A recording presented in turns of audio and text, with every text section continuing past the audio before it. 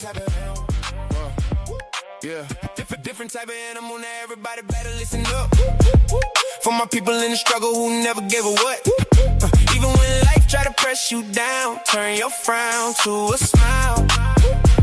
I make styles just to lift you up. I'm a different type of animal. Way different type of animal. To the succeed, easy to see. I'm a different type of animal.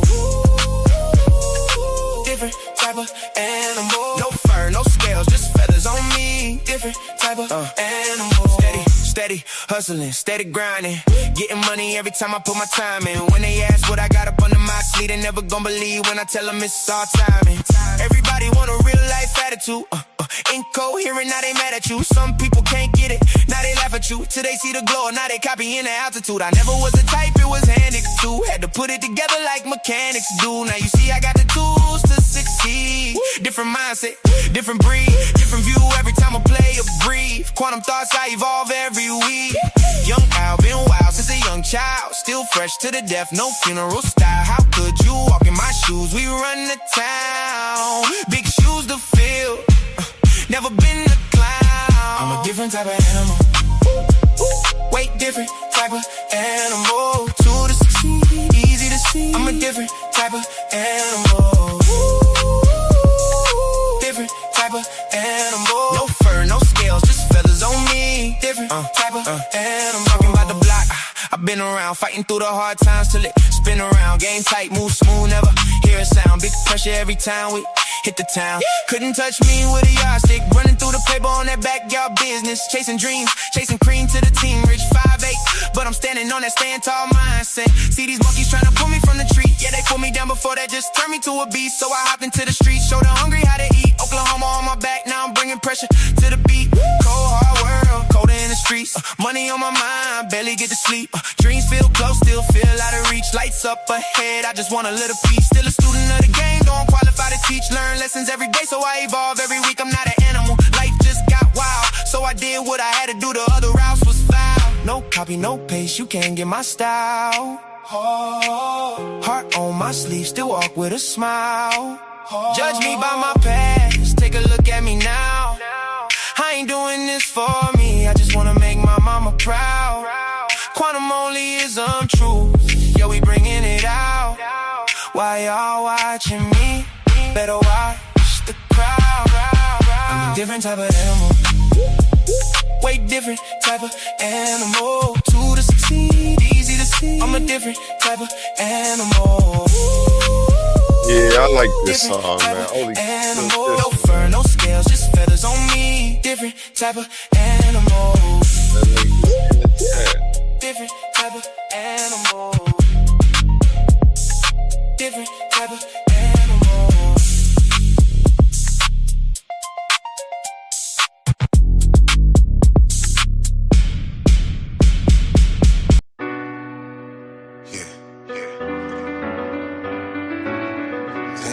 Like this on them.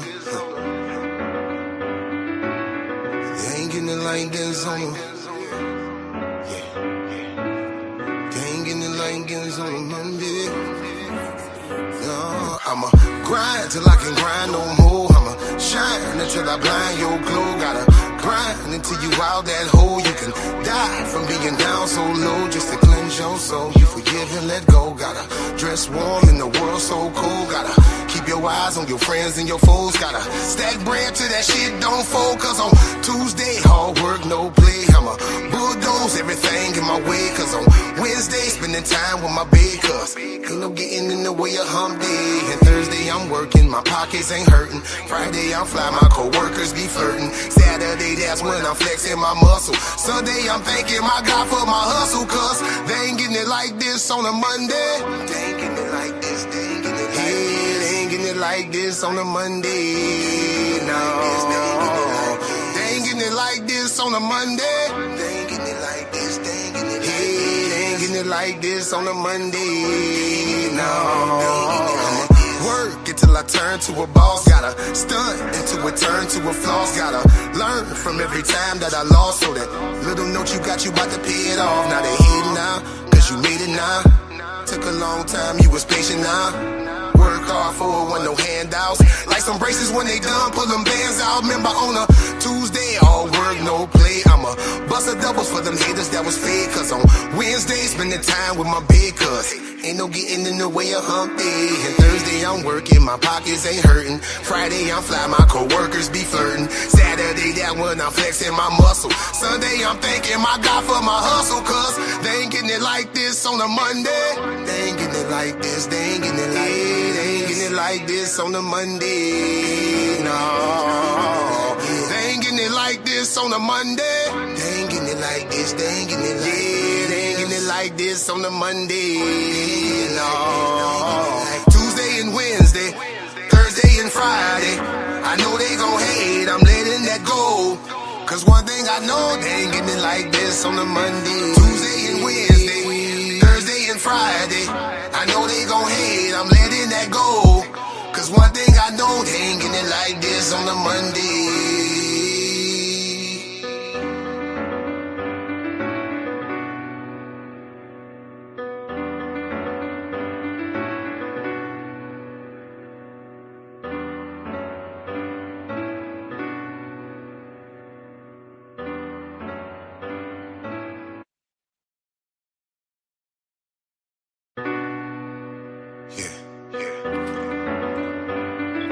We are live. You can click that link in the bio. Not the bio, in the comments. You can click that link in the comments. Head on up.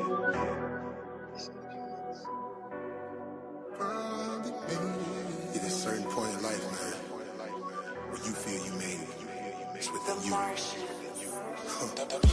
ain't gotta rap about robbing, I ain't gotta rap about dopey. Give me peace to let me know I give you hope, you know I made it. Hurting like a project curtain, pockets been down to the floor. When you love it, you would never let it go, you know I made it. Understand they gon' hate, real niggas feel my flow, that's how I like it. But I know they don't want smoke, you know I made it. Front line when they go down, some people gon' lay low. I'm a soldier, I'm gon' cock and let it go, you know I made it, made it, made it, made it, made it, made it, made it, made it, made it, made it, made it, made it, made it, made it, made it, made it, finally made it. I put that bottle down, I do not come around. I done been ignorant, low in them clips and then running the bus and them hollow rounds, yeah. Now that I run the town, you would not hear a sound. It is a fact, I'm gon' kill every track and they already know I'ma hold it down, yeah. On a whole nother level, cruise control but no pedal, grave digger but no shovel, Olympian but no medal. But I go hard, I don't settle. The block blues is so special. You pick a style, I got several. An activist but slash rebel. I know they mad that I made it. You should be happy I made it. Usually it's only one opportunity. It's all about who the one that's gonna take it. Yeah, yeah. Some people get it and make it. Some people get it and fake it. Now that I got it, I'm giving it all that I got. Cause I know that casket is waiting. Bless them, bless them. I ain't gotta rap about robbing. I ain't gotta rap about dopey. Give me peace to let me know I give you hope. You know I made it. Hurting like a project curtain. Pockets been down to the floor. When you love it, you would never let it go. You know I made it. Understand they gon' hate it. Little niggas feel my flow. That's how I like it. But I know they don't want smoke. You know I made it. Front line when they go down. Some people gon' lay low. I'm a soldier. I'm gon' cock and let it blow. You know I made it. Made it. Made it. Made it. Made it. Made it. Made it. Made it. Made it. Made it. Made it. Made it.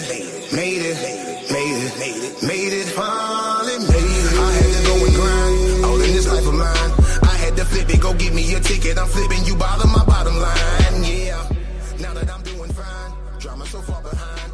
You can get paper, but when you get paper, you people can't pay for no peace of mind. No, have a whole different vision. A Christmas gift, but no ribbon. What up, though? New car, but no engine.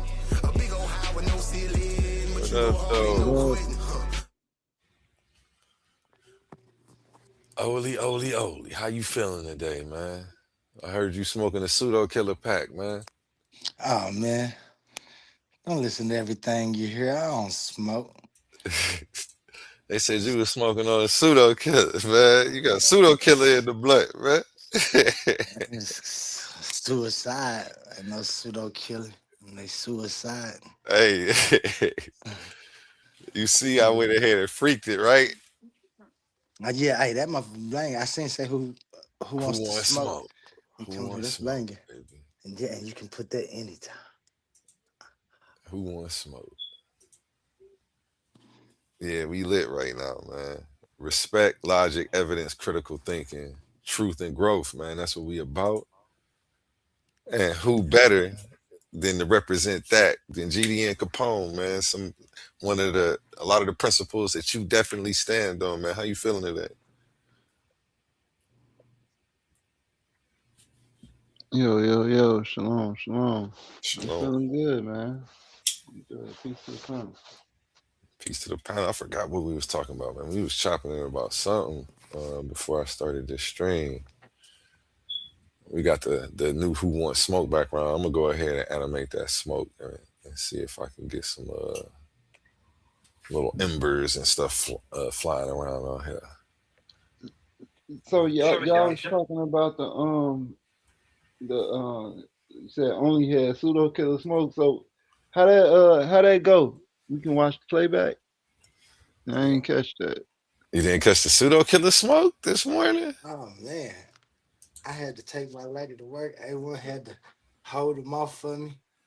Yeah, they had me debating quantum Modiism. I'm like, what the hell do he do this? You know, he left. Ain't They start nobody asking me questions. ain't nobody know nothing about nothing. They just You gonna pull it up, Oli? yeah, I pull it up. Yeah, pull it up, man. Pull it up, man. Yeah, he smoking pseudo killer pack, man. That's crazy work. We wasn't even gonna do this. You over here instigating stuff, GD and Capone. I'm trying to see what was going on because I heard earlier when I came on, I heard you was trying to get into a debate yourself. You was like, man, look, I debate. Yeah, I was trying to debate somebody bad earlier. It was lit last night, bro. We was lit, and I wasn't even drink. I don't drink. I was just high off life, happy, in a good Yeah, mood, feeling myself as I should. yeah, man. Stepping on haters, you know how we do. But yeah, man, it was fun last night. I'm trying to get a debate in. I was gonna ask to debate you. Would you want to debate me too? What you trying to debate? Let me go ahead and make ourselves big if we're gonna do a face off before he get back. I still think we should just really do an official face off. If you're gonna debate me, just say yeah, and then we'll interrogate each other until we figure something out. We go live and do it so that way we don't leave the live until we got something. That's what's up. That's what's up. It start with interrogations. If we definitely not gonna agree on everything, obviously. So you can make we'll figure it out. I Yeah, don't necessarily got to I'm with beat it. up I'm with your it. your book, Yeah, but I'm with it. we could talk about anything. I don't care. We could start Hey, outside of the book if you want with the questions, and then if that don't work, Also, it's the book that we debating. no. That's what I was saying. We don't have to do that because that's just literally what I'm known for is beating up the Bible. They call me the Bible breaker. That was my nickname in The another league. Bible breaker. The God Bible damn. breaker. Yeah, No, oh, that's what y'all was talking about, King James. yeah. We was talking about King James. Shout out Emmanuel. Emmanuel would be a perfect judge. He said, "Emmanuel, you a Titan, man. I can't let you judge it, man. You can hit that Yeah, link though so and pull up, and we could talk about your debate that we got coming up. yeah, As a matter of fact, let me see if I can get God Justice over here, man. One time. so like with King James, like what um far as the source, not the source. What I was gonna say, the like where you coming from? You saying that he's homosexual? Yeah, yeah, big facts. Well, no, I was wrong because even in the video I did, I played an old presentation. That's what he called a 3 hour presentation I did like 4 years ago on this when I was like on my Hebrew Slayer shit. You feel me? So Man, you can kill a couple of brews, man. What you Cut fall him, out took here, a couple man? brews out, man. I You out definitely here was thinking being about. Paul, man. They was mad about that King James. They was at my neck about that King James video, but nobody can bring no sources. All they was doing was what Omar was doing. Oh, I gotta check it out. Yeah, because I just man, I was source for source with it. Like I wasn't playing no games. I didn't want to play with Yeah, people's so I time. read about. So you talking about the favorites and the wife. I think what was some of the languages like Yeah, the favorite, favorites. my Yeah, they called them dear. favorites. Yeah. Yeah. And then we So started with his cousin who really raped the nigga. The nigga was 13 and they had a sexual relationship, but dude was a grown ass man. Then wait, they, hold on, wait, hold on, hold on, hold yeah, on, that's how hold on, hold on. Wait, bro. wait, I'll hold bring the on. presentation up on Bobby. And look, on Bobby, I'm going through When sources. did it And get that graphic, bro? I Like since what? have bought the books. So back then I only had like 2 books. Because every time I do a presentation, I buy sources to go with my shit.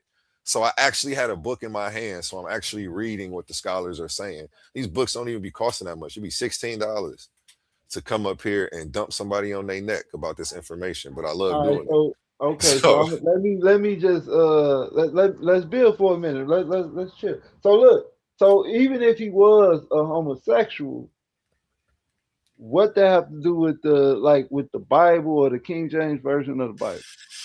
What do his orientation have to do with that? Because I'm pretty sure you wear like Gucci, yeah. Louis Vuitton. Them all homosexual dudes. I like that's a good analogy. Sheesh. What do you do with that one? I gotta think about that for a little bit. That's real right there. I can't deny nothing you just said because them dudes is some flaming. Yeah, Versace and all of them. I definitely got a nice Versace coat I wanted to bring out. It's about to be too warm Yeah, though. all the designers, yeah, all of them. I You guess know you, they but into I don't worship the them, and I don't take the doctrine I teach my children from them. Like I think that's different though. That's no, where the difference lies. no. What I mean is that him allegedly being of that persuasion or that orientation don't reflect his views don't is not reflected in the Bible because he didn't have a hand in it. And that's not necessarily why I brought the information out though. I didn't. I brought the information out specifically because one, I was shocked when I found out. Two, if you watch my presentation, I was tripping. Like, how have I been on this planet this long and I didn't know that they've been debating this since King James was alive? I was like tripping. I was mind blown, bro. So really, it was my shock value. I'm like, oh, I got to bring this to the people because they gonna have the same reaction as me. So um, that's one reason. Another reason is because it starts to break the spell of I feel like the dogmas and blind belief in things because a lot of people do idol worship KJ, King Hmm. James, the King James version of the Bible. Now this may make them explore other translations, which may lead to a They host of other go. things. Because once I mean, that's how it starts. Uh, it starts with a grain of truth that you didn't know was there, and you have been believing in something else so long. So now it's like, well, what else don't I really know? So these are things. These are reasons why I brought this information to the forefront. Because I don't necessarily have to tell somebody Jesus ain't real if they've gonna figure if that's the truth, they'll figure it out on their own. But if just for me to make people start to do some research into the text, about who created the text, instead of just being so caught up in what the text says, like that matters. It's like the people who do the Harry Potter stuff, they know who wrote the books, they know who directed the film, they know all about this stuff. But when it comes to the Bible, nobody wants to talk about that stuff. It's like taboo. Like, why can't we talk about who wrote the Bible? Why can't we talk about what they was doing? Were they getting high? I don't want to be reading no book no junkie wrote. I don't, you know what I'm saying? Like, we should be allowed to talk about all this stuff. So Yeah, now that's a yeah, we should. Look, like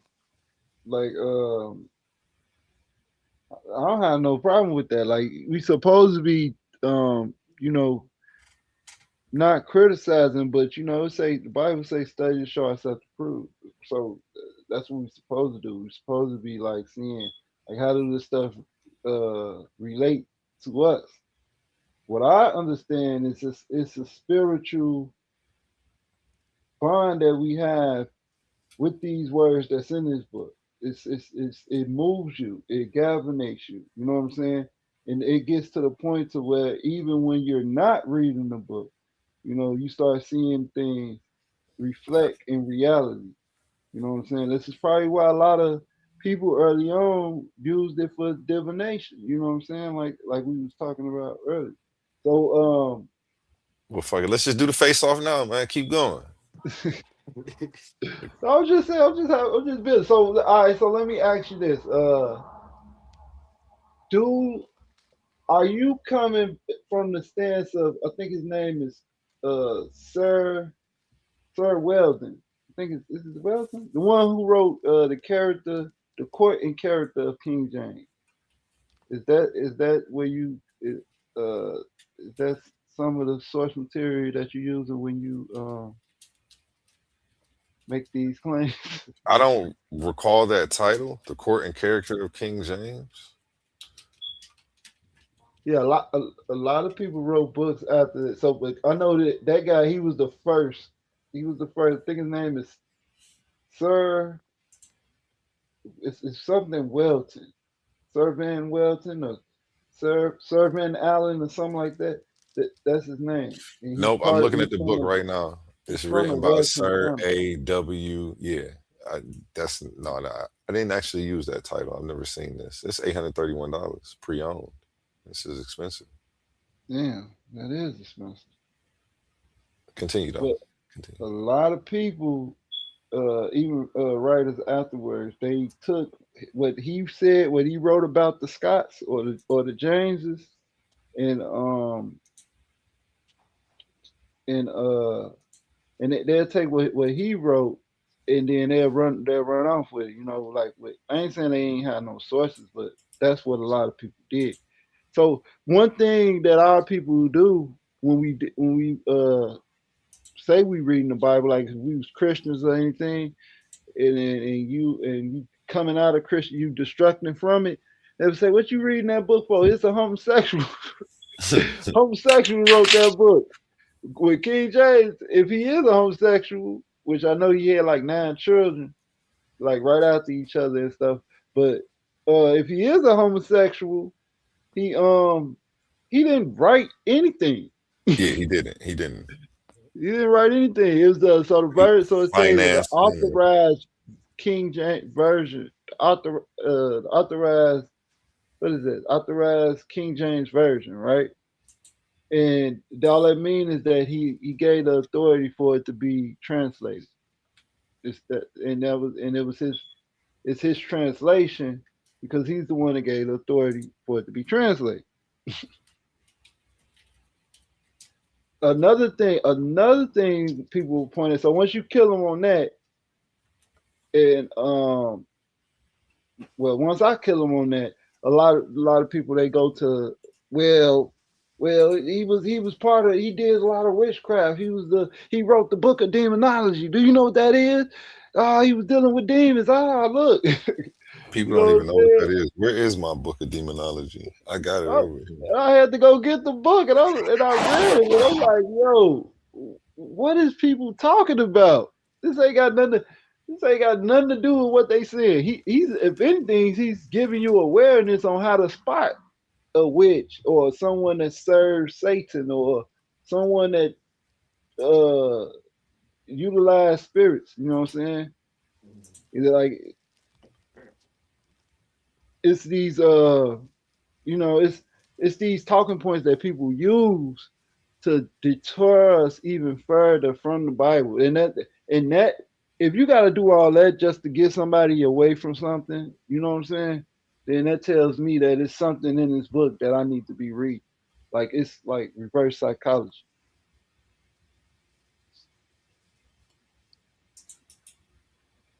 You think it's reverse? The Bible's reverse psychology? No, I'm saying like I'm saying the tactic, like uh, the tactic. If you got to use that tactic just for me to be like, okay, well, I shouldn't be reading the book because the gay man wrote it, and I definitely shouldn't be reading because he a warlock is the one who wrote the book. You know what I'm saying? But Yeah, the, I think the, yeah, go ahead. I'm gonna say the King James thing. I mean, he thought he was haunted by witches. Witches was trying to get him. So most of that book is just it's like memoirs. It's not even like a book. Uh, People be having whole thing. They think he like was doing some Solomon's Keys type shit. Hmm. Like he wasn't doing none of that. They just, but that's how I could tell who read the book and who didn't read the book. But I do think it's a bunch of reverse psychology in the Bible, and I think people with low IQ shouldn't touch it because they'll get trapped and lost into the dogma, not realizing that there are many books just like this, and you will get trapped and lost in those as well. They're all the same. They're written by word wizards, Hmm. aka the old Jewish mystics. You know what I'm saying? Uh, they they held a lot of the knowledge, and then you know how that was the start of. Let me not get the misquote and stuff, but yeah, that predates that, and then like I say, a lot of it. I don't like to use the word copy or plagiarized or stolen. I stopped using terms like that. That just shows a lack of understanding of how information, especially information as vital as the creator, is translated. Like, even if a person didn't know the story and heard it from somebody and took it and wrote it down, they're still not stealing. Like, because it's everybody's story. Like, nobody owns the information if it's God for real.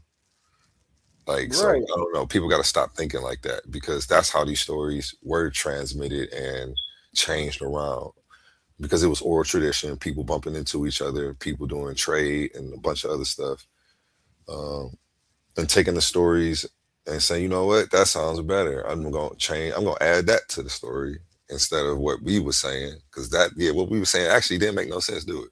Hey, man, the story has probably changed so many times and refined itself through people's own logic and memory, which ain't exact.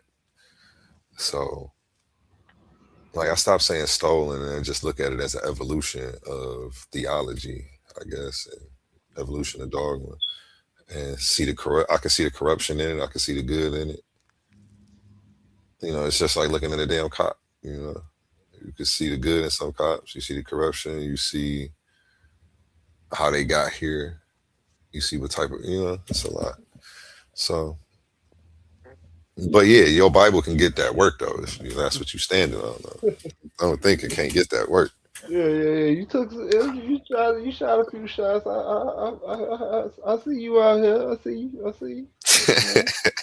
But what I wanted to ask is so with King James he how do you feel about the notion that he wrote to his son teaching him against homosexuality? Like That he doesn't. I don't think that negates from any of his acts. Fathers always tell their son, "Don't be like me, son." We hear don't that be all the like time me, from son. Don't be like me. It's crazy, right? people. Yeah. So like that don't mean nothing. He All had right, a so let's wife, deal and with then I the don't even call him gay. It's not even like he was explicitly gay. He had a wife. He was making babies, so he was really right. just So when bisexual. I researched it, right, and I asked was he homosexual, right? I mean, what did I say? Was he first? I think I said was he gay or homosexual? And what they said is the what the AI said when I did it. This was like probably like 2 weeks ago. It was like let me see what the response. Respond. I'm trying to remember. So it was saying it's something along the lines like they didn't have a term for that back then. And in that medieval time period. No, you're right though. I learned that. So Leandre cooked me on Who was I saying was gay too in the Bible? It was David and something. Was it? Yeah, David and Jonathan. Yeah, David and Jonathan. He cooked me on that for real. And then he sent me on a study mission and realized I was eisegeting the text. That I was really putting my own interpretation on what I saw and read. That it didn't. If it didn't say he was gay, then I'm coming to my own conclusions Oh, based that's off what the that was activity, about. and I shouldn't be doing that. So but he sent me on a study mission, so I'm reading all these. I was reading papers trying to clap back at him. So then I came across this gay student's peer review work, and his shit just made me realize like, oh yeah, I'm approaching the methodology of how I'm looking at this wrong. So then I conceded the point. I came back like 2 weeks later and like, man, you was right about that one shit, man. I read this paper and sent it to him. Like, yeah, this is what convinced me. You know, that's why people rock with me though, because I'll come back and tell you it was right. Because I'm trying to Shout, get it right. I ain't trying to be right.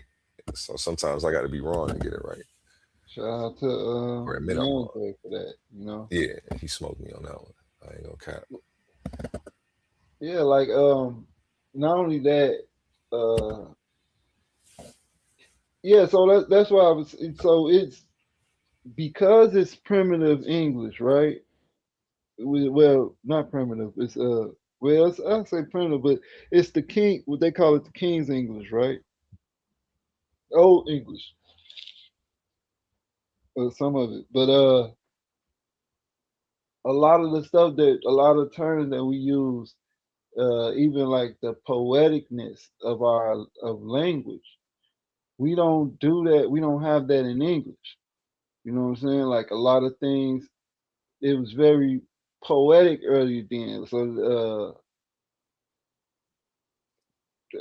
how they expressed themselves, it wasn't like a whole. It wasn't a pansy thing, but it was just talking.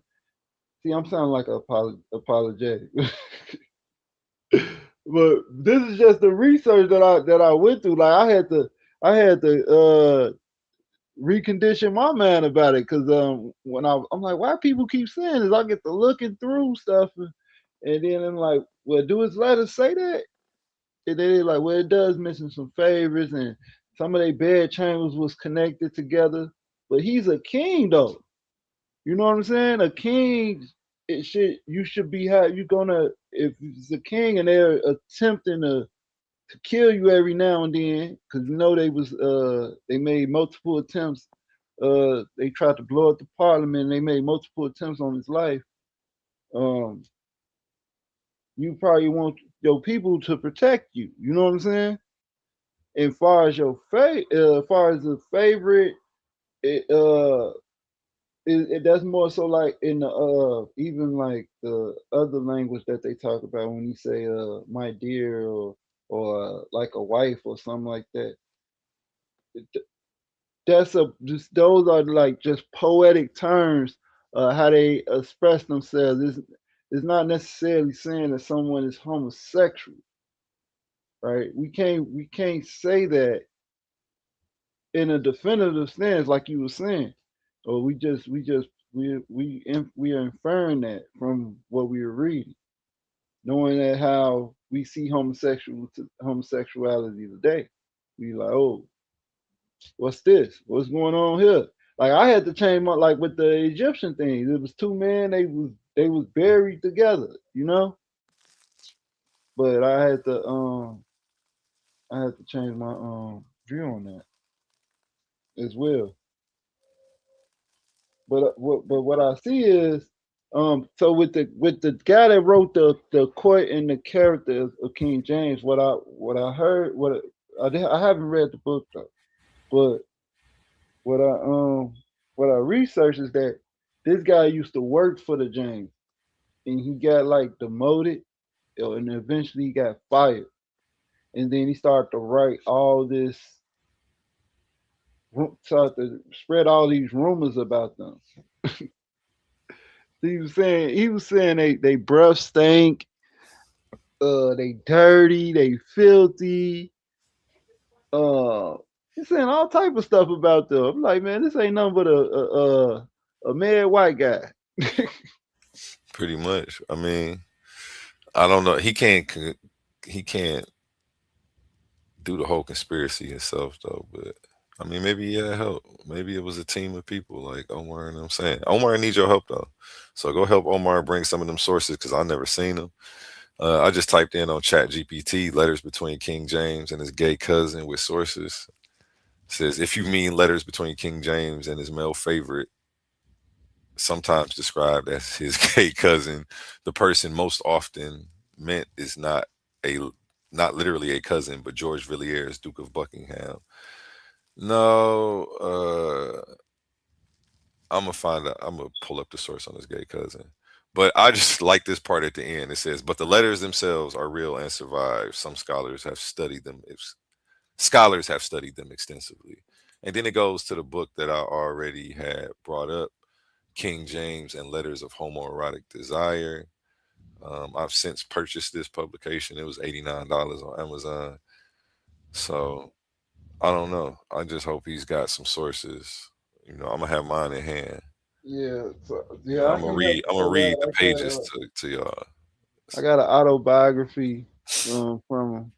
Uh, but okay, so I'm gonna let's talk about like the wishes and stuff. All right. So you said that he thought that the wishes they plotted to kill him and stuff. So what you think about that? That how they was that they admitted to doing that, like to trying to stop his marriage and stuff like that. You think they just did that because they was being well? Let me ask you, what you think about that? About when they say that they admitted to doing that. I don't think that they had the power to even if they wanted to. So they was admitting to something that they couldn't even do. That's like me saying I admit to doing magic and messing your like so So you're saying that that's they how was I being looked at it. tortured, so they just admitted so the torture can stop. I don't think that I think that we're tortured into saying it. And that was his whole thing. It's the same thing like the Central Park Five. Like that nigga was on the rampage.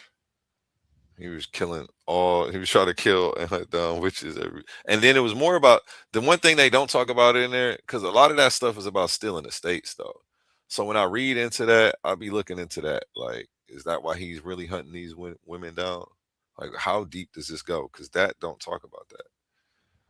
Like, it's almost like is this throwing cover for why they was trying to steal people's stuff? Because I don't know. So then it make me want to dismiss the whole book. You see what I'm saying? Hmm. Because I've seen documentaries on, from professors and shit saying that that's why the whole witch thing.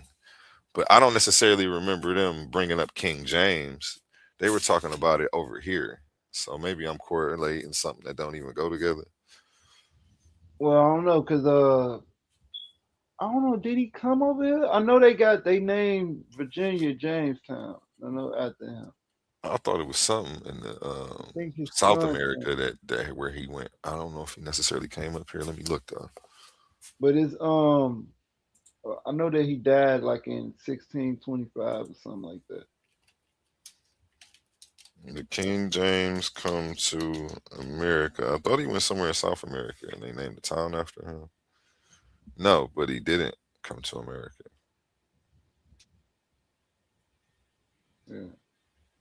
I don't know, like I don't Jamestown know. was named in his honor.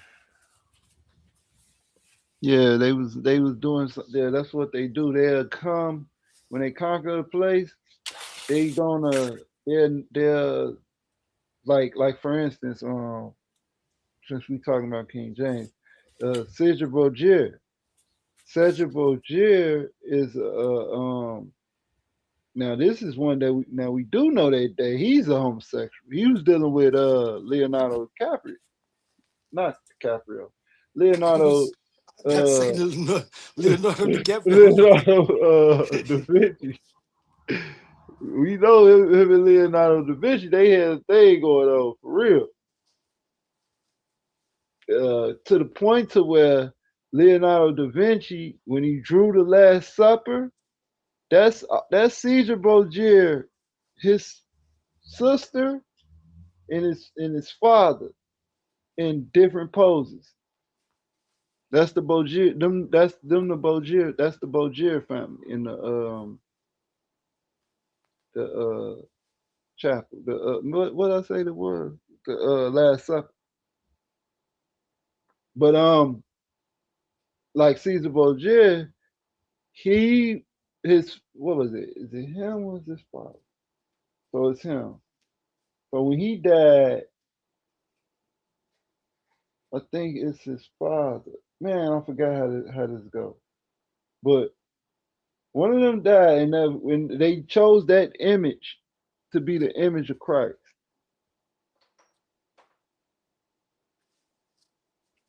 I think it's Borgia. He had to die. Caesar Borgia died. So his father, he chose that image for him. And what people did, but because he was I think he was a pope or something. Man, I'm missing. Hey, look, if I can say any of these wrong, this allegedly, right? Allegedly, this is my theory. You know, I have a source to back it up, but I'm just saying this off of the Muslim being off my own recollection, right? This is my own rhetoric. So uh what they would do is when they to honor the king, they will make a emblem to them, right? They will like put up a statue or whatever of the king's son, right? Say all right, put it like this. Say the king's son, say the king's son dies, right? So what people would do to show honor as they go conquer other places or whatever, they will make a emblem to honor the king, but they'll make the emblem in his son to show that they honor. Look, we got the whole world, we got this whole place over here, and they all honor your deceased son as he was king. You know what I'm saying? I know that was kind of spotty, but No, I understand what you're saying. I I'm a understand what little you're I'm a saying. little rusty. I gotta get back to my studies. I was a little rusty on the King James. I ain't have to argue about King James in a while. Was Jamestown is in New England, right? Is it in New England? Jamestown's in it's in South Maryland, Carolina. I thought it was in one of the Carolinas. Jamestown, North Carolina.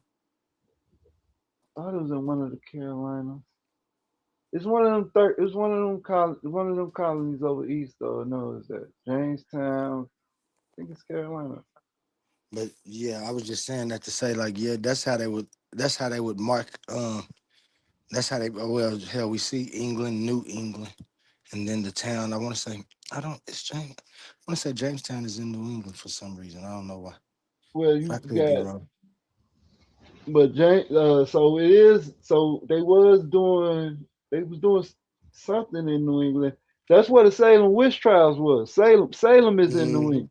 Salem is in Boston or New England or something like that. 'Cause I actually went there. I ain't I actually been out to Boston. Spent the summer out there. So and I know the sister. She was telling me that that's what that's where the witch trials was at in Salem. Salem is out there. A lot of history out there and stuff. So yeah, Yeah. they still got the things like the stakes. Well, it's in Virginia. Jamestown is in Virginia. Virginia. Yeah, Jamestown, Virginia. Yeah, so that Virginia is But that's right above Carolinas, right? Or is Virginia by New York? I know they right in the same vicinity. how do you feel about contradictions in the Bible? That's if it is well. Give me an example, and then if it's a good one, because I'm real technical, by the way. So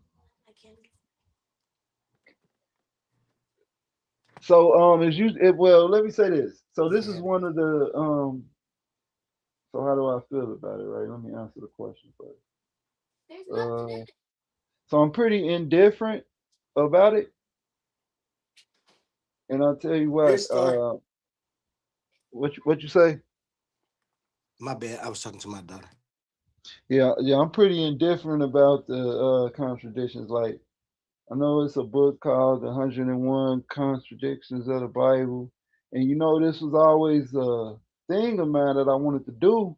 I wanted to go through. Matter of fact, I should ask Emmanuel. We could probably do that one day. Let's go through let's get the book and let's just go through these contradictions and see if we can if through scripture resolve the claim,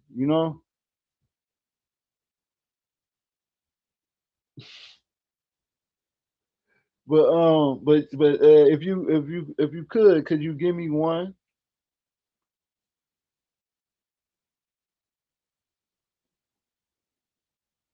Can you give me one contradiction?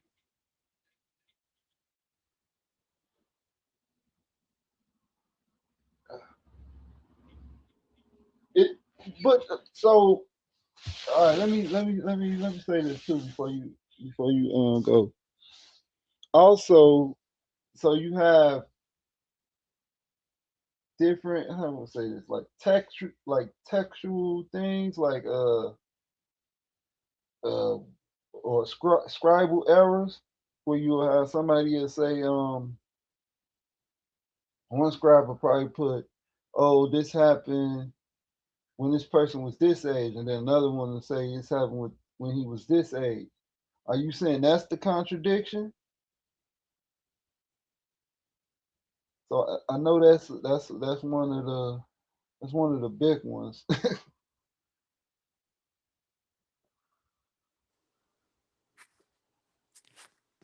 Hey, one, if you talking, we can't hear you. Oh, I was saying no, nothing like that. That seems petty and minor to me. Like the different resurrection accounts in the Gospels, different genealogies, um, Yeah, so okay, different let's deal with the different timelines in some of the Old Testament. They give different timelines for different things that for the same events, st- stuff like that. The basic. different timeline. Okay, let's deal with that. Let's deal with that first one. The different timeline for the same event. Go ahead. It's on you. Give me the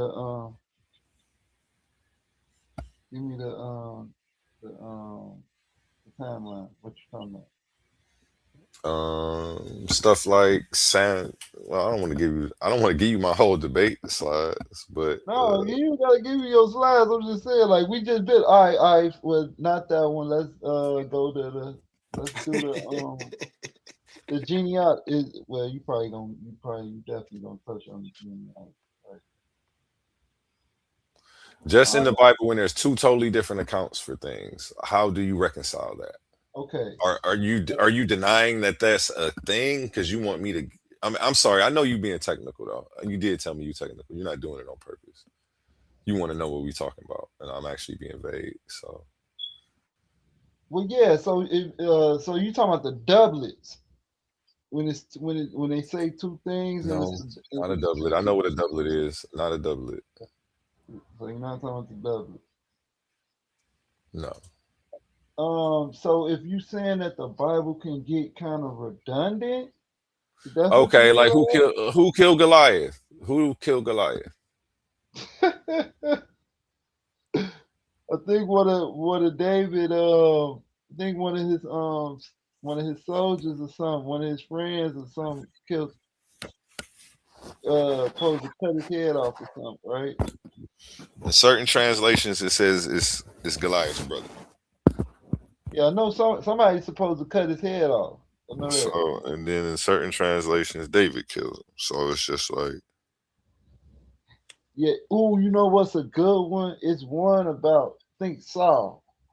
I think it was Saul where they were saying that now somebody pulled this on me one time, and man, I was stunk. I had to go. I was reading. I'm like, what? But it's about Saul, and it was about when Saul is it when Saul is dying? Yeah, it's when Saul is dying, and they were saying that did the right here. Edomite did the Edomite kill him, or did he fall on the sword? You know what I'm saying? Because it says, I think one place it says something along the lines like he called for his I forgot what they called him. It was like he's like a war servant or whatever, and he was like his soldiers was wounded, and so he was like they was dying or whatever. So he's like, shit, he ain't finna die to no uncircumcised or whatever, whoever they was. And then he's like he rather just kill himself. And then they all killed themselves, but they all supposed to commit suicide or something like that. But he didn't. And then one of his servants came up and said that he'll do it. It was an Edomite. He asked, or he asked him to kill him or something, to like kill him. And so when the guy tells this story to David, David kills him right on the spot. You heard of that one? That one had that took me for a spin. I'm like, yo. That took me for a spin. I'm like, yo, it say right here. Cause they ain't want to die. They ain't want to die at the hand of them. He's like, man, I'd rather take my life, but he ain't want to be. He's like, man, I ain't no coward. So he's like, man, look. He told them, they like, man, take your sword out, and we gonna fall on our swords, something like that.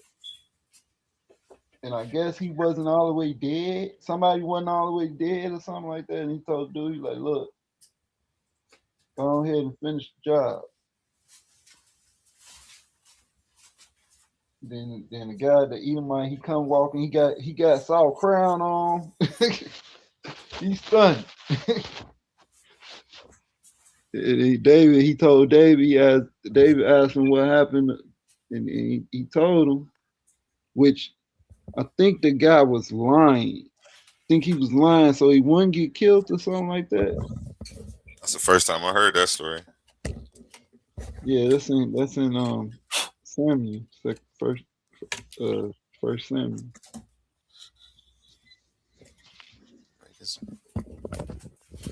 So yeah, you didn't tell me how you feel about the contradictions though. So it sounds like you don't want to debate that one. No, the contradiction, like I said, I'm indifferent. Like some of the contradictions, if it's a contradiction, then it's a contradiction. I don't got no. That's not a it's not an end game for me. Okay. What about?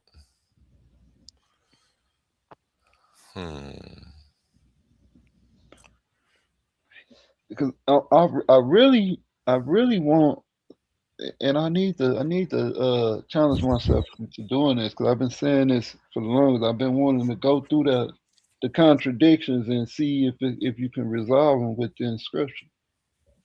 Because a lot of the contradictions is not really contradictions; it's just people just zeroing in on things and saying, "Oh, God said that he don't change," but right here he talking about he feels sorry for making man. Who do you think wrote the Torah? The Torah that we have today? Yeah. Ezra. Okay, so you don't think it was Moses? I mean, the Pentateuch. Well, Moses was given so it's like a transposition, and I can show you it in the Bible. So what happens is Moses is the one that's given the 10 Commandments, and he's the one that's being ministered to by the Word of God, by the Spirit, by the deity. And what happens is he's tasked to write everything down what he's being told. So when Moses dies, his successor Joshua began to write in the book of the law. And so, but these books is known as the books of Moses. They still known as Moses' books. But what happens is when the temple get destroyed and they go to Babylon and they come back.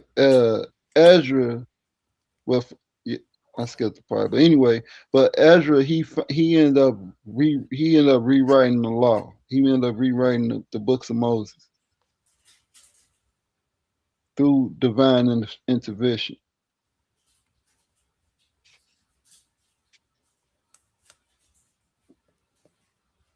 So that's why I say Ezra, and that's why they think that and it ain't just him. It's he had 5 scribes with him, and so he really didn't write the scribes wrote it, right?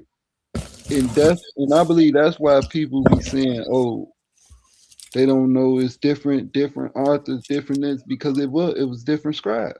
It was different scribes that was writing. It tells he tells you that in the Apocrypha. That it was 5 scribes that wrote things that they knew not. So that tells me they writing things that they didn't even witness. You know what I'm saying? That they couldn't witness, they didn't see it. So they was writing things from before their time and probably after their time, according to certain prophecies. Okay. You think supernatural claims should be treated as history? Hmm. So okay, now this is tough. This is very challenging right here because when you say supernatural, you talking about like metaphysical, right? Like beyond the physical, right? Yeah, like parting the Red Sea, walking on water. You know the basics. Should it be treated as history if it actually happened? Yeah. It's a yes or no question. I'm saying if the supernatural if it happens if it happened and we if it Did the Bible happened, happen? We talking about the Bible. Did the Bible happen? yes. So what I'm saying So should is supernatural claims in the Bible be treated as history? yes. Mm. We might got a debate to put a pin in that one. Let me I'm put that in saying why chat. wouldn't they why so why is because it's supernatural that we can't treat it as history?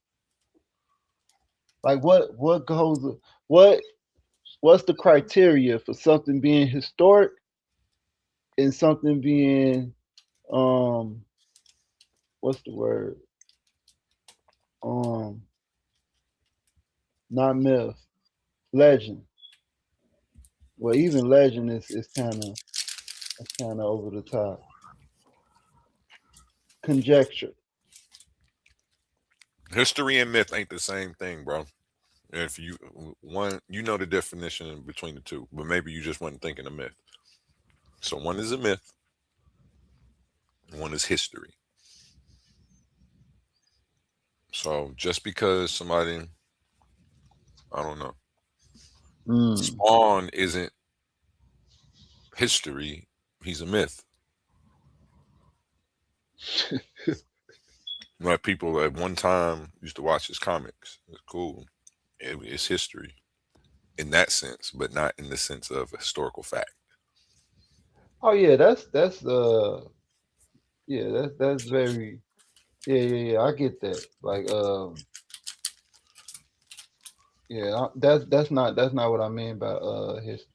I'm saying if something is how can I say it? But this is so what we know is history. We is very limited. Now I'll start with that. Right, we have a limited view into the historical world because we haven't Shout out seen Max everything. Leisure. This is live, Max. Hit We that link and haven't. pull up and chop it with us. Actually, he's Uh, actually about to be hopping in the debate league. Pull it up. My bad, GDN. Go ahead. yeah. So yeah, like I say, we have a limited view into the ancient world. So a lot of stuff that we are talking about, the records, some of the records don't survive. Some of the majority of the records are fragmented. Um, Things are suppressed, sabotaged. You know, these all are variables that when it comes into they have low funding. Like the archaeologists today, they claim they have less funding. They need more funding to actually, you know, excavate and and start these projects. So a lot of this stuff we talking from a perspective which um we're not even you know, looking at the bigger picture. We're not even calculating everything that goes with it. So, like for instance, if the archaeologist is not being funded, if they need more funding and they not getting it, then we don't have no one to excavate into, you know, research these sites, you know. And the ones that we do have is, like I say, is very limited information because they think that the text that goes with it that mention these places or excavations or things that's in the earth, right? We call it mythos. But I showed earlier today that without the mythos, we don't know anything, or without the legend, we don't know anything about the finding. So it's a give and a take type of thing. Sounds like a bunch of nonsense to me, man. You said that you think that the supernatural claims in the Bible should be treated as history. Okay. Yeah. You mentioned a part of the Red Sea. So have well if you it's a no, I ain't gonna say that.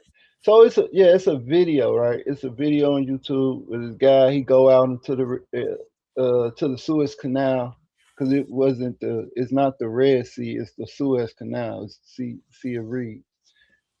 So he go out into the Suez Canal, and where the if the Israelites was backed up into a corner right there, you go out on the Suez Canal, you can see like the vantage point. That's what I'm saying. Like everything that we were saying is coming from like a layman perspective. Like we're not linguists, we're not we're not uh like scientists, uh geologists, you know what I'm saying? So So what go ahead.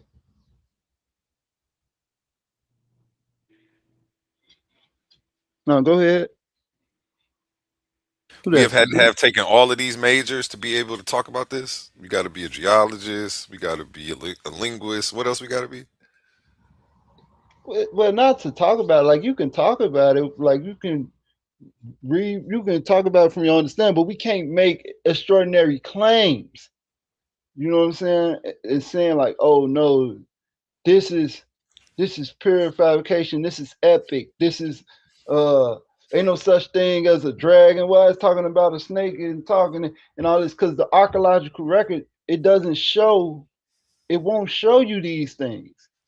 But that Okay, don't mean can you that it's show not. me at any point in time in any does any evolutionary biologist or scientist ever record a snake having a voice box or any of the vocal mechanisms See, to speak? that's another thing. It's not talking about an actual snake. Okay. That's another thing. It's not. It's. I know it says that, but it's a. They use it's the Hebrew is a language. It's like We could Ebonics debate almost. this. We could debate this. Don't worry. I ain't No, gonna. no, no. It's like how we talk. You know what I'm saying? Like if I say go get the cheese, man. If I say I had to go, I had to get this cheese. You know what I'm saying? I'm not talking about slice of cheese. You know what I'm saying? Hmm. So we have like we have idioms It's in Hebrew. You can look this up. They have like idioms and stuff for things that they talking about. Like the serpent, it could mean it could mean a divine thing because in the Near East, the serpent Excuse me. was considered some type of wisdom or divinity or even more so a deity. So or what they call a shining one, right? So when it says that, we know from I think it was the Numa Elish, right? We know that it's the language that they're using. That's all I'm saying, and that's a lot of the that's a lot of misunderstanding. We're not reading things in their proper language that it was meant to be read in, and we're being transliterated, and things get lost in translation, meanings, uh, context, and grammar. All that it gets lost within the translation. That's why we got all these different translations. Like, good evening, gentlemen. I don't mean to interrupt, but Oh, go ahead. I How you would, I feeling would today, like Max? to join in. Doing well. Thanks for having me. Just Go ahead. curious though. You guys on the East or the West Coast? This is a pretty late night stream. I thought that's why I didn't think it was live. Oh yeah, Thought I'm on maybe the it was a East, but pre-record. East. I'll be Oh, up. so you up late. Yeah, I'll be up third You be shift. getting that knowledge. Yeah, I You don't get go to that sleep knowledge until like like it ain't no hours in the day. I love it. But yeah, no, I was just listening to what you guys were saying, and I'm entering into this. Don't really seem too much like a debate, but like I'm just entering in at my own peril. Because just a disclaimer, I've already been heavily drinking and smoking tonight, it's all so right. I Go hate to make that my first impression. But just on the subject matter you guys are talking on, I'd like to say that yeah, I definitely would say that we should take the stories of the Bible as historical events, but not every detail of it as the literal detail that took place. It'd be more like if people were to tell stories about if they went to a NBA game for the first time ever and saw like Michael Jordan play or Julius Erving or some stuff like that, and they were to just describe it orally, they were like, "Yeah, man, they would jump like 90 feet into the air, fly through the sky. They do all type of twists and turns, throw the ball between their legs. I seen a dude do a flip over, like they embellish a lot of things, but it like what took place at its core is coming from a real place. So I feel like the fact that the majority of major religions all like have coinciding stories with each other, like the one of the major ones being the story of the flood, that to me that means like it took that history took place, but the retelling of that history is where all the falsities take place. So I feel like the Bible will give you I can't think of the word, but kind of like I'm gonna just say bullet points. That's not the word, but like just so that you could like, okay, this was an event. Maybe the details in this book about it are skewed, but this event coincides with this other religion's event. These characters coincide with these characters from this, and all the religions kind of line up like a Sudoku puzzle. And that to me is what makes me study all of it like it's history rather than mysticism. Is putting together a puzzle. Yeah, I think I will agree. Like when you say study it all, because it's it's written down for a reason. You know what I'm saying? That's one thing that we take pride in. Studying, reading books and stuff. So this was a way to transport information. So Sorry to interrupt, but just think about the time before it was written down, because before any written traditions, or it was a oral tradition, oral retellings of these stories, and we've all played telephone amongst like 20 to 30 different people, and we know how the message ends up starting from person 1 and ending on person 30. So just imagine that being the case with oral traditions, and you're retelling these oral traditions over the course of hundreds of years. and the stories are being passed down orally because they were delivered in songs. Like the easiest way to remember something is to put a melody to it, sing it in a song and stuff like that. So that before there was writing, before there was painting on cave walls, history took place. And after that, it was just oral retellings of that history. And it just kind of, different cultures eventually start to tell it slightly different, and then majorly different. And then this culture actually experienced this event firsthand. This culture was actually being told about it. So each of their retellings is going to be different, and they're going to have different names because the names actually describe titles and positions and all of this stuff. So the names would be different, but the title would be the same. All this different stuff that, to me, it boils down to history took place. We all share the same history. Every religion shares the same history. The truth is singular. It was a quote from this movie. I can't remember what the movie is called, but the chick says truth is singular. It's the variations of the truth. That's when the falsities take place.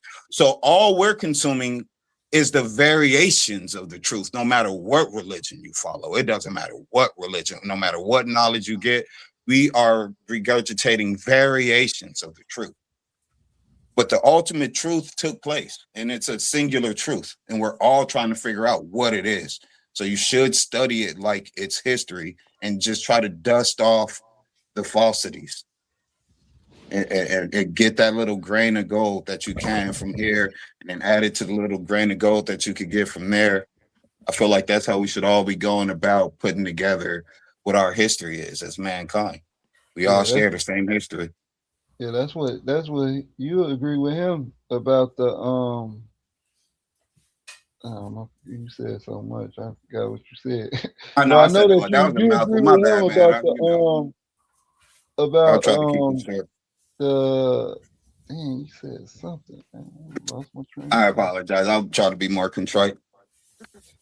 No, it's all good. So, but yeah, like what you're saying is all about the mythos, about the things about the history, the historical event happening, and then they creating a mythos around it. And then what you agree with him is about the telephone thing, playing telephone. Right. So that's why I don't disregard any religion. I know it's this big thing now, the whole telephone game and stuff. And they saying it like that's what the Bible was doing. I don't believe that, because when I look at even the most ancient writers, the text is the same. It's be little minor details could change. Like I mentioned about somebody age being this, and then somebody saying his age was this. But it's reason it be when you really study, it be reasons why they could be mistranslating something.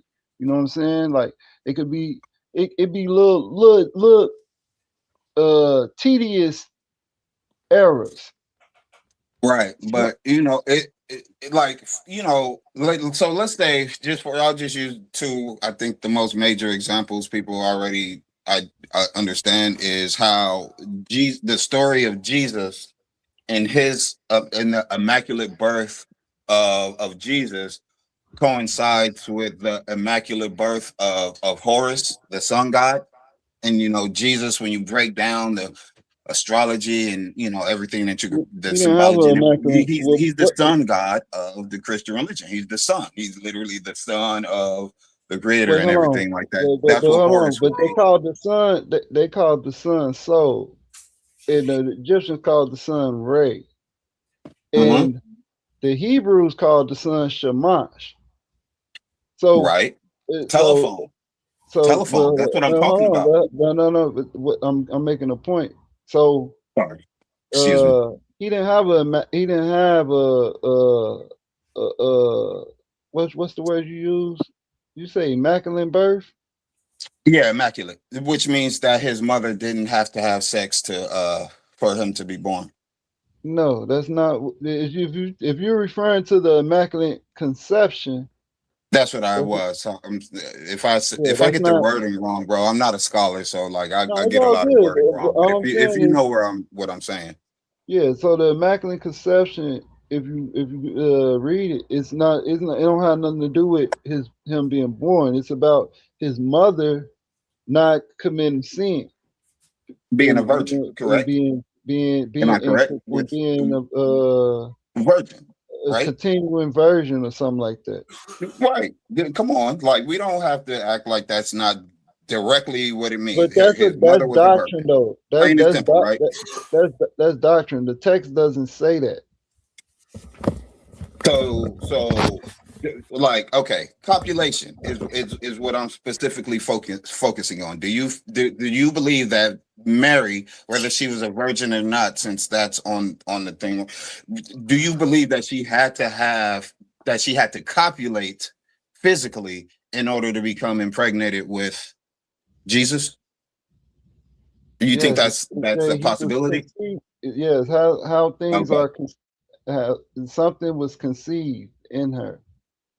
All right. Well, yes, but like with the story of the Bible, if there's no Christian will really dispute. I haven't really met a Christian that would dispute that Mary was a virgin. They refer to her as the Virgin Mary, and she gave birth to Jesus without the assistance of physical copulation with another human. Like So, that's what that's where the term immaculate conception came from in Christianity. Do we not agree on that?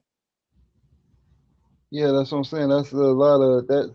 So All right. what Well, okay. Let's just when say it we says that disagree. hold on, when it says that, Go ahead. so for one, we know that she was espoused to Joseph, right? And we Yeah. notice, and then we know that when the angel is speaking to Joseph, it clearly tells him what has been conceived. So what is put in her? What there's only one way something is conceived. Right. You know what I'm saying?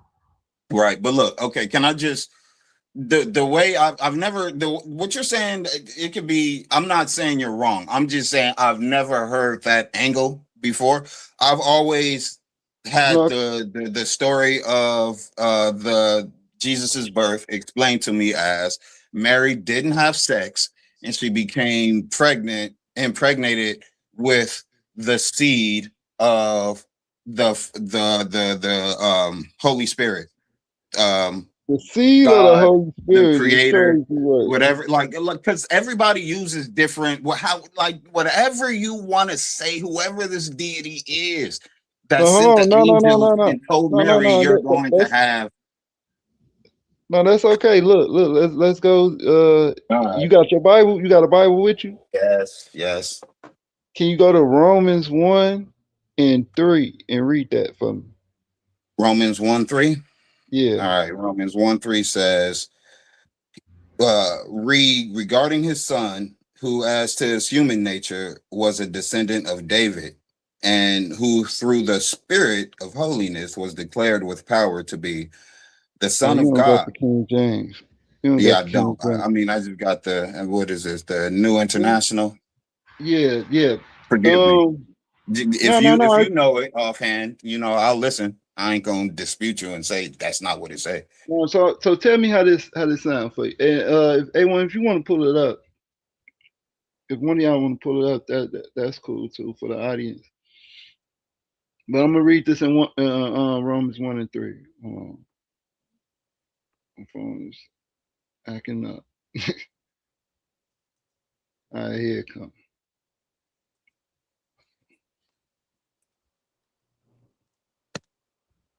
Yeah, come on, man. All right, Romans 1 and 3, right? So it say this concerning his son, Jesus Christ, our Lord, right? It say, which was made of the seed of David according to the flesh. Right. Okay, so This is telling you, it says he's made of the seed of David according to the flesh. So how one thing is made, how one thing can be made of the seed of David if they're a descendant of David. In this word seed here, if I pull it up in the Strong's, in the Greek, it's going to say sperma. Mm-hmm. So he's come from the sperm of David, the sperma of David, my bad. This is where we get the word sperm from, because it's Greek, which means seed. Right. And then it says, according to the flesh. So it's saying that was some fleshly. And then it says, and declared to be the Son of God with power, according to the Spirit of holiness, by the resurrection of the dead. Yeah. None of that says. So people will go there and say, "Oh, see, keep reading and say the Spirit of holiness," but it say declared to be the Son of God with power, according to the Spirit of holiness. Why? Because the Spirit descended on him. And it says, by the resurrection of the dead, because he was raised from the dead. That was the power of the Spirit. Right, so from dead, like before the birth, like before the immaculate birth, or like you talking about like at the end of his life. He was raised from Paul the is dead. writing this at the end, but right here I'm saying this is saying that. Oh yeah, we can go to this verse. A lot of that is missed. Would you say that Joseph is his father? To the way you understand and interpret that scripture, would you say that means that Joseph he came from Joseph's sperm? If Joseph is his father carnally, yes. All right. So Jesus is a product of Joseph and Mary having sex, to your understanding? Yes, that's the only way. That's how Hebrew marriage happens. All right. That's how a Jewish union happens. Can I accept that as your understanding and then just explain mine so we could once we both have an understanding of what we could debate that. Because the way I understand it is, Hey, hold on. A1, they always just throw you out the picture, man. I wasn't even tripping because he messaged me like 2 weeks ago, said he wanted to debate. I got his character made and everything, so yeah, he can take the food off my plate. Yeah, I ain't tripping. Everybody can eat off this plate today. I'm last. I eat last, man. I'm not trying to.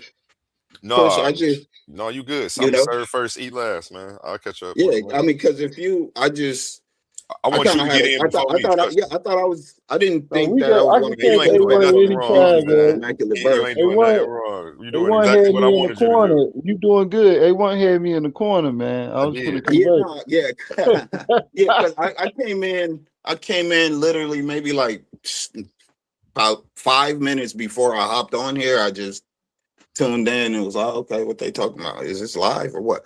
So I missed the core of I came in when you guys were discussing should the Bible be looked at historically.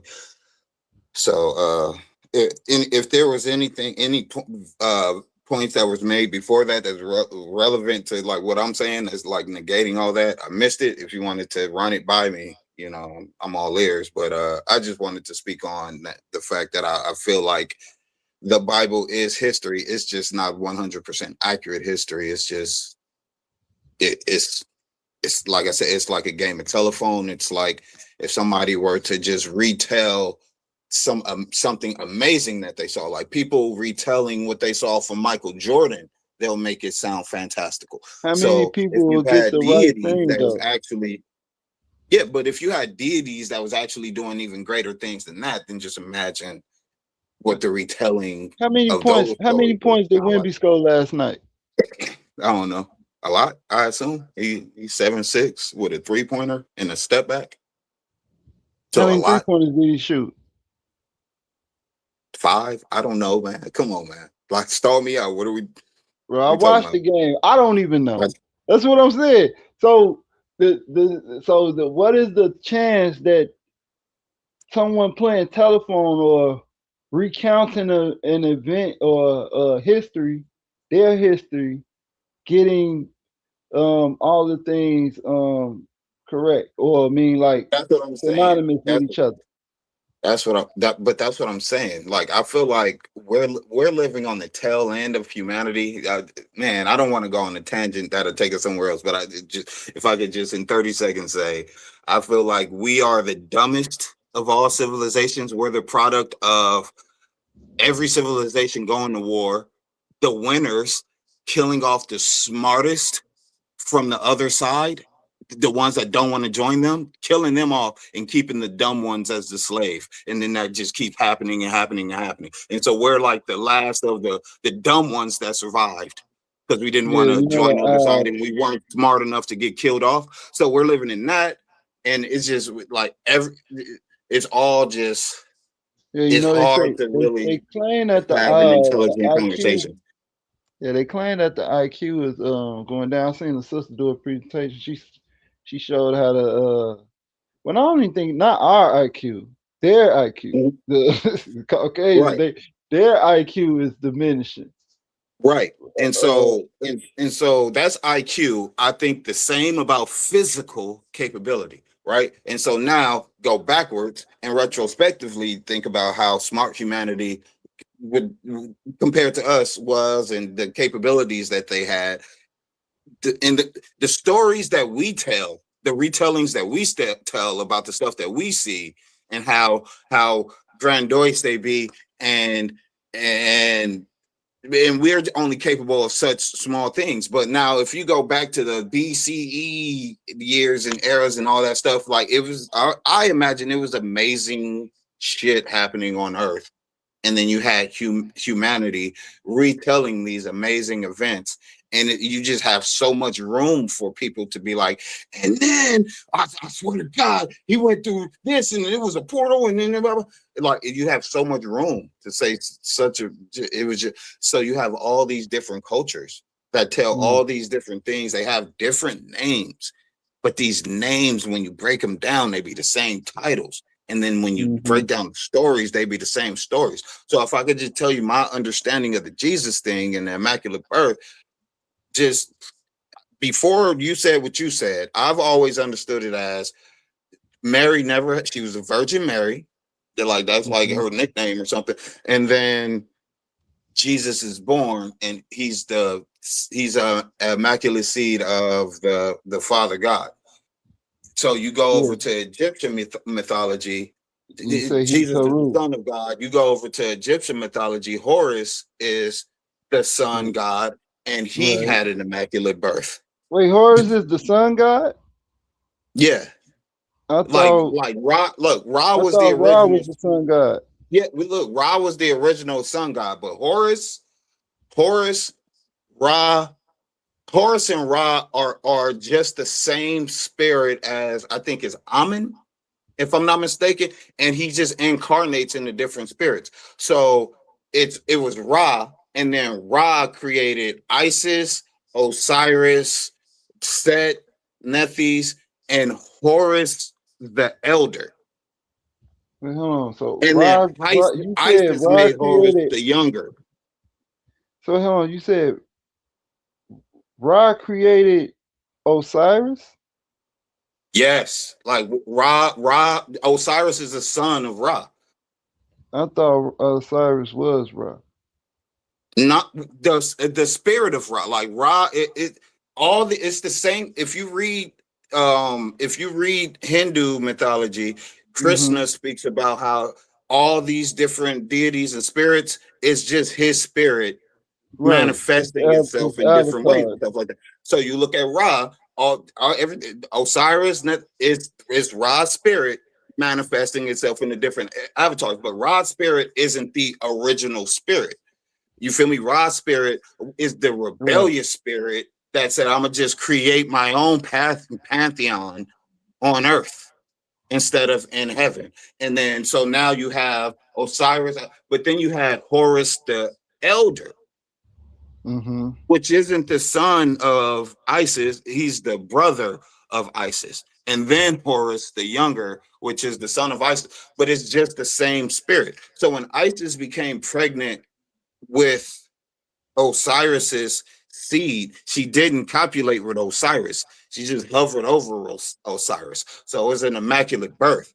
But she inherited the seed of Ra, which is also this, which is, but it was more, it was a direct line from, I would assume Amen, because I don't study, I haven't studied it all. I'm not 100% studied in everything, in anything. But it's that spirit went from the original to Ra to Horus the elder to Horus the Younger.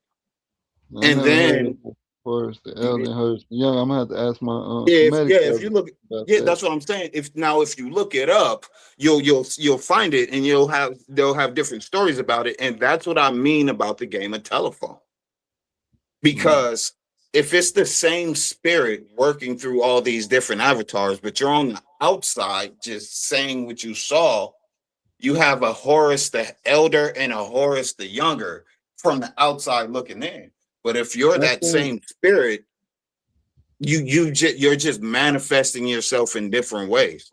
I think we need to just need to choose a way. Just choose one way and just stand on that. Because if we try to,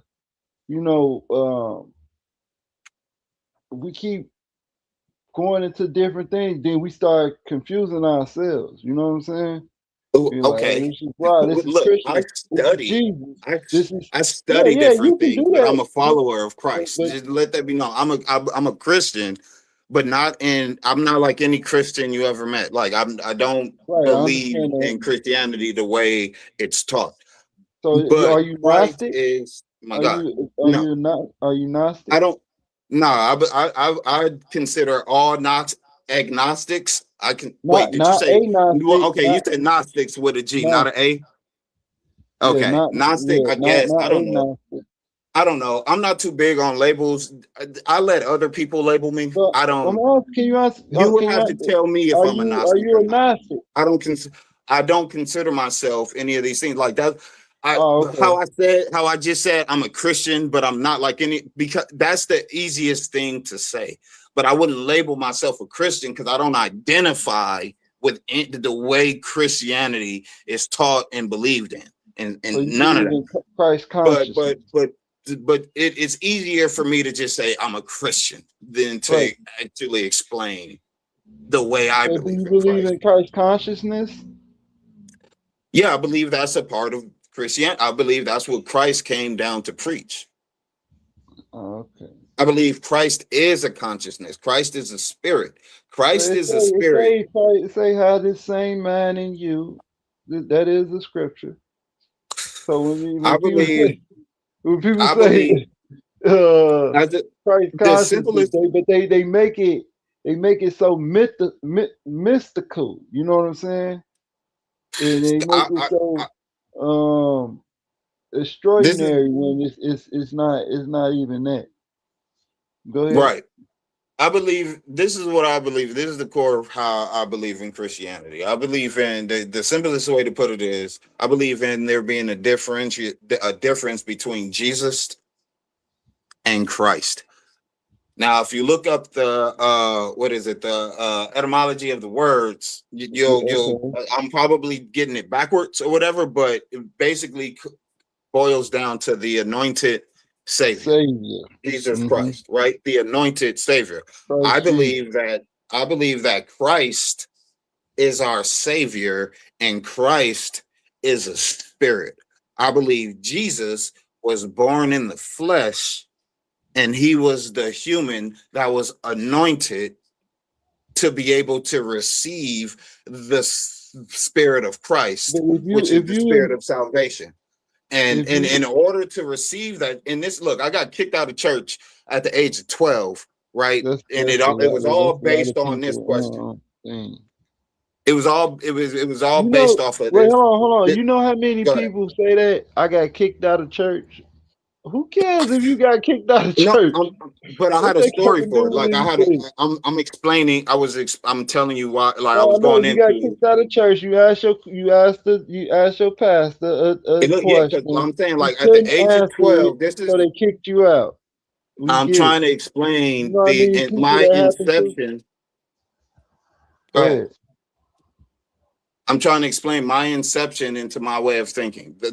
I was brought up. My mom, My super mom and my Christian. father was heavy. Go ahead, bro. My bad. It's just that I hear the story over and over again. Same story, it seems like. But go ahead. I'm Like gonna be I quiet. mean, can't do it. Would you indulge me for 60 seconds on mine? While I mean, You got it, it's bro. the same story. Like you said, a lot of the same stuff I heard before. Although you said a major thing I didn't, but like I'm gonna listen to you speak, bro. I just wanted a lot of people who are listening haven't heard my story, haven't heard this story. Can they hear it?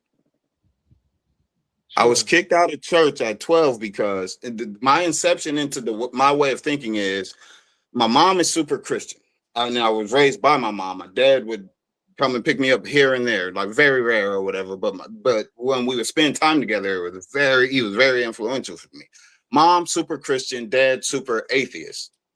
Although he considers himself agnostics, but I consider all agnostics just atheists that are too pussy to pick a side. But anyways, so my thinking is, as far as my mom goes, I'm super Christian too. Like Christ is the savior. You can't shake me on that. But also, my dad's thinking is, if the shit don't make sense, it don't make sense, and you can't convince me on some just you got to believe. So I think the same way. So I'm going to church. I'm believing in the stuff, but it's shit that don't make sense, and I need answers. And the line of questioning that got me kicked out of church was asking, why does Jesus have to go to the Jordan to get baptized by John if he's Jesus? The first thing I asked was, what's the point of baptism? To cleanse you of your sin. So then I asked that, and I'm like, so why does Jesus, who never sinned, what does he have to be cleansed of? Why does he have to be cleansed of sins if he never sins? And then secondly, if Jesus is the holier than all of creation, how could water, which is something that was created, cleanse a being that's holier than that? It doesn't make sense to me. Can you make it make sense? Teacher gave me the whole, shut up. This is the lesson plan, not what you're talking about. And so it created a rift. But then my thing was to figure this all out. So my understanding is, and it was my understanding at the time, that Jesus, the man in the flesh, committed sins and everything like that, like the Epistle Paul, who committed atrocities against Christians until he went and got baptized and changed his ways. I believe that Jesus was the same way. But then the reason why he had to be baptized by John was to cleanse him of all of his past sins. And now that the temple has been cleansed, he can receive the Spirit of Christ. And so, like, you got the Bible, right? And yours is King James and everything, and I don't got King James, but I think it's in the book of John or whatever. I think at the beginning of all John, Luke, Matthew, and all that, it talks about how after Jesus got baptized, it said that he came up from the water and the Spirit of Christ descended upon him like a dove. And so to me, it's like, so the Spirit of Christ wasn't with him until after he was baptized, and then it descended upon him like a dove, and that's when he received it. So the Spirit of Christ it's a spirit. It's not a physical thing. But physically, that's what we're in bondage to, because we're a dualistic creature. We're a creature that's both spirit and physical. So our physical nature is what we're attached to in this world, but our spiritual nature is in bondage to our physical nature. But we don't identify with our spiritual nature. We identify with our physical nature, and that's what keeps us in bondage. But Christ came to teach us that we're above all these physical laws, because we come from a spiritual place. We have a different set of laws. But because Adam sinned, and we're all the seed of Adam, we're all guilty of sin even before we're born. Because it's like if you went to prison for capital murder, but in a sci-fi movie, you're able to, from behind bars, replicate yourself and create another you. You can't be like, okay, well, I committed the crime, but this replication of me didn't, so he should be able to go through. They'd be like, no, both of y'all are, it's still you. That's all of the seeds of Adam is that. We're all guilty of sin, even before we committed any. And so that's why Christ had to come and free us of that sin. Because as man, we couldn't beat sin. We couldn't live a life that's sinless. But the Spirit of Christ in the time period between the Jordan River and the cross did defeat sin and was murdered, which made death guilty of sin, because death only has dominion over sinners. But Christ didn't sin. The Spirit of Christ didn't sin, and it was put to death. And that's why Christ was given dominion over death, because Christ sinned. I mean, not Christ, because death sinned. And so death was able to be put to death, because sin and death are intertwined. And then it's described like that in the Bible, but it's all because the Spirit defeated the flesh. And Christ, the whole gospel of Christ, is a blueprint on how to get your spirit to conquer the flesh so you could share in the same victory. It's already been won. You just need to share in it.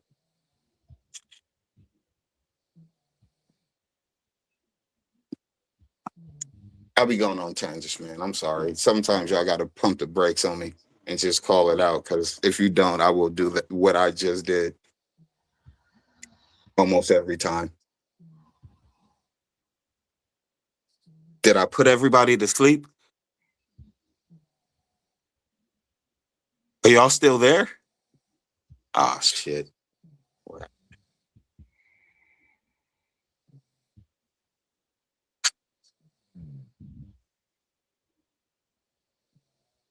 Oh, I was on mute. I'm over here talking. You can't hear me. Can you hear me? Yeah, I can hear you. Yeah. I don't know. Maybe they can't hear me. I'm sorry if y'all did the snooze on me, but I told you I've been drinking and smoking. You gotta rein me in sometime. GDN, you ain't get a topic out of that, GDN? Engage with me. I gave him enough I gave him more than enough to go with, so we had to got something. You definitely and that's the bulk of what I got to say. I'm here to listen, because from what I've heard from you guys, y'all have some real intelligent conversations. That's what drew me in.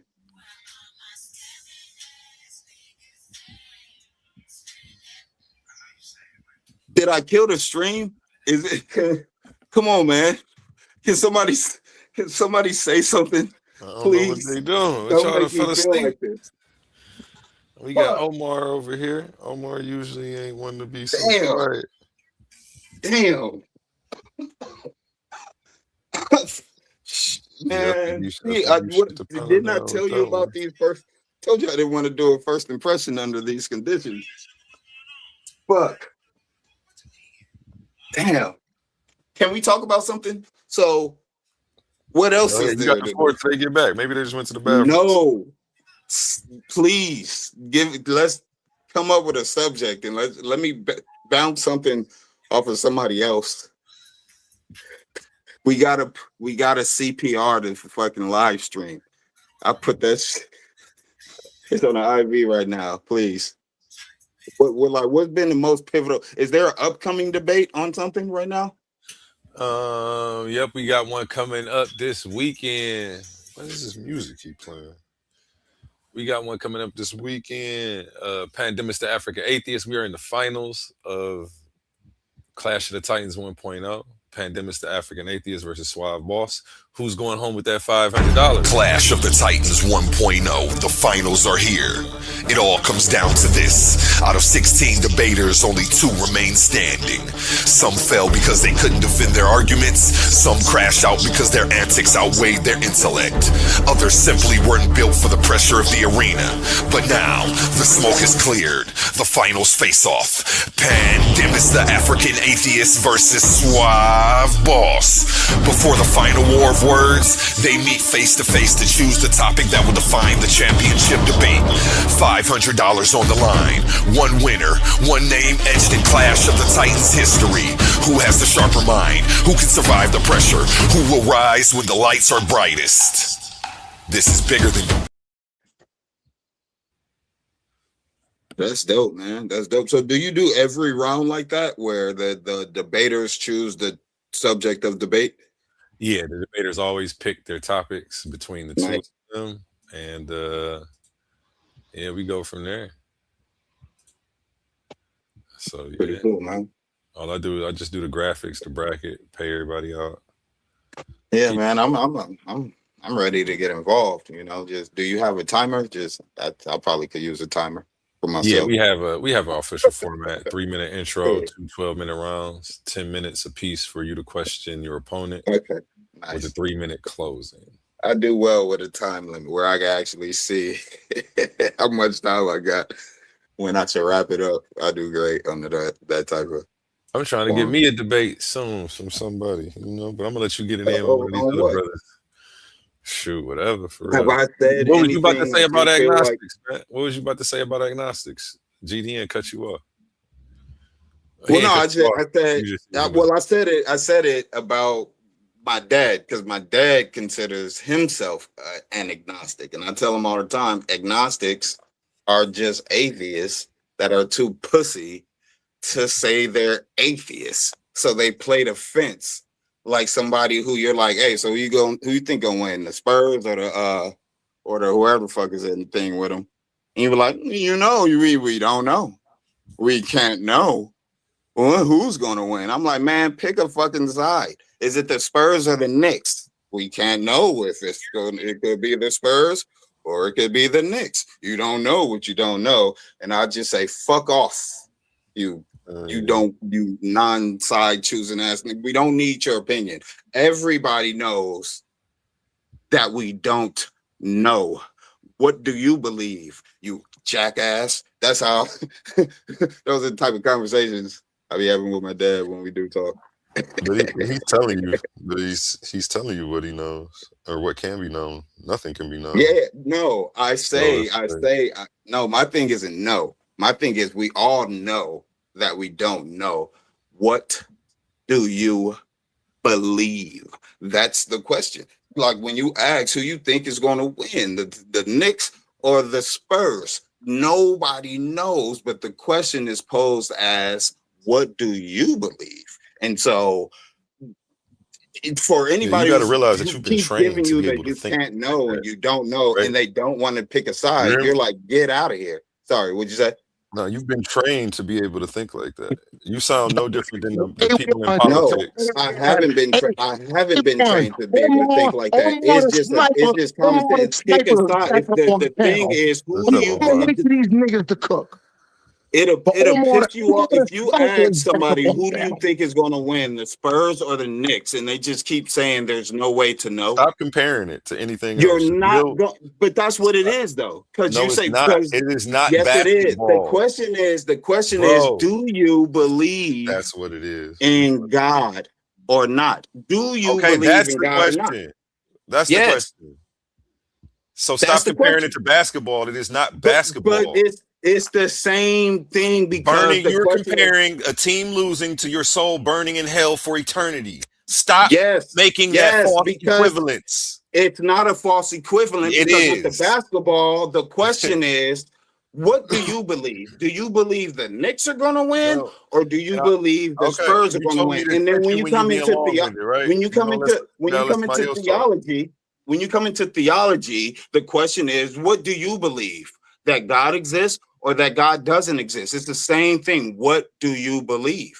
And when you're like, there's no way to know, it's the same thing. We know we don't know. What do you believe? But the thing is, you won't say that you believe in God, which means you don't believe in God. So just say that. But you don't want to say that. You just want to say we can't know. But in saying that we can't know and not saying that I believe that God actually exists, that means you don't believe.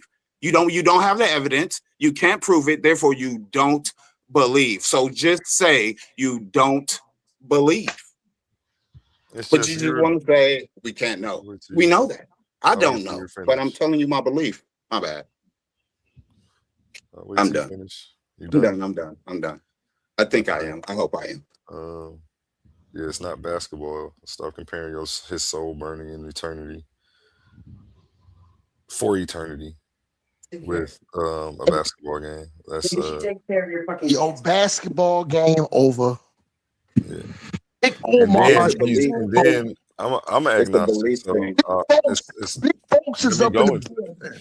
All right, let me cook though. Let me know when I can cook, A1. Omar, I'm cooking. What are you doing? Salaki, just let me know when you're done. And I'm quiet, man. This is a golden moment. Let them relish in it. Go ahead. Agnostics. Yeah, believing, it's not about belief. Some people don't play the belief game. Belief is a trained thing that you have to be trained to do in the first damn place.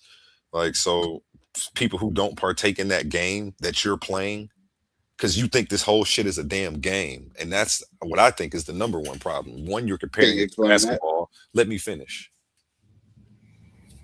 One, you're comparing it to basketball, a game. Two, you think he should just pick one. Like his soul isn't on the line. Like the audacity of you to even speak to him like that. Like this is some light work. Like it's just picking a parlay. You think picking a religion is like picking a parlay. That's what it sounds like to me, based on your comparisons and based on how you talking to your father. We talk in a healthy way. Like we just talk like that. It's not a different. And I'm not beating you up. I'm coming at you hard because you wouldn't let me talk. Yeah, and I let me finish. I'm gonna keep going though. And that's all love though, because I don't know you. Yeah, I know. I feel making no judgments. I just didn't want it to make it seem like me and my father don't. We like we. Okay.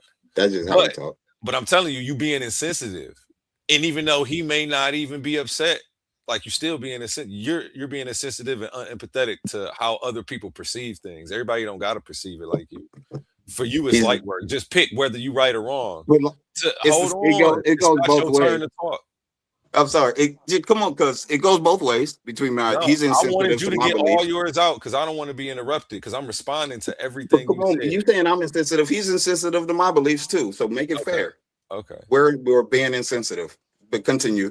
An agnostic is being insensitive to your beliefs. In what way? Because you see why I wanted you to wait till the end to respond because now I got questions. Yeah, but instead of being able to respond to everything you said, I apologize. That's why I said just wait. My name is Max, and I have a problem. I'm working through it. Get a notepad, Max, and just take. And I do that, bro. Good reminder. Thank you. Now let me remember everything that you said. But if I continue to be interrupted, I'm going to forget. I'm sorry. I won't interrupt you more than 3 more times. I promise. Okay, so now let me try to remember. Then you were saying he's agnostic. Just pick one. Yeah, pick one of what? It's 2,400 different religions being actively practiced right now. Over 10,000 guys. Just pick one. You. Pick a religion, any religion. That's how you sound. Rhetorical? Yes, this is rhetorical. Okay. This is how you sound. Like people's soul ain't on. And these books are telling you your soul is on the line. As an agnostic, I'm a preacher's son. Now agnostic. The book says if you don't accept Jesus Christ as a Christian, as your Lord and Savior, you're going to hell. So, with that being said, how do I know I will? Muslims being born in the wrong religion, God set up this weird ass system, making people be born in the wrong religion, and it ain't even their fault they going to hell now. Either God's a sociopath, unempathetic, and nobody worth me following, or what I'm being told is probably wrong. And I shouldn't be in a rush to make any judgments when there are all these options and nobody can prove their claims. And this type of conditioning, this is the first type of conditioning that you go through as a human being on this planet. And then you get conditioned into politics. Just pick one. Oh, the lesser of two evils. It doesn't matter. Then you running from the fox and they got bit by the snake with this type of thinking and this type of conditioning, mental conditioning that you're trying to impose on people. It's not even a healthy way to process information and pick anything in life, let alone the religion that may determine your destiny for eternity after we leave these bodies. It seems very intellectually irresponsible to me. Like you could just rush, just pick one. Who cares if you're wrong? Well, it's the one we know, so go with it. Like, what are you doing? I don't know. That don't rock with me. It don't resonate with me. Is it Brother Omar Muhammad's turn? When I finish, nobody's finished. You do that a lot to people, though. You don't do it to me. You just cut people off in the middle of their diatribe. Yo. Like, man, you know when people land in their plane. You know what it sounds like, man. Hey, A1, man, leave me alone. Like I'm landing my plane. I'm trying to cook. I let them So go. you speak more than me, Omar. So if I could be patient, I know you got it in you. And I think what else did he say? It was something else I wanted to respond to. Just pick one. Then not knowing or not having evidence of a God is not believing in one. We don't even make the claim that we don't believe in nothing. We just make the claim that you haven't proved yours. You got to remember, atheists or people who don't know about a God can't make a claim about a God. Somebody has to come into their life and say, hey, there's somebody in another dimension who has magic powers over your life. And if you pray to him, he can grant you your wishes. And if you don't pray to him and don't believe that he exists, even though all you have is my word of mouth, you're going to burn in hell for eternity. And we say, I don't have sufficient evidence to believe what you're saying yet. So now I'm slandered. Now hurry up and pick one. Now, you just don't believe because you don't have enough evidence. Just say you don't believe. It's not even about not believing. How about you prove or be quiet? Why are you interrupting people's lives with shit you can't prove and then like pressuring them to pick something off something that you can't even prove yourself? You don't even know what you believe in. Everybody following somebody who following somebody who following somebody. They don't even know how the trend started. Niggas ain't did the homework. This shit like social media for real time. Before the internet. All these different versions of Christianity floating around. Just pick one. Intellectually irresponsible.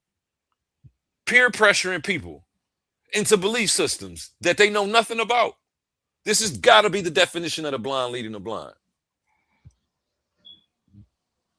What else were they talking? What else was the book talking about when they was talking about the blind leading the blind? This is what it looks like to me. A game of telephone with 2,500 different religions. Either God is a goddamn idiot or y'all lying. I'm more prone to believe y'all lying than the creator is stupid enough to pass this shit down with a game of telephone, knowing man can't be trusted. Why would he delegate his word through man when these niggas is corruptible, liars, all type of weird ass shit? This shit is absurd. And then y'all try to chastise people for wanting to take their time, for not wanting to commit to something when there are so many options that can't be proven. Nobody's saying nothing different than nobody else. All five of you niggas is on the corner talking about y'all got the best work and y'all got the same damn plug. Like you said, truth is singular. I agree with that. So it's five niggas on the block swearing the next nigga shit is some booth. Y'all all got the same damn plug, truth be told. So who do we cop from? Who do I go get my work from? The Christian, the Muslim? Y'all all swearing y'all got that straight drop. Don't fuck with him over there. That shit bogus. He ain't got what I got. Yo, A1, you see, I heard what you said. You said all five of y'all niggas. You A1. Go ahead. A1. Omar cut. Go ahead. A1 know he my Can I brother. get 5 seconds before you go? Because I know you're going to go for a minute. 5 seconds. Yo, Max 7 Leisure. seconds. Yo, Max Leisure. Omar, grab me 7. Just 7 seconds. Tone, can this be? You say you wanted to debate somebody about them. This sounds like a good one for us. Let My all. Omar bad. That's cook and all I then want we'll to come say. back to it. Let Omar cook. That's We'll come all. back around. That's all I want I to say. apologize, baby girl. You good? No.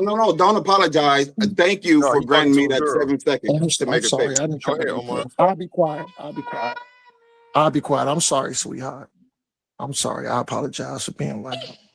And I You apologize can for lay back making you down. get You loud, can lay trying to back talk down. over To You me. his can lay daughter. back down. Yeah, no, I'm telling him because he Oh, got okay. loud I'm sorry. because he's trying to talk over me. So I'm telling him I apologize for not just letting you talk and I making you wasn't have to get talking to loud. you. I wasn't talking to you. I was talking to my niece that was crying because I did get a little Got bit loud and loud. I woke her up. And I'm telling I you, woke her I'm up. saying So, I'm so saying now I I'm gonna believe use you my wouldn't have Let calm him naturally voice. cook. Just let gotten him talk. loud. It's too much confusion. Yo, Max Leisure. Mute out Yeah, and fall back and listen. yeah. So I apologize, A1, man. That's all I'm saying. I apologize. you know what? I respect that, brother. No sweat. I respect that. I do. That's what I'm saying. I apologize for Yeah, making you get loud. yeah. No. So I want to dialogue because of course A1 knows that he is my brother. He knows that. And I gotta talk low because I got my brother's kids up over here. And I I hear you just loud woke and the clear, little brother. I just woke the little baby girl Don't up. Now she interrupt him, going Max. back to Just let him sleep. talk. So I don't want to be that loud. Here's the thing, A1. Here's the thing, A1. You made multiple errors again. You talk the good game. And I just heard you say, all five of y'all niggas up here on the panel, who should we believe in? Which God we should believe in? I said the corner. You I was giving an analogy about people trapping on the corner. I Like know that. religion. I know I that. didn't say on the panel though. I know that A1, but guess what? Okay. Guess where you made your error at? You left your own self out. You should have said what you should have said, all of us on the panel. You believe in something too. You believe in something, and what you believe in is nothing. You're a goddamn black atheist. You don't have no savior. You don't have no God. Who saved you? Self. Yeah, actually, yeah. Go ahead though. And guess what? That's why I said what I said. You don't believe in a goddamn thing. Hold on, A1. I know you know I'm speaking with commentary and good dot. You know how I'm coming. Keep Okay. Okay. I just want to make sure we solid. So here's the thing, A1. You talk about the Israelite brothers, the Christian brothers, the Muslim brothers, the Kemetic brothers, us believing in something when you have no God, you have no structure, you have no foundation. So what do you believe in to stand on your square to say what? Guess what? What's my foundation? What's my ideology? It's fucking nothing. It's nothing. And guess what? Guess what? At least brothers like me, Omar, I'm an Israelite brother. At least I keep these laws, statutes, and commandments. What about my brother GD Capone? Another brother. Holy wisdom, knowledge, philosophy, onlyism. Now, I don't know what Max Leisure believes in, but the thing is, what ground are you gonna stand on, A1? It's being your foundation to be solidified, to have an ideology, to stand on something, to believe in something other than your own self. And if you believe in self, guess what? Guess what? If you believe in self, guess what you are? Not only are you a hypocrite, what's that other word I'm looking for? Yeah. Not selfish. You're selfish, nigga. Take that gold chain off. Salaki, though. I love you, A1. Go ahead. You know, I just had to make a diatribe. Go ahead, A1. Okay. Well, yeah, you say I don't have a foundation because I'm agnostic. That's fallacious. Me not I knowing think that's which God harsh to too. pick, me not knowing which God to pick isn't the absence of a foundation. It's refusing to be gullible enough to just be swept around. Even you yourself you went from Team Kemet to now you're a Hebrew. And I know you were at one time a Muslim. You didn't sign up for that though. The other two things you did sign up for. You're back and forth like a pendulum, brother. You don't have a foundation. You believe in anything based on how the wind blows and what sounds good. No, I don't do the hold on. Let me finish. Let me finish. Let me finish. I'm going to finish. You The said you same was a way you Christian waited first, for me. I waited and now for you're you. agnostic. The same You way a that you're about to pendulum wait too. for me. I'm about to finish. Salaki. Thank you. Salaki. You swinging back and forth to whatever sounds good. It's a bunch of shit that sound good to me, and I ain't budged yet because couldn't nobody prove it. What good is a foundation that's built on a book that you can't prove? It is better for me to believe in myself because at least I know I'm real. At least I can see the efforts of my ish. You're gonna have to kick me Let off me the panel finish. again. You Let selfish. me finish. Why can't you? You got to work on this. Selfish, It's nigga, and you know it. self-control. You're being You don't go selfish. to the temple and do this to your teachers, bro. But you are being selfish, Y'all nigga, and you know treat it. everybody like the elder, bro. Treat everybody like they the elder. That's how you lead with respect. And this is what I'm talking about. How do I have that as a foundation, but you don't? But you got belief. But you want to tell me, yo, you think your moral compass higher than mine? You said that one time. It couldn't be worshiping homicidal deities. That's what I'm going to say. Because I would never, my moral compass wouldn't let me, but it would let you. Do you see the difference? So don't, like, it's certain stuff like that. Your foundation, based on your biblical stuff, is rocky. I know if something happened to me in these streets, it's going to be a believer in something that do it to me. It's not going to be nobody who thinks that they actually have consequences for their actions who came out of that stuff. Oh, yeah, if all we had to do was pray to Jesus, we good. I can go out here and do a drive-by my Jesus piece and then make a song about it. Yo. Let me finish cooking. This is the foundation of Christianity. This is why I'm trying to get my foundation. Your Now I foundation can't talk. That's crazy. Go ahead, you got it. No, A1. You know what? I don't want to go back and forth. I want to cook, and then I want to let you cook. Your platform, nigga. I'd like to get in too. We're gonna pass it to Max next, and then you get to go. Because he waited too. So Max, hold on. Can I land my plane right quick? Nigga, you're not talking to land your plane.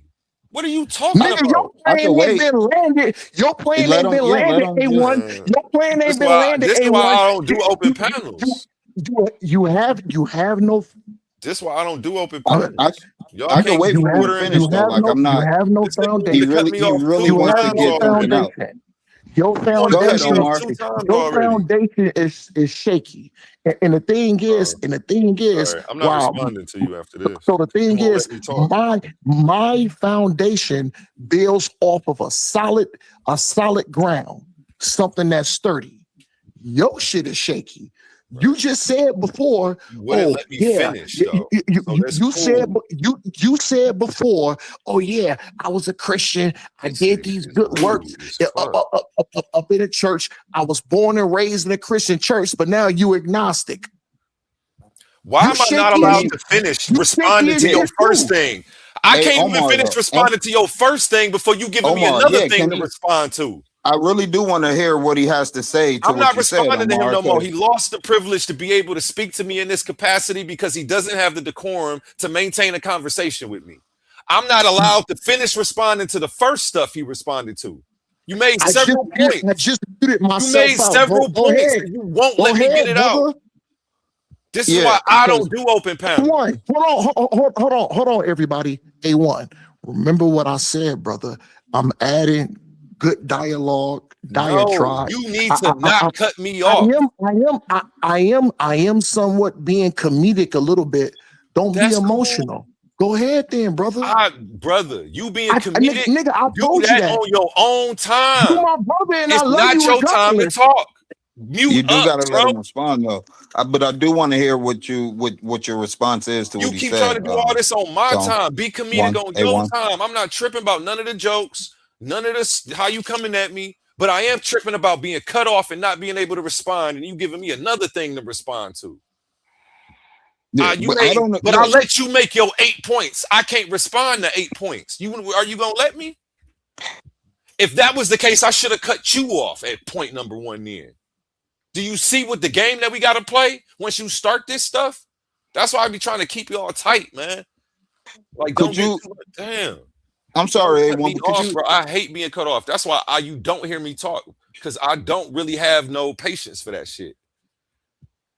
And I get that, man. I fully understand it. When I go off and do that, man, please do cut me off, and I will, because sometimes I just don't realize it. But I do want to hear it, because I don't agree with what Omar said about you not having a foundation simply on the merits of you being agnostic, because I don't feel that way about my father. So I do want to hear your response to that. I can never remember his whole paragraph now. He does this shit. He'll give you a whole paragraph, cut you off 2 sentences in. You done forgot the rest of everything he said, because he cutting people off. I watch him do it every day. That's why I was like, bro, I'm about to respond to everything a person spit out, because I'll just let you spit venom at me, but I can't respond to all of it. Now you want to micromanage my response. 2 sentences, 2 sentences, after I gave you the floor. Damn. After this nigga talked all that shit about me, now I can't even remember what the fuck he said to respond to the shit. That shit corny. Nigga, let me get mine back off, nigga. Go ahead, Max. Well, I mean, look, I do have a lot to say, but honestly, though, because like I said, I don't agree with what he said. I'm interested in your response to the fact that, because I don't believe that you have to have God in your life as the foundation in order to have a foundation. And I was just interested in what yours would be, because, you know, my dad is agnostic, and, you know, he has his foundation in what he does and everything like that. Like, he doesn't seem like someone who's lacking as a man or anything like that. He just doesn't share the same belief that I have. We get along. We talk to we're father and son, so we talk to each other like father and son. He pokes fun at me, you know, like, if, you know, one of these days the Jesus juice is gonna get me, or it's, you know, shit like that. But like, we just do that jokingly. So I don't look at my dad like he's an idiot. And I'm sorry if you had took residual offense to me saying that he's I'm just mad that I couldn't respond to a nigga after I let him say everything how he wanted to say it. Would you like after to? I let niggas say that shit with their chest out, man, let me respond. You can have the time that you was going to give me, bro. I say, hey, I ain't gonna take nothing personal. Do your thing. As long as I can respond uninterrupted, you got it. I'll yield my time that you were going to give me. I'm talking about but I'm saying here's what I was going to say. I just remember, because he was saying, I'm gonna be quiet so you could. He was saying that I don't got no savior. What else did he say, man? I was trying to respond to all of it. Then he cut me off, man. That shit blew me, because the nigga made some good shit, and I wanted to be able to get that out for everybody who makes them claims. I got rebuttals for all that shit. To shut that shit down. If you want me to break it down, A1, I can break it down, but I don't want to interrupt you. But go ahead, brother. Okay. I don't want to give you a whole. Now you get a whole nother time to go again uninterrupted. No, see what I'm saying? That shit ain't right. No. 20 seconds. Here. 20 seconds. Just so that way I can still be able to respond to the first shit. That's what cutting people off have to do, bro. It's not fair. 20 seconds is fair. 20 seconds. 20 seconds. All I was basically saying is my foundation is solid. My foundation is built from the foundation. Say what you were saying before. You was talking about me, not you. Talk about me for 20 seconds like you was doing before. I have laws, statutes. I have things to have a solid foundation in the governing body to make me a solid brother. I was just saying, what do you have to stand on? 20 seconds, I'm done. Okay. And my response, because now I'm remembering the shit you were saying, no foundation. You got these old ancient laws. Belief isn't stronger because it's old, ancient, or because you defend it with your chest out, bro. You could just because something is old and you standing on it, don't mean shit if it's all fake and a lie and you can't prove it to be real. So you mad that I'm not bold enough to stand on something even though I don't know if it's true or not. If I did that, you would be happy. It wouldn't matter what I picked. Stand on something, ain't what? The Quran, the Torah, something. It don't matter if you can prove it or not. Believe. Said I was mad, A1. You're not. Whoever said I was mad, there you A1. go. Whoever said I was mad. Bro, okay, I was wrong. Reject that claim. It's cool. I don't think he was mad. And I'm not mad either. I'm only mad about being cut off because I want to actually be able to respond to the things you said. I feel that. If your positions, I get that. I think we all feel that way when it happens to us. So that's understandable. The fact that I don't have some savior that I have to fear doesn't mean that I don't have a foundation. That shit is ludicrous and crazy. The fact that I don't have some inherited doctrine from some God in another dimension that I can't prove ever talk to nobody doesn't mean I don't have a foundation. There were moral code way before your books, bro. I went over this in a debate when I cooked somebody in debate on that. Is when I beat Jay Fax on, is the Bible morally bankrupt? That debate is on one of the first uploads on my channel as well. Go back and check that out. Smoked him. So what is your moral? I'm almost finished. My bad. I took a breath. I'm sorry. Okay. It sounds like y'all have more of a dependency on these things that you can't even prove are real. Y'all are dependent on these. I don't need that to say that I'm a moral, upright person, that I treat people how I want to be treated. I don't need none of that. Y'all, that's what y'all have to have. So without the book, y'all ain't got it. I guess it's on you and not in you. Then I guess it's on you and not in you. And I don't. I don't reject the Bible. Omar, can I get some time? Just because it's the Bible. I ask what supports the Bible. Hold on. I don't reject the Bible just because it's religious literature. I ask what evidence supports this. And when the evidence is lacking, then so will my belief in the book be. It's not my fault. That's how it works, bro. And so until then, I'm just going to be self-accountable. I don't need some ancient laws written from somebody who I don't even fucking know from a different time period, who we can't even prove wrote this. You don't even know who wrote this stuff. Y'all following somebody who following somebody who following somebody. Y'all don't even know who wrote the stuff. It's just like a social media trend. You don't know who started the meme. You just out here sharing it. You know what, Max Leisure? You know what, Max Leisure? I heard what you said. I'm gonna mute out. No. Max Leisure has the floor. He is a solid brother. Even though I disagree with him, he's respectful and he's solid. So I'll mute out. And last thing, self-accountability, bro, is a foundation. That, Omar. Do you hear me? Self-accountability is the foundation. Treating people how you want to be treated is a foundation for a moral code as well. That's what I was going to ask you. So thank you for saying that. So I don't even have to ask that. I was going to ask you what's at the core of your moral compass. And you said treating people the way you want to be treated, right? Empathy, treat people how you want to be treated. This was around way before the Bible, way before a Torah. Yes. I believe that. So look, I just wanted to, I'll try to keep it as brief as possible. I wanted to address some things that you said originally when you were responding to the things that I said.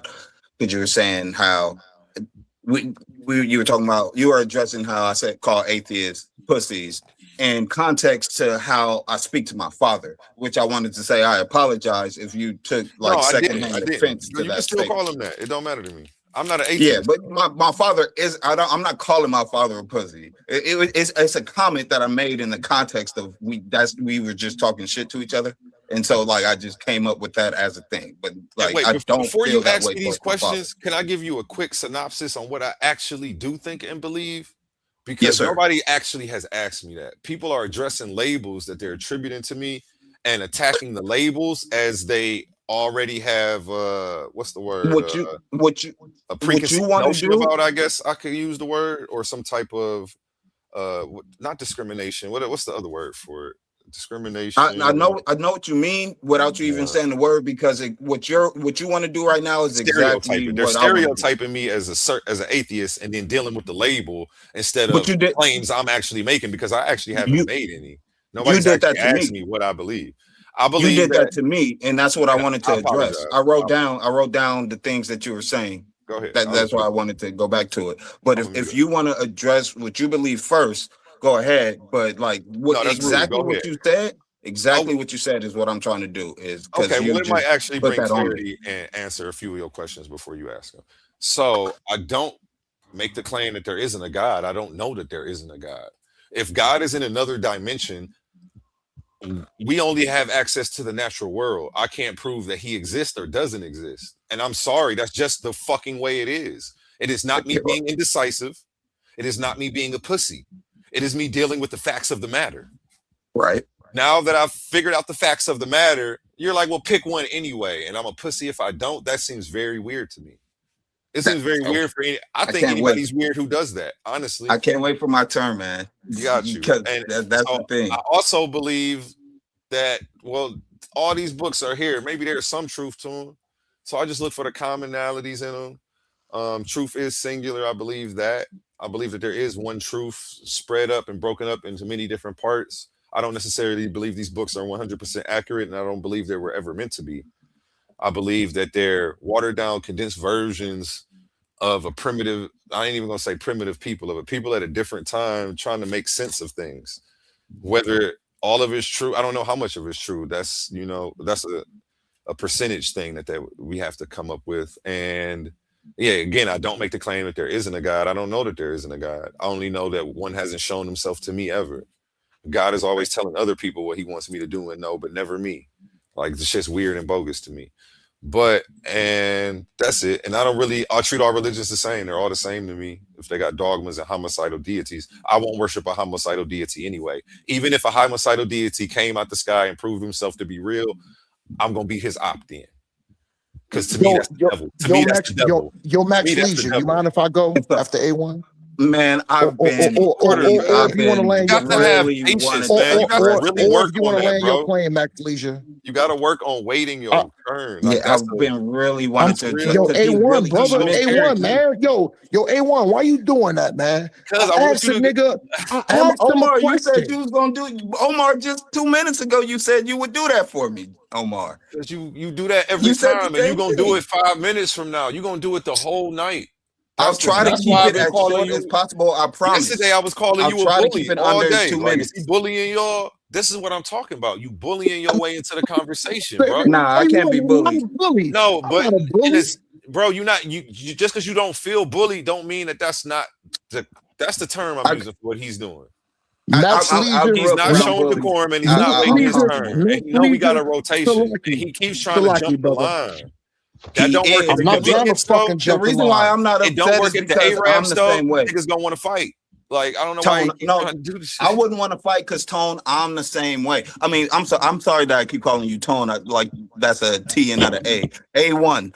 I'm sorry, but I'm the same way, and I'm just resisting it harder. Yeah, He and can I don't resist want it him to harder be able to too. jump in because us passing it around in this manner keeps him from being able to fight me. Now he got to wait. Now we ain't going back and forth, and now So it's not Omar, even about to be Omar, that. But just 2 minutes. this is what and order I'll keep it. keeps. It keeps order. I'll try to keep it as concise as possible. Because look, these are 4 things that I wrote down that you attributed to me. A1, they are things that you said. You said that you don't like for people to impose what they believe. People going and interrupting other people's lives with their beliefs and everything like that. And then No, you that's said, not what I said. well, I wrote it down as you said You it. wrote it down I'm not quoting you the way you said it in the context of what you said it. Exactly. I'm just writing. Strawmanned it into a whole different meaning. Yes, no, you did. I'm not trying to do And I that. hear where I'm you're not trying to going do with that, it. everyone. Go Please, ahead, though. please. If you go there let with me it, I'm gonna explain say how I'm something. not trying to do that. I just because while you were talking, I'm writing things down, but I'm trying to listen to you too. So I can't write every word that you're saying. So I'm just telling you that I the don't words like that I other wrote people down. going around imposing their beliefs on other people's lives. I never said no shit like that. I never Look. said nothing that implied that. Tone. So you took that A1. because that's how you want to clap back at me. So Well, you're doing this. Don't do So that. let me- That's not what I if I- said. If I I'm telling you that I'm not. It's not. I didn't write down verbatim what you said. I'm telling you what I wrote down so that I could remember, All like, right. just the context of what I was saying. I'm on your I head if just you wrote change down my argument. all I Go wrote ahead. down. All I wrote down for that is I don't impose. I wrote that down because you said the word impose. I don't understand. I don't remember exactly the context that that you said impose, but you said impose. I wrote down I don't impose. That's all I wrote down because I'm trying to just write something real quick and keep listening. I don't I think don't I want to used that be word. writing and not listening. But what I actually said, and I'll If you repeat it play it back, again. you know, you'll I'm gonna see. repeat it again right now for you so there's no confusion. All right. People who believe in something going around making a claim. I did say impose. Imposing something they believe on somebody who has no knowledge of it. So I'm glad that you clarified it so we understand the context because I Yes. couldn't bring back the context, but that's what I'm saying. Like everything that I'm about to say that you And then that getting I'm mad at them for not believing them because they feel like they haven't supplied sufficient evidence. That's what I said. okay. And so I felt what like that's wrong. Like, so do you understand? I'm not have you heard quoting you about Jesus? verbatim. Oh, you're going to hell. Like the Jehovah's Witnesses at the door. Like that's weird. So what you saying that? Do you understand why I would just real quick write 3 words? I don't impose, just to remember that you said something along the lines of I don't what exactly what you said. Okay. So the things that I'm about to read off, all of it is in the context of that. If you want to clarify the context of what you said, I'll listen. But I wrote down I don't impose. I wrote down how you said something along the lines of you say I'm telling my dad you have to just pick one. Like you believe in something, pick one, and you don't know which one. But I'm saying that, but pick one.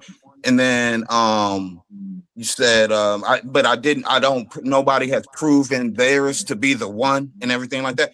So my thing is, in the context of why I tell my father, until you admit that you're atheist, I'm considering you one of the pussy agnostics. And I wouldn't, like I said, I don't consider you a pussy, A1, because you're an agnostic.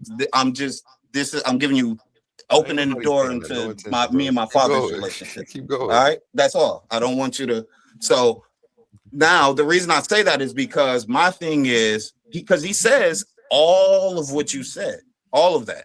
And my thing is, I'm not telling you to pick a God. My question is, do you believe? Because I don't know if God exists. I believe in everybody who has a faith. By definition, faith means you believe. So I believe that God exists. Do you believe that God exists? And he can't give me a definite yes. He can't give me a definite no. And I'm not asking if you know if he exists. I'm asking, what do you believe? And that's why I use the context of a basketball game, because if you're choosing what team is going to win, you don't know. You just believe this or that. And so if someone comes to the table like, well, we don't know. I'm saying when it comes to that, when I'm telling him that do you believe or do you not believe? Yes or no? He clearly doesn't believe that God exists because he doesn't have evidence. So he can't believe. If he had evidence, he would believe. So my thing is, because you don't have evidence, because your lack of evidence leads you to not believe in God, that means you don't believe. You don't believe. It's either you believe or you don't. You believe or you don't. And if you can't say I believe, then you don't. I'll let Omar go before I respond to you. Okay. So here's the thing, Max Leisure, but because I want to be very direct in my dialogue. I don't know if you Kemet, if you're atheist, I'm if just you're a Christian. Dude. Yeah, Christian. That's the basic. Let's just give it at that. Not your average Christian. So I believe in Christ. I got one. Hold on. So I got one. Okay, that's all I need to know. So this is what we gonna do. You said something to A1. You know what? We all know what A1 believes in. Absolutely nothing. He believes in himself. That's the thing. Come on, man. I was just you Give can't him take that. I'm sorry. I'll be He's quiet. trying to Let me tell you mute to be myself and quiet. listen. Sorry. Yeah, let him cook. A1 don't believe in shit. He believes in self, which means believing in self is putting himself first. Selfish. You know who I put before me? I put the Most High before me. I put Yahweh Shah before me. I put my mother before me. I put my father before me.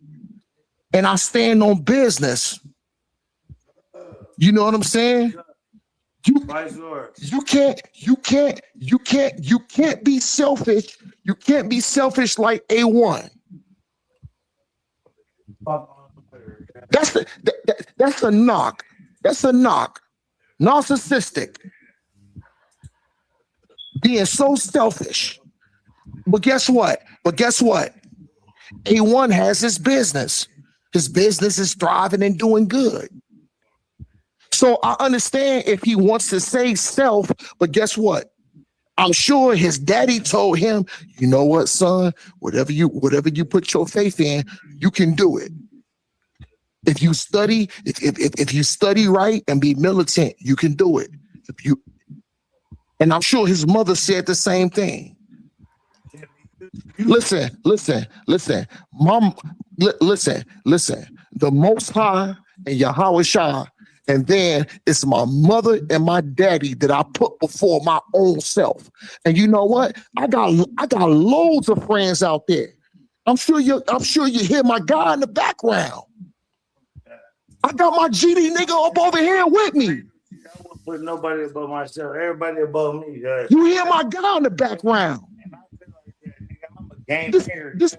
I put everybody in for me. This is actually one of my guys. Guess what? I give my life for him. Fuck about my life. So that's being selfish. Now, Max Leisure, exactly. Sacrifice. Thank you, G. Thank you, G. Now, Max Leisure. You said you're a Christian. Yes, sir. And you believe in Christ. Asterisk. Nigga, I know for a fact you don't keep not a goddamn law. You eat pork. I know you eat pork, nigga. Do you eat pork? Not a Christian thing. That's why that has nothing to do with the Christianity I believe in. Yes. Do you eat pork? Yes. Nigga, you're breaking the commandments there. Nigga, I don't believe that. You don't keep no laws, no statutes. No. See. The more you interrupt Max, the longer he's going to The more you interrupt Max, the longer the I'm going to take.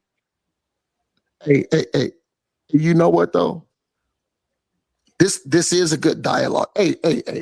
This is important. This is important to everybody that I'm bringing the argument to. Y'all got to understand how I dialogue and I put commentary in. So the thing is, I don't have hate for y'all. I don't I'm not mad. I'm just trying to add something to the commentary to keep the people in the chat intrigued. That's all I'm doing. And I feel the love, bro. But I must say, Harris Duncan is a homosexual. Man, stop. Let's move forward. I'm gonna kick you off the panel. I'm gonna kick you off the panel. You insult somebody else in the chat again. I never say that again. I had to say that. I never say it again. So, Max Leisure, this is what you gotta. This is what you gotta do, brother. You can't say you believe in a biblical text. You believe you believe in the Most High. Jesus Christ is your Savior. And you eat pork and you don't keep not nail law. You can't do that. So this is not this is a question to where it's either yes or no. I'm gonna expound and then I'm gonna mute out. So I got a question, Max Leisure. If you believe in the biblical context and you believe in Christ, did Christ keep the law? He fulfilled it. To my understanding. No. Yes. So if we're gonna break these words down, Christian, Christ-like. If Christ kept the law and you want to be Christ-like, shouldn't you keep the law? No.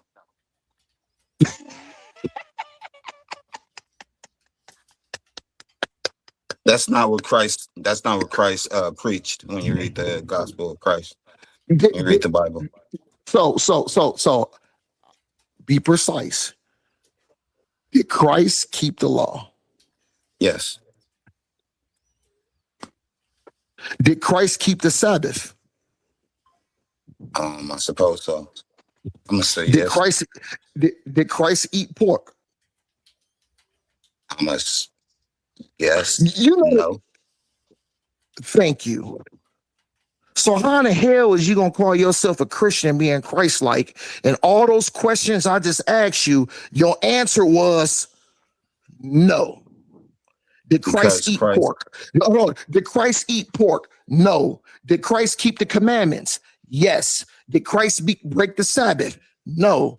So how in the hell is you gonna call yourself Christ-like? And guess what? You probably believe that salvation is for everybody too, according to the biblical text. I know you do. Do you? Yes or no? For the followers of Christ, yeah. So this is what I'm gonna challenge you to do. I want you to pull red letter, a KJV, biblical text, to where Christ, red letter, to where Christ said that salvation was for everyone except for the children of the lost sheep of the house of Israel. I only maybe 70% understand that question. Could you clarify what you're asking me to look for? Yo, Max, I apologize about cutting you off. You know the reason why I asked you that question? Because that scripture does not exist. I don't understand the question.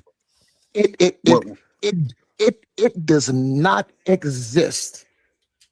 Christ specifically said that he only came from the lost sheep of the house of Israel. So I think Max Leisure, you was trying to press A1. A1 was pressing you back. I disagree with A1, and I disagree with you, Max Leisure. But the thing is, if you want to have a diatribe about the biblical text, you're gonna have to have book, chapter, verse, and then we're gonna have to get to red letter specifically out of Christ's mouth. And guess what? You can't prove that evidence. But I already know what you're gonna do. Y'all already know what you're gonna do. You might try to run to Paul, but guess what? Do Paul supersede Christ? Hold on. Now, I'm gonna ask you another question. Does Paul supersede Christ? Nah.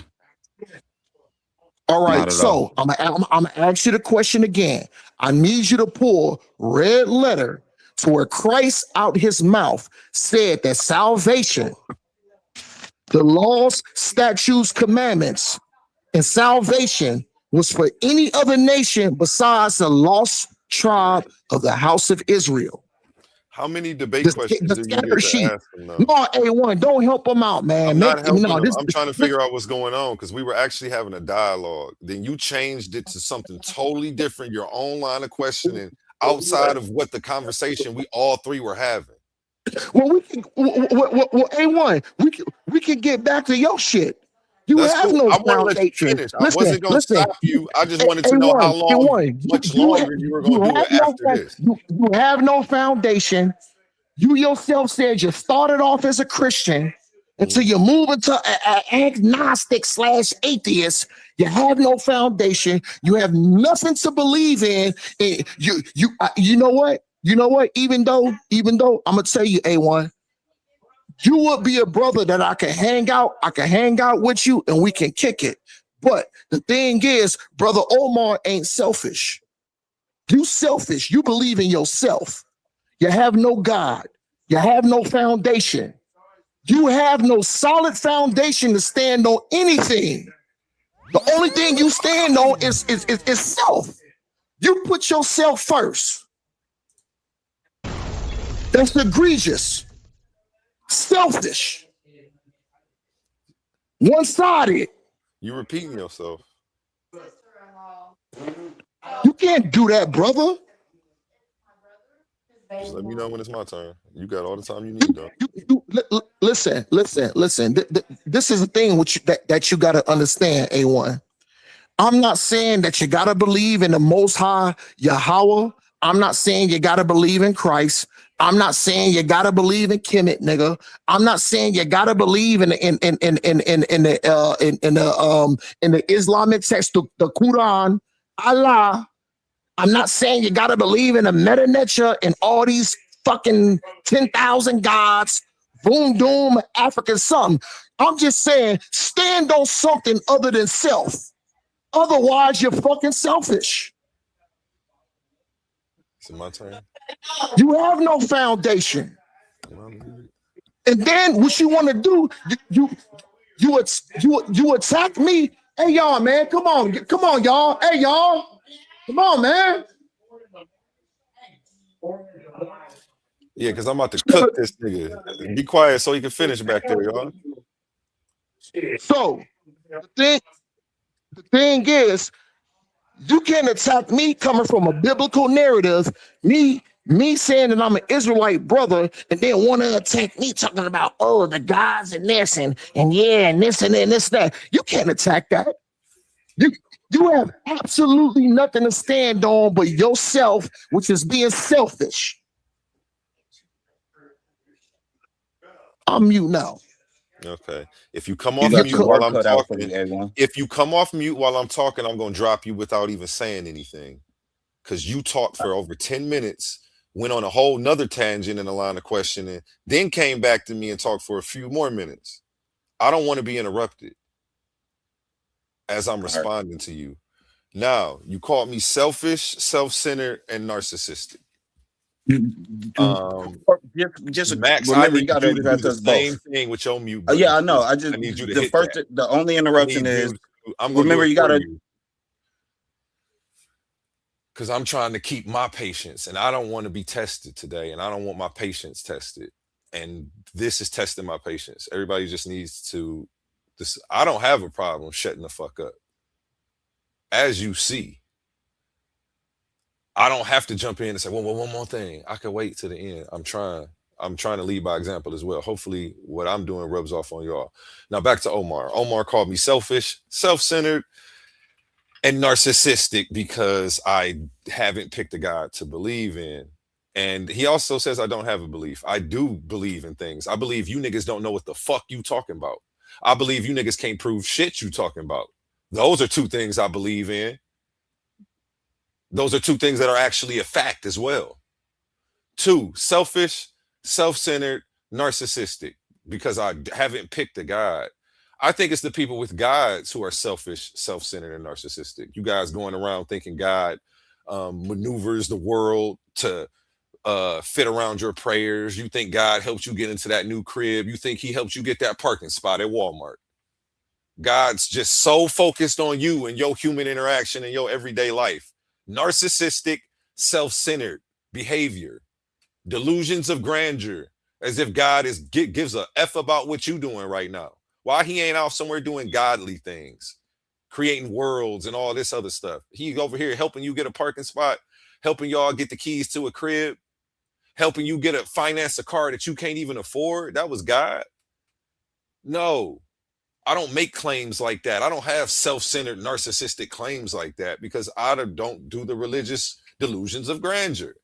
So don't say that I'm self-centered. The most unselfish thing that I've done was actually put some man in another dimension I can't prove before everybody else here on earth, before my wife, before my kids, before everything. You put God first, Omar. You put him before every other person who you could prove actually exists. That sounds selfish to me.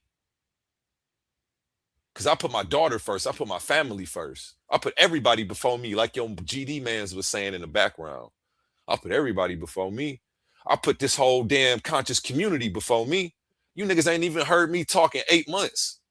You come on here every day and say you ain't heard me talk. You don't never hear me spitting my point of view. All I am is the unbiased host. You want me to drop more game and give more knowledge. Because what was I doing? Being unselfish, putting everybody and their mama first before me. Don't come in over here talking about I'm selfish and self-centered. You see it in my character. Fuck a fake ass belief in a God that I can't prove exists. That doesn't prove that I'm not a selfish person. My actions on this planet with the people who I interact with prove whether you selfish or not. That's what determines your character. Now, you think you got good character because you got belief in a God in another dimension who you can't even prove exists. That does not determine your character. But then you'll come on here, cut people off, treat people like shit, cuss people out. But you think you holier than thou because you've accepted some God, you've accepted a belief system is something you can't prove. That does not make you unselfish, and it don't make you holier than thou.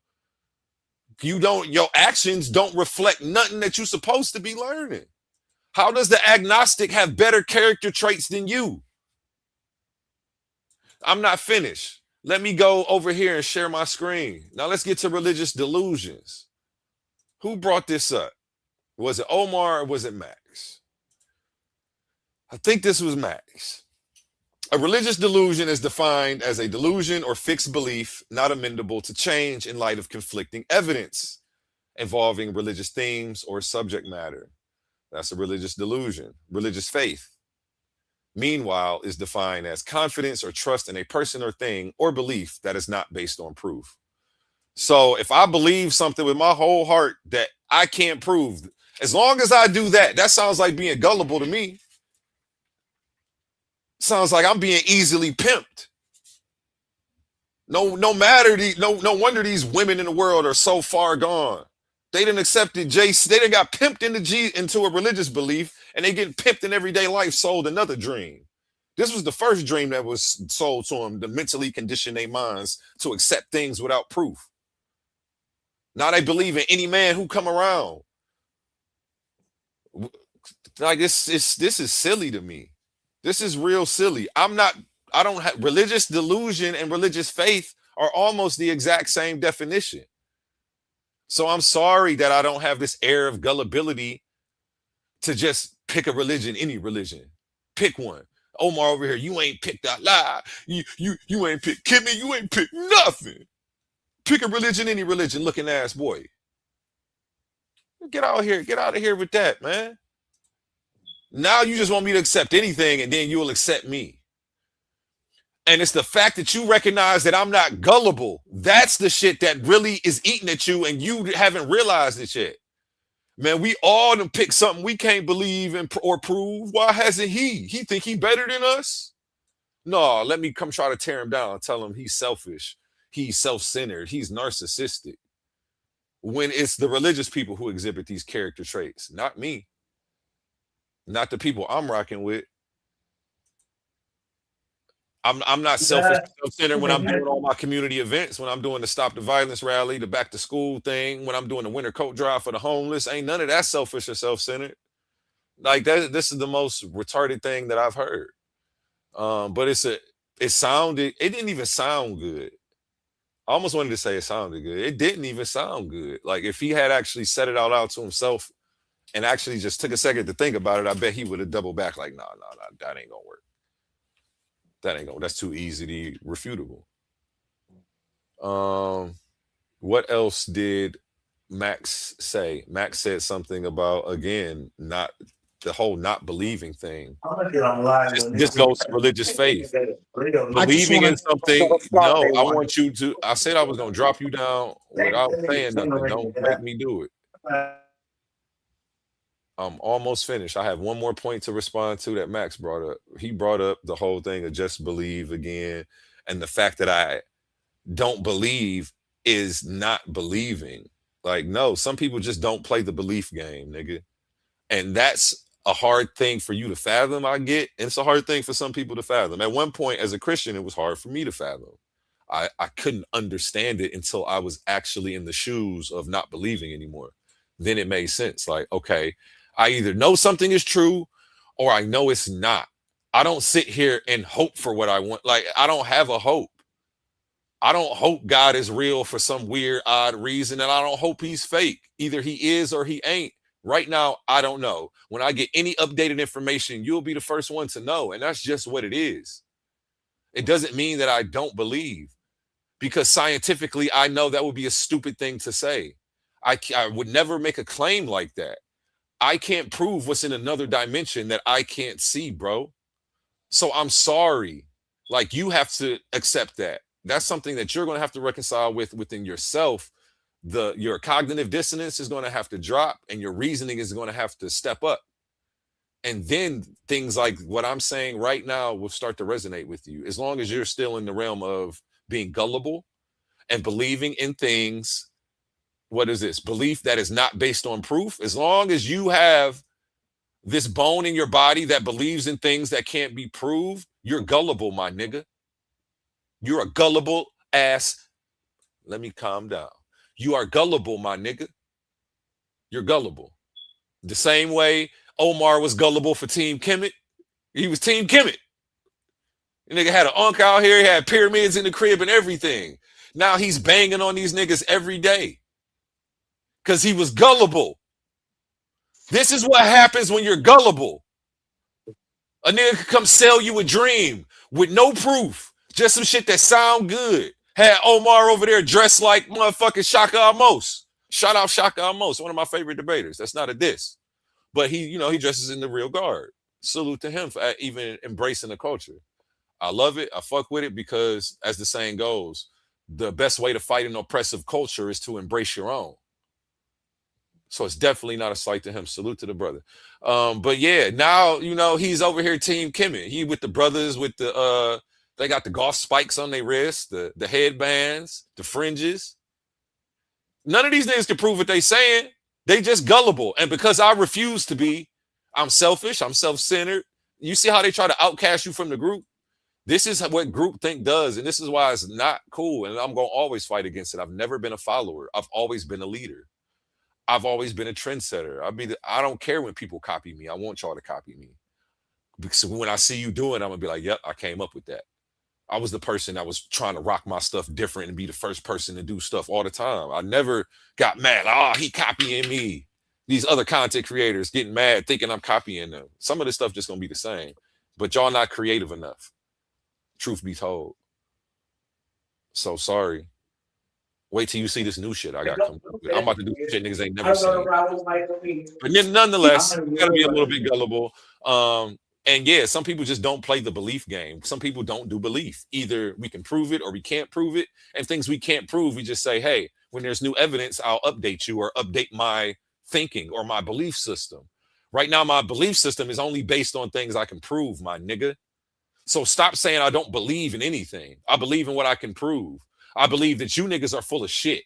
I believe that y'all can't prove shit y'all talking about. And if Omar could prove anything he's talking about his religion, all other religions would cease to exist today.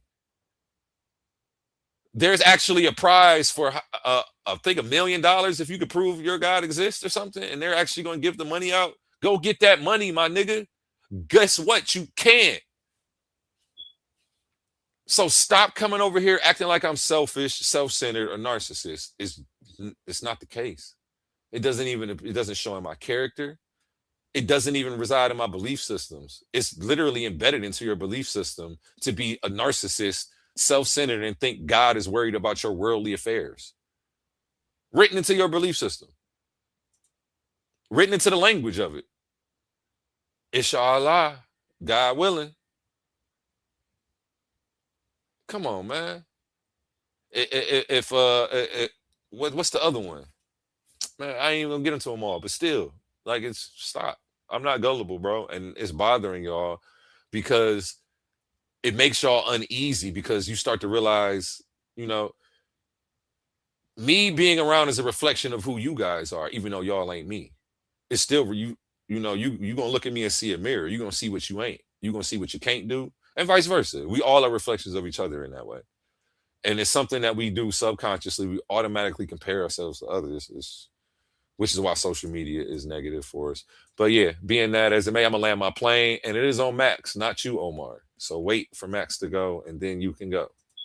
Go ahead, Max. Appreciate y'all for letting me cook. I thought it was Brother Omar that was supposed to be next, supposed to retort. You just went, right? Who just went? I didn't cut you Oh, off though, my A1. bad. It was Max that just went. Did Max just go? I No, don't you remember, but went. Omar You can don't go. go I don't know. twice. You don't go I twice. do It's on want Max. to. Unless Max Yeah, yields I'll time. be short. I won't be long, Omar. I won't be long. Hold No, you hold on. I'm dropping you down. You don't get to keep bullying the board, nigga. I'm a moderator and a host for a reason. Let me do my job. And I'm not being biased. It's not your turn. And I'm not trying to go. Max, go ahead. Okay, so I just wanted to differentiate between what you was addressing with what Omar said and what I said, because I don't think it's all the stuff you're saying about you defending yourself about being selfish and all that. Like, that's none of what I believe. My thing is just the simple concept of I could be gullible, I could be a gullible ass nigga, I could be an idiot, I could be all these things, but it doesn't dismiss the fact that atheists don't believe in God because they don't have the evidence to prove that he exists. We all agree on that. Agnostics don't believe in God because they don't have the evidence to prove that he exists. And that's the same thing. There's a difference between agnostics and atheists. Can I give you the difference? Agnostics believe that there's a possibility. We don't make a definite claim God doesn't exist. Usually atheists make the claim there is no God, which is a definite claim, which is how can the fuck can you prove that unless you've been died and came back, my nigga? So we don't make that claim because we know it's unscientific and logically not sound. That's the difference between an agnostic and an atheist. They're usually a tad bit more intelligent.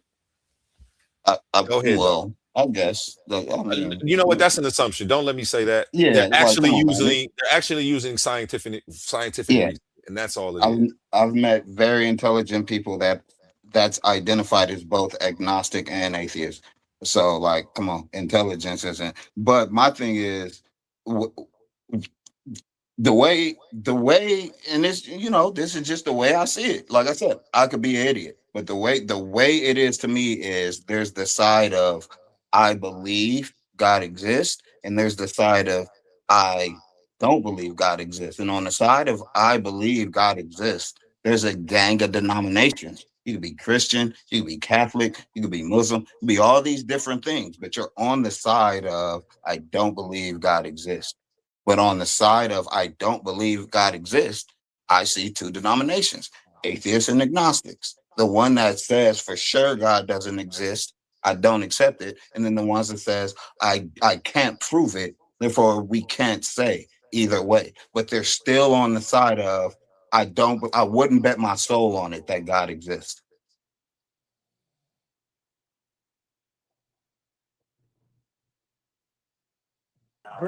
Yo, can brother Omar go now? Because I did mute out and I was patient. I said I'll be brief.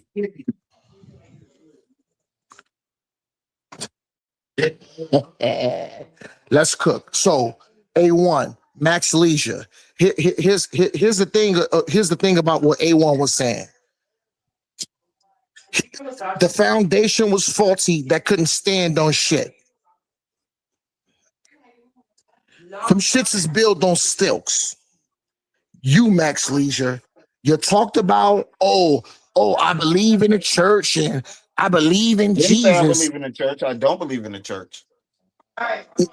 Is that Max Leisure talking? Yes. And I'm sorry to cut you off, but like you believe in Bible and Christ. Yo, Max Leisure, did you not just say you believe in Bible and Christ? I believe in Christ as the spirit of our Savior, but like I said, I'm not a Christian the way you would define a Christian. I don't believe in the Christian church the way they teach Christianity. I don't believe in that. I left that at the age of 12. Okay. Yo, A1, is it spooky time? Is it spooky time, A1? That'd be my last interruption. I just couldn't let you misrepresent what I believe. No, I'm talking about profanity. No, just be respectful. Be respectful, man. I'm hard to offend. I'm still going to use profanity. Here's the thing, Omar, you want to offend me? Go ahead. Take the gloves Here's off. the thing. Here's the thing, Max Leisure. You full of shit. You full of shit. And this is the reason why you full of shit. How in the hell is you gonna call yourself a Christian being Christ-like? You don't keep no Sabbath. You don't keep the law. Nigga, you eat fucking pork.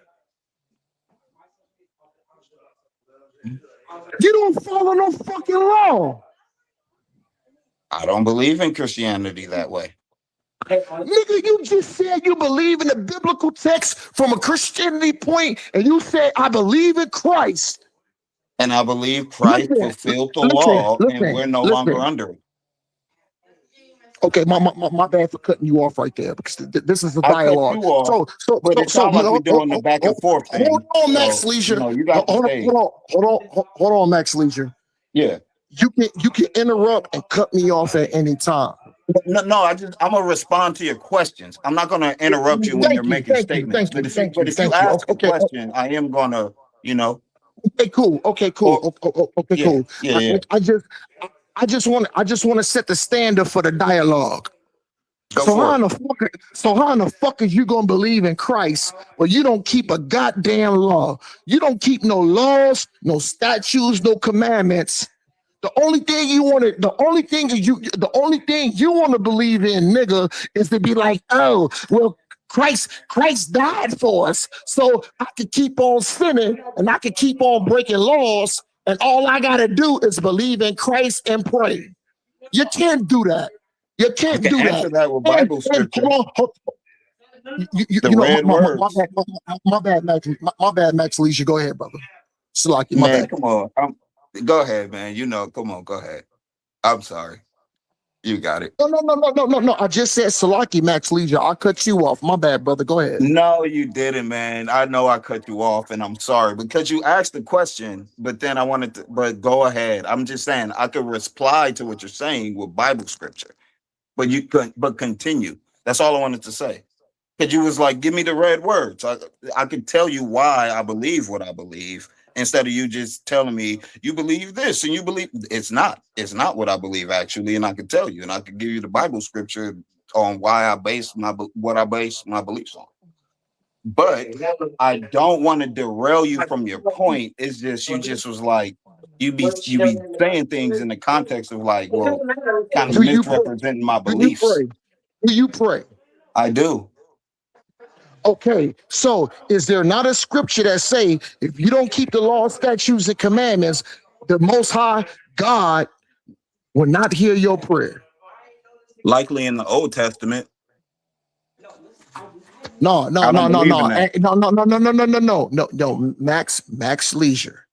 I asked you a question. I said, do you pray?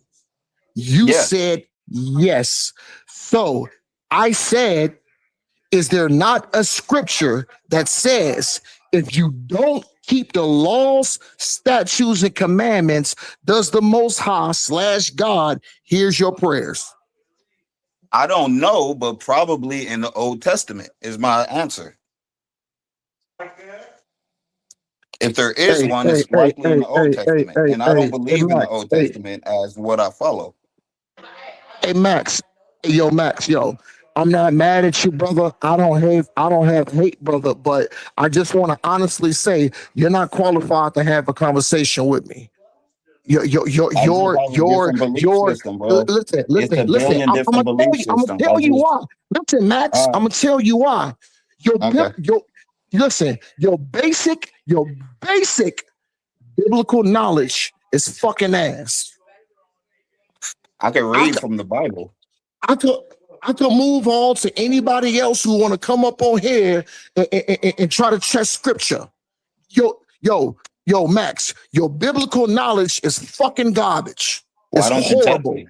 Why don't you test me? Let me read some scripture. Pull up Christ. Yeah, I'll read some red words. I'll read red letters from Christ. I can find some. I'm finna fucking destroy you. Go ahead, though.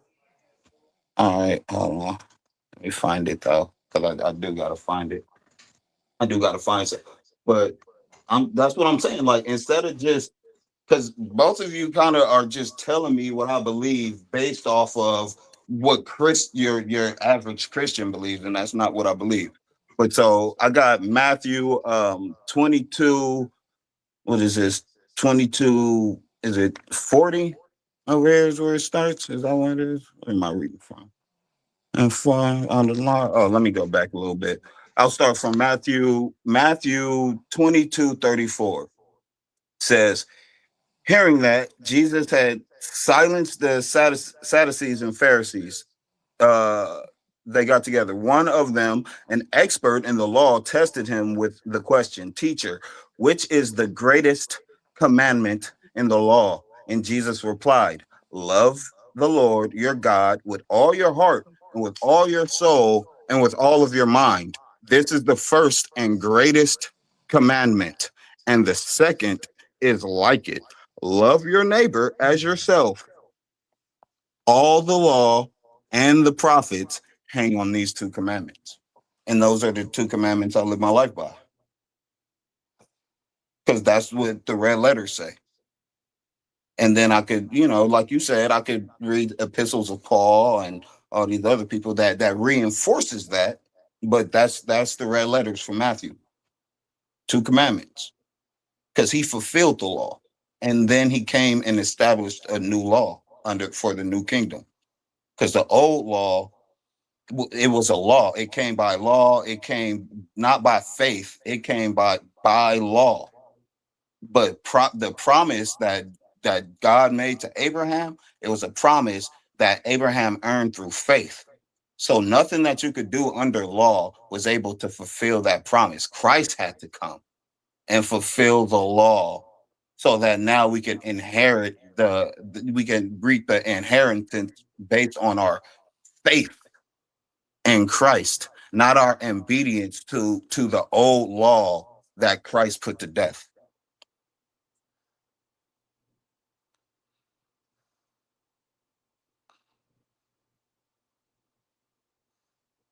So I follow the words that Christ says. That's why I say I'm a Christian, but I don't follow the Christian church and their doctrine, how they preach it.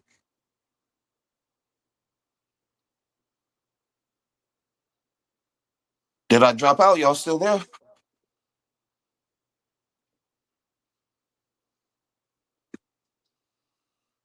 I'm still here. I wasn't listening to you though. I heard you. I'm still here too. I'm still here too. I'm trying to give you a turn to correct yourself. I said 100% exactly what I meant. I read verbatim from the scripture, and I told you my interpretation of it.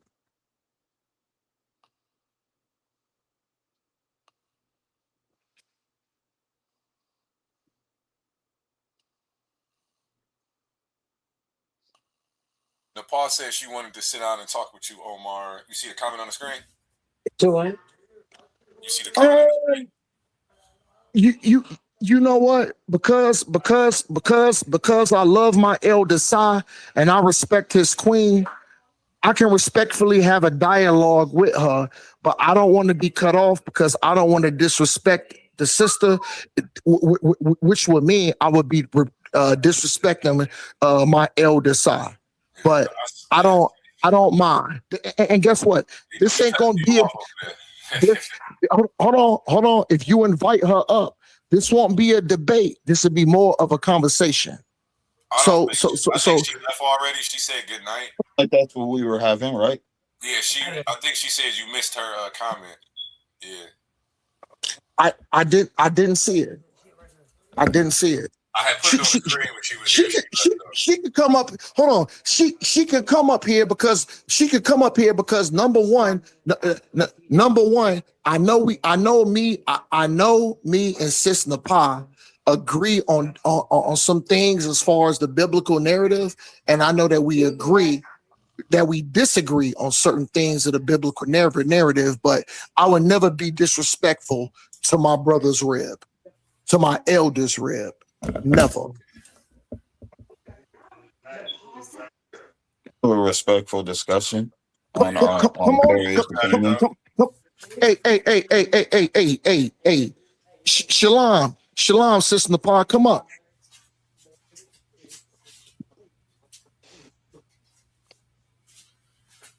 I will Go not. ahead, I will though. not. I think she left. She I will said not. good night already. So go ahead and finish the convo.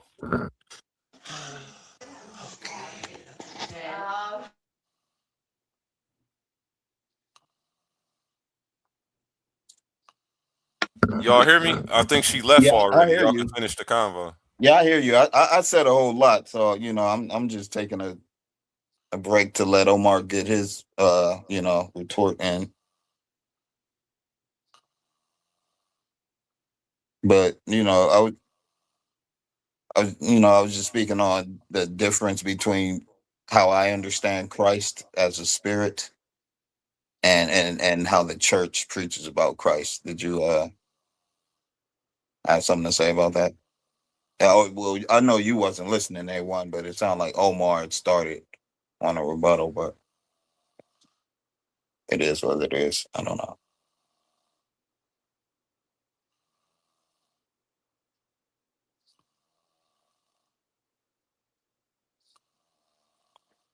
So, I mean, was it anything else that we didn't touch on as far as, because we haven't agreed on anything, but I'm the type that I could accept alternative perspectives without having to agree with them. So I just like, everything that's been said is something that I could take with me after the fact and just chew on it later and see if it changes Hold on. anything about how I feel. So I got a question. Has heaven and earth passed? Huh? Has heaven and earth passed? Past what? Because we're living on Earth. Brother, has heaven and earth passed? I'll say yes, not knowing what that means. Hey, yo, A1, respectfully to this guy,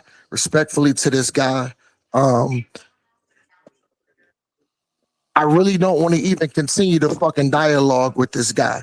This nigga just said no. I said yes. What? Okay. So. No, hold on. Has heaven and earth passed? My answer is yes. I just don't know what that means. Yo, who the fuck is this guy? Yo, A1, Someone yo, that maybe A1. needs to be Hey, educated. yo, Perhaps A1. could you educate me on what the fuck that means? He needs to be debriefed. Heaven, hold on. I got another question. I didn't go to the schools of knowledge that you went to, bro. So I brother, won't have the answer right my answer. question. Brother, answer my question. All right, Are I won't have the right answer. Are you not at home? Are you not at home in your humble abode, standing on soil in your home? Yes. So has heaven or earth passed yet? No. You gonna laugh no matter what I say, bro. Like there's nothing I can say. All right. Respectfully, A1. I just had to see what you were saying. This dude is like this nigga, this nigga's like in kindergarten when it comes to the biblical scripture. What's the right answer? Yes is wrong and no is wrong. Okay, let's go. Let's get him out of here. Let's get him out of here. What briefcase has $1 million in it? I lost. Let's get him out of here right quick. I should have took the deal. I didn't. So which briefcase had $1 million? Hold on, A1. What's the right answer? Hold on. So brother, the scriptures say he said in no wise shall pass from the law until heaven or earth pass. Not one jot, not one tittle shall that pass from the law. So what shall we say then? Should a man that keep the law have good works? Ye that teachest thy soul to keep the law shall be fruitful, she'll be called the greatest in the kingdom of heaven. Thy shall teach to not keep the law, she'll be called the least in the kingdom of heaven. Hey, yo, A1, A1, I'm gonna mute out. You got to bring somebody else back up. I would rather have a dialogue with Sister Nepal because this guy's biblical knowledge is fucking ass. It's absolutely fucking garbage. And I don't even want to talk to this nigga no more. Y'all niggas can have the floor. He got cooked. Shalom.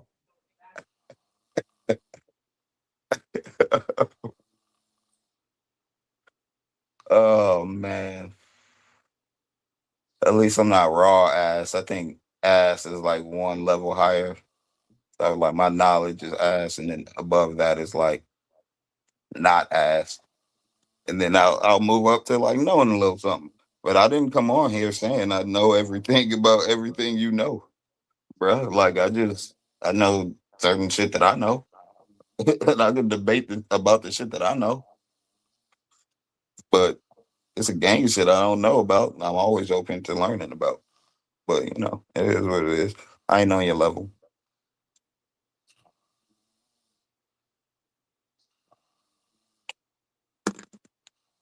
Let's see what we got. No, I had a different one.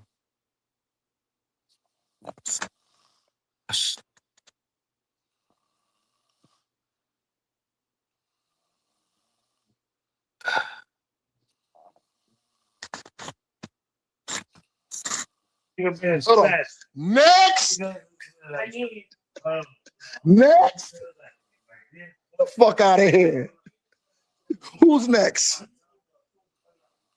Who's next to try to challenge the biblical scripture?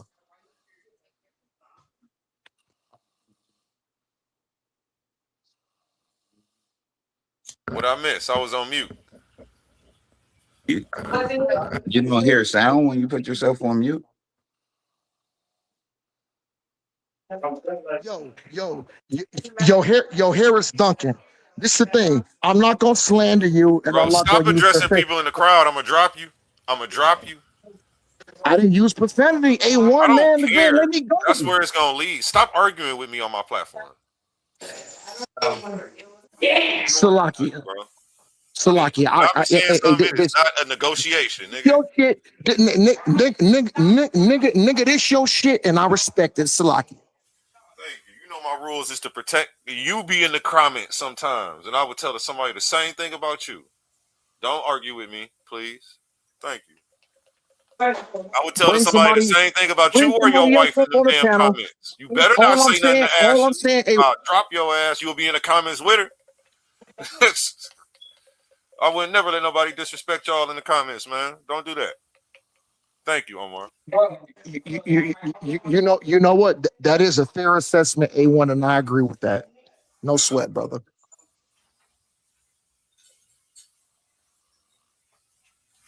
Now you can drop down and go in the comments with him and just get at him. I ain't gonna be mad at that. Look, it's spooky hours. I'm up here for smoke. I'm up here for smoke. We the only ones up late on this Monday morning. Man. It's spooky time. You know what?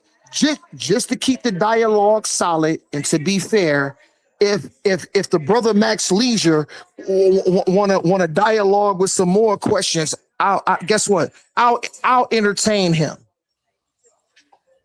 Right.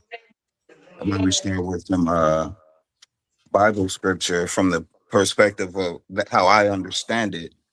So instead of, just hurling insults about my intellect, you could dissect it and understand why I believe what I believe. Down for that?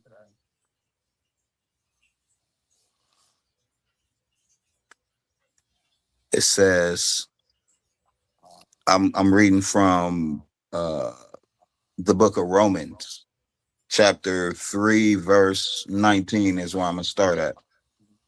It says, now we know that whatever the law says to those who are under the law, so that every mouth may be silenced and the whole world be held accountable to God. Therefore, no one will be declared righteous in his sight by observing the law. Rather, through the law, we become conscious of sin. But now a righteousness from God apart from the law has been made known, to which the law and the prophets testify. This righteousness from God comes through faith in Jesus. I'm going to just read that back a bit. But now a righteousness from God apart from the law has been made known, to which the law and the prophets testify. This righteousness from God comes through faith in Jesus Christ to all who believe. There is no difference, for all have sinned and fall short of the glory of God, and are justified freely by his grace through the redemption that came by Christ Jesus. And it continues to describe the context going in as to why it's separating what the law did for humanity and then what Christ came and did and lifting man from the law. But I'm gonna skip ahead to verse 13 of chapter 12. It says, it was not through law that Abraham and his offspring received the promise that he would be heir of the world, but through the righteousness that comes by faith. For those who live by law are heirs. Faith has no value, and the promise is worthless, because law brings wrath. I'll read that again. For if those who live by law are heirs, faith has no value, and the promise is worthless, because the law brings wrath. And where there is no law, there is no transgression. Therefore, the promise comes by faith, so that it may be grace and may be guaranteed to all Abraham's offspring, not only to those who are of the law, but also to those who are of the faith of Abraham. And we can start with that. We debate what that means. So to me, that he's separating the fact that the people who follow the old law of the Old Testament are bound by that old law, and its law. Salvation doesn't come through law. Salvation comes through faith, and faith comes through Christ. He supersedes the law. He fulfilled it, put it to rest, throw it away in the furnace. It's done, complete. Now, how do you get salvation? Through faith. Faith, not the works of the law, but through faith in Christ. So go ahead. You got the stage. I appreciate you, Mac Leisure, for your decorum. It's a lucky about me. If I didn't show it, I'll try my best to do that. No, to bro, let you cook, to let you cook, Max. No sweat, brother. Straight up. But this is what I want you to do to Max Leisure. I need you to go to pull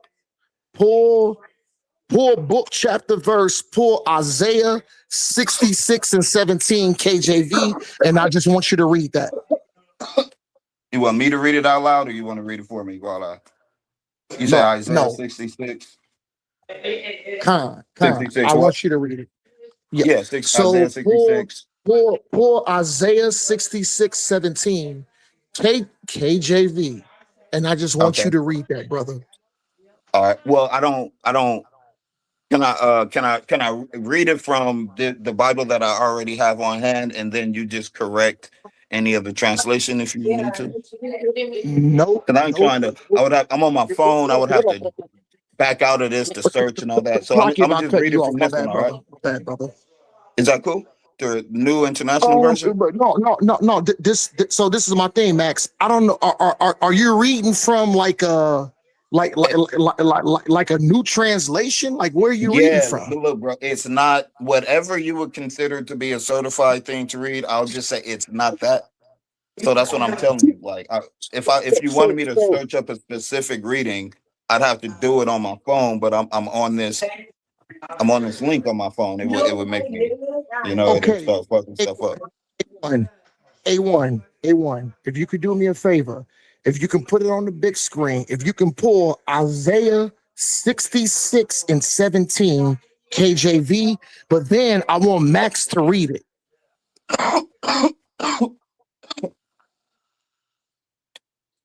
How many verses? Because look, I'll read it from. It can't be too far off, bro. You can just correct what was wrong. Let me just read what it says here. Is that all right? Just to keep things moving along. And then when you got the King James, he could come with the correct translation. Is that cool, Omar?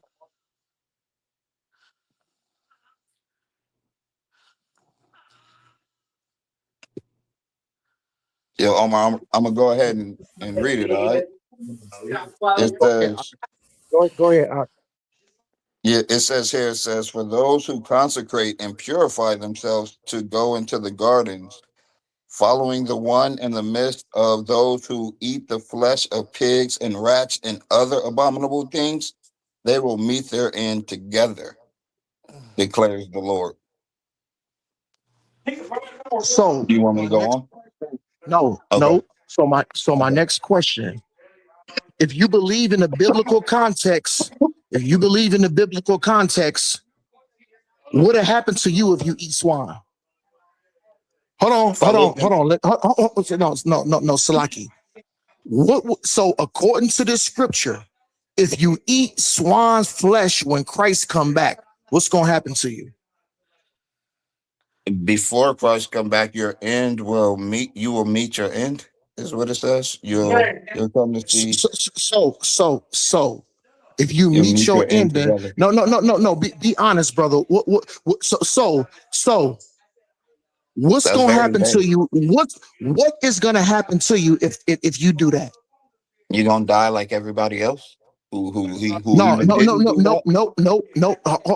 Hold on. How are you gonna die? It doesn't say. It just says you will meet your end This, together. no.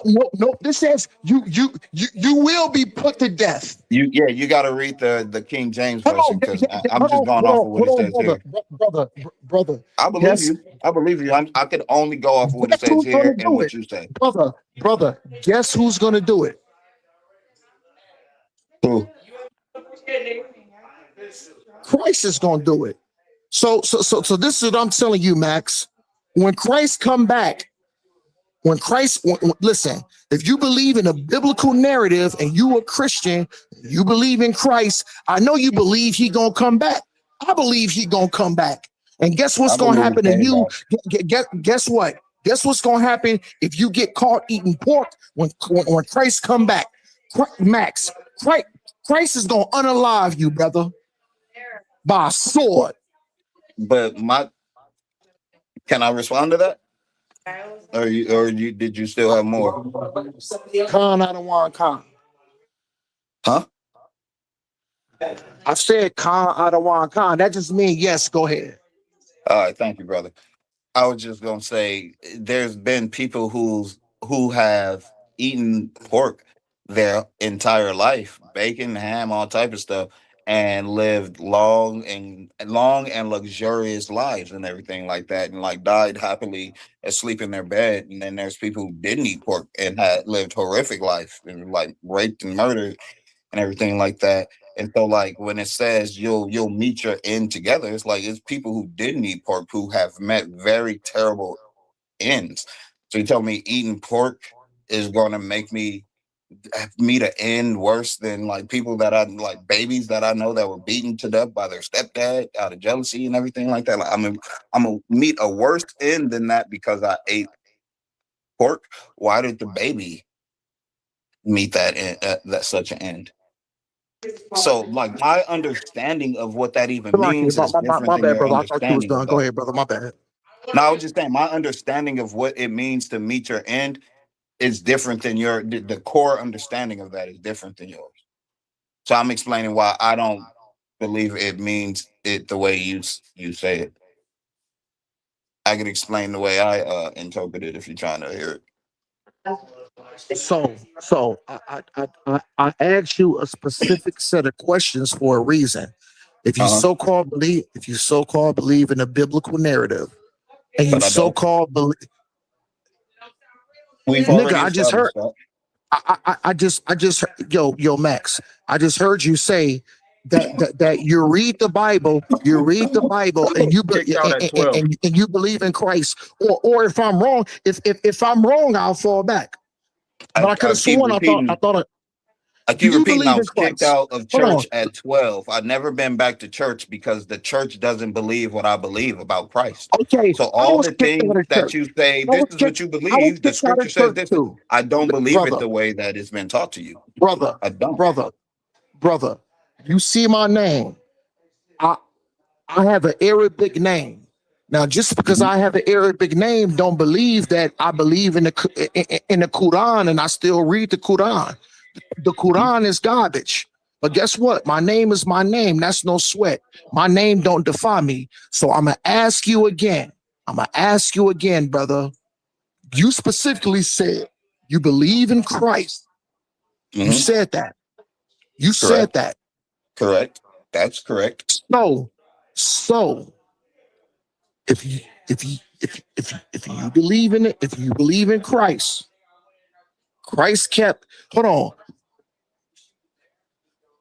I got a lot of tough questions. So I was gonna ask you, was Christ blameless? The answer is yes. Christ never broke the law, he was blameless. So the thing is, if you're gonna believe in Christ and in certain aspects of the biblical narrative, you gotta say Christ kept the law. Christ kept the Sabbath. Yeah. Christ kept the law. Yeah. I believe that. Do you keep the law? No, because Christ didn't command me to keep the law. Brother, He commanded me to keep his law, and he had 2 commandments. Brother, respectfully, I just brought out the scripture. It says, shall no one pass away from the law until heaven and earth pass, and those who teach man to break the law shall be called the least in the kingdom in heaven, and those shall teach man to keep the law shall be called the greatest in the kingdom of heaven. So I got a question. Do you want to be least in the kingdom, or you want to be the greatest? I want to be the greatest, but now that you Okay. okay. Stop. No. Go ahead. No, Let me get my pen. No. You gotta stop there. So if you want to be called the greatest in the kingdom of heaven, what do you have to do? According to the scripture. Follow Christ. No. What do you have to specifically do in order to be called the greatest in the kingdom of heaven?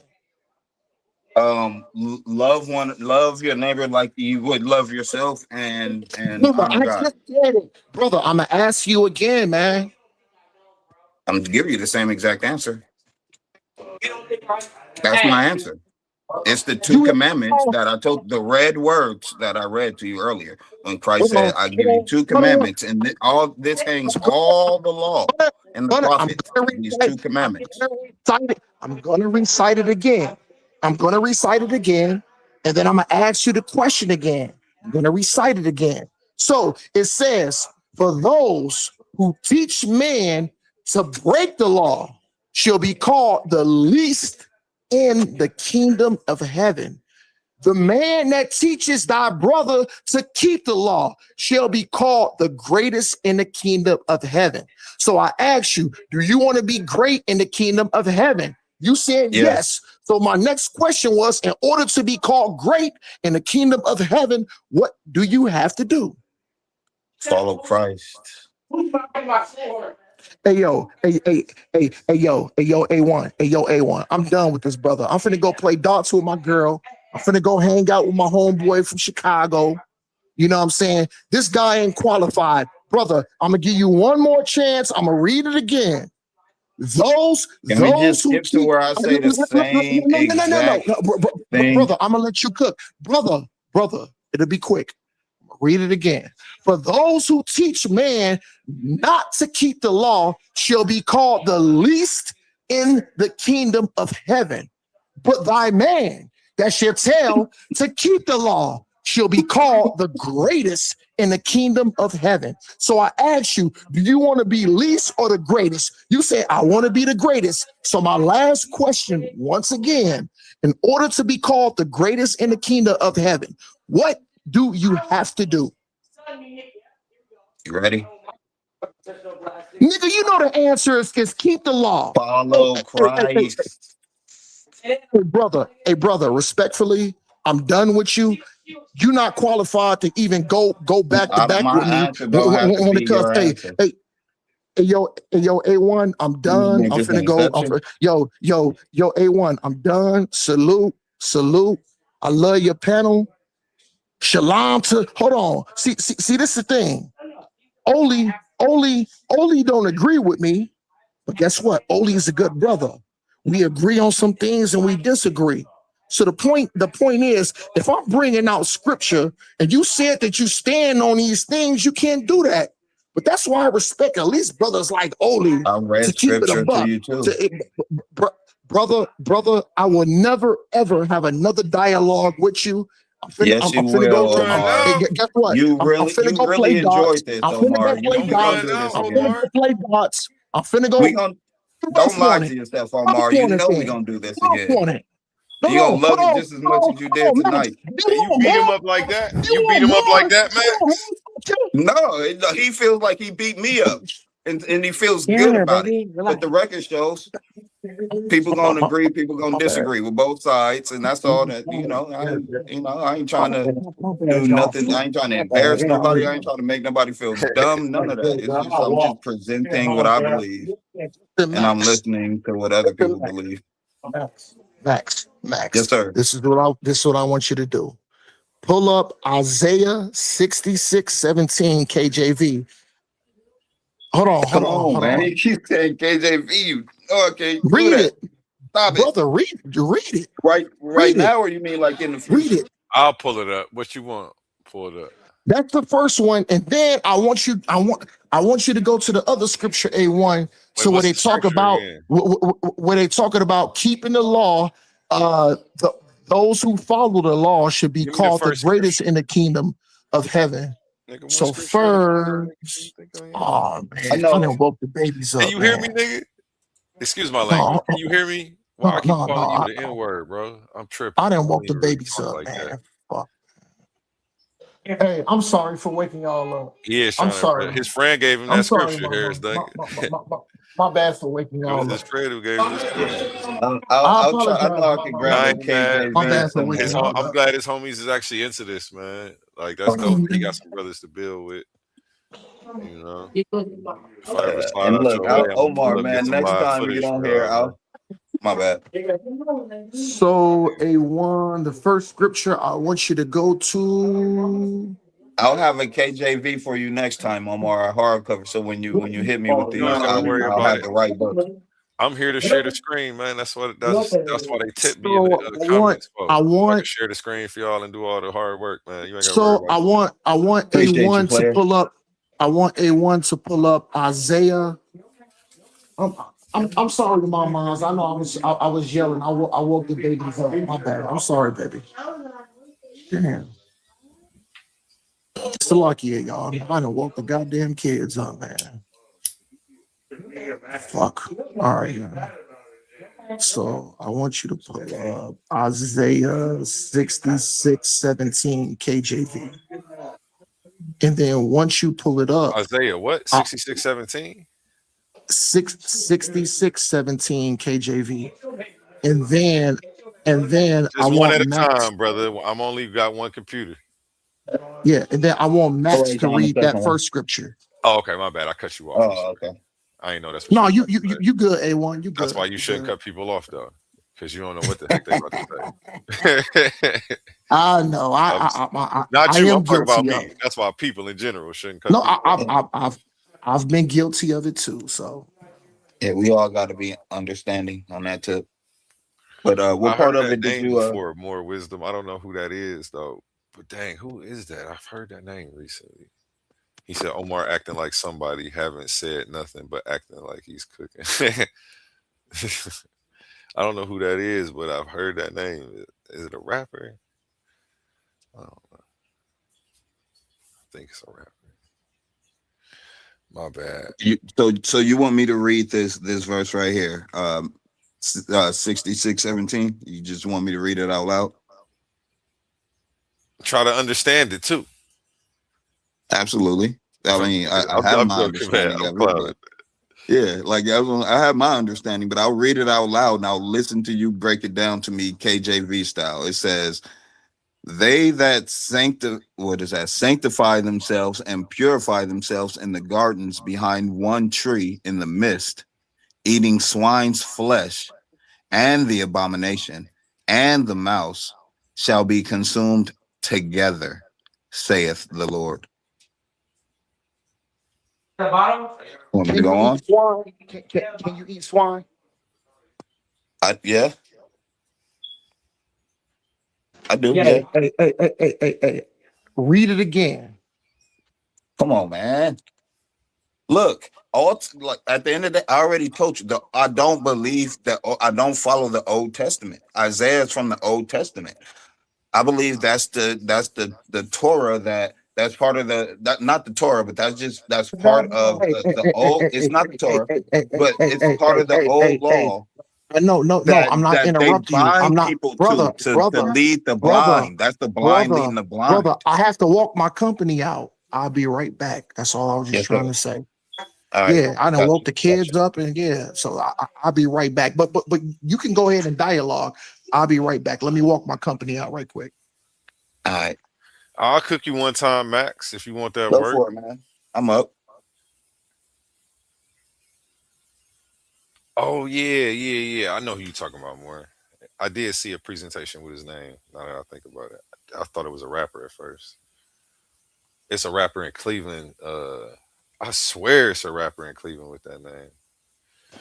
My bad. Max Leisure. Yes, sir.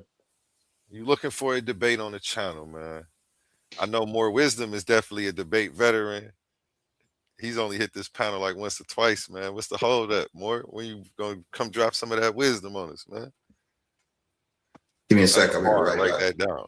That's a bar. But yeah, I'll debate you. I'm looking for a debate too right now, so I'll debate you, man. I ain't debated it in like it's been like 3-4 months, and then before that it was like 6 months. So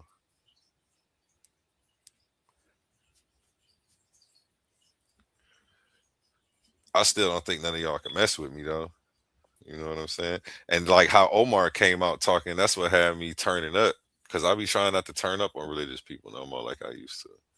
But Omar I get to feel it. It throwing be all that getting that way. slander in, and he make you have to turn up back. Oh, Did you? I don't know how old you are, but did you watch X-Men as a kid or play the video games? I mean, we could debate about that too. Yeah, Are you familiar? So you're familiar with the Danger Room, no. the or was it the War Room? You know, the little the room that they went into where it was just simulated AI and they would just fight against fake sentinels to train Oh, and okay, everything like that. And they would yeah. fight against each other and shit, and really mess with each other. I debates like these, I look at it like that. Well, like we in the danger room. Like that, we're all on the same team. We're all X-Men and in our own respects or whatever. And it's just we sharpening skills, man. That's all. We just Well, ain't out here to embarrass people. I mean, maybe a little bit just oh for no, kicks, yeah. but Some people was getting embarrassed and yeah, dragged maybe a around the little bit. room. But I don't know and what you and doing. You better that's protect a yourself at product. all times. I don't think you know where It's you at, buddy. It's called the danger room for a reason, exactly. But it's just all in the spirit of, hey man, get your shit together next time. Have your shit together. That's it. That's all. Nothing against you personally. I just have to embarrass you real Oh no, quick it's personal so for that some you of these learn. people. It's real personal. And if you didn't Uh, know, it- exhibition debates are $50 win, lose, or draw. The okay. tournament is $50 for every round that you advance, and $500 cash prizes for the tournaments. We are about to start tournament 1.2. And yeah, like the X-Men. Some of you claim you're the best debaters in the game, but every week you're still arguing for free. You study, you prepare, you show up, you give them viral moments, and the platform gets paid, not you. That's not competition, that's exploitation. Some leagues built their entire reputation off the backs of debaters they never intended to compensate. Clips, views, donations, super chats, and the people creating the content still walking away with nothing. Over here, we don't play that game. We are one of the only debate leagues actually paying debaters, reinvesting back into the community. Because if your arguments generate value, you deserve value. So here's the reality check. If you're really the monster you claim to be, if your research is really as sharp as you say, if you really think you could dominate any room, then prove it. And here's where the stakes are real. Warriors don't fight exhibitions forever. They fight where the prize is. So you have a choice. Stay comfortable debating for exposure, building someone else's empire, or come step into the arena where serious debaters get respect and paid. This isn't charity. This is combat. Yes. So Omar doesn't debate formally. He does discussions. Let me pull this down, get us back up. I guess he considers this training more wisdom. Have you seen any of our actual debates, Max? I'll put your stuff on here and there and like listen to it while I'm doing other things, because you know you guys be doing long streams and debates. Oh, okay, yeah, those are So I open like that. panels. The debates Yeah, are well- actually formatted, and all the debaters have. Yeah, I haven't PowerPoint seen a present- single one of those. Then Yeah, they all have first a thing you form. said. They all have a format and a PowerPoint presentation. So Okay. everybody comes with sources to show along the way. Okay. Yeah, so All right. definitely we got to get you to check one of those out. We have the Yeah, final dude, coming for up sure. with For sure. I'll do my research. this For Saturday. Sure. Thanks for letting me know. Yeah, I got you. This Saturday, Pandemics the African Atheist versus Suave Boss. Who's going home with the $500? Clash of the Titans 1.0. The finals are here. It all comes down to this. Out of 16 debaters, only 2 remain standing. Some fell because they couldn't defend their arguments. Some crashed out because their antics outweighed their intellect. Others simply weren't built for the pressure of the arena. But now, the smoke is cleared. The finals face off. Pandemics the African Atheist versus Suave Boss. Before the final war of words, they meet face to face to choose the topic that will define the championship debate. $500 on the line. One winner, one name etched in Clash of the Titans history. Who has the sharper mind? Who can survive the pressure? Who will rise when the lights are brightest? This is bigger than debate. This is legacy. And for everyone who lost along the way, Oh, this would be your chance at relatively easy. redemption comes He from sort of tournament stumbled into this. This was not a topic that he wanted to do. He was talking about, he thinks that we should be. And when he gave a description of what he was talking about, I said, that's not really being racist. And that's how we got here. He said, oh, we can do that. So he's about to be trying to debate against the thing that he thinks that we should be doing and trying to show how it's a negative in some way, which is interesting. But yeah, the flip-flopping will not go unnoticed. You know what I'm saying? Legacies are created and destroyed in these debate streets. And you know what I'm saying? Your word and what you stand on is that legacy stay with you. You know what I'm saying? And you know what I'm saying? I had to remind the brother, you know what I'm saying? After multiple times people hearing us have the conversations, for him to backtrack and say that he don't hold the positions that people have heard him say in the past, even on other debates, is wild. It's very similar to the pattern that I have with believers and them dropping their gods when they come in the ring with me. So everybody know what it is with me. I am undefeated in this tournament, and I will remain that through to the end. And like I said, that little blue orb that y'all see on the screen right now, I'm taking that home with me, you know what I'm saying, as a trophy. And if he keep talking spicy, I will take his head off, like my original opponents, you feel me? It's what it is, man. Super Pan, man. Shout out to the Pan fans and the Barbarians. You heard me. Have a nice day. I'm going to destroy Pan. I'm going to embarrass Pan.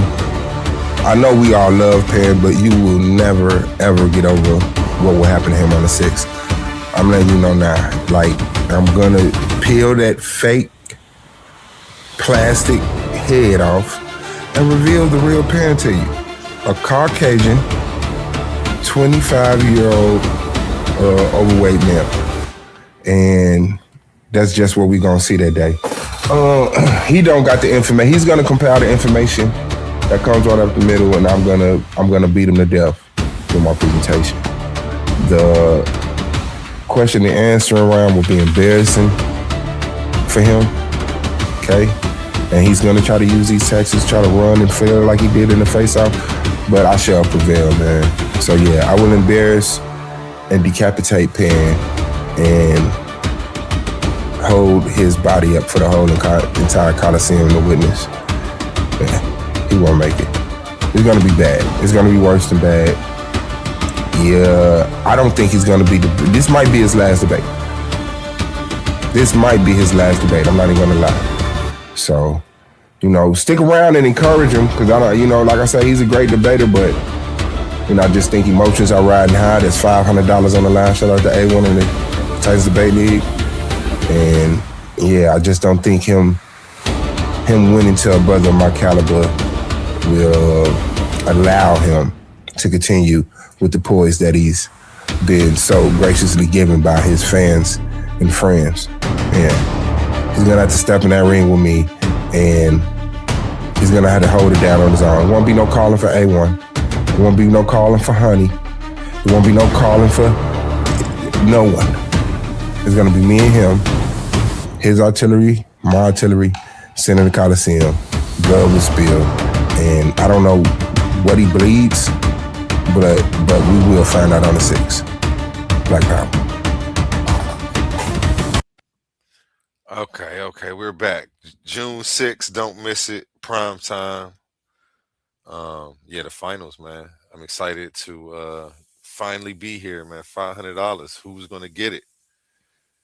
Back to you, dope, Max. man. Do they? Well, I mean, do they have a debate subject already, or do you guys? Yes. Is keeping your resources to yourself racist or something like that. Okay. Is black people keeping their resources to themselves racist? And how many rounds did it take for them to get to the finals? 3 rounds and then the finals. It was a 16-man tournament. Nice. So they both 3-0 going in. Yep. Nice. Well, Pan already had a record. I think he's like 10-0 already. Well, right now, currently, or something like that. Well, which one is the one in the sideboard? 13-0. That's Suave. He's got an extensive record. He's been debating for like over 6-7 years with presentation. Oh, okay. Because my money was on the other guy. Just off of I know nothing about either one of them. Just going off of their presentation. Who was Suave? He sounded like he was trying to figure out what to say, like what should he say, and the other dude just listening to him talk. He sounded like he was speaking in the context of what else can I say. I'm gonna just handle this dude like I handle everybody else, and you know, it is what it is. I don't have to really say much more. You know what it is, but I would be completely wrong. That's just big ups to who'd you say? Who's the other dude?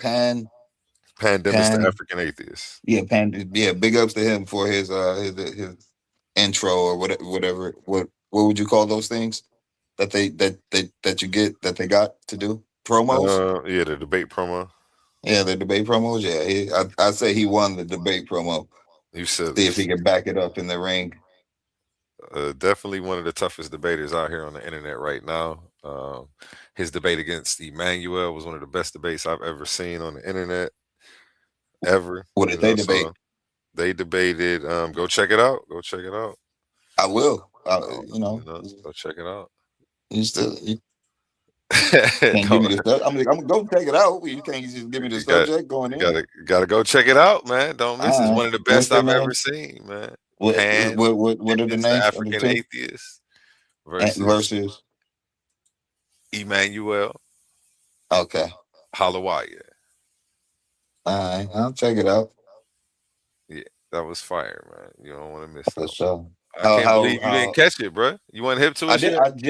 I I literally just like I emailed you maybe 2 days max after I seen the first few videos. Like I said, you be running them a lot, so I caught maybe Okay. like 16 hours in 2.5 days or something straight. Oh, I ain't I gonna was mess like, with oh, you then. okay, I That's like why I it. ain't tell you the title. I'm thinking you should have known it.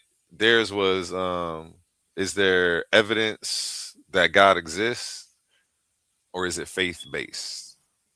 Oh, okay. Oh, okay. That's right up my alley. I definitely got to check that one out. Yeah, check that out. I think you'll Yeah, see how yeah. presentations go For and, sure. and And the yeah, I'm, format. I'm, I'm gonna go back and study all these dudes who got whatever type of extensive record in your league.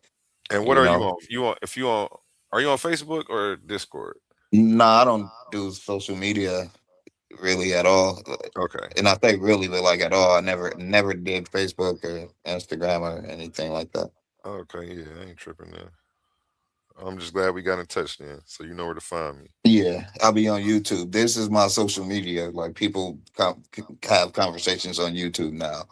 So I'm like, okay, well, I could do that. I've been on YouTube. Let's go, let's go. So what you said you wanted to debate now? I didn't. I didn't. I'm open to debate any topic that you think would make for good content. Um, like I figure we like how we had a discussion tonight. I figured that's what we would do is just discuss a few things, and you would kind of fill me out for what who I would fit in a debate based off of Yeah, what you I think assessed I'm gonna about line what you I up with one believe. of the newbies, man. You know what I'm saying? I gotta see how you do first Yeah. before you step Hey, in the any ring with day. me, man. Because I ain't gonna hold back. You know, I don't want to mar Yeah. you. First Anywhere debate you want to out, put me, I'll show up. hire you and retire you in the same evening. You know what I'm saying? Yeah. He Let's said, see. "Yeah, Let's see. you Let's funny." see. Yeah. That's what I'm down for. Put me on the spot. We're gonna see. I I'm got not somebody afraid for of you it. though, man. It's a lot of people been asking to debate, so I'm gonna continue to go ahead and put everybody else first. I'm gonna catch some. Cool. I'm trying to. I'm whale hunting right now. I ain't gonna lie. Yeah, because So, yeah. I'd love to enter the tournament that you spoke of and everything, 50 around and everything. That sounds exciting, but I would definitely just like to do some exhibitions. Definitely, yeah. And coming up, we have Sapphire versus Oli, the face off. Let me blow these up a little bit. We also have Emmanuel Halawaya versus God Justice coming up, the face off June 20th. We got Sapphire and Oli June 27th. That's the end of the month. And June not to cut you off, 13th, sorry, we but can I have ask how long you've been doing this? for like 9 months. Yeah, well, specifically this channel. I'm August sure 6th. you've been doing what you do for Specifically, much longer. specifically August 16th of this Oh, 2025. So less than a year. nice, man. Because you wouldn't guess it, man. If you would have said for the last 5 years, it looks like it. The way you got it together, Oh, I promos and appreciate everything. you. So you on your shit. And do you got a team or is just you with all the No, graphics I and got the a team. I got a team AI? that helped me Oh, out. okay. Well, then Oli, y'all doing your thing, I man. got a I team really of like it. hosts. I got a team. I got some people that help me with the graphics. I was doing Well, mostly everything myself, but I just, as people start stepping up to help me, so that way it's not so much weight on my shoulders. You know what I'm saying? if you build it, they will come, right? Yeah. So yeah, So man, everybody on the it's team a good usually thing. pick up at least one task. I'm gonna try to You invite know? some more people over to check it out, see if they want to get Definitely, yeah. involved Even too. if they just want to watch or if they want to hit the panel and chop it, if they actually want to get in the Yeah, ring too, we got something for yeah. 'em. We have some other style shows coming out. Like we got a trivia game show where Hmm. we're about to start doing some other stuff. I'm not going to speak too much on it preemptively, but you will see Yeah, as things start to roll out. So be on the lookout for some fresh ideas hitting the scene real soon. yeah. It's got that real professional look. That's what I'm saying. I don't like to recommend a lot of things to people that they gonna come back to me like, dude. But this is definitely people love a good debate, and you got this channel got this shit together. So I'm definitely throw me in some exhibitions, and I'm trying to make my name known over here. Definitely. Oh, you already know, big dog. I got you. We about to make that happen ASAP. Like Yeah. this week, for real. I'm probably gonna have I take that back. This weekend coming up, I'm gonna try to have a discussion with you. Absolutely. What's your best hours to do discussions? Late night, Well, I just do midday? I do deliveries. I'm typically busy on the busiest on the weekend, but I can make whatever time slot available that I need to. So that's basically what I'm saying. So just give Okay. me the notice. I can make any Like, time slot and then we virtually. gonna make it a prime time slot, so it's 7 or 8. I don't know if that's better for you or worse for you. Yeah, I mean it'll work. I'll work around whatever you give me. Okay. I'm on the I'm on I'm on the lower circuit. If I was the WWE, if this was the WWF back in the 90s, I'm one of the wrestlers that wrestles on Tuesdays and Wednesdays and shit. I'm just trying to work my way up. Whatever you I got got for me. you. I got you. I got you. We're You gonna put me get in a you work prime time in. slot, wow, thank you. Forever appreciative. Right out the gate, yeah. And you are, what would you say your background is again? You're not a Christian, but you believe in the Bible. Yeah. You I believe in believe look, Jesus? yeah, I believe in Christ as the spirit that supersedes all religions because it works through all religions. I believe we exist in a duality.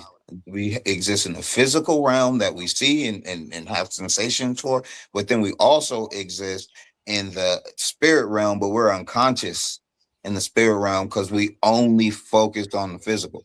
So I just believe that Christ is trying to be the bridge between the spirit and the physical. That's why I meant to mention to Omar earlier when he gave more context to what he was asking about heaven and earth coming together or something like that. I was going to say that's what the crucifixion of Christ was. It was the spirit from heaven and the body from earth, and they met at the point of death while he was on the cross, and that was however he phrased it.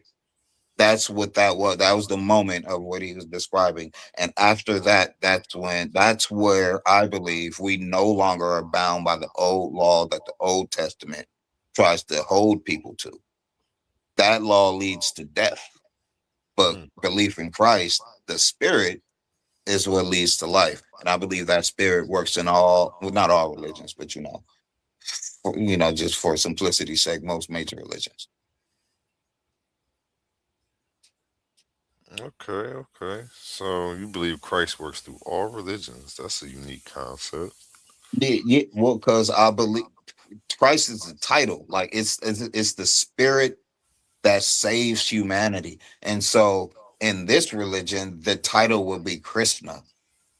Christ, Krishna. In this religion, the title would be, they would have different names for it. Like Zeus is another variation of Jesus, which is how Jesus would actually be pronounced if it was pronounced in the Hebrew tongue, because Hebrew don't have the letter J. It'd be Zeus. And so like it's the same spirit, different tongues trying to pronounce it. And there's a verse in the Bible that speaks on that.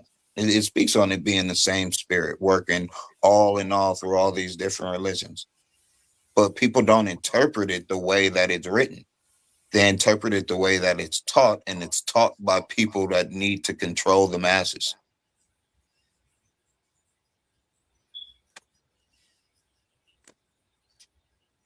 So like that's why it's an asterisk over my Christianity, man. I always have to explain it. So just for simplicity's sake, I always just say I'm a Christian. If that keeps the conversation moving forward. But then when we get into the intricacies of what I believe, that's when I got to start being. That's when I got to break it down. But for the most part, I'll accept the Christian title. No, we ain't gonna put you in that box because you ain't no Christian. Oh, well, if you don't mind, I found a verse I was speaking of the spirit through working through different. Is it cool to read it? About like 5. It's about maybe 15 verses. Go ahead. Inside of one chapter. Do your thing. It says, and this is the Epistle Paul reading. This is the first book of Corinthians, chapter 11, chapter 12, starting at verse 1. It says, now about spiritual gifts, brothers, I do not want you to be ignorant. You know that when you were pagans, somehow or other, you were influenced and led astray to mute idols. Therefore, I tell you that no one who is speaking by the Spirit of God says Jesus is cursed, and no one can say Jesus is Lord except by the Holy Spirit. There are different kinds of gifts, but the same Spirit. There are different kinds of service, but the same Lord. There are different kinds of working, but the same God works all of them in all men.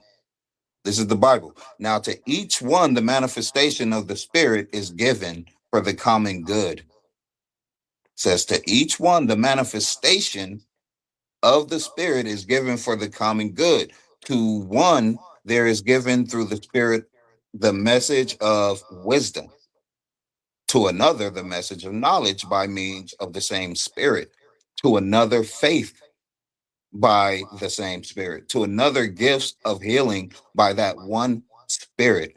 To another, miraculous powers. To another, prophecy. To another, distinguishing between spirits.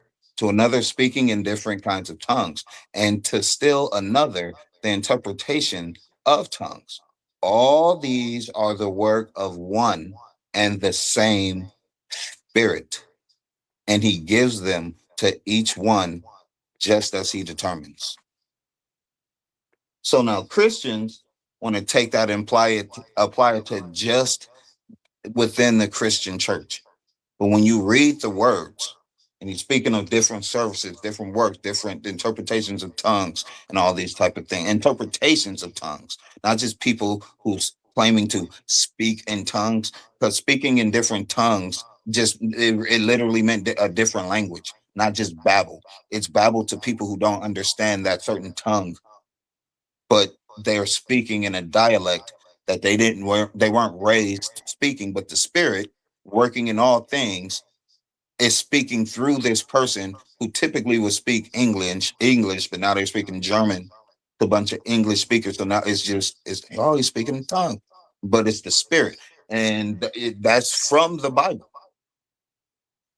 And so to me, it's like I read the Bible and I interpret it the way it's written, what it says it. I don't try to go to people and control them by saying this is what you have to believe, because this is my thing is just to say this is what the Bible actually said. It doesn't say you have to follow the laws of the Old Testament. Christ came and put an end to that. He just says treat others the way you want to be treated. That's the ethic of reciprocity. And then he says believe in God with your whole heart, because that's where the source of your power comes from. It's I want to say synonymous, but it's like paradoxical, but it's the same as believing in yourself. Let's just say, just for the sake of what I'm trying to say, I'm not saying it right, but if you wanted to, let's say, make it to the NBA, but you didn't believe that you were going to make it to the NBA, you're not going to make it to the NBA. 100% of the people who made it to the NBA believed with all their heart that they would make it there. And so they manifested that into their reality. So the 2 commandments is to believe in God with all your heart, because that's where the source of your manifestation power comes from. And then it's treat others the way you want to be treated. And it says in various scriptures, different books in the Bible, that same thing.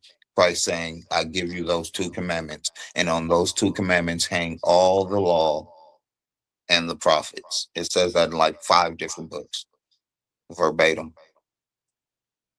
So I followed that. But that's not what the church follows. So you see my dilemma? Does it make sense, or am I just babbling? Damn, A1, you not listening again? Every I'm time over you here go on muted. mute. I'm over Yeah, here muted. No, just that take makes it go sense. on mute, bro. You I ain't see where gotta not you're listen. coming from. You know, I got some points I'll push back on, but that ain't normally what I do. I So, love to hear it. We ain't gotta but argue. you know, I'm always open to like where my respect. blind spots at. What am I missing? If I'm missing something, please enlighten me. I ain't trying to be going around regurgitating the same wrong shit my whole life.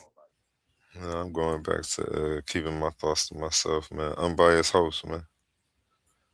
Well, I mean, you ain't got to be that with me. It ain't like if it was more people up here and it was gonna open the panel to like 1,000 different voices trying to hop on your head over that. I get it, but I'm just interested in the pushback. Like I said, I've had discussions like this with my father my whole life, and they're always friendly discussions. There's always playful. Like, that's dumb. Only dummies believe. Like he would say that to me, I say that to him, but it's just, it's with love. So when I have these discussions and debates, I never take it personal. Yeah, Please, you like, tell me should. something I That's haven't yeah. heard before. That's what you don't want to do is take it That personal. the best thing that I could hope for is to hear something that I haven't heard before. When in any discussion or debate that I get into, that I'm hoping for that more than I'm hoping to convince you of what I believe. I'm hoping to hear something I haven't heard before. More, that's the top of the list. So if you could present it, I'm all ears. Mm-hmm. I'm pretty sure you feel the same way. You just haven't verbalized it, or perhaps you have. But I think the Oh, most good debaters feel that same way.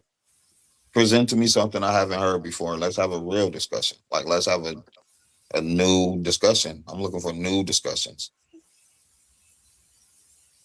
yeah. Not for me though. I mean, I know I'm gonna get it on this channel, man, because from what I've heard already, Yeah, I've I know already heard a that. bunch of stuff I haven't heard before. So Yeah, you I ain't already got know I'm nothing gonna get to my worry fill. about. Yeah, I know I'm gonna get my fill of that. So I ain't worried about that. You're right about that. Well, look, man, I don't know how late you stay up over there on the East Coast. It's 2 a.m. for me over here, so I'm gonna go ahead and crash out. And Man, get you some thank rest, you man. Get you and some rest. I'm about to appreciate run you this for having me rerun. up, man. No doubt, man. I'm Yeah, about to play a little bit very of a much rerun for a appreciate you. few hours until I think only waking up and doing morning coffee, or maybe All Dwayne. right. Somebody gonna Yeah, be going shit, it live here is morning shortly. time for y'all, huh? Like it is morning coffee time for y'all. So Yeah, it's about to yeah, be man. 5 Tell o'clock. Omar I appreciate his conversation, and we gonna debate again. So tell him to get ready. Tell him to be ready, because I stay ready. Oh yeah, Omar But ready. He talking about he need 3 weeks to get ready for our talk discussion. But I want him to have sources, so he can he's a take all the character, time he man. need, man. He's a Take character. all the I time he appreciate people need. like that. I like them. I like that. I like everybody that I've heard on here and everything. Like real intelligent people. That's what I appreciate the most. So again, man, thank you for having me. I'm gonna go ahead and get up out of here. Yes, sir. Have a good night. Yeah. Have a good night. Yeah. You have a good morning, man. Enjoy the rest of it. And we're not going anywhere, so don't leave, folks. A real quick word Yes, from our sir. sponsor. Attention all debate fans. You've been watching, you've been arguing, you've been picking sides. But now it's time to level up. From this point forward, all debates on this platform are going members only. That means the hottest clashes, the wildest arguments, and your favorite personalities going head to head will only be available to subscribers. You want real scholarship, you want the smoke, you want the unfiltered action, then don't get left outside looking in. Sign up today for as low as $3.99 and get full access to every debate, every moment, every knockout argument. This is Titans Debate League, where legends are made and debates get real. Join now or miss out.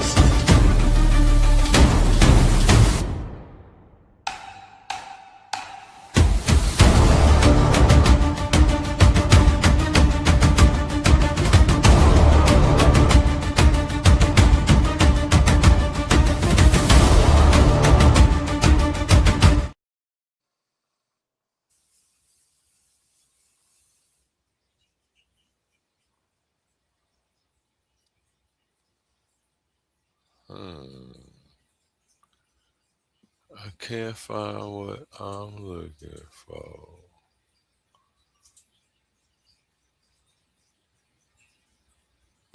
Clash of the Titans 1.0. The finals are here. It all comes down to this. Out of 16 debaters, only 2 remain standing. Some fell because they couldn't defend their arguments. Some crashed out because their antics outweighed their intellect. Others simply weren't built for the pressure of the arena. But now, the smoke is cleared. The finals face off. Pandemis the African atheist versus Suave Boss. Before the final war of words, they meet face to face to choose the topic that will define the championship debate. $500 on the line. One winner, one name etched in Clash of the Titans history. Who has the sharper mind? Who can survive the pressure? Who will rise when the lights are brightest? This is bigger than debate. This is legacy. And for everyone who lost along the way, your chance at redemption comes when Tournament 1.2 launches. But right now, this moment belongs to the finalists. Clash of the Titans 1.0, the face-off, Saturday, May 23rd, prime time. Be there to witness history. Are you not entertained?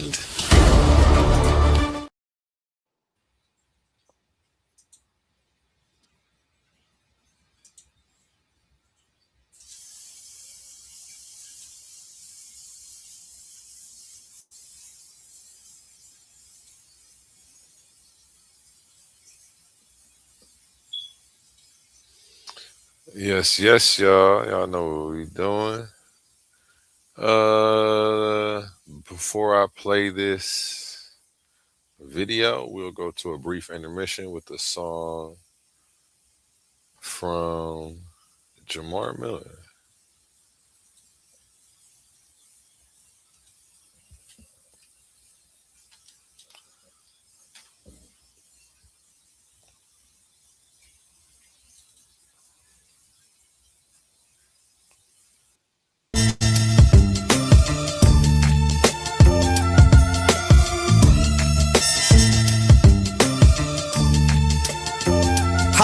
Jamal, classic art, Mona Lisa. Return to gold to Caesar, holy speaker. Consuming rappers like a whole amoeba, roll the weed up. Your local preacher, 317, decode the beeper. Load the sheep up, cause holy Jesus got some older features. They withholding secrets of mysticism, bogus reasons. They quote Josephus, holding meetings only for elite men. We off the deep end. Overseers and slave hunters control the precinct. It's no defense, cold enough to blow the heat in. The flow decent, solar beings hold a DNA with the oldest features. It's all the reason to be so conceited. Afro eliteness, chocolate women say the style, give them they hold a feeder. Social media birth the boldest speakers, hold your grievance. Before they spin that block with the poles and heaters, know what beef is. The voice of reason, dropping gems on them, hope you peeped it. It's now Cypher 85, and Jay destroy the weak shit.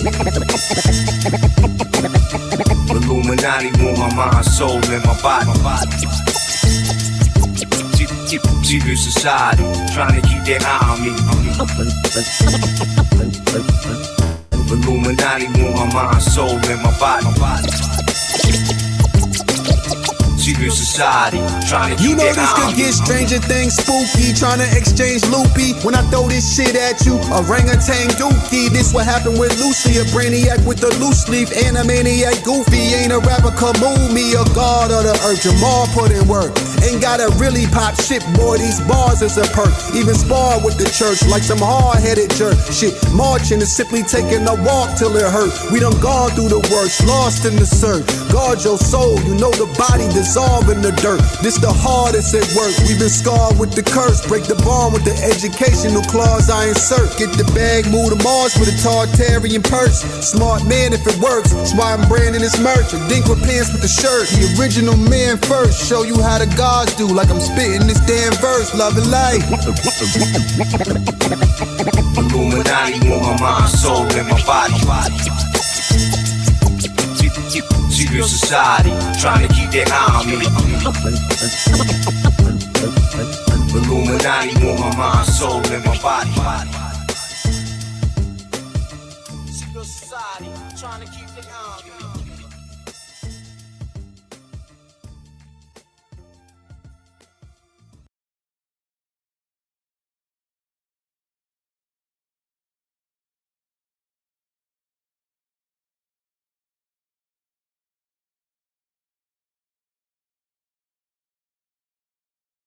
Well, you better be well organized. Don't be back this bitch playing, getting silly. I'm telling you, yo. Hey, That nigga so gonna you make can't, everybody famous in a minute, so yo. you Trust me, can't yo. get position or what, bro? You still believe that's a rhesus monkey? Is that who is that? That You sound know like a who this Baltimore is. nigga. Yeah, you know who this is. What's up, yo? What it do? What it do? What up with you, man? Hey, man, stop. Hey, look up the theory of the mind, yo. Look that up, yo. Hey, you better leave my brother alone over there too, bro. I'm gonna beat that nigga. He done. Trying to beat Nah, up you on my can't even brother. help him. He's done. He's done. He's done. He's done. Can't out slick the slicker. Can't Yeah. help him, yo. What's going on, man? I said, Y'all what's up, bro? I said, what you need me to do, bro? What's up? You need some backup? He can't do it. He divided. Y'all divided. Y'all fucked up. That's what you did. Divided up. Where you at? Get him. You can't help him. He on the island now. Hey, listen. Hey, listen. You still locked in, bro. Look, I'm gonna tell you something slick. This how I know y'all not locked in, cause y'all say so much pseudo shit. Y'all supposed to be arguing over there, correcting yourself. Y'all don't do that. Mute out, Banu. That's why y'all in trouble. Y'all in trouble. Hey, listen. You is, yo. I'm telling y'all in trouble. Bigo, you don't know how we get down on Bigo, bro. I'm gonna come over there. I'm gonna come over there. I swear I'm gonna come over there. I don't think you're ready for Bigo, bro. I'm gonna come over to Bigo and clean up the class, yo. Trust me, yo. Can you mute out, Banu? Nice and clean that. Y'all got moderators. You ain't ready for this. You ain't ready for this. Man, I'm gonna come over there and clean up the division, yo. I'm telling No, you messing up the audio. Can you mute out? Hey, humble, trust me, yo. You better say your man. You better throw him a life racket, yo. He full blown pseudo, yo. He tripping. You know, I talked to him earlier. We was over on Bigo. I was like, get that nigga out, Shay. Like, yeah, man, get this nigga. They can't get me, yo. The racism fucking y'all up. You ain't gonna be able to do it. Y'all can't see it. You can't see the racism fucking y'all up like it fucked the white people up. It pushing the scientific racism, yo. You ain't gonna be able to see it. Trust me. Hey, who was that lady that was up there with you? That's Juju. Oh, yo, she's smart, bro. She cool. Everybody's smart. I don't hang around nothing but smart people. That's what I'm saying. Y'all niggas don't fight enough. I can tell. Y'all say too much wild ass shit out y'all mouth to be. See, y'all don't correct each other, yo. Y'all don't. Hey, I swear. No. First off, I got another bone to pick with you, huh? How y'all get on my man Suntan Source for using Wiki and Facebook, and then y'all using Wiki and Facebook? That's crazy, man. Who you? First of all, nigga, I'm a professional. At least in my mind, nigga. I'm never using no Facebook for no damn source. The hell does that sound like? That sound crazy. That's true. You ain't never go to Facebook. Yeah, Facebook. Yeah, the nigga I debated with did that, which was crazy. That's why I don't even know why Wishmacommon got behind it. Crazy as shit.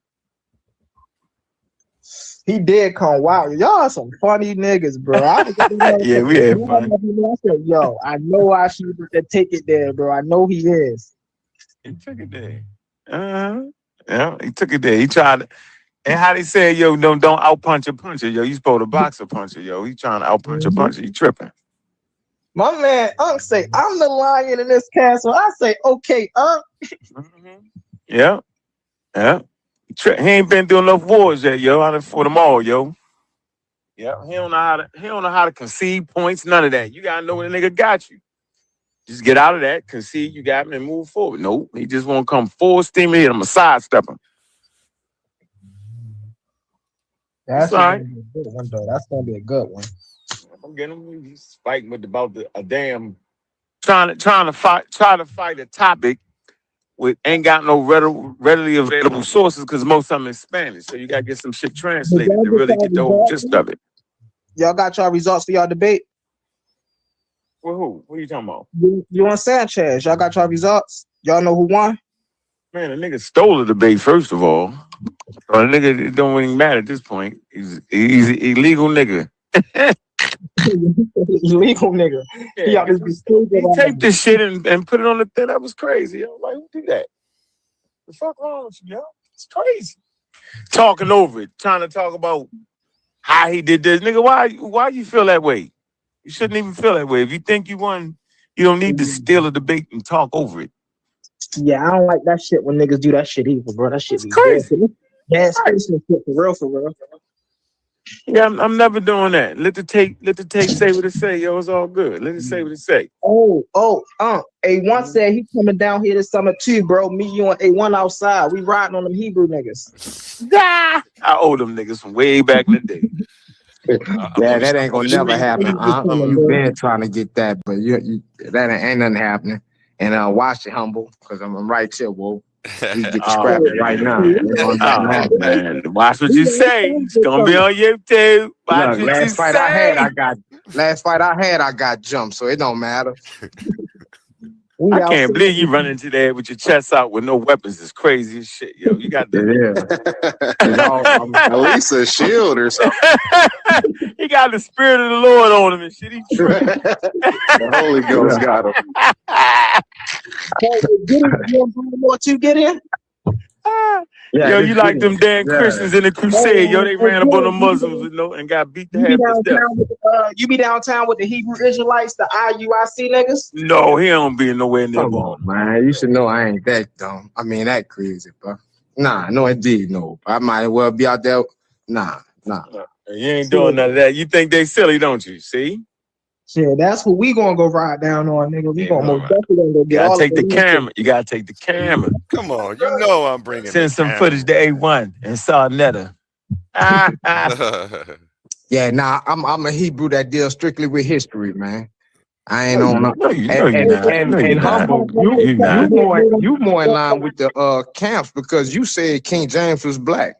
He ain't say that. He ain't say that stupid shit. Nah, he did. He did not. No, that was God energy. I think that was God energy. I'm tripping. God energy gone. I ain't say listen, that nigga, nah. But you said hey, I can come on your platform up. Yeah, what you mean, nigga? I'm the boss. Nigga, you got me fucked up, don't you? No, man. I don't want. Why you think that I'm a Baltimore nigga? If I sold dope at the highest level, they let niggas tell me what block to go to, then why I'ma let a nigga on YouTube do it? You got me fucked up, Humble. I'm the same nigga in the street as I am on this motherfucker, yo. I'm not listening to other niggas about other niggas. I'm gonna get my own assessment about anything, bro. Come on, bro. You tripping. Okay, I got you. You got me being a corny nigga now. Yo, I ain't corny, yo. Hey, listen. Real nigga. Look, I'm a real nigga and I respect real niggas. Now, how about that? Don't say, I'm recording. Don't. Everybody know I'm recording. Don't say too much now. Don't say nothing you don't want. You know, this is the back. I'm just making sure everybody knows and is aware. I don't want nobody. Oh, no, we good. I'm just I'm looking out for everybody. That's all. I'm just looking out for So, Humble, what beef, what scholastic beef you got with the Hebrews, man? Cause they pseudo. That's my scholastic beef I got with the Hebrews. Let's say that again. They not scholastic. That's the beef. The fact that y'all ain't got no scholarship. So you think there's no evidence showing that the original Israelites was black people? No, they was not. That's the lie. But there's no evidence that Abraham was real either. There's no Abraham. There's no evidence of. There's no evidence of none of that shit. Yo, he ain't gonna argue that point. He don't wanna argue that. Tell me that there's evidence that the earth came before the sun. Look, so I'll grant you the eponymous ancestry thing. Okay, we're not gonna argue about that. We're not gonna argue about Moses, Tutankhamun, Amen, and second. We're not gonna do all of it. Let's go where history is documented at. So, are you saying there was no Israelites in Jerusalem in 70 AD? Yeah, it was. Everybody know that.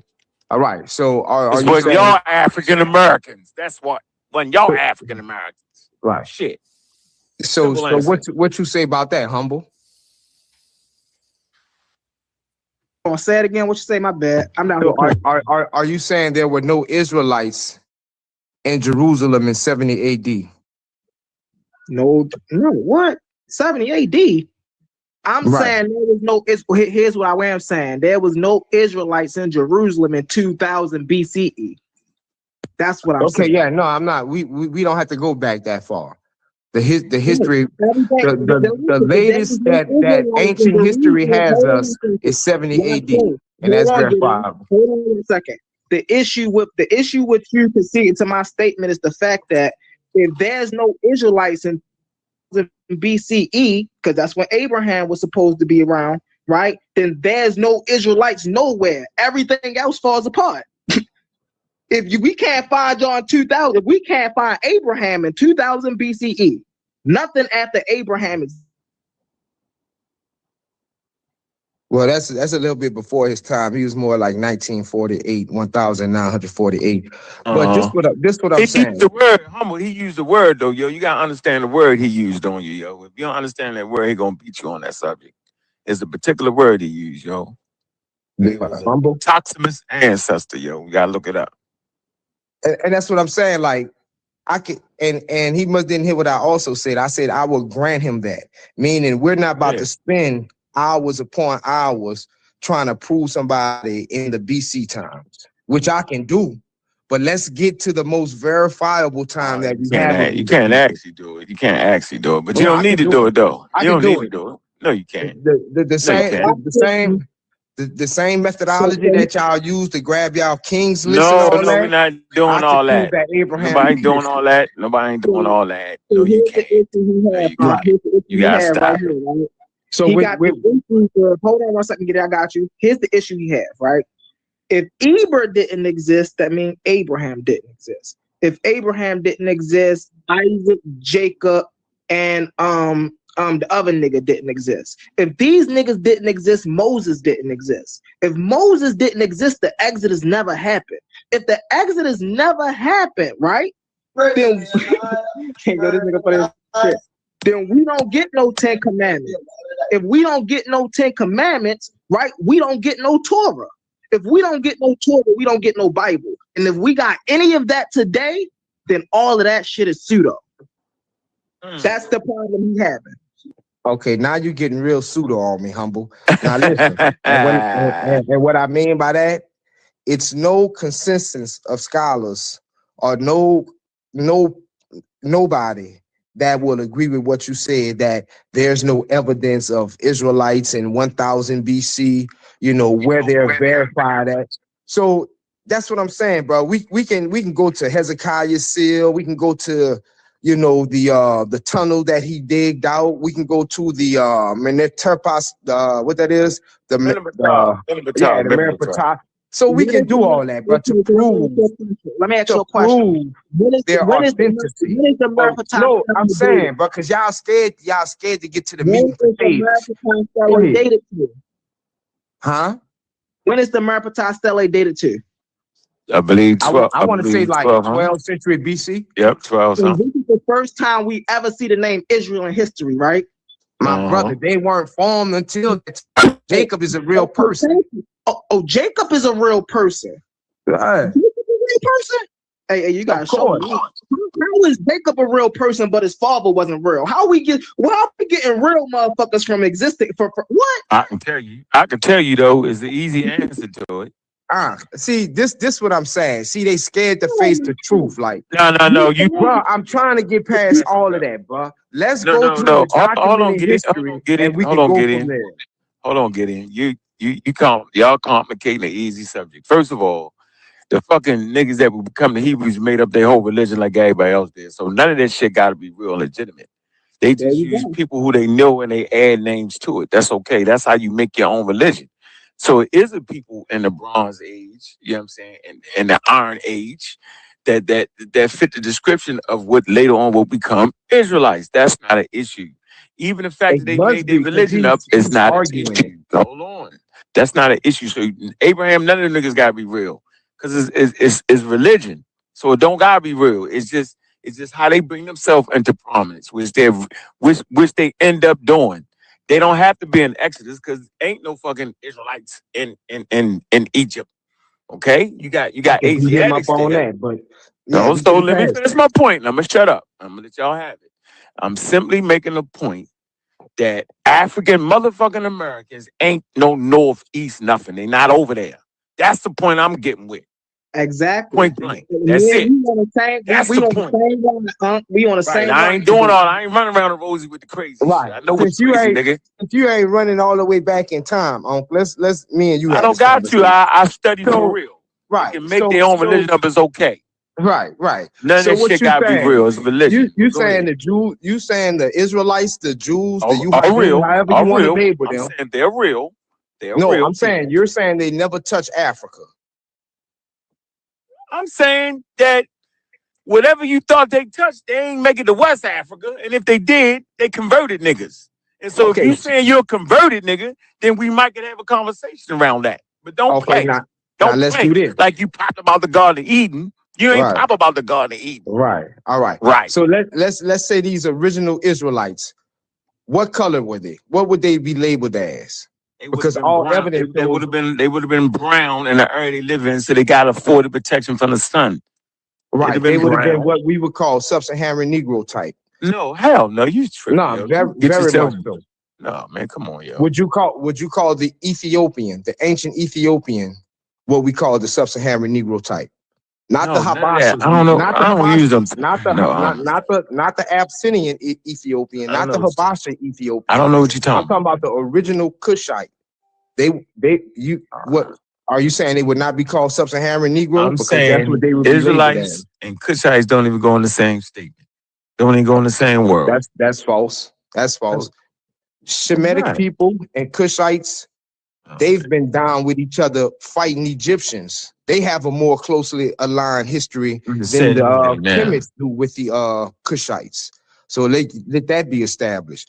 When we You look at made that up. Sumer, You made it when up. we look at that's a fact. Look at the I'm wars. li- Look at I'm the wars of listening now. Amos and Kamos, Not and see doing who it. they were fighting. Not doing See it, who they bro. was fighting, Not and doing see it. who were the Hyksos allies. I'm not doing it. You don't even know that. You don't even know who the Hyksos is. The Cushites were the Hyksos allies. They wasn't But you fighting no wouldn't know that. Hyksos. They wasn't fighting. Nigga, I got the archaeological survey so the with the letter original- that they tried to send to the goddamn. This me you talking to now, bro.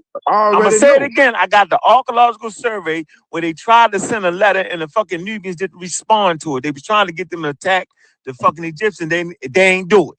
So what you talking mean? about I don't know about the letter. Which letter? What you mean? Which Nigga, letter? they tried to send a letter and tell them, look, they're at their weakest point. Y'all can attack them now, and they didn't do it. During what time period? See, that's how I know you not. You just saying. Nigga, So this- I'm not just saying that. All right, you know what, So yo? this- I'm not doing this with you, Gideon. Right, because What time period? Gideon. no, Listen, that's- we was talking about Israelites, Gideon. How you throw the Hyksos in it? It's ridiculous at this point. No, because separate I was showing. Show me how what? we- Show me how what? the original Israelites are what Don't got we would nothing to do call with it. Don't got nothing to do with the Sub-Saharan Hyksos. Don't got nothing to do with the Hyksos. That's what I was proving. That the That's original Israelite was classified as what we call today a sub-Saharan Negro. So we All the listening. ancient- Go ahead. All We're the listening ancient to you. sources point to We're that. listening. So No, we're whether listening they to were you. converts, We're listen. listening to you. So whether they were converts, that don't matter because blacks are converting blacks. So that's not a problem with me. But what I'm saying is you had indigenous Israelites, not only in West Africa, but the Sahel, North Africa, East Africa, even South Africa. That's what the sources say. You don't have a source to say that, yo. You just talking. I'm not trying this shit. Right. You know who Benjamin Tuldale? I don't fuck Benjamin. Right. I hope you don't. I hope you're not. How about that? No, no, hope you you're crazy, not. yo. You is I hope crazy, you're not. yo. I know you deal is with crazy. science and everything, Yeah. Do you know what you everything just did? genderless, but You know what you I just hope did, you're yo? not. You know what you just did, yo? You done went from some Western Asians, some Amorites, right?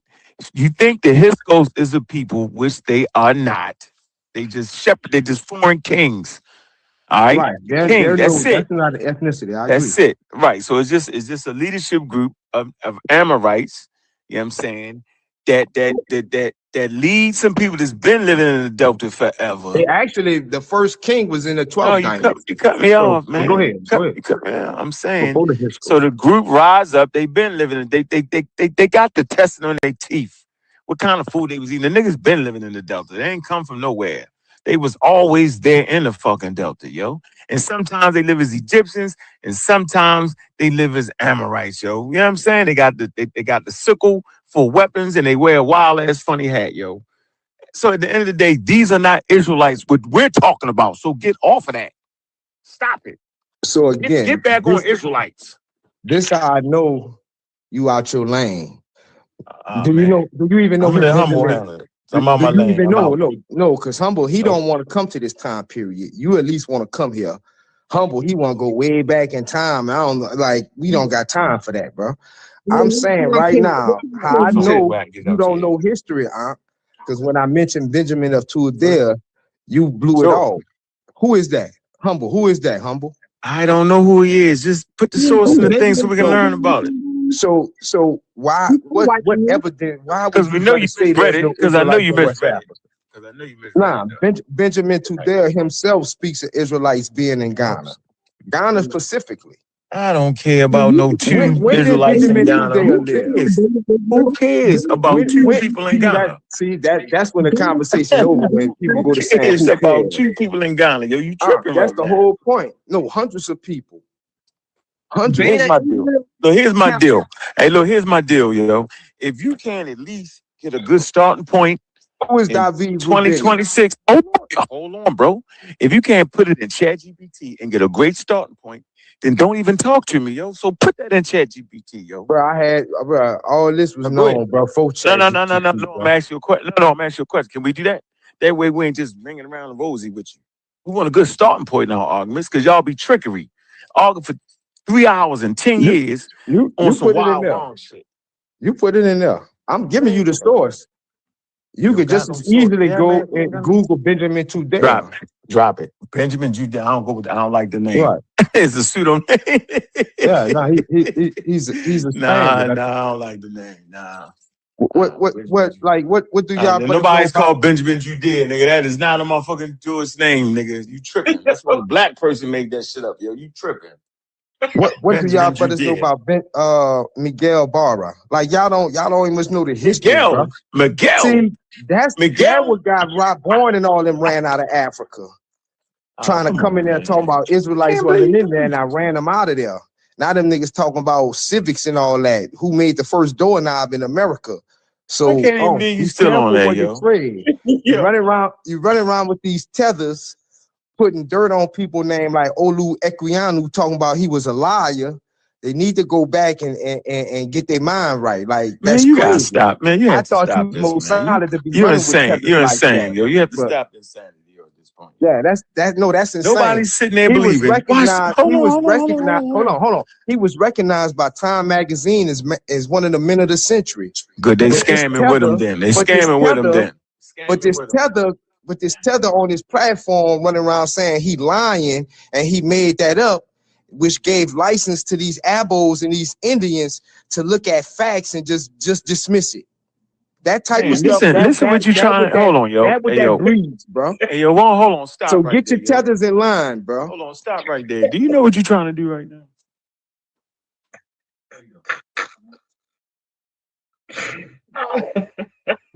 Come on, yo. You gotta know what you're actually trying to do. So let's go. Why you say ain't no Israelites in West Africa? Listen, bro. Listen, bro. Right? Was it 100,000 of them? Give me some numbers, yo. When Ghana, the very word Ghana is a Hebrew word. Give me some numbers, yo. No, you heard that, Because right? no, I don't want to. I want. So now you just got super silly now. Well, So now I I'll quit. tell you this. Now I'm off the I'll tell you- conversation. I dare you tell say you it this. again. No, say it again. I dare you. I tell you this. No, say I'ma it. Say answer what your you just question. said again. No, say what you just said again. Say it. The what? Ghana Right. what? Yeah, Ghana the word Ghana itself is a Hebrew word. All right, I'm out of it. Thank you, ladies and gentlemen. I'm out the Right. contest. I'm done.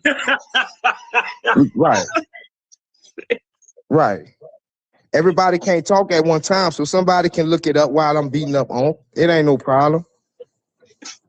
But see, what you got to do is you got to look at the material for yourself and not let no Yankee tell it to you. You got to look at it. But I can't do that because he a science communicator, and that's all he do. His religion is full of that. So, you know. So where can we go to find out if that's true or not? If Ghana is a Hebrew word. You have a source or something you want to present before I go try to look it up? Nah, you would have to go to just look at it linguistically, the morphology of it. The gotta go to Mexico. So anybody? So who is this that's asking me that? This is Young Scribe. This is Andrew talking. Are you familiar with Hebrew? No, that's why I asked you. Did you want to present like a source or something before I try to go find it on my own? Yeah, now I'll break it down for you right quick. So when we look at the word Ghana, that Is word this from a source or is this just you? Nah, this is a fact. I'm about to tell you all facts. The word Ghana, we all know what it means, right? No. It means warrior chief. That was actually the names of the kings. The full name was Kayamana Ghana. That was the full name, but Ghana was the short name of it. The principal town of Ghana was Ouagadougou. And when you look at the word Ghana and you look at the etymological origin of the word Gideon, we know the story of Gideon. Gideon means warrior, feller. But when you go to the root of the word Gideon, you go to the word Gada. And another form of the word Gada in Hebrew, another root that forms another word is Ouagadougou.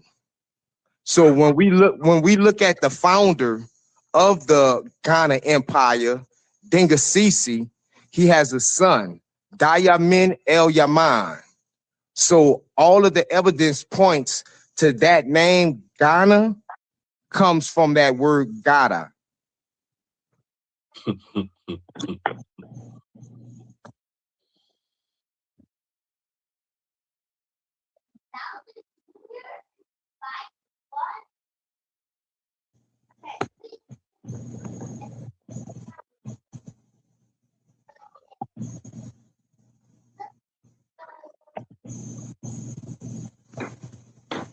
So the evidence is there.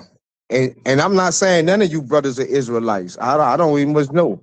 But the Israelites was in West Africa for a fact. When you look at the Ethiopian Stammer. That's how we know you're lying. Win, what? No, look, when you look at the Solomonic dynasty in Ethiopia, a lot of people get in, slow it down. Hold on, you've been talking for a minute. Hold on, bro. Oh. I'm actually out the No, conversation I was just, now, I was yo. just. No, relax. Go Let me give you a secret. Let me give you a Go secret. ahead. If you the one got to do some linguistics work on some shit, yo, you know you wow. If you gotta be the one to do it, you shouldn't have to do. You gotta do way too much, yo, to be a Hebrew, yo. It's too much, yo.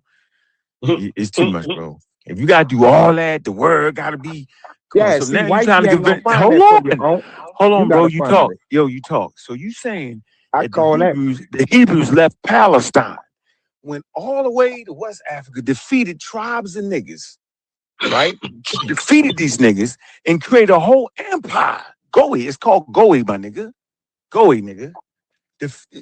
Defeated everybody and created the great Goey. And only you know it. Based off some linguistics. Come on, yo. That's true. And that's what, yo, I dare you. I dare you bring it up in a serious conversation, yo, like that, yo. I dare you. When you look at I double D triple dare you. I dare you, yo. I'm threatening you.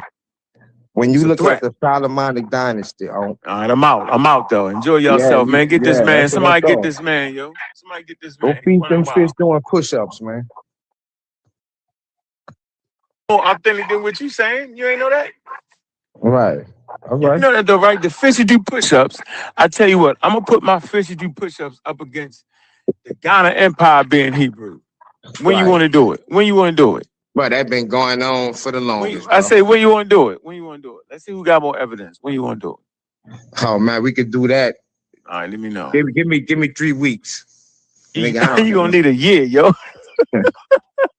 And look, you can bring a picture of a human talking about he a monkey if you want.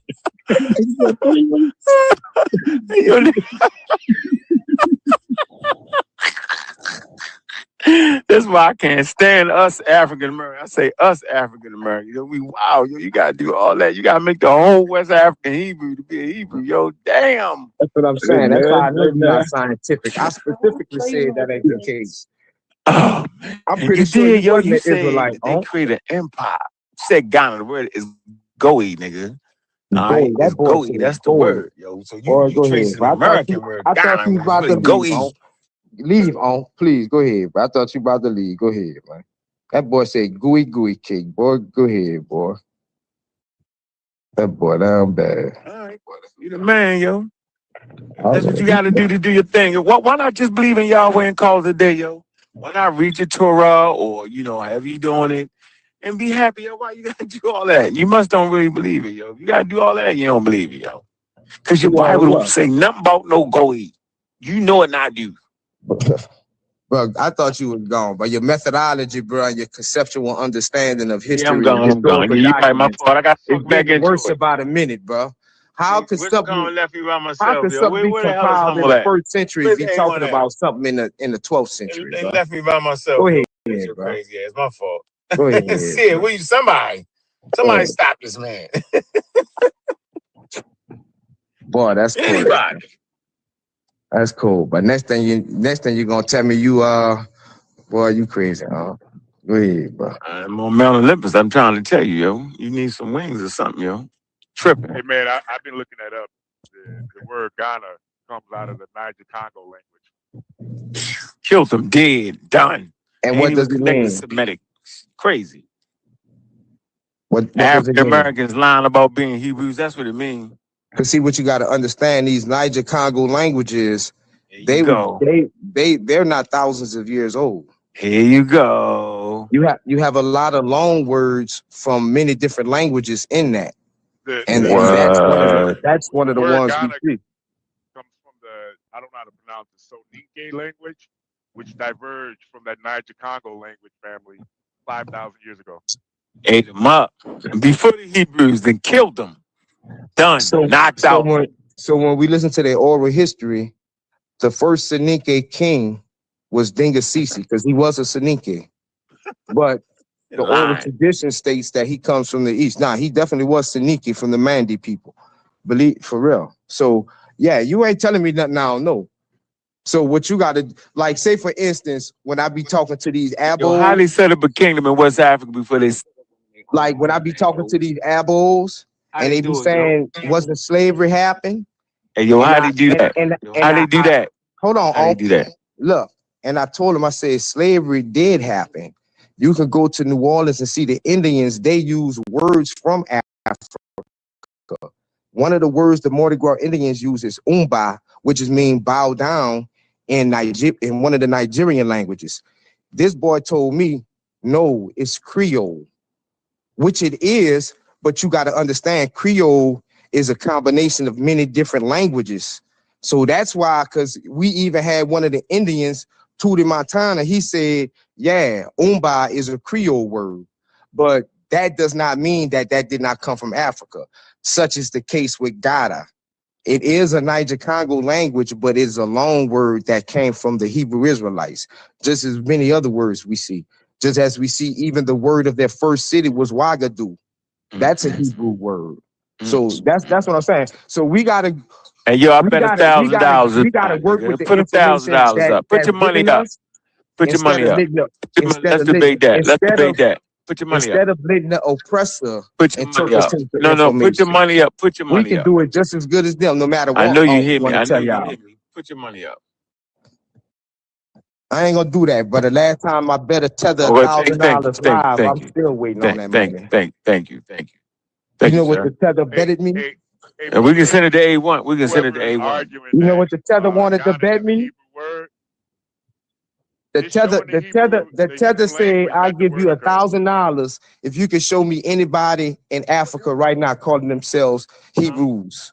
And I brought them right there to the Yibar people. So the tether still owe me $1,000. So I don't do internet bets no more. The one down there, I'm gonna run in there, run out.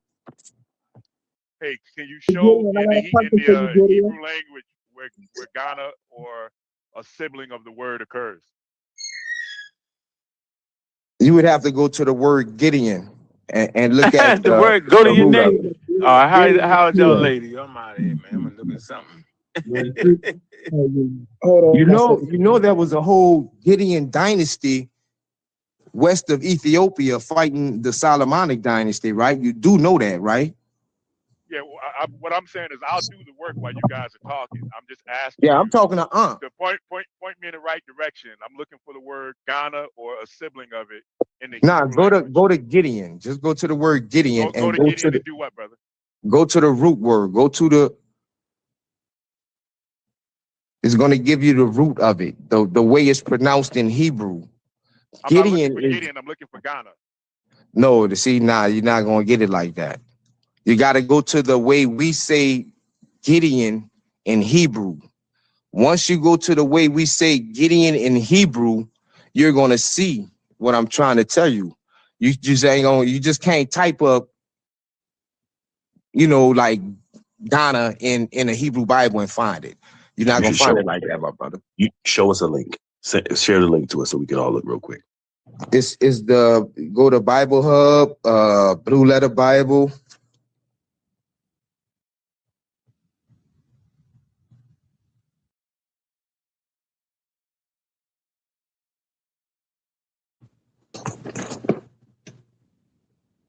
Let me pull it up for y'all, man, because y'all acting like it's difficult.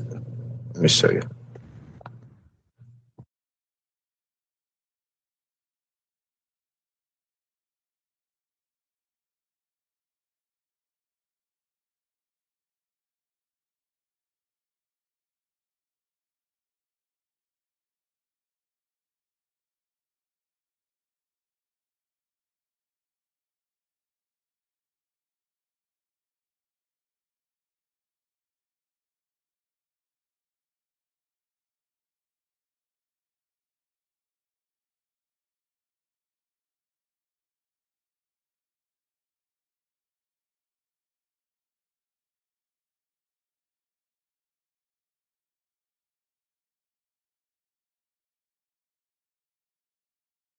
Yeah, let me I was talking about later, man. Excuse me. Let me see. So we go to Judges 7:15, right? So we go to the tools. So once we pull up the tools, we go to Gideon. It's going to be H1439.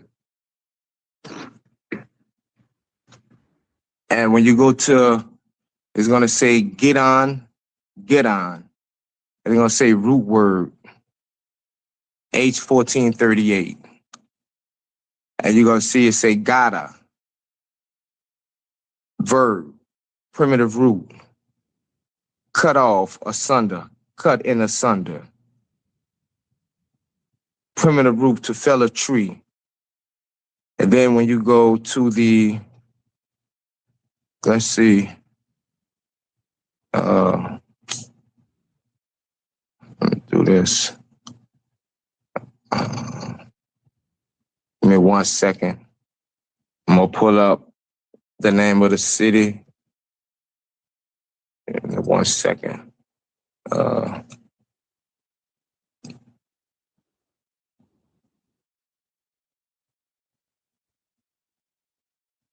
me go to Judges. Hold on.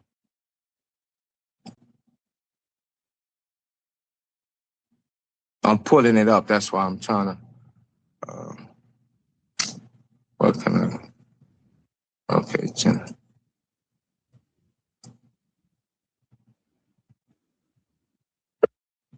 Hold on.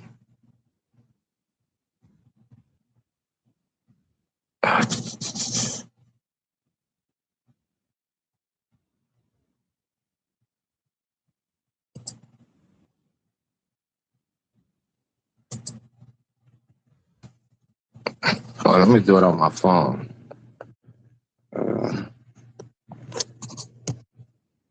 So Judges, where we was at? Judges 7. Put it up.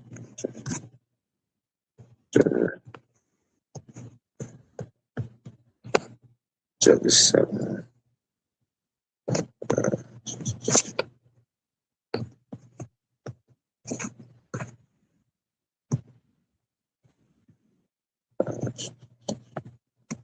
All right.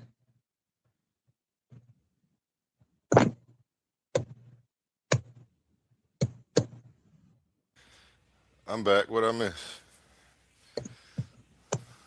I had to go to the store.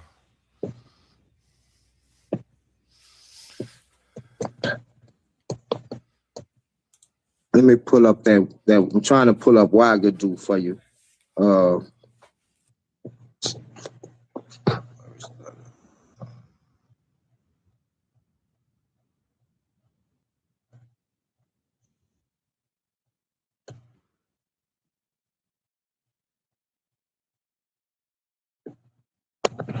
How you spell that? I can just put it in the site in the link that you gave. Just like it sounds. Wow, bet, bet. WAGADU. Yeah, this isn't going to bear any fruit. We already know what language the word Ghana comes from, and he's saying that it comes from a different language. no, I'm saying it's a loan word in that language that was formed. When you look at all the history that goes along with it, from the Israelites being documented in Ghana, when you have the oral history speaking of Dingasisi coming from Yemen, when his son his son succeeds him, like all the evidence points to Israelites from the very least being in the centers of power to the very most probably being part of the rulership there. Like You said all the evidence. What else besides that? well, again, like I said, you have several sources speaking of Israelites in in Ghana. From Benjamin Tudela, you have who else would I say? It's another European that was traveling there. Then you have the Tariq El Fattah, speaking of Israelite families in the area owning dozens of wells. You have Judith Dahani from the 9th century in Central Africa. So it's too many Israelites that's in the area to say that, like, some of the first documented evidence of scarification is being documented, being practiced by Israelites. Okay, hold up. Before you even go there, I'm saying, when you say all the evidence points to, were you saying that, or were you saying to the word Ghana being a Hebrew word? To Israelites to substantiate that word Ghana comes from Ghana, because even in their oral history, Dingasisi has a similar story. He takes the story of Gideon, where his father was worshiping different idols, and he destroyed them all. So that is even amongst their oral history. So I mean, like you know, the evidence is there. Like, we're not going to have scholars speak on these things, but the information is there for you to disseminate it and break it down, you know, as it needs to be. Okay, so what I understand that you're claiming is the Hebrews arrived in Ghana, whatever the name was at the time, and through their presence there, the name of that area became titled Ghana, which the people who titled it Ghana got from the Hebrew population in the area. Right. That's what I'm saying. That word Ghana, it derived from it being a title of a warrior, such as Gideon, Gada. Right. So real world, think about the real world. A people come to Ghana, the Hebrew people. Ghana would have a different name. So we can at least predict what time this happened. Like, when did Ghana become named Ghana? So what you're talking about happened before. It was never named Ghana. The Europeans named it Ghana. Hold on. So you're saying, right? I just said at whatever point it was titled Ghana. I don't care who named it Ghana. We know it happened before it was named Ghana. And because you're saying that it was derived from the Hebrews being there. So what's your point? My You was point is, I'm not postulating as postulating anything. I'm I'm trying to saying iron that out. that was Hold the on, name of the land, but if you was listening, you dude, would have known dude. I never I said that. hate, I But go hate, ahead. I hate when people start getting No, close to the go ahead, ledge. go ahead. What I'm telling you is, we know, or we can. I don't know offhand, but we know when that area was named Ghana. So what you're talking about had to happen before that point, and it had to happen after the Hebrews arrived there. So we got a general time range where this word could have been derived from exposure to the Hebrews. And I'm asking you for any record that that word occurs in or is used in any other way during that time period. All right, so we all get this understood, right? Ghana, and I'm not saying this is what you're saying. That was just a title of their king, right? The place Ghana, originally called Ouagadougou, that was established more or less around the 8th century AD. So when you look at the founder, whether you want to call him an eponymous ancestor or not, Dengasisi states, the record state of him stating he comes from the east. So with that, along with the oral history of how he came to be king, you know, some say he defeated a snake, and, you know, others have it where that snake was the false god of his fathers, mimicking the story of Gideon. Along with the fact that we see that this title has the same correlation with his namesake. So all evidence points to that, you know, being a possibility. You know, nothing is in absolutes, but it's definitely a strong possibility that that could be the case.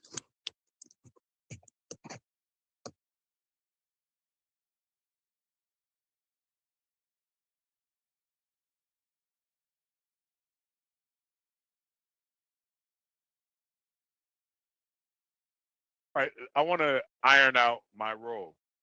I'm not challenging you. I'm not postulating an alternative. I'm exploring a piece of trivia that I found interesting listening to the conversation. I need you, or I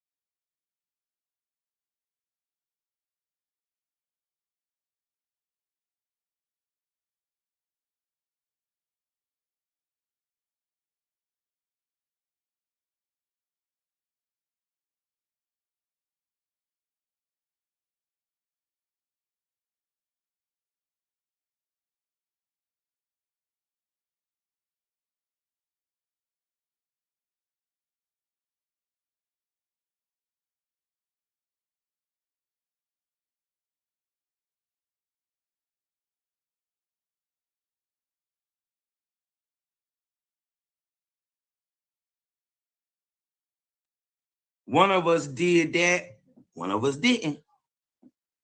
And then you know, a benefit can be a thing that you have that you don't even apply.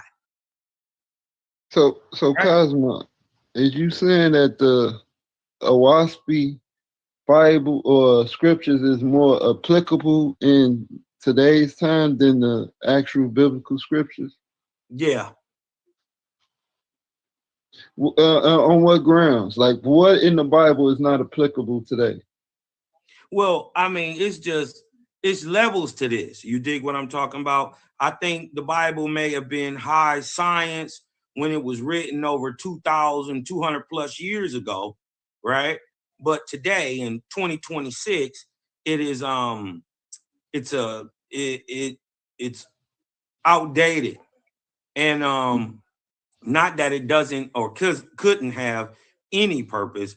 It's just you know, it's Stone Age ideology for space age people. You dig what I'm talking about? And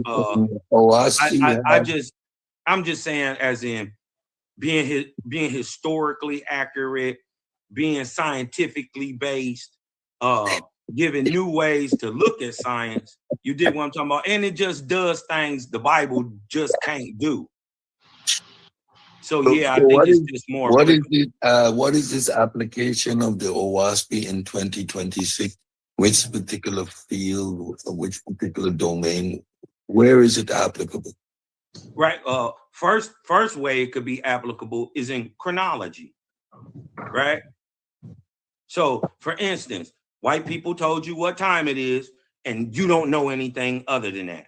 But every one of y'all gods told y'all he made the sun and the moon to tell time, months, days, weeks, holy days. So but you know, hold on. You asked how it could be applicable. So chronology of what? You can put things on a chronological basis. What things? Right? Hold on. Without having to be subjected to the Gregorian or Justinian calendar. So you're redefining time? No, time is just what it is. So which chronology you're talking about? I'm just saying chronology of what? For instance, right? Let's just show it. Cedric, what year is it since the creation of modern human beings? Modern human beings weren't created.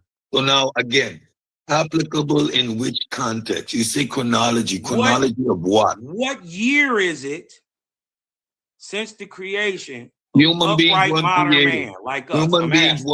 Human beings weren't created. I never acquiesced to faulty premise. Okay, so they weren't created. I don't know anything in creation. So tell me I've never seen a watch without a watchmaker. Bro, tell me what chronology, what all right, now listen, I've never seen a watch without a watchmaker. Fine. I didn't ask you that. You said you do this a lot, that you come in and you try to over talk and dominate a conversation. No, what let's you're gonna learn is let's stick right today. Let's stick right with. Let's stick with the topic. Sir. So no, I asked the question and you don't turn around and ask me a question. What year? What year is it? Bro, slow down. I'm just asking. Per your ideology, or human beings weren't created. So I answered you the third time. Okay, listen. Human beings weren't created. I didn't ask that question. Human beings weren't created. I didn't ask that question. So please, you're talking about chronology. What chronology year applicable to what? Is it since the creation of what human beings weren't created? Stop. And how? Human beings weren't and then created. better yet, how do you human calculate beings that? Weren't created. Human beings weren't created. So when you're talking about chronology, what specific chronology are you talking about? The universe, everything that's corporeal, that can be seen in the real world, time can be applied to it. So I'm curious why you say human beings wasn't created. So like, hold on. In science, he was asking why it's better. Like chronology. Chronology You of get what I'm what? saying? Hold on. Chronology of what? Listen. It gives a Chronology of better. what? Hold on. It gives a better chronological time understanding. Oh, okay. Two. Right. Two. Whoa, slow down. Two. Slow down. No. Slow down. Okay, I'm Slow slow. down. We Go ahead. don't need a 2. We got a 1. We got a 1. Let's stay right here. Let's stay right with chronology. Let's dissect your whole chronology. So your Awaspi gives an account, a scientific account of the formation of the universe. How does it do this? How does it do it? What is the methodology? Yeah, it gives a whole method. What is the methodology? My questions are easy. Okay, hold on. All right, so you want let's just slow down, right? Since you just want it all in a nutshell, let me give it to you in a nutshell. No, Hold not on. in nutshell. Now you don't want We're the answer. just talking Stop about moving the goalposts. chronology. So you're Stop now moving the asking goalposts. you, You asked what for is the the method, didn't you? methodology that the Awaspi Didn't applies? you Go ahead. ask for the method? Yeah, the Stop moving methodology. the goalposts. The goalposts. I'm being specific in my question. I'm the trying to be methodology? very specific while you're trying to overtalk me. Are you calm? Go ahead. What's the methodology? All right. So in a nutshell, Awaspi explains it like this. Sound creates motion, creates force, creates substance. Right? And motion and the fact of that motion and its spiraling is apparent in all things through what is called the golden ratio and the Fibonacci spiral. It offers up an understanding called vortex as the force that emanates energy into matter, and also just like Einstein was explaining how energy comes from matter. So basically Einstein gave you the E equals mc squared. Awaspi tells you the M equals EC squared, how the energy gets in it. So it gives a broader understanding. I'll let you go all the way there, and I'm gonna bring you right back, right? Because I'm gonna ask you again, what is the methodology? You're giving me philosophy. You're not giving me methodology. I gave you the method. So you don't know what methodology is. Okay, continue. You can try. I heard your answer. You can try to I heard your answer, but that's not a methodology. What does method mean? Don't method mean the steps to how a system in which a system of application in which you derive certain conclusions. So you're giving me the conclusion. You're giving me the conclusion, but not how you derived it. And you're giving me Einstein formula. So now if you're using Einstein relative, was above your pay grade, I explained the methodology exactly.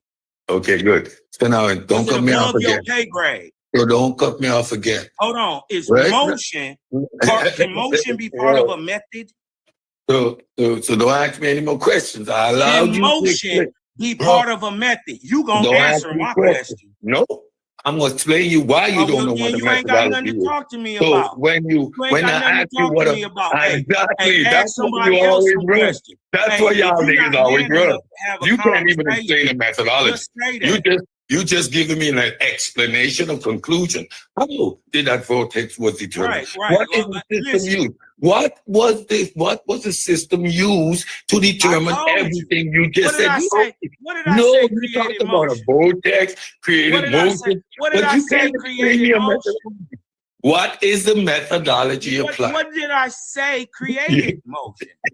We got a whole science of it. Scientific methodology. Scientifically, there's a scientific. So what is the science applied?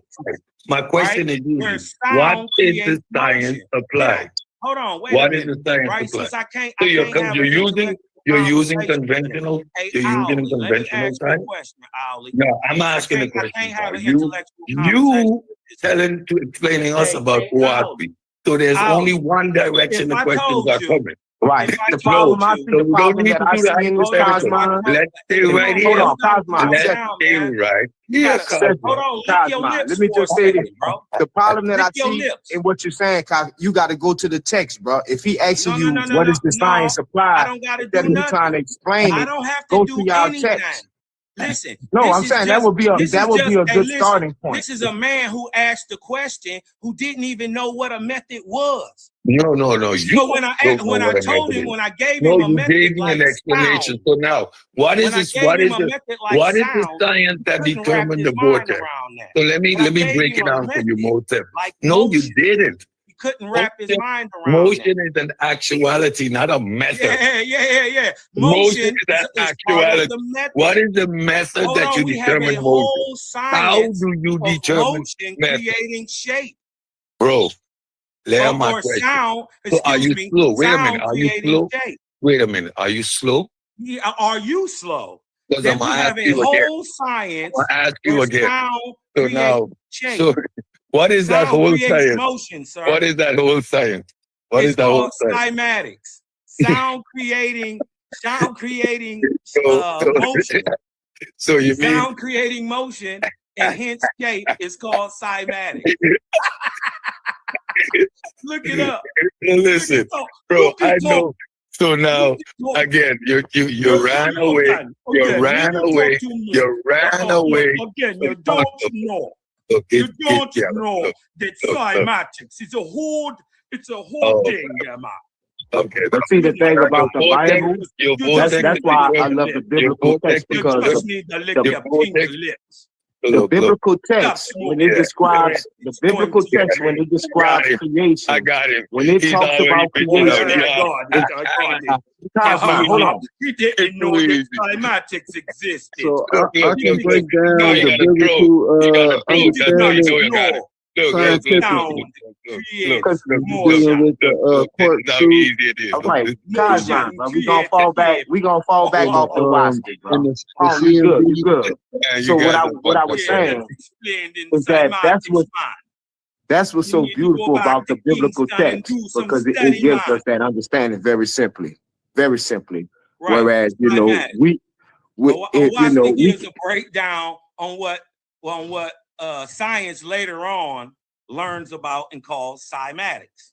But see, that's what I'm saying. You keep saying it, but you're not showing it. Whereas we who believe in the Bible, we gonna go to the Bible and show it to you. Right, well, listen, I don't know if it GDN off the top Capone of my still on, head. but he was about to say something to that point. I know it off the top of my head. In the book of Jehovah 1:1, the very first verse, it says, all was, all is, all shall ever be. And the all spake, or sound, created sound. And motion was and is and ever shall be. Ain't that the And same because thing of that that motion, and because of that positive motion, what's the dude's positive name? force, they called it he and him. So that explains cymatics, sound. Ain't that the same thing that Ben Carson said that's in the Emerald Tablets of Tahuti? What happened? I'm saying what that you just said, that sound like something I heard Ben Carson say that was in that's in the Emerald Tablet. Okay, all was, all is, and I all ain't never shall seen be. that. Yeah, I Billy ain't never Carson. seen. You mean Billy Son. Carson? Yeah, Billy Carson. Yeah, I He- never seen that in the book of Tahuti. I think he might have wrote the book of Tahuti, but or the whatever that. No, I'm just saying it's a phrase. He say all is, all was, and all shall be, as above, so below. And he say these are the I've never words seen that. of thought. I actually read the Emerald Tablets. Oh, so that's I played. read them, right? So I never seen that in there. I think the As first above, line so is below, that plagiarism. part is in there. The as above, so below, but I never seen the all was, all is, all shall ever be in there. I never seen that. If you can pull that up, that'll be dope. Yeah, I'll get it. Yeah, that's what's up. I'm not saying that it's not in there. I'm just saying when I read it, I don't remember seeing it. And I apologize to the black race for calling John Marlboro a nigga. That I didn't mean to do that.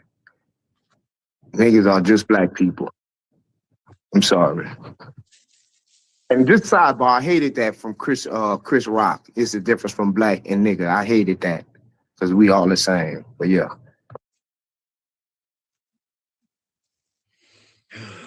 More subjective opinion. Who that was jumped up in the air? Who said that? Daddy. Cosmo, you said that? The nigga from Job 8:8 said it. Oh, all right. All right. So, bro, first of all, you think all us up here are drooks. You don't think we niggas are black people. So I think a lot of y'all are drooks. no, you know all of us are drooks. I know, yeah, I know for a fact you one. Marlboro said all of you a drook too. You a drug. You more like that thing on 300, trying to still be with 300, but you couldn't, so you went to the Persians. That was that was you. But you're a drug though. You are a drug. I know. According to your text, exact. According to real life, you're a drug. I'm not judging you by your skin color, or it's about your actions and your lack of spiritual acumen that proves who or what is a drug. It don't got nothing to do with race or skin color or anything like that. Well, that's what I was going by, because that's what the text said. All right, that's not what the text say, though. No, that's what the text say. Yeah. I mean, the text verbatim says drooks are black skinned people. Like, okay, there's a lot of black skinned people. Right, exactly. So what? So some of them is drugs, like you. No, all of them are drooks. Yeah, you a drug, bro. You black and you a drug. A drug is a person who's like a black warrior skin. type. We already got You that a established. person who a drug is a person who wants no spiritual life. Right. Now you expounding on spiritual acumen. Right. So what you're saying, you're expounding on the deficiencies based upon them being black. No, I'm expounding on your deficiency, which proves you're a drug. You are a drug, and you black. But there's white drugs too. There's Asian drugs. There's East Indian drugs. There's African drugs. You just happen to be a black drug from America, a low vibratory demonic person who wants no spiritual life, who denies spirituality, right? Who thinks it's just low, right? You are a drug by your actions, sir. I'm not saying, I'm not bashing you. I'm just saying what I see, and by how you act, how you speak, and how you carry yourself like a drug. Right? All right. You could have been white. You could have been white. Drugs were white. Shit, that ain't got nothing to do with it. Yeah, you can't even tell who a drug is other than by their character. Yeah, well, like I said, man, I already done beat your book to death, man. It just sometimes I just have to say something, just trying to snap you out of it. Yeah, I mean, because listen, I would be mad if you were I was just walking in the punches too. You dig what I'm talking about? You can't never do nothing with me. You dig what I'm talking about? Y'all sent this silly little immigrant up here from Jamaica with his little pink lips and his musty underarms. You dig what I'm talking about? When I checked him on, I checked you on science too, Cedric. I'm saying most of what you know, Cedric, was regurgitated from a pale face, and you have done no science of your own to actually move the needle forward. I gave a whole new ideology of how to use the sun and the moon to tell time, a thing that don't change. See, I'm saying motherfuckers just regurgitate and trapped into the Gregorian calendar. They regurgitate and are trapped into the Justinian calendar. But every one of y'all understand and said that y'all God made the sun and the moon to tell time. But then he didn't turn around and teach it. Neither does your science, huh? Justinian didn't teach y'all, huh? Halil II didn't teach you. That's madness, bro. Even Jose can beat that doctrine up, bro. Real talk, man. Why you can't? I don't Why already. he beat him, running? bro. He ran, and you can't. Remember the first debate with Cosmic Chris? He begged me not to talk about the OWASP. He wanted to have a debate, but he didn't want me to talk about the You ducked OWASP. from Like, Daryl what? Cosma How we gonna do that, for a man? whole year. You ran from Daryl Cosma for a whole year. Don't make me pull up the video. That Y'all shit was set crazy. that up. Y'all set that up in 2024, and you never got that debate in. You was running from him till I end up cornering you and punching on you in 2026. You started this with Daryl Cosman in 2024, running. Stop with all this tough guy talk, man. How long you been in the WASP, bro? How many How years? long you been a hoe? Oh, bro, I'm not even gonna act like you said that. Bro. I'm asking you a real question, bro. That's Like, all I'm saying, man. you know what I'm saying? How long That's you all been in I'm it, bro? saying. The same time you've been a coward, I've been on the WASP. Bro, come on, Now, bro. So you scared to answer the we question? equal then. Bro, I'm asking you a question, bro. Like, It how don't long you matter. been? What do it matter? When you got the revelation? That's all I'm asking you, bro. When do it matter? Man, but y'all How do it niggas be matter? so When I sensitive, die. bro. The whole point is, do I have a mastery of it? Am I applying it? You read the whole thing? I could have had it 5 minutes. If it's You read- beneficial and it's working, then what is you mad about? Why you hating? No, bro, listen what I'm saying. First of all, it's madness to follow any type of European saying anything at that day and time based on the condition that we was in. That's the first I'm crazy just saying OWASP indigenous to America. It's an American language. It come from the American soil right here. Look, earlier I said Jose can beat I the don't job. need no other people from no other land who ain't from my culture, who ain't from even from my landmass, telling me nothing in a language that I don't even fucking speak. Fuck Hebrew, fuck Phoenician, fuck Paleo Hebrew, fuck all that, fuck all the Greek, nigga, fuck the Masoretic text, and fuck that rebirth of that dead Hebrew Yiddish that y'all speaking today. I'm saying I don't speak none of that. So what about English? I'm saying what about I fuck English? with a text that came in What the about language English? that I don't need to be transcribed or transliterated from 1,300 different texts. And at least for So the all WASP the wasn't bullshit that y'all translated? talk about, I'm just saying for all the bullshit that y'all talk about, at least I know who wrote the goddamn book.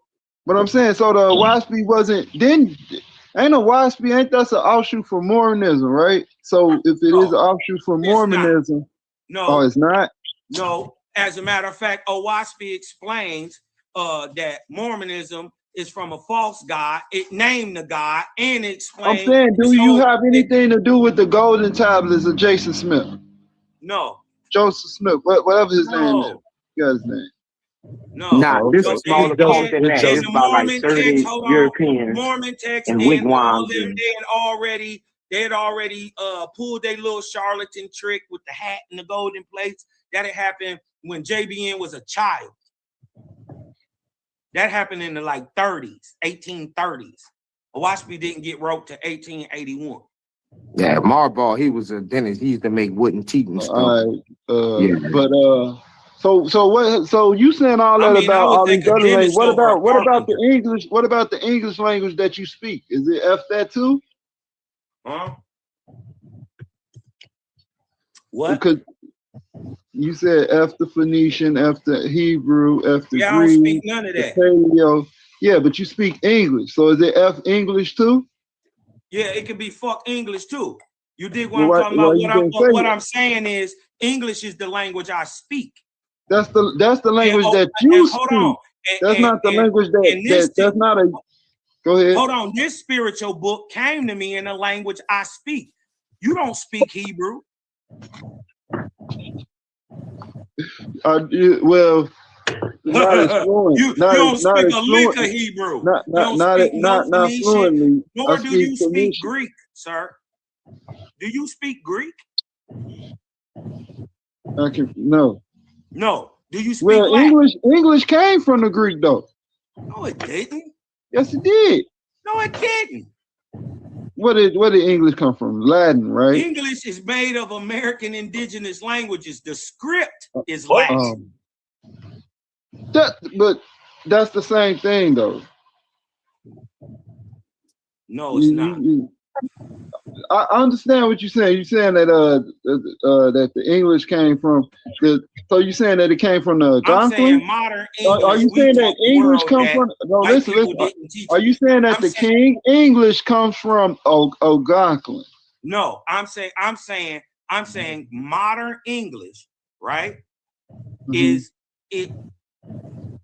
not only spoken, it's not only written, but previous to that, it was also signed, right?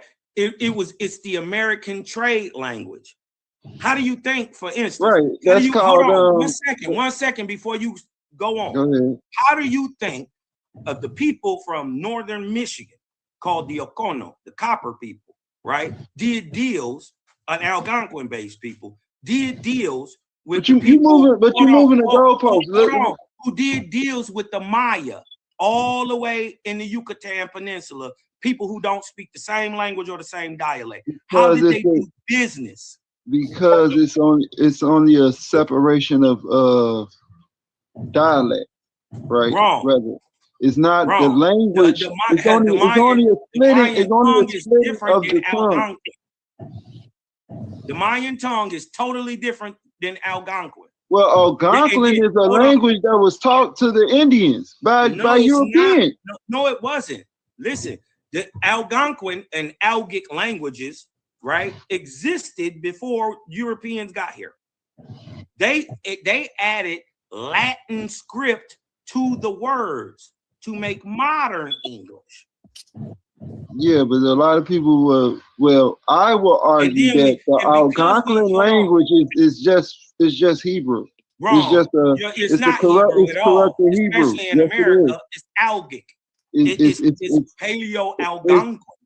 And then hold on, like I was saying, how a people who don't speak the same language do business is with what is called a trade language. Yeah, right. That's called lingua franca. The lingua modern, franca. That's what you were talking about. Hold on, the ancient Algonquin trade language, which is American Sign Language, right? We got one for the East, we got one in the North, we got one in the Midwest, we got one for the West. This is how the people interacted with each other when they spoke different languages, signed language. Even your boy who took it to the Royal Society, Diego came over here in 1540 and learned American English from the American Sign Language from the English, from the Indians, and took it back to his son in France and taught him how to do it, how to use sign language to speak, because at the time they were saying that they were dumb, they were illiterate, they couldn't learn and all that stuff because his son couldn't speak. You dig what I'm saying? So he learned the signed language that he had seen in the Americas and went back and taught his son. And that was offered up to the Royal Society. That ended up becomes American Sign Language. And this is why it don't matter if a Russian is speaking to an East Indian, African speaking to a European. When the language is signed, it's always converted into English, regardless to what language the people speak. Sign language had nothing to do with the English language. That comes from a long transmission. The origin that you find is in a Romance language, Romance languages, which is the descendant of Latin, bro. Sign language and the spoken word and the written word are all three different things. Listen, like I said, the Latin script was applied to Algonquin. They did that with the Bible. That's how it got done first. With the Algonquin Bible, 1660s. Y'all didn't know nothing about that? Yeah, that's what I Yeah, was getting the at. That's words what I are was getting at. That Algonquin, but they're they written. translated the Bible into the Algonquin language to teach the natives. Right, but the script is Latin. So They you put a saying that Latin script on Algonquin words. Yeah. okay? What is y'all? So What is y'all? They did the same thing for most languages now and modernly. German is written, even though it's German, with a Latin script. Spanish, right? Whole different words written with a Latin script. Algonquin, whole different words written with a Latin script. They went around doing this shit. This is what dumb diversus is about. This is what emblanqueamiento is about. Right? So where can we find that the English writing the Algonquin language was transcribed by into hold Latin on. characters? Hold on, let's look up real quick. Let's look up the Algonquin Bible by James Elliott.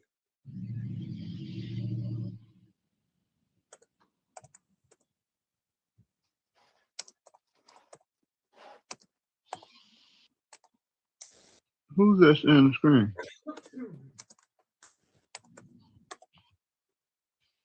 I that's think me. I was That just ain't looking me. at the modern day American alphabet because I think he talking about American English. I heard somebody say King's English. King English and American English is different.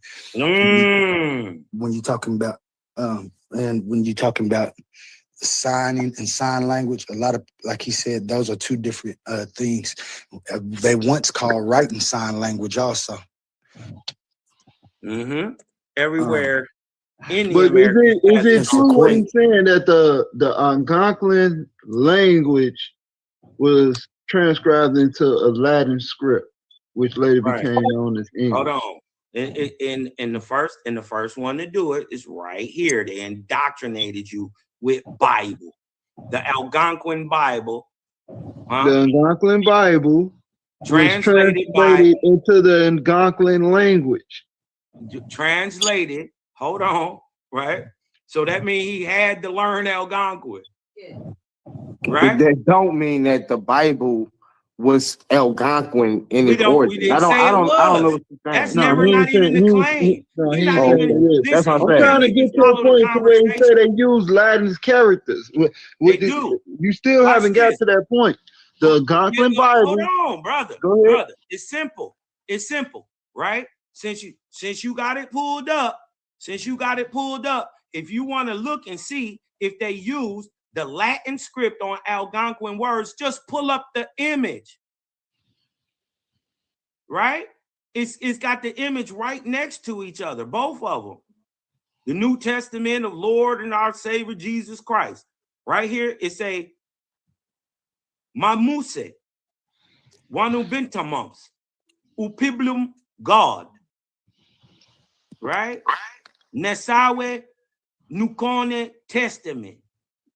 Kawonk Wusku Testament. So they're using, John Elliott is using the words that are in the Bible from Hebrew, Greek, whatever it's from. He's asking the Algonquin people what this word is, and then he's writing it down using a Latin script for the word. Do I need to hold on? Let me show y'all this, because well, I'm looking at it now. They must not be getting it. No, I get it. Like they brought the Bible to an Algonquin and they asked him to translate it. No.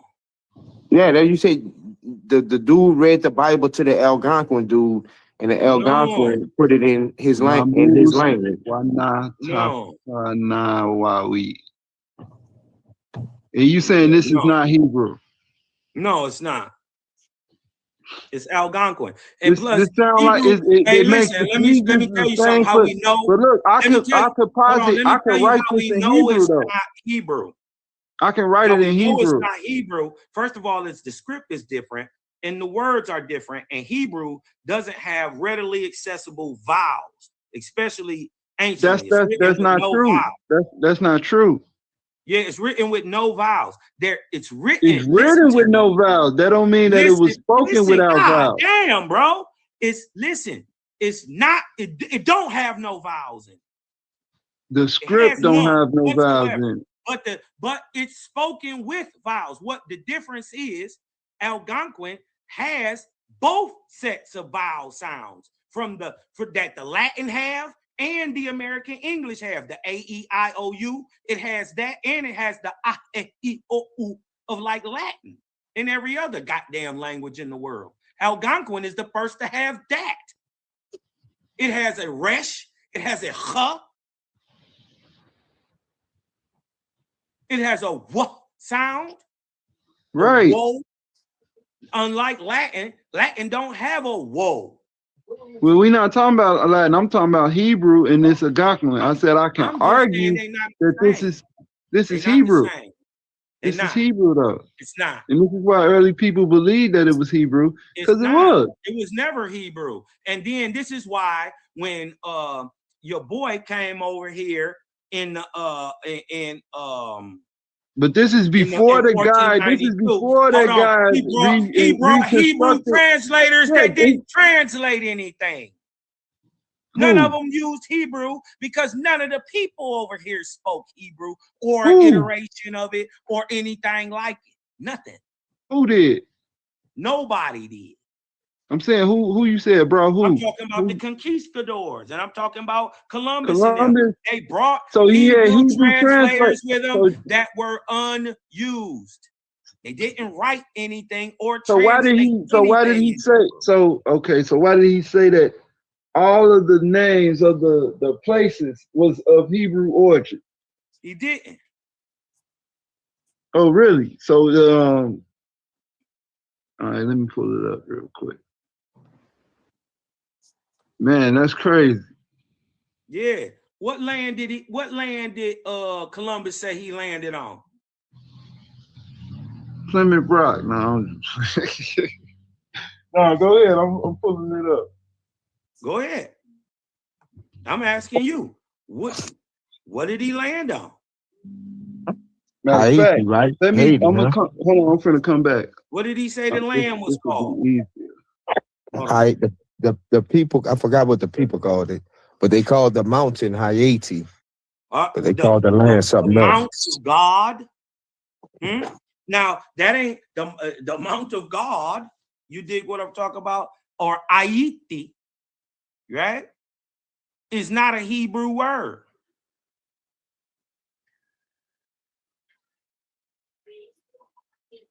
Huh? They came over here and gave them these lands Christian and Hebrew iterations, right? To their liking. But that's not what they were called. You're doing, from what I'm understanding, you're doing a lot of conflating like truths with like not sound conclusions based on that truth. Just show me that the island that they landed on, Haiti, had a Hebrew name. That's all you got to do with all that. I don't have that information. Right, because it don't exist. Nobody has it. I can't say that. I guess GDN Capone had the information. So. All right. I'm waiting on you. I'm gonna pull it up in 1 second. I'm pulling it up now. I had to sign in on my other device. Right. But it's crazy, bro. What's crazy? But I'm saying from the record that we have of a lot of the Algonquin words or the indigenous words that the people were speaking. If you know Hebrew, they sound is similar. It's very the phonetics is very similar. And even the meaning of the words, even the meaning of the words are the same in the contextual way that they use the words. Well, for instance, right? If you got a cart in India, right? And the word for cart is whatever it is, and you got to say you got the same thing but a different word in Asia, the same thing but a different word in Africa, and the same thing but a different word in America. Do that mean that they got the word from one another? It means that the word is it came from one. But they all using different words for the same thing. So the thing would have had to come first, and then each one with their own people with their own tongue named what it was. For identification. I got you. Right. So y'all can see my screen, right? Yeah. So this is Christopher Columbus. This is Christopher Columbus and the participation of the Jews in the Spanish and Portuguese discovery by Dr. M. Carlson, right? And it was edited by Charles Grosh, PhD. This is in 1894. So let me go down. I think it's on page 100. You know what else they found that year in 1894? What's that? The golden plates? No, the atom. The atom. Yeah, the atom. He said them golden plates, boy, he could. So, yeah, I mean, it would be cool if, you know, he talk about golden plates or whatever, but at least they got golden plates. Where them tablets that written by the hands of God? All right, here we go right Where them here. 2 tablets that written by the hands of God? Because if you ain't got them, that your Bible fake. You can't authenticate anything. That anything with. I'm saying it was all changed. All right, so let me read this real quick, bro. It says, of the more interest then they made of the migration is the question whether any other analogies in language and tradition, in religious concepts or in religious ceremonies justify the acceptance of this ethnological theory. It says, Roland chief argument in the support of his view in support of his view is the language of the Indians in Hispaniola, Cuba, Jamaica, in the adjoining islands. He contends that it has many resemblance to Hebrew. Now here's the argument. In fact, he even calls it corrupted Hebrew. Quick, hold on. So he called it corrupted Hebrew, right? Then he said he inserts that which the names of Cuba and Haiti are Hebrew, and that they were first applied in the earliest cliques, and that means chiefs. I mean, wait, what is it? Well, it's gonna explain. I'll explain. I looked this stuff up before, but it say cliches. So it say the chiefs or the leaders. Is that what you're trying to say? Cassians who discovered the people of the islands. The name of the rivers and of the persons in use among the natives are derived from the Hebrew. For example, Hania from the Hebrew Ayin, it means stream, and Yanis from Jonah, and Yahweh from Jacob, and Uri's from Urias. So it goes on, right? So it's a Sabial from Seba, Masi from Moisi. And the names of their tools. Right? Hold on, bro. Let's finish. So it say in the name of their tools of their little canoes in Kansas, the name of oxy for pepper, and the name for the storehouse for maize, grain, and like all points to the Hebrew language, right? So hold on. Now I want to get to the place because they named the places like Ohio and all that. But this was the argument in this. I don't think it was called Ohio. I think white people gave them names or European gave them names when they came over here. Just like Michigan is it. If you look it up, it says Michigan is a Indian name, but actually it's a $5 Indian name, and the name is a derivation of the word Mississauga, right? And that's the actual Indian word. So they conflated it just like they did with the word Algonquin, because that ain't even the word. So he just gave you a list of words. The real word spoken by the people here is Egoquim, right? And the anglicized English ear hears Algonquin. And that's what you're regurgitating. You're regurgitating their remix. The name of the state was not Ohio before white folks twisted it up. Or I ain't gonna even say white folks, because a lot of the people that came from Europe was melanated. Right? I'm going to just say the people with the Christian ideology and the Bible and a papal bull and bullets, right? Them guys, you dig what I'm talking about, came over here and enforced the doctrine of slave ship through God. You dig what I'm saying? So the Puritan missionary John Eliot translated his famous 1663 Eliot Indian Bible into the Massachusetts language. This is an extinct indigenous tongue belonging to the Algonquin language family, right? It goes on further to say, because the Massachusetts people had an oral tradition rather than a written one, Eliot worked with local speakers, such as the Kokone and the Wawasa, to adapt the Latin alphabet to phonetically transcribe the spoken language. Well, how did he, listen, how were they able to transcribe the language if he couldn't speak the language? Sign language. He gave them the words through sign language. Who did? Eliot. And the people spoke back to him. That's how they spoke to Eliot. Didn't speak Algonquin. So how did James Adair communicate with the He learned Algonquin. So he was able to communicate because he already spoke Hebrew.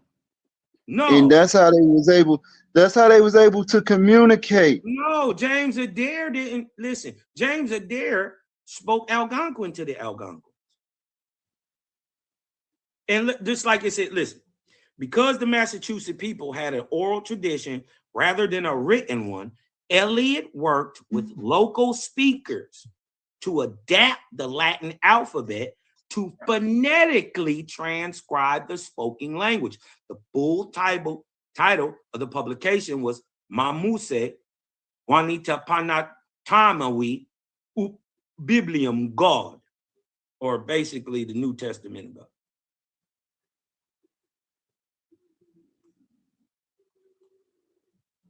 All right, so let's go to some of the. But so, what do you say about they? So I just showed like the language similarity, like some of the words people will say long words, right? Yeah, they are long words. That's because listen. So how did they get long words? Listen, because English is a trade language. Why do you think it has the most long words? Because it depends on who you're talking to. In the regular Algonquin, which we see is the birth of the modern English, right? We didn't have words for like hot dog or kindergarten. That's German. Right? So dealing with German people, we took them words into the English language as long words. So depending on who you speaking to, you may get a different name. For instance, we call the great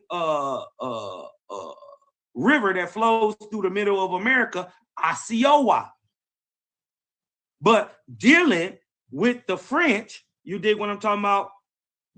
we call it the big water or the great waters, right? They would say their word, right, for big, right? And So we would say our word for water.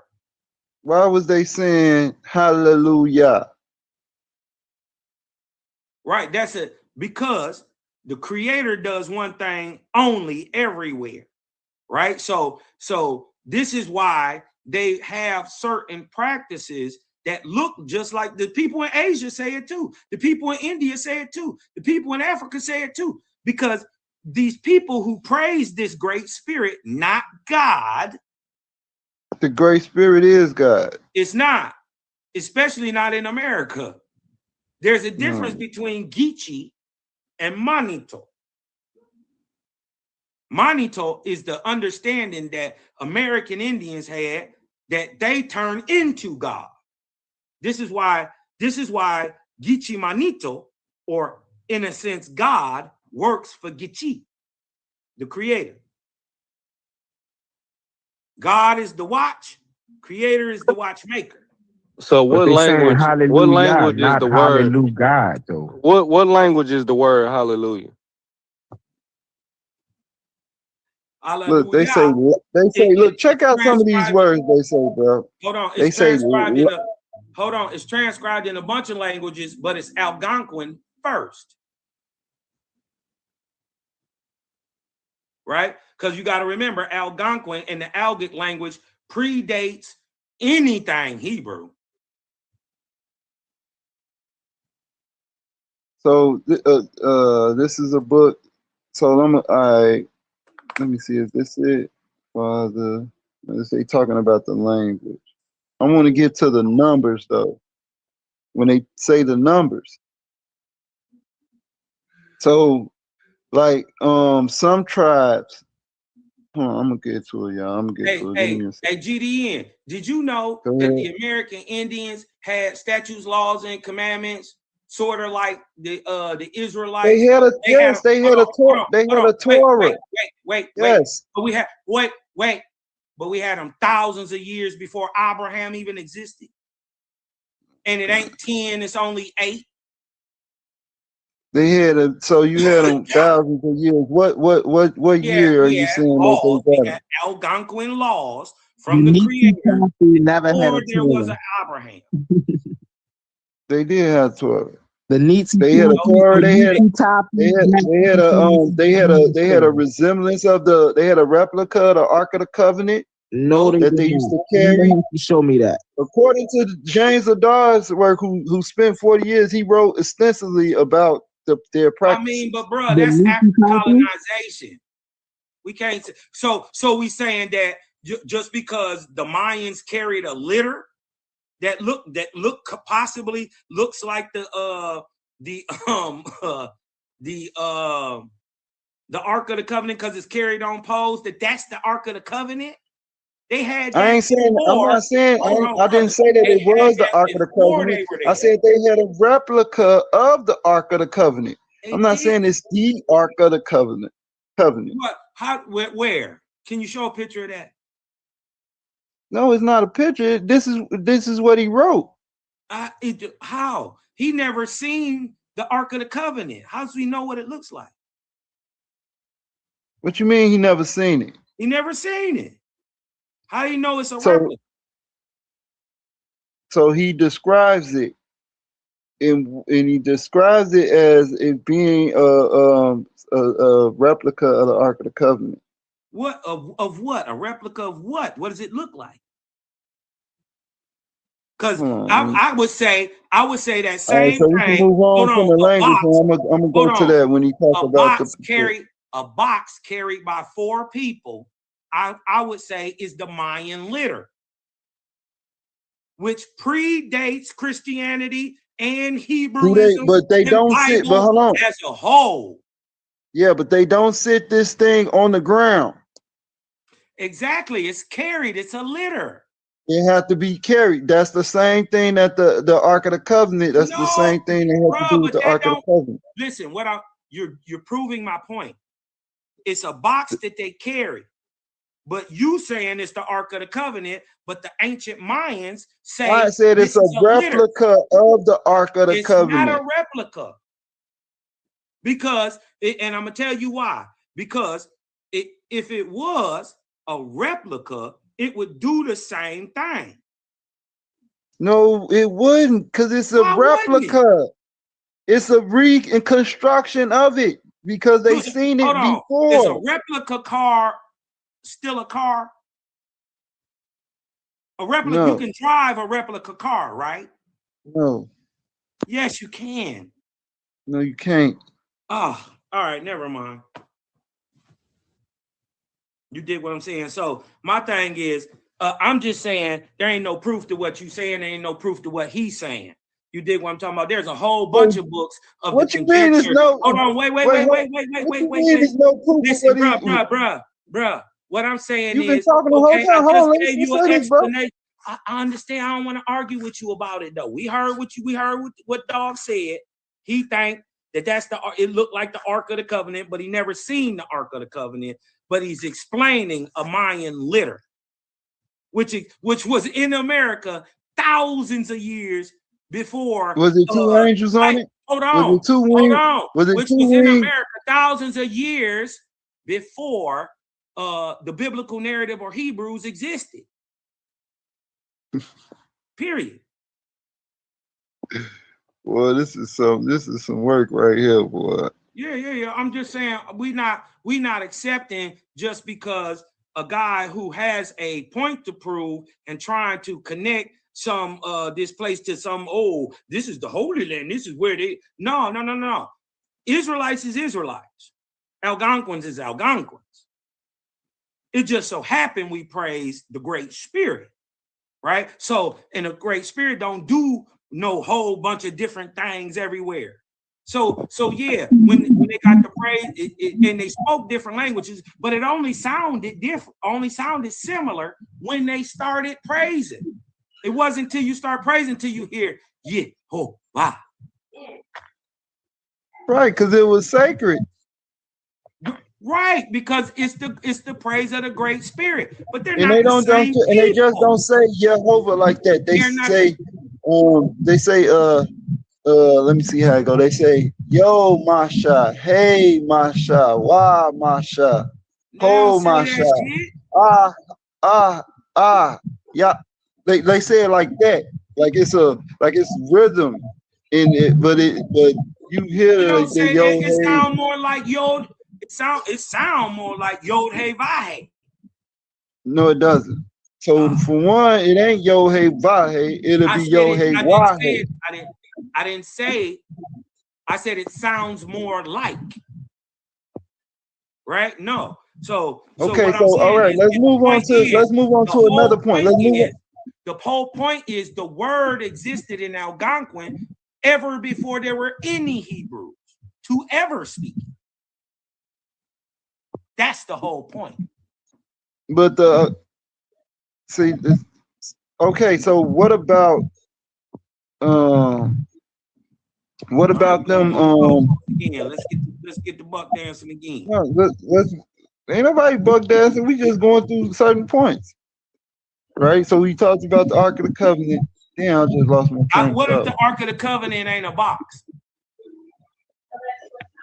Hold on, bro, because you're jumping into a lot of different things. I'm just saying, you pushing your narrative. I know an ark is a span of time.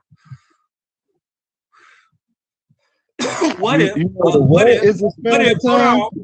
the Ark of the Covenant is the time where the covenant was taking place, not a box? What if what you think? You talking about art and art? What if what you think is the You did this last time. That's not because this little box it's not talking about an art. It's nothing more than a portable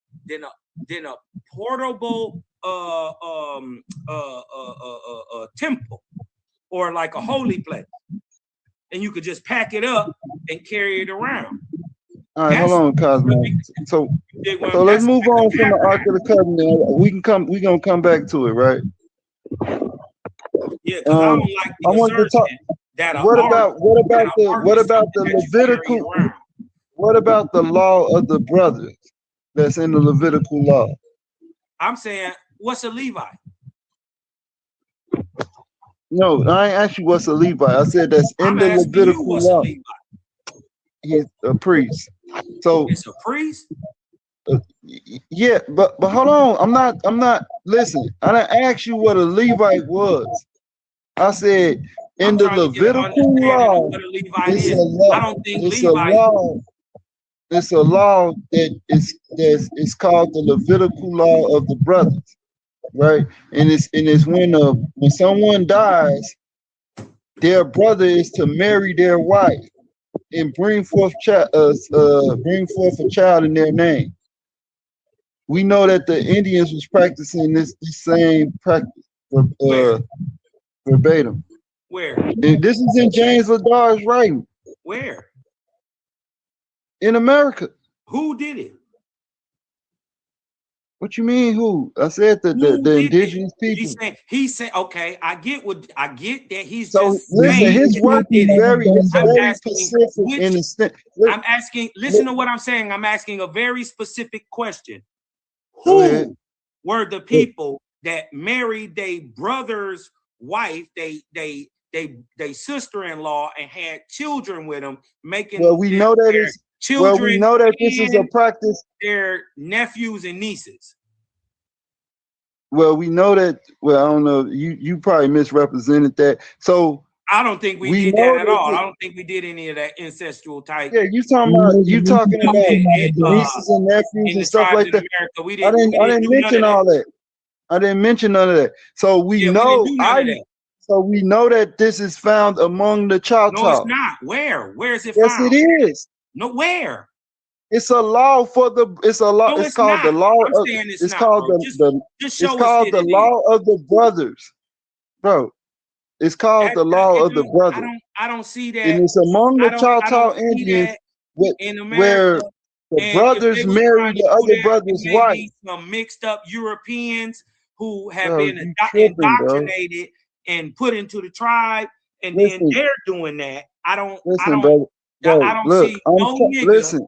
I don't see no nigga marrying his sister-in-law after she after she married his brother.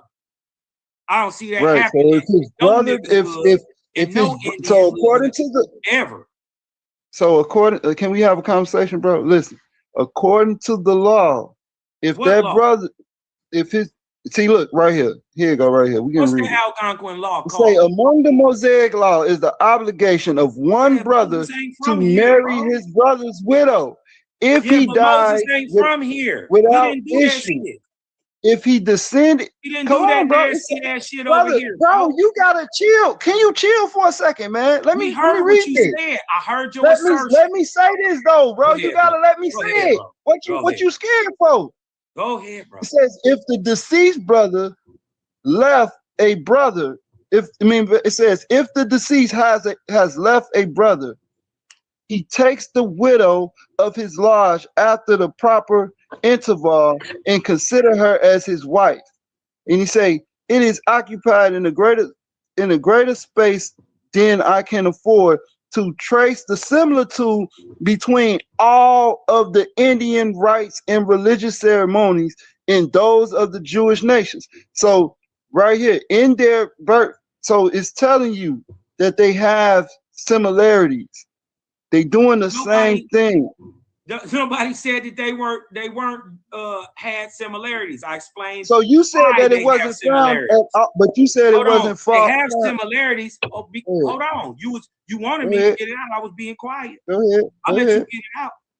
Right now, and then you're making an assertion just like James Adair is, right?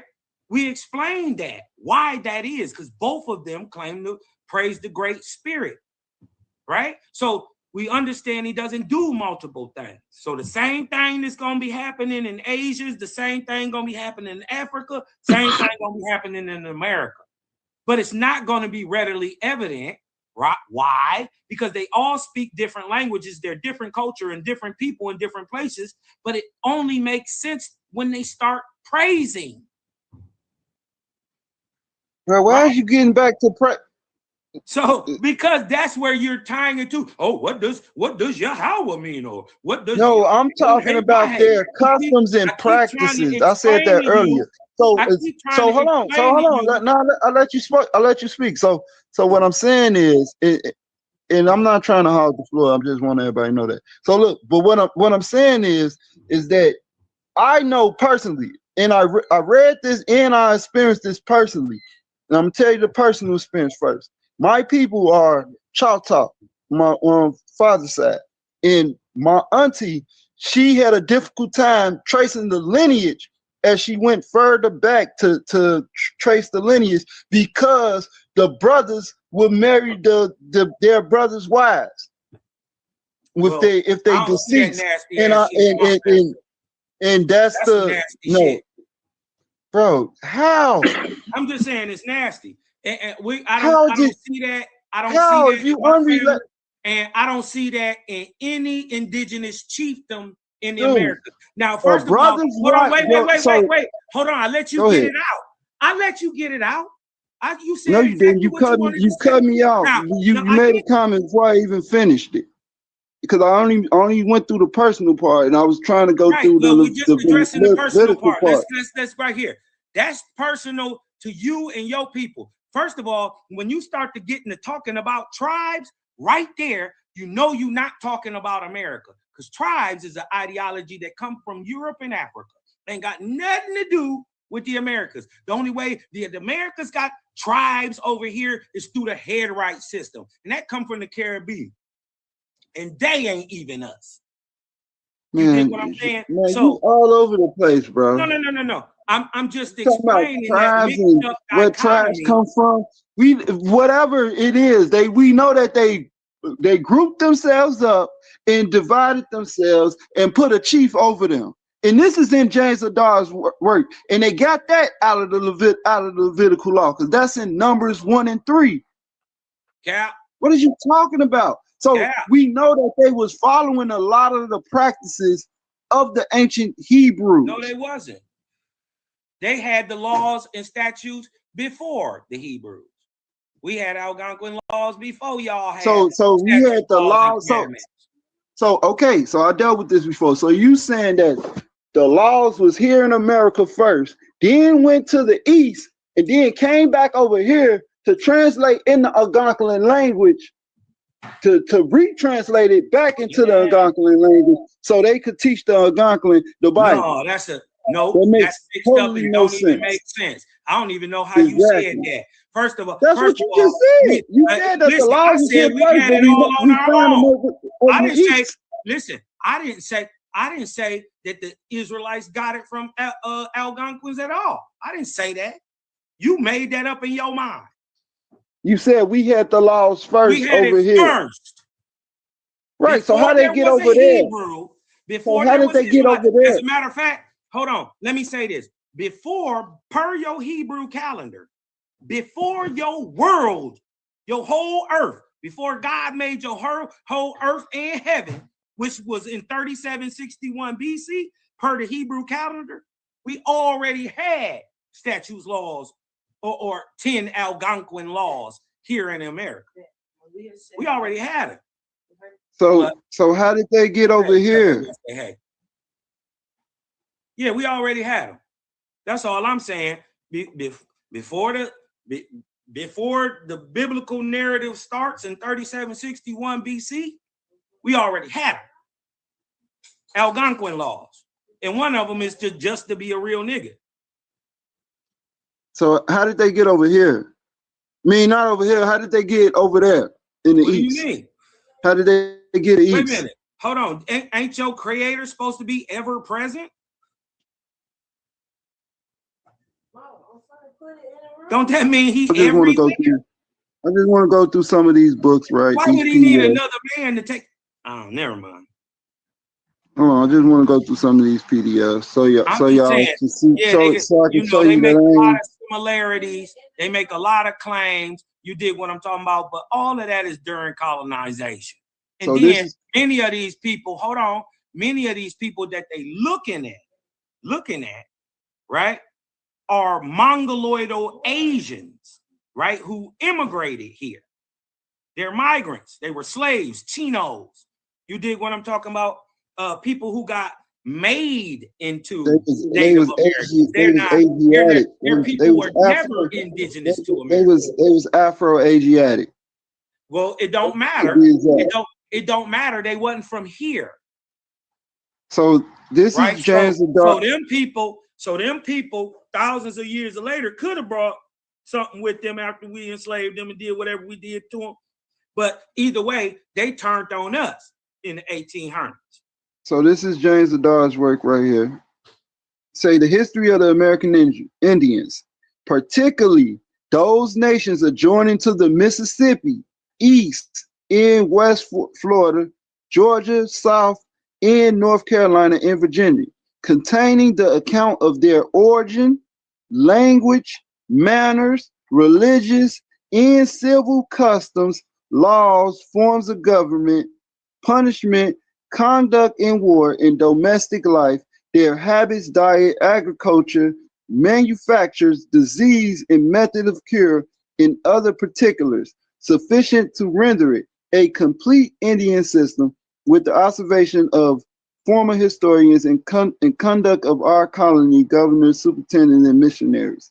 Also, containing the descriptions of the Floridas and the Mississippi lands with their productions, and this is the benefits of the colonizing Georgia and civilizing the Indians in the way to make them all colonies more valuable to the mother country, with a new map of the country referred to in history by James Adair, Esquire, a trader with the Indians and resident in the country for 40 years. So now this complete work, 1775, this is his complete work.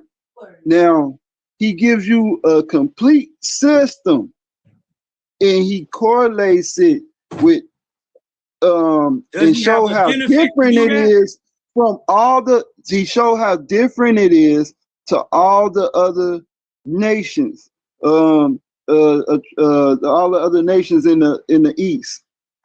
And he say that it mostly resembles the Hebrew way, the ancient Hebrews.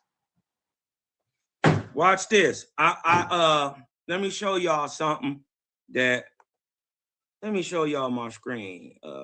Share my screen real quick. And he goes into the language.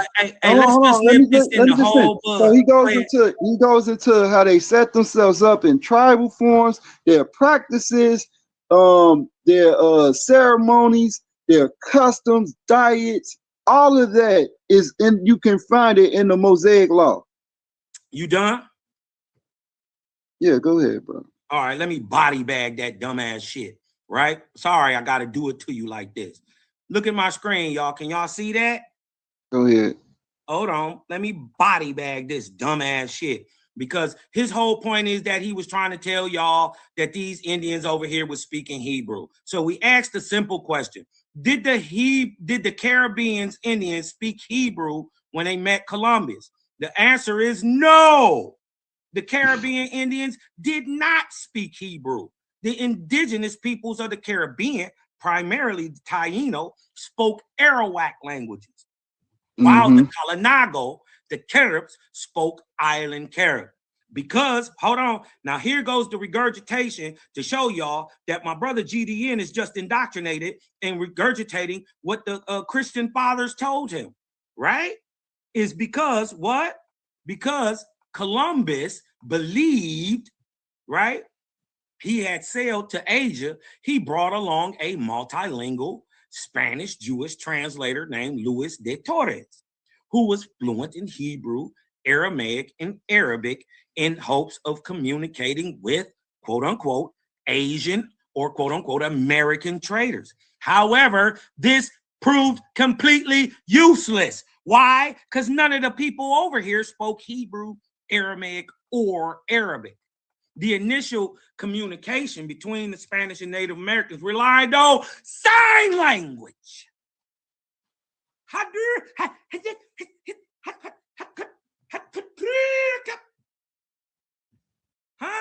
Who got fire? initial communication between the Spanish and Native Americans relied on sign language. The exchange. Give us a source on that. Eventually, hold on. It's only gonna hurt a minute. And eventually, Taino interpreters who were forcibly taken by the Spanish and taught rudimentary Spanish. Huh? Hadouken. Yeah, I'll just block that. You know, Street Fighter, you can block. The blocking is impeccable. So I can show you the words and how they resemble the Hebrew words as well. Like even when we pulled up the Algonquin Bible, Ain't past right? the fact that hold on. Do you understand now that they never spoke Hebrew in America? They didn't speak it. No, that's contextual. So because Hebrew is because they didn't speak Hebrew. They didn't speak no Hebrew. Well, they said Aramaic. They were saying Aramaic. So I wasn't talking about Aramaic or Arab. I'm talking about Paleo Hebrew. When you say Hebrew, it's talking about a modern reconstruction of the Paleo Hebrew. Are we talking about 1492? Remember context.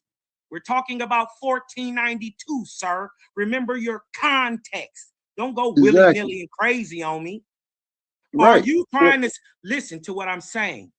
Are you saying that Hebrew was a living spoken language in 1492? Yes, and we have evidence of that. All right. In 1644, a guy named what's his name?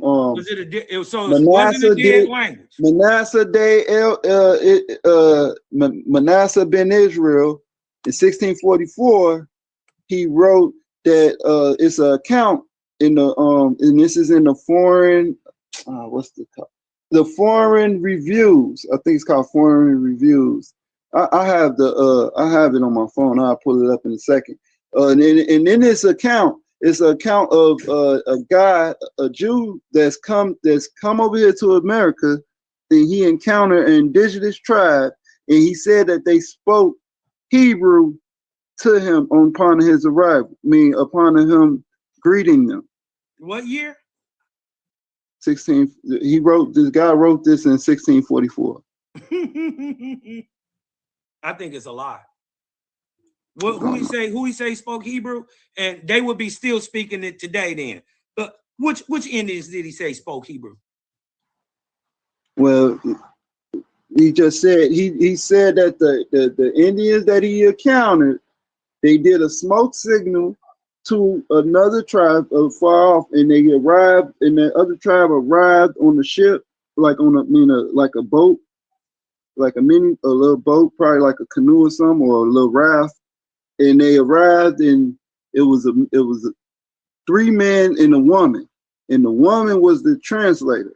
And when she came up, she spoke he say the ancestral language. And what he says is, and what he writes, quote, is the Hebrew Shema, which is Shema, Yasha Allah, they say Jehovah, Adonai, Akkad, something like that. No, he didn't speak none of that.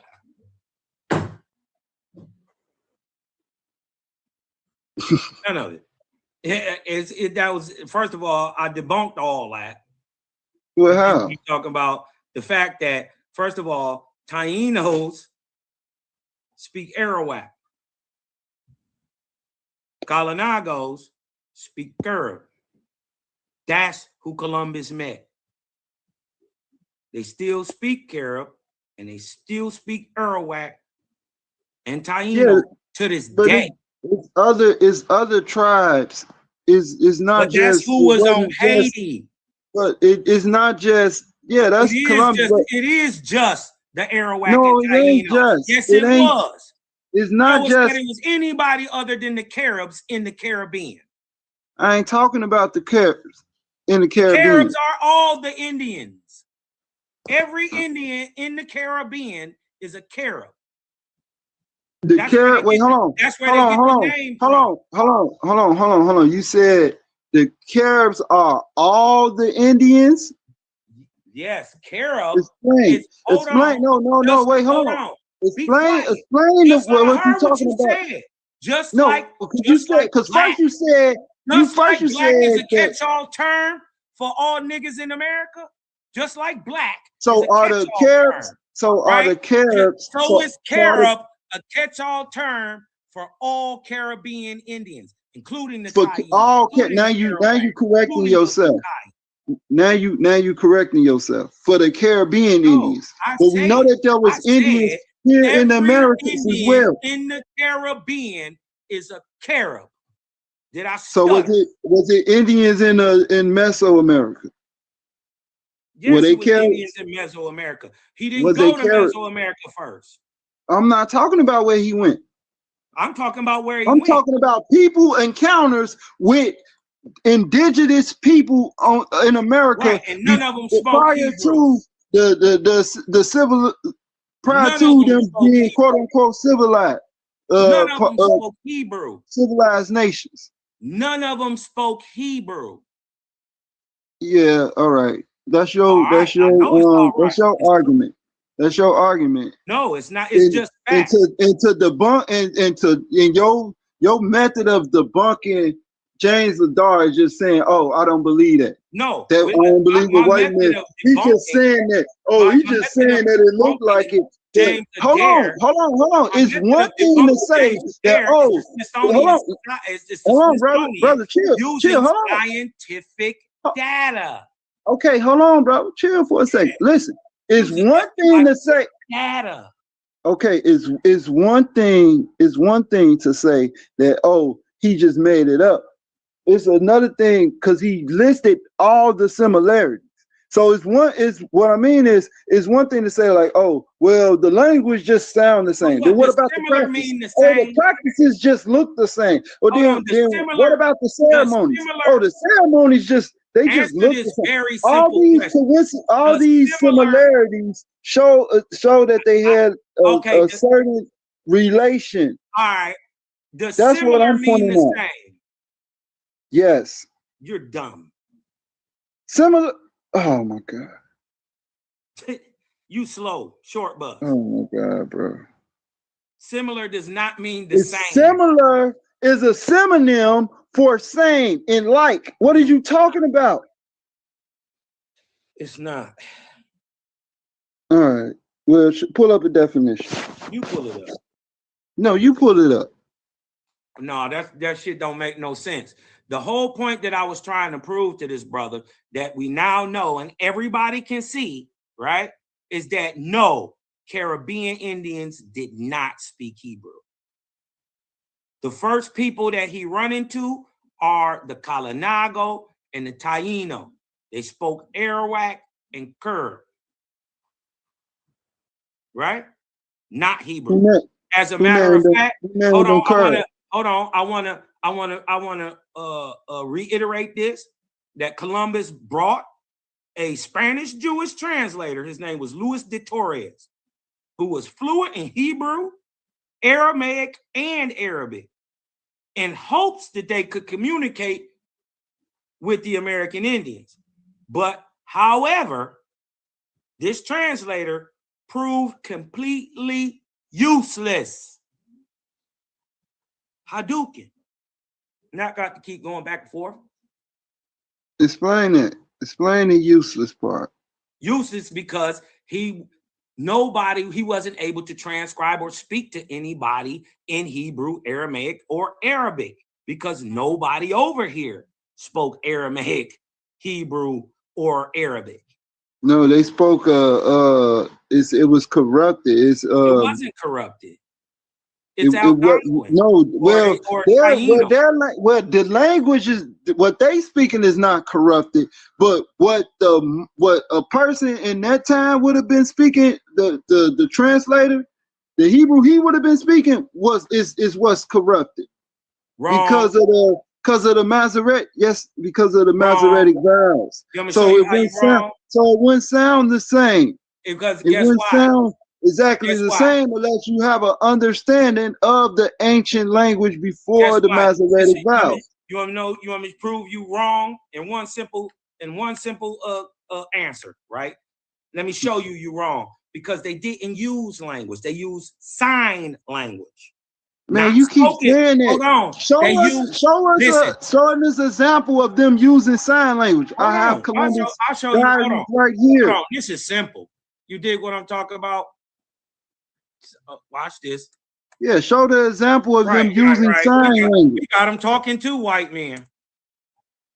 Because I can pull up the Columbus can't pull up journals. I can pull it up. What are you talking about? I got it right here. I'm talking about sign language before your fake Hebrew. I'm saying But during look, the last hold on. 2,000 I want years. everybody to. I want everybody to. Hold on. Wait. Cosmo, no. You just got done talking. Of 1492, Cosmo, you just got done. dead language. You just got done. Except classic Hebrew speakers. Right. So first you say. So first. So look, I want everybody to notice this. So you go on ChatGPT and say, "Oh, what they speak in Hebrew." Of course, it's gonna say no, because Hebrew is a reconstructed language of the Canaanite. So hold on. So first he posited a prompt the AI, and then he go into this rant and say, "Oh, they was using sign language." But before that, he mentioned that they had the laws of Moses before the Hebrews had the law of Moses. So we had this shit before there was a Moses. He said they had the laws. So if they had the laws, why they couldn't have it? So if they had, man, you ain't gotta lie to kick it, bro. Okay, it's cool, bro. Listen, I said we had bro. law, You statutes, said they had the commandments laws, statutes, and before commandments existed. before Abraham. Okay, but Abraham ain't the one that gave them the law. Any of you Hebrew niggas even existed. We All already right, bro. had the law, That's statutes, and okay. That's your position. Okay. It is So what it is. so they had the laws before the Hebrews, but Wasn't yet no they didn't. Hebrew. But yet they didn't speak the same language of the Hebrew. Exactly. Because they a whole different people. From So a how whole did they nother have the period, laws with of the a whole nother Hebrews? language. How did they have the Hold on, let me laws body of the bag this. Hebrews? Let me So show how did him. they have Hold the on. how Let me did they show have this the brother laws how of the this shit is Hebrews, done. but they don't speak the Hebrew language? When the No, laws of they're the not. Hebrews They is don't have written in Hebrew the Hebrew laws. language. They don't have Hebrew laws, silly man. They don't got Hebrew laws. They got Indian laws. So why the observers was observing what they was doing and kept saying that this resembles the people of Moses. This resembles the law. They get benefits from saying, right? They get benefits, right? This is how they spoke to the white man. American Sign Language. This is how you speak when you can't speak. How do you think a Spanish person spoke to a person that spoke Algonquin? How do you think they did deals? Huh? It's like this. Because everywhere in the world, if you do your hand like a wave, that means water. If you turn the peace sign upside down and wiggle your fingers back and forth, everywhere in the world, that means walk. If you give yourself sparkle fingers going down, coming from up to down, everywhere in the world, regardless to any language you speak, that's rain. That's what sign language is. Well, you're not making sense. I make sense to the people who got common sense. You're not making sense. You get on this whole thing. Matter of fact, let me cut you real quick now. So what about the letters from the from John Adams to who was it? Is it Roosevelt?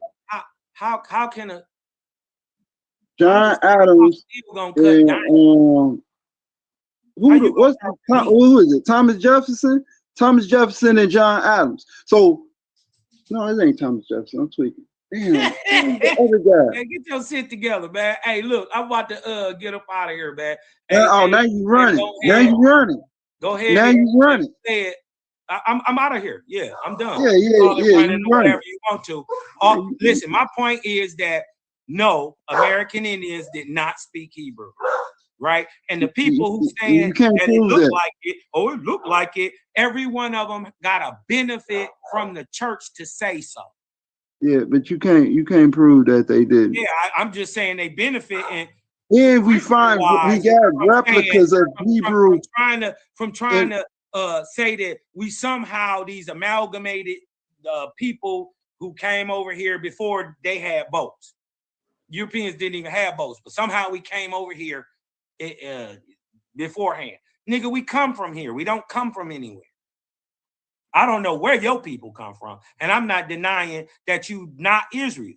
I'm not denying that, right? I'm just saying, even if you is, you an immigrant. You not like us. This dude is he hilarious, bro. You hilarious. I'm just saying, I'm standing. Go on about your way. So, somebody on. wrote a letter. They wrote it. Y'all thumb up the video. Well, he probably gonna share this live. You did what I'm saying, but y'all, I think we is. Gideon thing probably gonna go live after this. Whenever A1 get it done and share the face off and the actual debate, we'll go back live on the outcome. You dig what I'm saying? So you didn't debunk. You didn't debunk. Yeah, I mean, all right, brother. All right, bro. I'm gone, man. All right, I'll holler at y'all. Yeah, you didn't debunk James Adar. You just pulled up something that's prompt to say no. That's it. It's too many. They have too many other practices, and you see this. It's all in writings. It was a big thing in the 1817, 1600s. Prior to Mormonism, and it's still. I'm trying to pull up the article for y'all real quick. And pull up the article that is still a talk today. Damn, I think that's in my other phone though.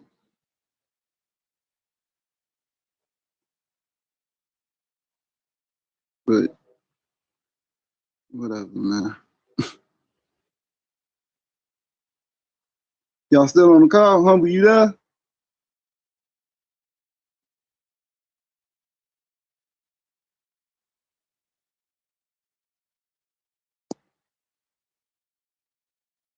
I want to see the information debunked. That's it. That's all I was saying. But I'll probably leave. But I did want to share something, right? About the language of the Choctaw and the Chickasaw.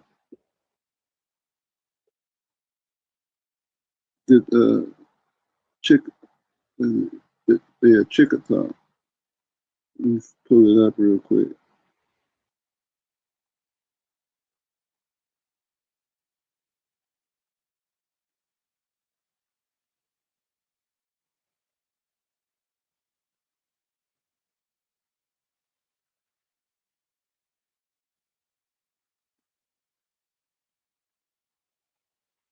This is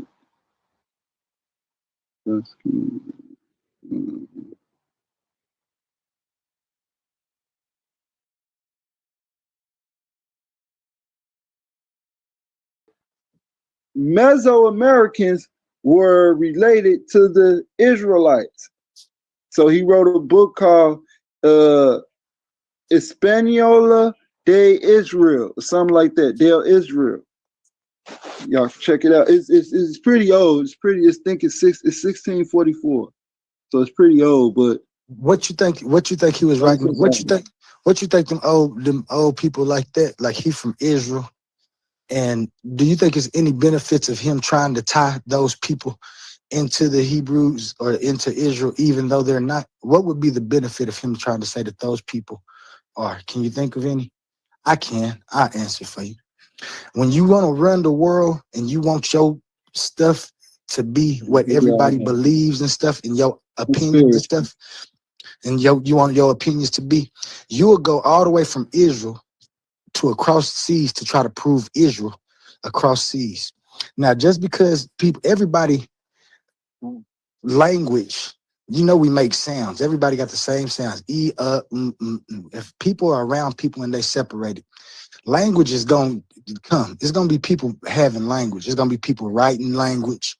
Some of the signs are going to look the same. What you have to understand, though, is that the reason we know they're not the same people is because the God that they was worshiping was totally different, didn't have any type of the same type of no type of worship attributes whatsoever. So I think Big Israel, and I'm going to go debunk him since you put his name out there. I'm going to go show you because I bet you somebody else did. Hold on, real quick. So when you say that the God that they worship, because he got a whole thing about the God that they worship, and he goes into it. They were saying hallelujah. They were saying praise the great spirit. That's the translation. Good thing. I'm from Oklahoma in America, and I know what the Indians were saying. So when I bring my debunk, I'm gonna show you exactly what they were saying. And he gonna say that. I'll play you their native chants where they saying higher, higher, yeah. That's yeah. I know hallelujah. But Yah is in the word higher though. You understand that, right? Yeah, Yah is in the word Yahoo. Right, but Yah is in the word of you say that they but hold on. But I want to get back to the part where you said that they wasn't worshiping the same. Their worship wasn't the same. When in this writing, that's what he's exactly saying. He's showing their worship and showing how that, among other things, even the fact that they had fringes, right? Crazy. It's like a lot of stuff that they was doing that resemble what is written in the Mosaic text. So now when you say that their practice of worship isn't the same, what do you mean by that? Can you elaborate on that? Can you show me the infinities? The laws that God, the Israel God, commanded them, and the way that the Indians over here worshipped their higher power. They didn't worship it as a God. Now, as I said again, them Israelis and the people that be coming over there, especially back in the day that did their studies, we know they went to do those studies to try to gain a foothold in the entire world. But we can prove all the way up through history that even when the white men came, they still took the American Indian language. Sequoyah, when he wrote the American alphabet, and we start signing like that, these are things that we know. And like I said, the biggest difference is the sacrificing and the way that the Israel was sacrificing to their God, and then the way that, like I said, the different things that we worship their God. They didn't have no hell.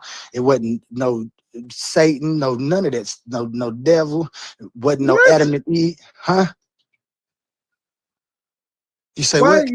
So have you read the Olam, the Wala? Are you familiar with the Walam Olam?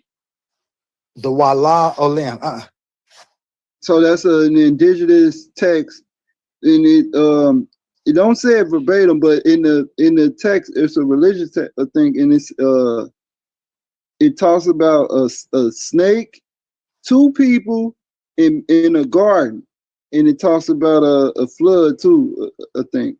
Yeah, we'll see. And when we see our and when we see our studies, we're gonna see that they probably interacted with somebody who gave them that story, because we know what. And like I said, I go get all my papers and stuff from the Kawa Indians, and I'll show you exactly what they were. Now, there's different Indians and stuff, different tribes of Indians. I can't lie. I'm speaking on one Indian tribe that I'm very accustomed to and have blood lineage. So that's who I be talking about when I talk about it.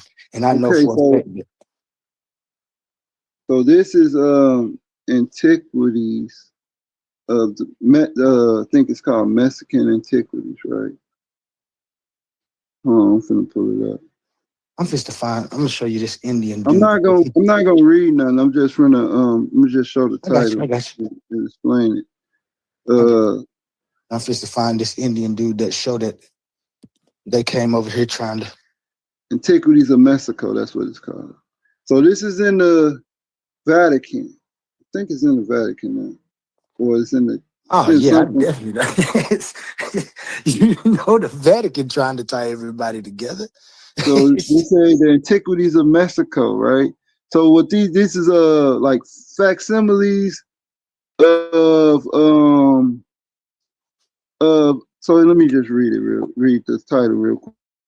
So it say the comprising of facsimiles of the ancient Mexican paintings and hieroglyphics preserved in the Royal Libraries of Paris, Berlin, and Dresden, in the Imperial Library of Vienna, in the Vatican Library, and in the Borgian Museum at Rome. Do we have any of those in any libraries over here? It's in Oxford, and it say in the Library of Institute of Bologna. How you say that? Bologna, and in the Bodleian Library at Oxford, together with the monuments of New Spain, right, by M. Dupax. So I'm just show you this volume 3. And it's about what's his name, Kingsborough, right? Mm-hmm. So I just want to show you some of the images, but in here they was even so, as you can see, so they pulled these out of those people call them pyramids, but those temples that they have in Mesoamerica, and they had like these and like cryptic writing, which they call hieroglyphic, Mesoamerican hieroglyphic. And what this is depicting, this is a scene in the heavens and stuff. So you saying they ain't have no depictions of heaven or hell. Those are Mesoamericans. I'm not talking about Mesoamericans. Those are two different type of people. You're talking about Mexicans and the indigenous Mexicans. Right, Mexicans I'm talking. They was once indigenous though. Yeah, they're indigenous to Mexico. They're indigenous to Mexico in the middle part of the Americas. If we're talking about all the Americas from south all the way up, then they are in Middle America. I mean, you have to understand the way that they used to divide up the Americas and the people in the Americas and the people and the people who were sacrificing when they got to Mesoamerica and the Aztecs and the Mayans and shit. You know what they was doing that made them say, no, we ain't going with that. What was they doing? Throwing people off the temples, throwing them down to a god that was a snake? No, they wasn't worshiping the same God. Absolutely not. Well, this the whole thing with the snake thing. That's very contextual. I don't about the snake. But what I'll say is though, so in this, so this one is this volume 5, I believe, because I got volume 3 and volume 5. So here, so what in these volumes, the first one is the facsimiles, and it's these plates that they took out of these temples, and then the rest of it is describing what they are, right? Hey, can you move that? Can you move that picture with me, you and move it up so I can. I'm trying to read with you, even though I know you ain't gonna lie about what you read, and I just like to read too. Yeah, but so upon me reading this, like if I put in Passover, right? Watch this. Now this is after. This is this is before what's it called? So if I put in Passover, right, and I search it, it might take a while to pop up. Pass. I always found it best. While you doing that, I'm just gonna say, I always found it best to start, and I ain't gonna lie, right there with Sequoia when they was forming the American alphabet, to be able to get a good foothold on exactly what American Indians came from and what they went into. Those Mesoamericans and the Aztecs and stuff, they was a little bit they worshipped the panther goddess Bet. They believe in the cheetah as the, they got a whole other different stuff that don't pertain to nothing Hebrew, especially the sacrifice to the. Now, did they see eclipses when somebody else saw eclipses? Did they see wonders in the sky just like anybody else? Yeah. Could you make an imagination, and could somebody somewhere else be imagining the same thing? Absolutely. Were they worshiping that same God? Was the Hebrews them saying? Absolutely not. Okay, here you go, right here. I think this is it. So what this is talking about right here is how these Mesoamericans. Damn, I can't see. Oh yeah, I can see. I got you. I can see. They was practicing something that resembles the Passover, and it was in March. I'm trying to get to a period so I can read the complete thought, right? Mm-hmm. Take your time. Okay, let's just start right here, and I'm gonna end where it say Passover, right? Well, no, that's too far. So it say right here, describing these fasts. Let me do this. No, I can't read it like that. It say describing these fasts. So it's talking about them taking fasts. To which he. Mm-hmm. To which he.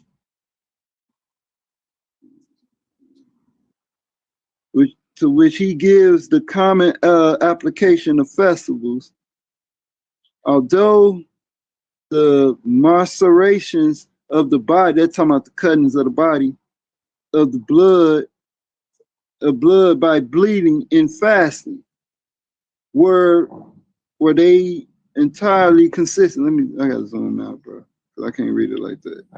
That's his name, Quetzalcoatl. That's the total difference right there. Even the blood stuff. Now, just because they worshiping something during the same time, it's cool. They try to tie stuff in, especially back in the day. They was trying to tie so much stuff in when we know it's incoherent, especially with the God. And all he's saying is that, like he said, he generalized festivals, and he's seen them doing different types of worship, and he said, "Oh, since we worship and they worship too, and we got to be worshiping." But if you look in there, I see him say Quetzalcoatl and stuff. He said the bloodletting. Well, he didn't call it bloodletting, but that's what they used to call it. The bloodletting of their sacrifices and they fasting and worships is totally different from what the Hebrew people was doing. And this is some of the problems that they had when the Hebrews or different religions come across other people who have religions. That's how they weigh those civilizations on the way that they worship. And then if they didn't like the way they worship, they knocked them off. So it's a esta fiesta se hacía en el Principado de Marco y aquí se la esa fiesta cada año era la mayor de cuatro en cuatro. Wait, did I say that right? Cuatro en cuatro, 4 and 4. Años que era su grande Pascual. So this is in Spanish. It say esta de su celebración si me llama Texaculi. That's Teholo. Yeah, go ahead. No, I was just going. That's Teholo. Yeah, so it say que corre de que años de Dios. So that means New Year. I mean, not New Year. That means year of day or something like that, or day of year. So this is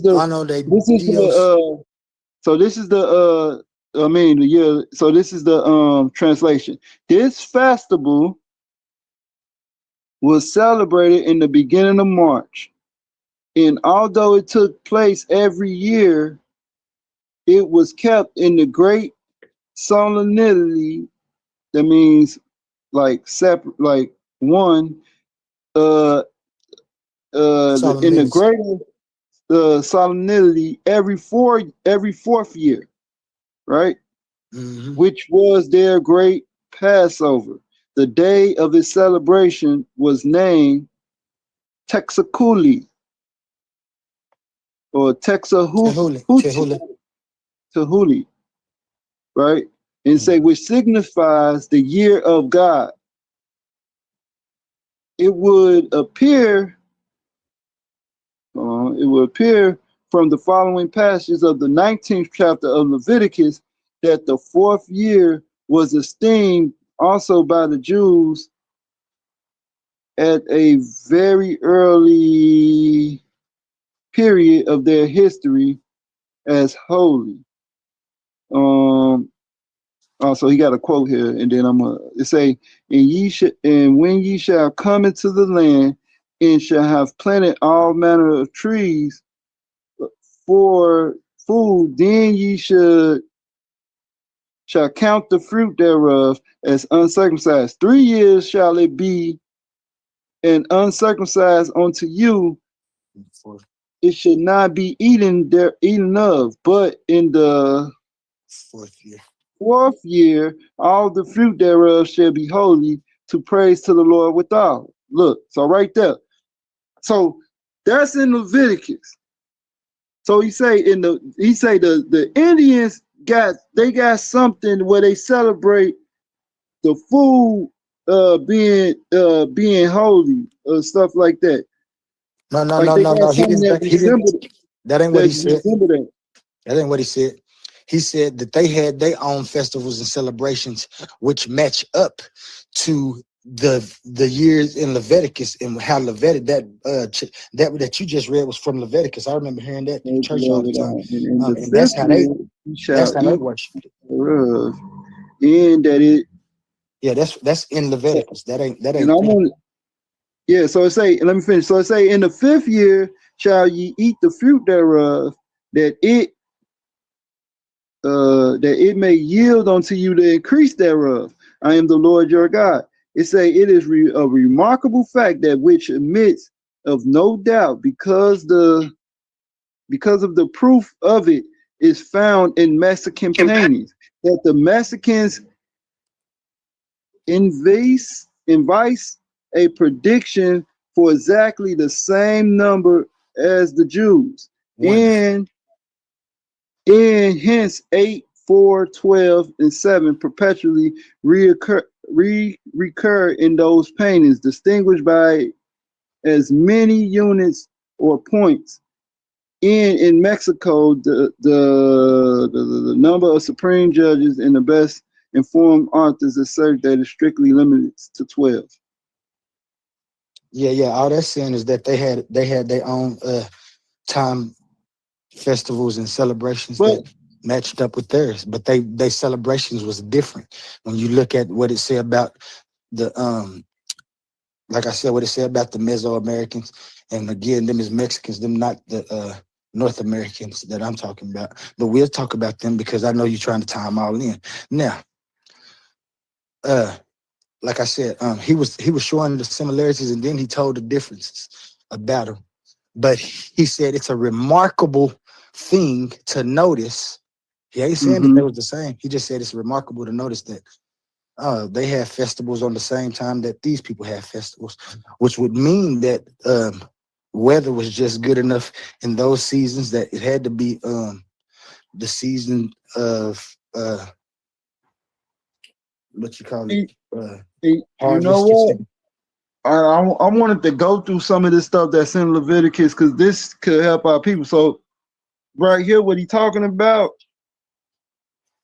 this is how you supposed to plant. This is how you get an increase, right? The first thing that you plant, when your first harvest, you're not supposed to eat that. You're not supposed to get that away.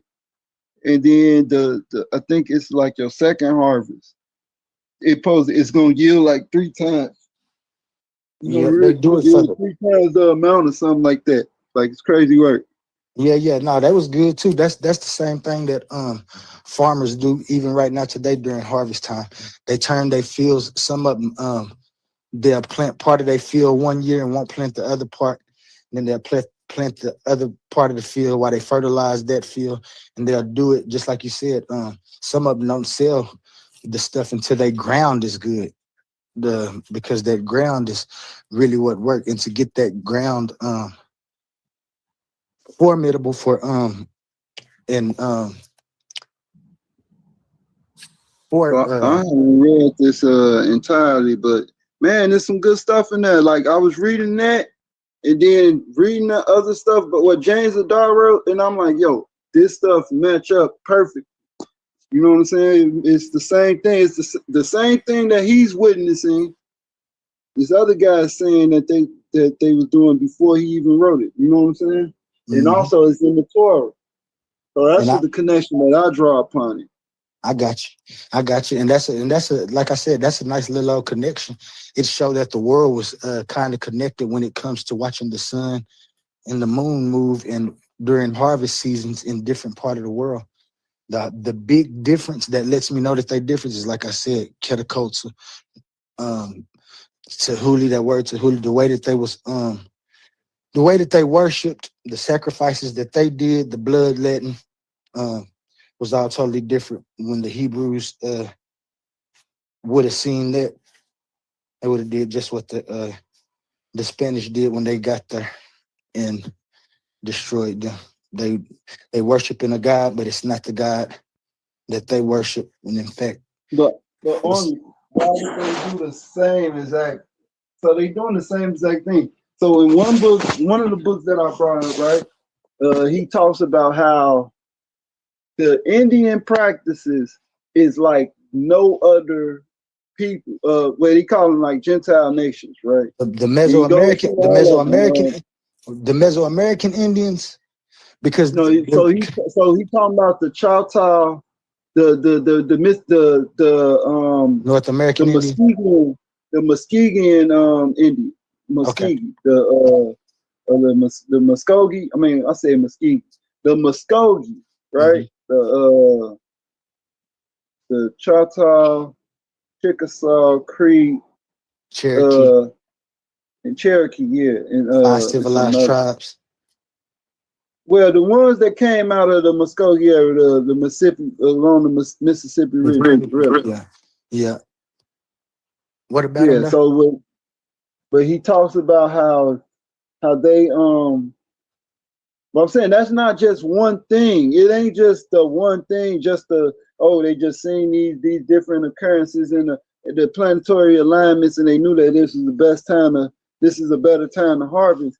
No, it's also their custom, tradition, the way they honor, the way how they didn't have no representation of the deity that they worship. They didn't worship. They didn't have no idols early on. That stuff with indigenous people having idols and natives, that stuff came much later. The natives didn't have a percent. My bad. They didn't represent no idols, so they didn't worship the fire. They memorialized their warriors in an honorary fashion, not like as a worship. They buried themselves facing the sun. Facing the rising of the sun, because in the whole thing, how it goes in the oral tradition is that they are traveling to their homeland or something in the east where the sun rises. Even some of the accounts that we have of them, they say that we come from where the sun rises, which is the east. Like I think that was in Montezuma said that, I believe. But man, there's a lot of stuff. I even found out that the Mexican, I think it's the Mexicans, but they had genetic DNA that connect them to West Africa.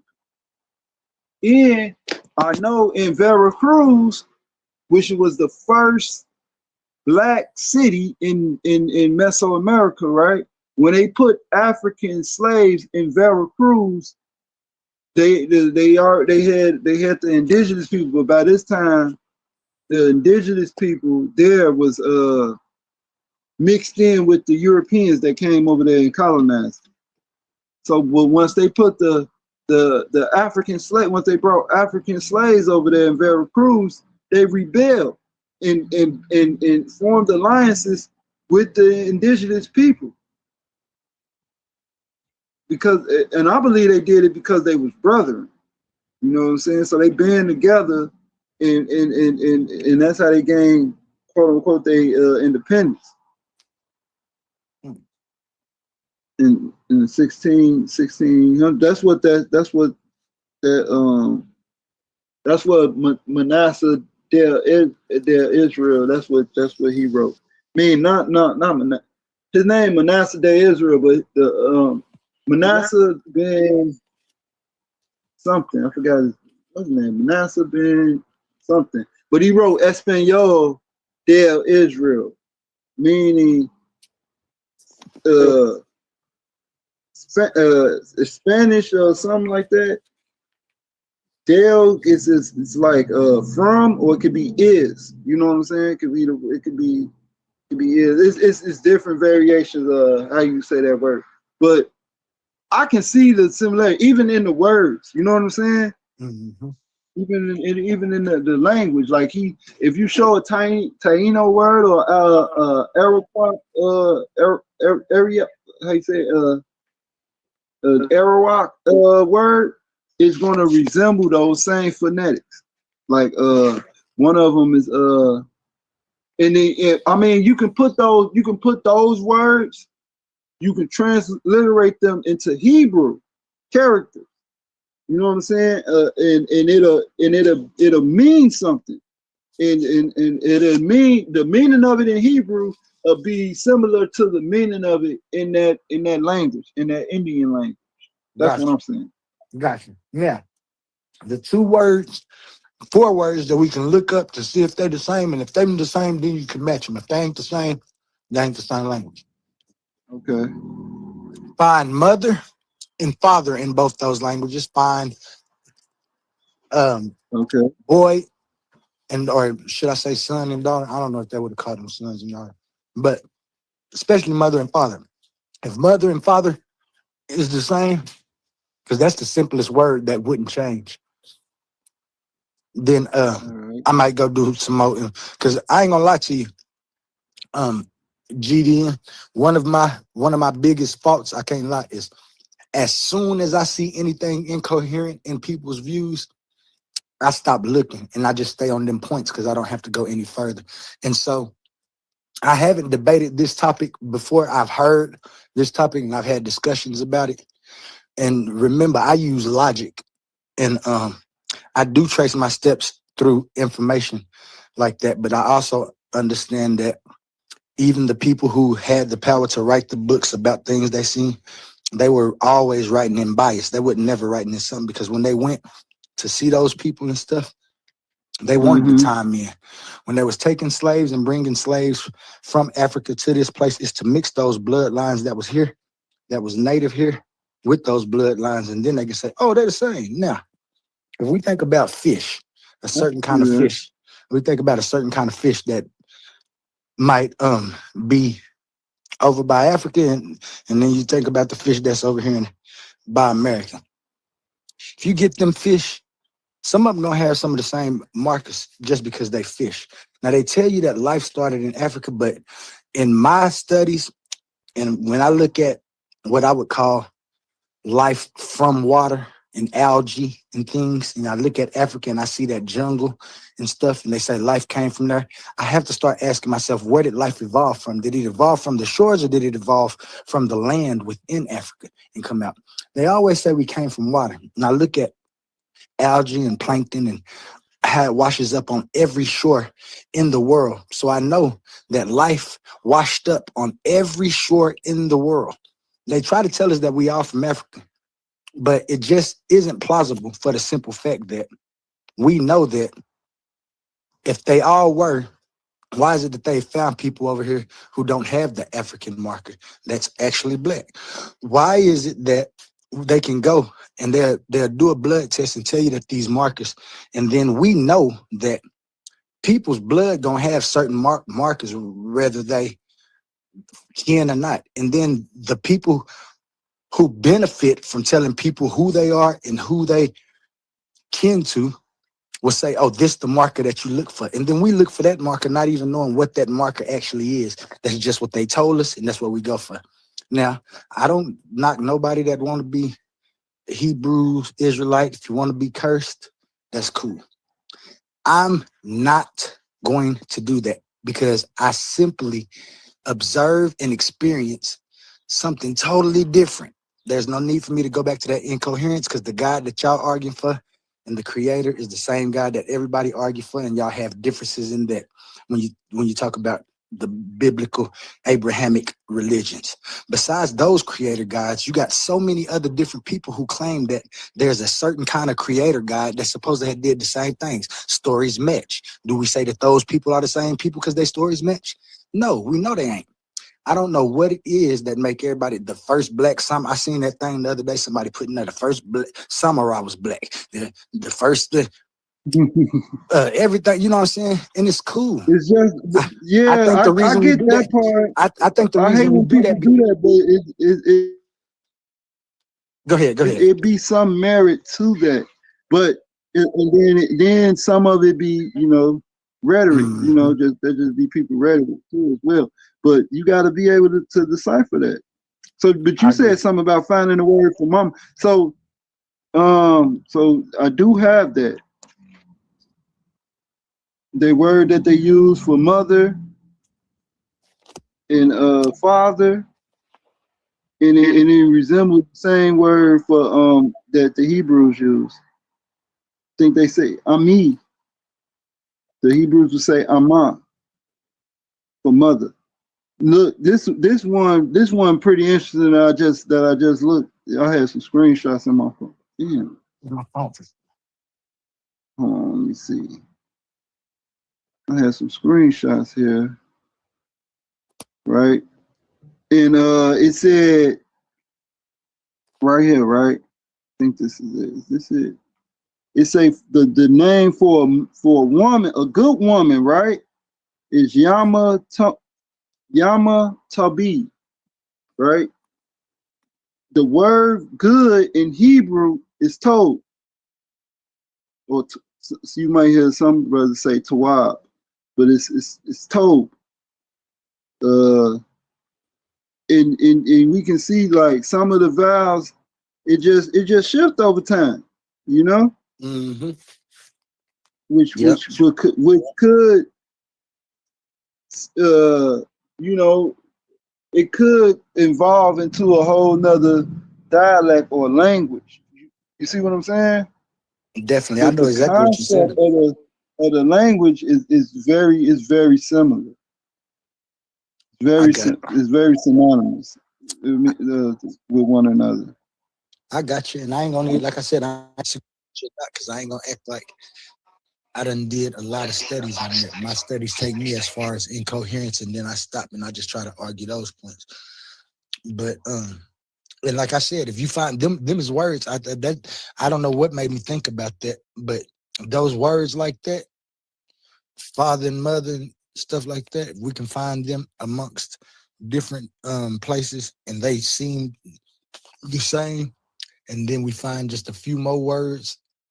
I mean, not just a few, we're going to have at least 10, 15 words that match. That's enough for me, especially if I can put them in sentences and say, oh, they were saying that, and that's how they were saying it. It's just that I would not want them people to be my people for this. If they was my people and then they went and changed, and then look at how they started worshiping deities or the deity that they started worshiping. It changed too quick. And like you talk about the evolution of language, the language didn't change, but the worship of the deity that was worshiping changed that drastically. Is almost unheard. Now, what could have happened? Why are you saying that it changed? Huh? Some of the things get lost. Some things get lost, so you got to think if they in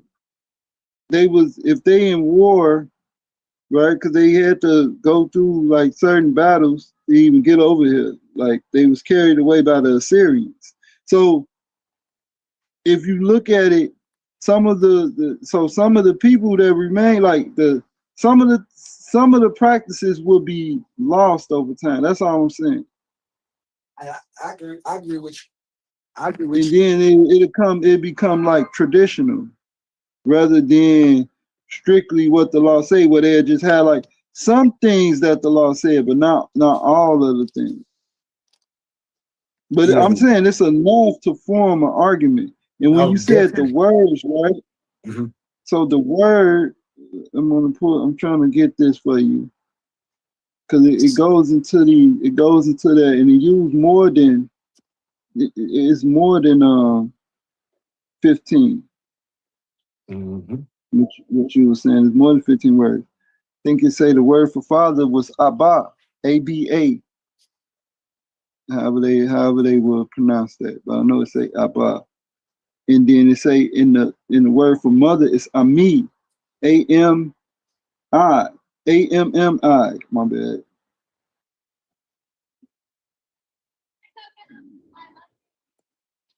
But and then it even give you other words like for snake and for ox, fish. You know what I'm saying? It's too. I don't know. They too close. The languages is too close. So here go right here. I mean. Then it talks about the good woman, right? A goody woman is called Yama Tobi. Yama Tobi. And when you see, the reason that we can't connect it is, for one, we don't know African dialect, right? West African dialect. Because if you go to the Igbos, they talk just like this. They talk just like what I'm understanding from my experience. Because I actually talked to Igbo women on Bigo and stuff. They some of these words that this guy got written in his book resemble, as I'm going through how they would say it resembles how they would speak. You know what I'm saying? Yeah. Like I said, I don't doubt it. I know sounds. Chinese got the word Yama too. What Yama mean over there? Like, it sounds. The humans only have so many sounds that we can all have. If we in different groups communicating, we're gonna all have sounds. We might even have some sounds that mean the same thing. But like I said, it's just a high claim to say that those people are the same people. That's far-fetched for me. Nothing wrong with it. Like you said, you can form a good argument. Me being who I am, I could probably form it. You see, I just helped you with the words. The words that we know might have stayed something like the same. What about the word God? What word was they using for the deities? Are they kind of the same? Hell no. Ishtanhulo. And they did, but Ishtanhulo means the great spirit. And that's what they called it in South America. What they called it they called it Yahweh in Hebrew, right? Well, not necessarily, because you got to think we have the Bible where it says he said call him Ishi. When you break it down, when you go back to the original language. No, I'm talking about, it's a scripture in the Bible where it say, "Don't call me no more badly. Call me Ishi," or something like that. Mm-hmm.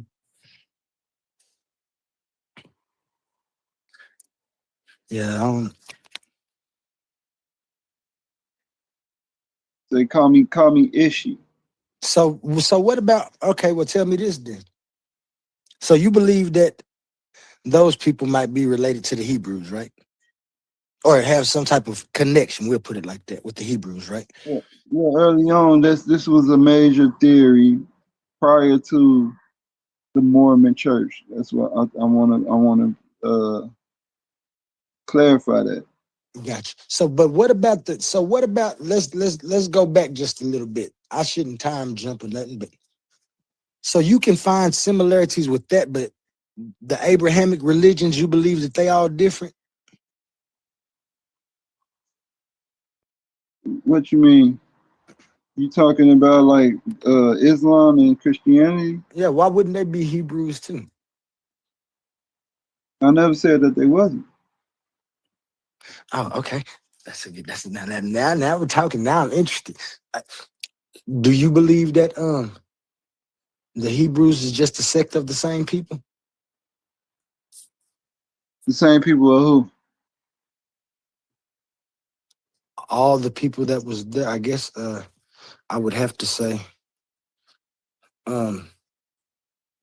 anybody that worships the Abrahamic God. I mean, I guess we see that. I guess we see that in the Muslim side of the Abrahamic religion, and we see it in Christianity too. Even in America, they got different sects of Christianity and stuff, and they believe that the other sect is wrong, that they actually go into hell. This is the incoherence of those type of ideas. I just find it hard to find somebody else, what somebody else wrote, and try to argue Yeah, their you got idea. schisms. Yeah. So you got schisms that happen that occur as people get more sophisticated with their understanding and civilized with their culture. You know. Yeah. And you have disagreements, and then people start their own. They have a following. You know what I'm saying? Yep. And why do they do that, GDA? I know you know I know the answer, but these are the type of questions that I ask myself when I'm trying to find answers. Why do they do that? Why, if we got Christianity and we got the one God and stuff, why is we got Baptist Christians? Why do we got Catholic Christians? Why do we got and the only reason that I can see is that a group of people was like, no, these people are benefiting and we can benefit off the same idea if we change it like this. And then you see those people and they have their heads of the church and they have their people. And these are the people that benefit more from there. And then there's another group of people that be in that church for a little bit, be like, nah, let's change that like this. They start theirs and they benefit. This mechanism. To me, and like I said, this is just from my studies and my experiences. To me, this mechanism of power and control, I'll just say control over different groups of people, and with the intention of benefiting and living comfortably, is the only thing I see in any religion. And that's why they split.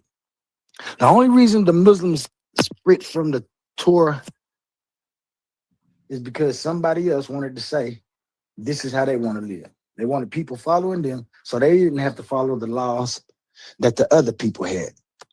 I see religions, people have religions, and then I see some people come in with religions, and their religion, and they'll have wars. And we know these is like person, boom, boom, boom. But these people sometimes used to fight for gods and whose God is the most powerful. But then you have some people that say, no, your God still ain't more powerful than ours. When we lost, we was cursed. And then you got some people that say, like, our science is better than y'all science. And then they go over there and they science is sacrificing people and saying all kind of different things. But you look, and like you said, like when I look, the more I get to learning about Kemet and different people's things, and I understand that they was talking about forces and the things that we say now are science, then there's no need to just keep on pushing that if that's what we know. Because it takes away the incoherence of the thing and gives us actually what we were looking for. A technology that people don't understand is identifying things. The first way we used to identify things back in the day before we had the technology we have now with communication was personifying things that we see. We know this. We know this. If I know that the sun is the sun and that they used to call it Ra, there's no reason for me to go back to call it Ra if I know that it's just the sun and Ra was just the idea that people had to get a story across. It would be incoherent to do anything more. Why? Because When when other people, when you say to get a story across, what story that they getting across about the sun? Like the sun, the movement of the sun, the forces that move the sun, the movement of the sun across the sky, that would be yeah, but Ra Ra. also do other things in the Egyptian pantheon. Yeah, They yeah, just yeah, don't yeah. show him traveling on the boat. Right. He do other things as well. So those stories have to be pertaining to the sun as well, right? And nope. That's the incoherence of it. When they talk Ra in the sky, and they're talking about the movement of the sun and how Ra is in a boat. And when you see the sun moving across the sky, it's actually Ra in a boat, and they lighten up the sky. But we know that's not that. And the reason they had those stories, because that's how people would understand things. You couldn't tell them that the sun was moving because of the different forces and factors of existence that we found. You couldn't tell them that back then. But if you was telling your kid the story and the kid was like the sun and stuff, and they had to tell, because understand, like, they wasn't just keeping this knowledge, like they was actually trying to raise their kids to do this. So they would have to come up with stories for these things. This was the technology that they had for communication. It was personification. At first, it was even worse than that. When especially in Greece and all of those with the pantheon of gods and stuff, and then somebody got smart and said, "You know what? We don't even have to worship all of them. We can say that one God has all of those powers." I think that was Abraham who made that the most prominent. Started worshiping one God instead of all these gods. Let's give our attention to this one God. Got Abraham and his family some power still today. But the two sons, Isaac and Ishmael, the progenitors of the religions we see right now, both was at their daddy's funeral. You want some eggs with that pancake? Hey, hold on. Hey, Sadiq, Shalom. What's going on? Hey, what's going on, fam? Sadiq. But I know I'm just mumbling to you, GDN. I know. I hear you, bro. I hear you. Said that, especially the part where you said the last part you just said about Abraham having his people, having his sons having powers still to this day. I disagree with that, but I see where you're going with it, especially like with the how they just form different sects to have power. But what I say is that that's what people do. You know, we can see that on a day-to-day basis. Like in reality, we can see that in society. People break off, they start as one thing, and then once they have a disagreement, it'd be a schism. And then it's a split. By being a schism, people decide who they want to follow or how they're going to continue the thing, you know? And you get these different sects and denominations and tribes and all this other stuff. This is what religions, you get all these different things where different things is being taught, which was what? The disagreement from the jump. Somebody disagreed on this understanding. So they're like, well, you know what? Well, I'm going to go teach this understanding, and whoever with me, y'all can come with me, you know? And so some of them used to have to sneak up. Some of them used to have to sneak off. They benefit from it. So this is my understanding about people benefiting or being prosperous from the Bible. I'm not talking about like a prosperity doctrine, which is what the churches preach, but the thing is, by these words being sacred and being inspired by quote unquote God, people can profit because it's a spiritual, I don't want to say bondness, but it's a spiritual, the word is spiritual, you know what I'm saying? Even in the language. So certain things that you say is gonna, from the scripture, is gonna resonate with people's spirit. And that's how you can profit, even if it was a bad thing. If you're using it for bad, y'all know a lot of atheists, they whole content is Bible. You know what I'm saying? Mm-hmm. Yep. And So, I ain't gonna lie, I agree with you. I definitely agree with you on that point. It's just that, like I said, when my I understand that everybody gonna have an opinion. Everybody might see things just a little bit different. So with me knowing that, and then I think about the inspiration that's supposed to be by God, and then I ask myself, like, I know if GDN read the Bible without nobody telling him that you got to worship this God or anything, I can guarantee you that you can find all of the good things that the Bible is trying to teach without having to, like, if it was just a story and boom, boom, boom, you'll say, oh yeah, but that dude Jesus in that book was like, shit, be good to your people and stuff. And that sounded kind of right. Even if he was the son of God saying it, or just a regular human said, those words and the idea that he was proposing carries weight even right now today, whether he was the son of God or just a regular man. yeah, man, it's a lot of so it's a lot of figures that operate in that same type of spirit, to where the point that where we memorialize them, or we honor their great quotes, like you were just saying. I think that's what it's We all don't about. I think, question if those, but we don't question if those individuals were actual men. You know right. what I'm saying? Yeah, that's Yeah, true. yeah. We question if Jesus was an actual, or Yeshua, right? So,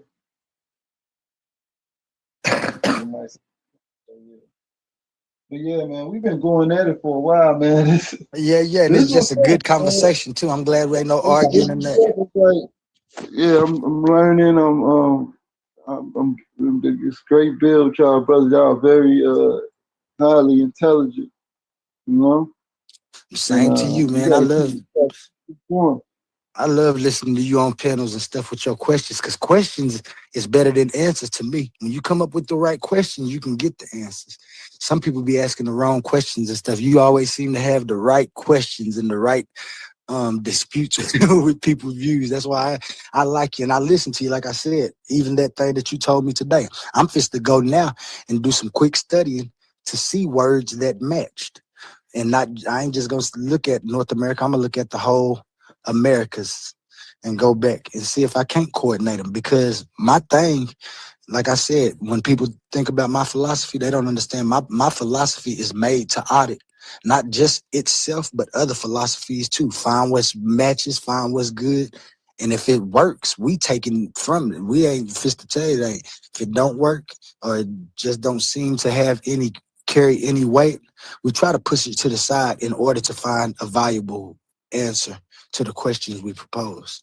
And that's what I want. I want an intelligible answer. If I say why I'm here, what are we here? And then they say it's a creator, we should be able, there shouldn't be no secrets to none of that.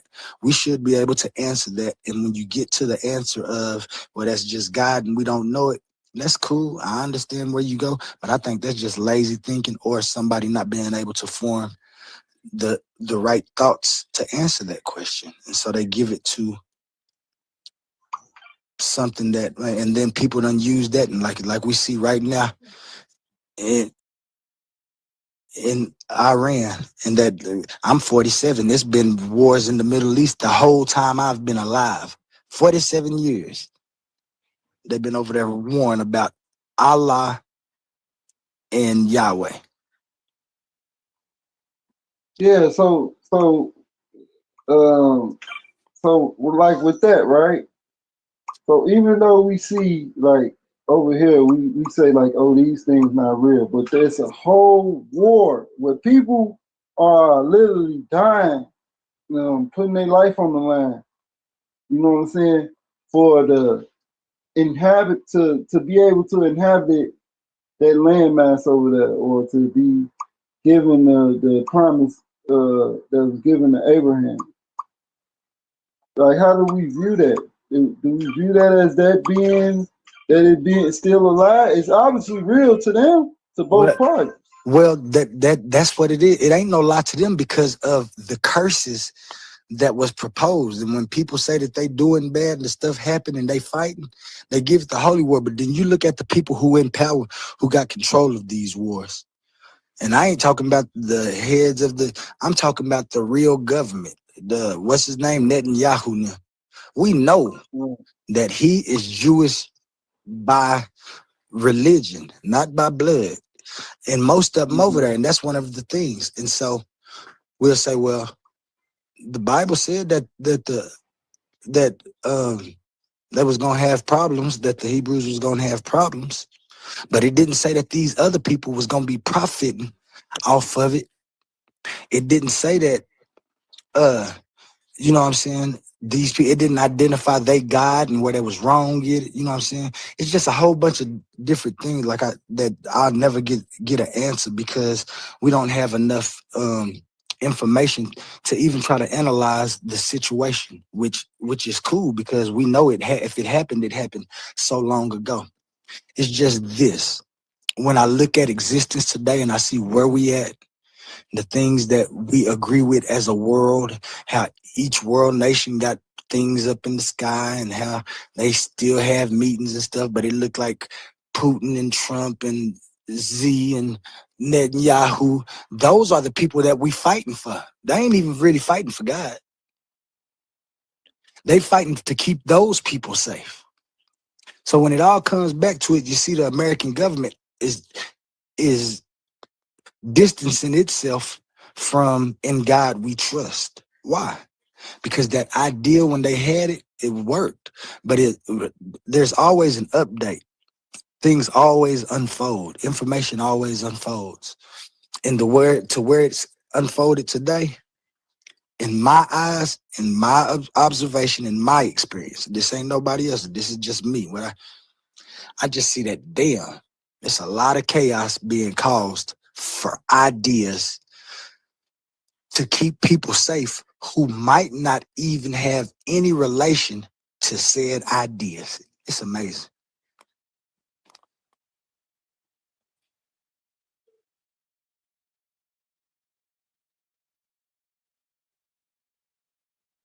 Sadiq, talk to me, man. You know I got to hear your voice. Yo, what's going on, brother? Yeah, back in the check, been taking it all in. What's going on with your brother? What's going on? Man, just having me a nice cool dialect with GDN, one of my favorites over here, man. Getting that information. He always give me good quick. Like I say, he asked the right questions for me always to get my mind a ticking again. Man, bro, I hear you, man. Yeah, you dropping it, bro. Yeah, man. Facts, bro. Facts on top of facts, man. What's up, GD? What's going on, brother? Dre? Yeah, man. Chilling, bro. Yeah, man. Yeah, keep on going, bro. Yeah, man. He's saying it all, man. Hell yeah, that Netanyahu, man, and yeah, just the way they, that perspective of nature, Netanyahu and company, and how they think, for the short period of time they've been on the planet, has been among other things, a constant state of perpetual war, right? And given that nature is not subject, let's just say nature. This is reasons that we can get the truth by staring at and studying nature, because it is actually one of the only things that we witness in existence that's not susceptible to indoctrination, right? Notice you can't indoctrinate nature, right? Which brings up an interesting nugget, right? Notice that, and you mentioned Egypt, and even in some of the other related subsequent ancient civilizations, they notice how they used animal heads or used animal iconography in their writings and carvings. It's a huge reason why they do that, besides the obvious. It's a huge reason, bro. The main reason, and it's brilliant, not just illustrating aspects of nature and how it plays out, and they have their own role to play that's in us, right? We get that. It's a reason that goes even beyond that on a higher level. One of the ultimate reasons why that is a brilliant move, because they were thinking ahead in the past as well, but mainly ahead. They knew, we can just use Kemet or Egypt. They knew the creators of those stoneworks over there in masonries. They knew this. Check this out. They knew how the mind worked to a large degree. Most would agree, right? They knew that given how deep those truths were they were teaching, that people could make up shit and people could create religions. They were well aware of that. And they knew that you can take the truth and actually change it based on different perspectives. Whether it be particularly wicked, to confuse and mislead, and mainly on that. But just even if a person have the right intent, then they don't have an ill will to mislead people. But you could do it just simply out of ignorance. So it's almost the same. Like the people are misled, whether you meant to or not. At the end of the day, they took all of this in account to do this next move. They said, "How can we write down and record our truths for future generations to learn in a way?" So the writers can't just capture, or at least make it difficult. Members, no, absolutely. I mean, let's just say to make it, because we see there's a lot of confusion, but just say make it more difficult for thwart our truths as it was intended from our original recordings. They knew that nature cannot be religiousized. See, when they created, let's say when they put the dung beetle on the statue of Khafra doesn't change. The nature of the dung beetle is permanent. Brilliant. Religion changes every 5 minutes, but nature doesn't. You see what I'm saying? Brilliant.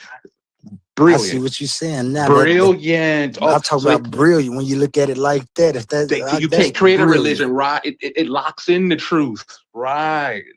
The sun, okay, a 10. The sun doesn't change, but religion changes every 5 minutes. So they would incorporate aspects of nature which is immune to indoctrination. Brilliant. That's brilliant. I ain't never even looked at it like that. If that's what you're right. It's a way to waterproof the ultimate truth. They waterproof that shit when the proper understanding is acquired. See? And that's what I be trying to tell people. They be like, was those people as smart as us today? They just didn't have the same technology, and some of them, right. But they questions that they was asking and the answers that they came up with had the same type of answers that we come up with. Now, was they a little off with their answers and stuff? Yes, they didn't have the actual experience that we have to know these things. They didn't have the tools, but they was asking them same exact questions. They was brilliant, like you said. They was brilliant, just like us. But they were way past where we are now. They were way past that. Who knows what's been hidden and erased? Who knows? We'll never know totally what we don't know the total picture that they've had over there. Some say it's buried, who knows how many floors under the British Museum. Some stuff was utterly destroyed that even the museums around the world don't have, even the most elite don't have. All of the scripts of the Egyptian Kemet is not under the Vatican, right? Not absolutely. So it's so much destroyed, but they knew enough to lock it into nature. I don't care how much time passes. Look how far we are since Kemet. And then when you tap into what those statues really mean or whatever, you understand how the lion's role would play, or the hippo's role would play when you're dealing with the what's it called, the tarot red. See, it doesn't change. That's the point right there. It doesn't change per se. It's no absolutes at the same time, but yet when nature is there, right, just to keep the context, how a hippo behaves doesn't change. That's the brilliance. When I learned, I said, well, I read that, I was like, wow. I said, I've never looked at it like that. They said these guys were so far ahead of their time. They knew that people would try to adulterate that shit. They look what we're dealing with here nowadays in these debates. Total, utter adulteration on the most heinous order, right?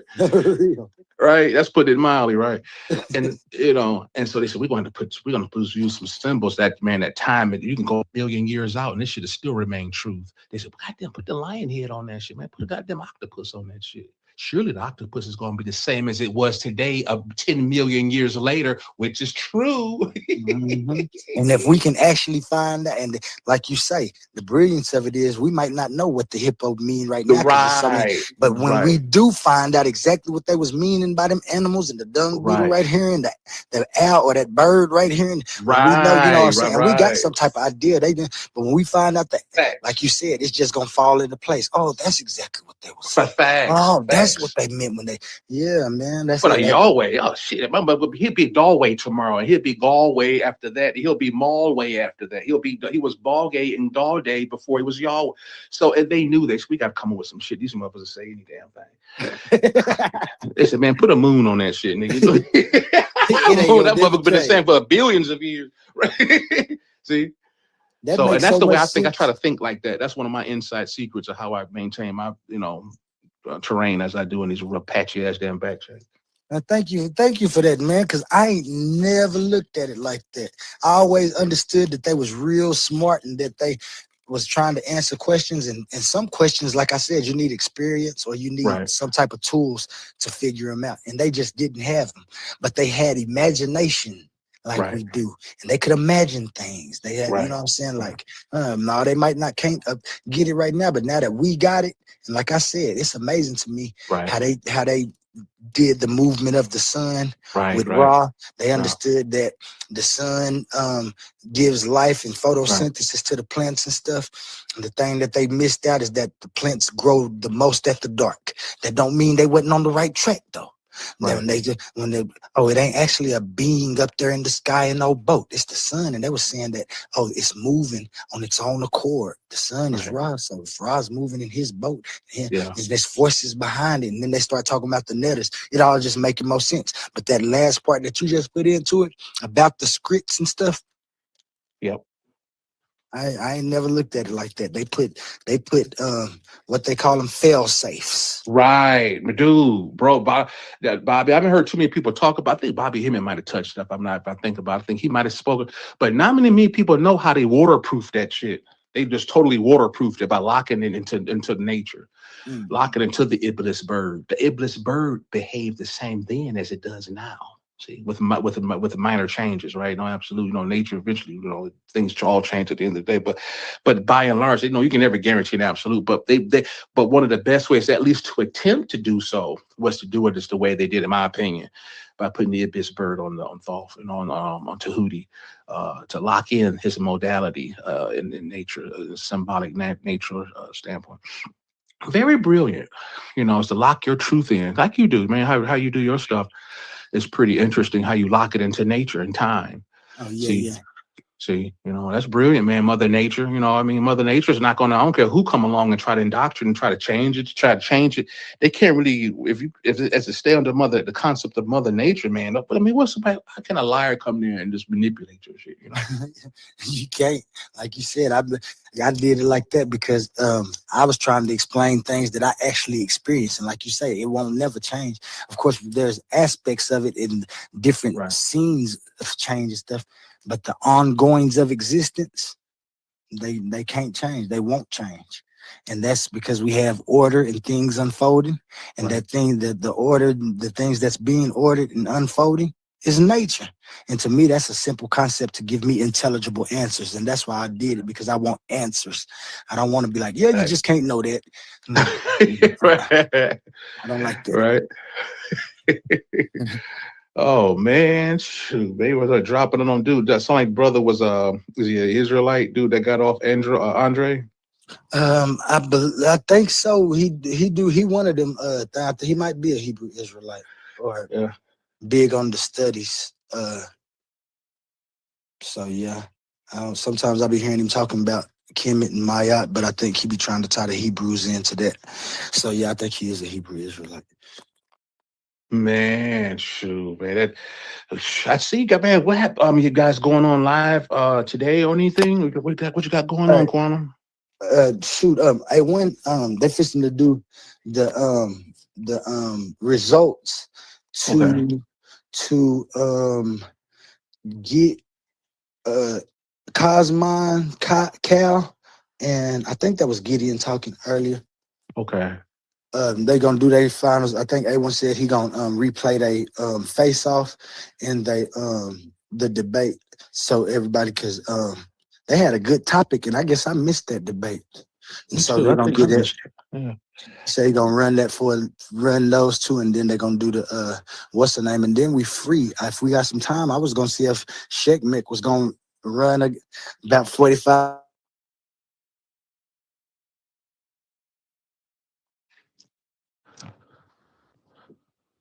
I think the signal went low. I don't hear you. Can you hear me? Hello. Hello. What happened? Okay, I can hear you now. Can you hear me? Yeah, I Okay, hear you. I can hear you. I heard last time I heard was that you was going to see if Checkmate could run something. Yeah, I was seeing if had time Sheikh was gonna do one of them shows. I liked them little shows she was running. I wasn't never part of them. I wasn't part of the Titans debate league then when they was having it. But last Sunday when I was on duty, I ran a bunch of her little shows and was interested in them like that kind of format. You know, after we do our debating, which that's the main part of this, I think that everybody else just like to lay off and have other type of entertainment, and that's one of them that I preferred. For sure, bro. For sure, man. And did you see last night Pan and Yeah. Bro, what the hell, bro? Boy, we got the two best debaters on rhetoric for sure.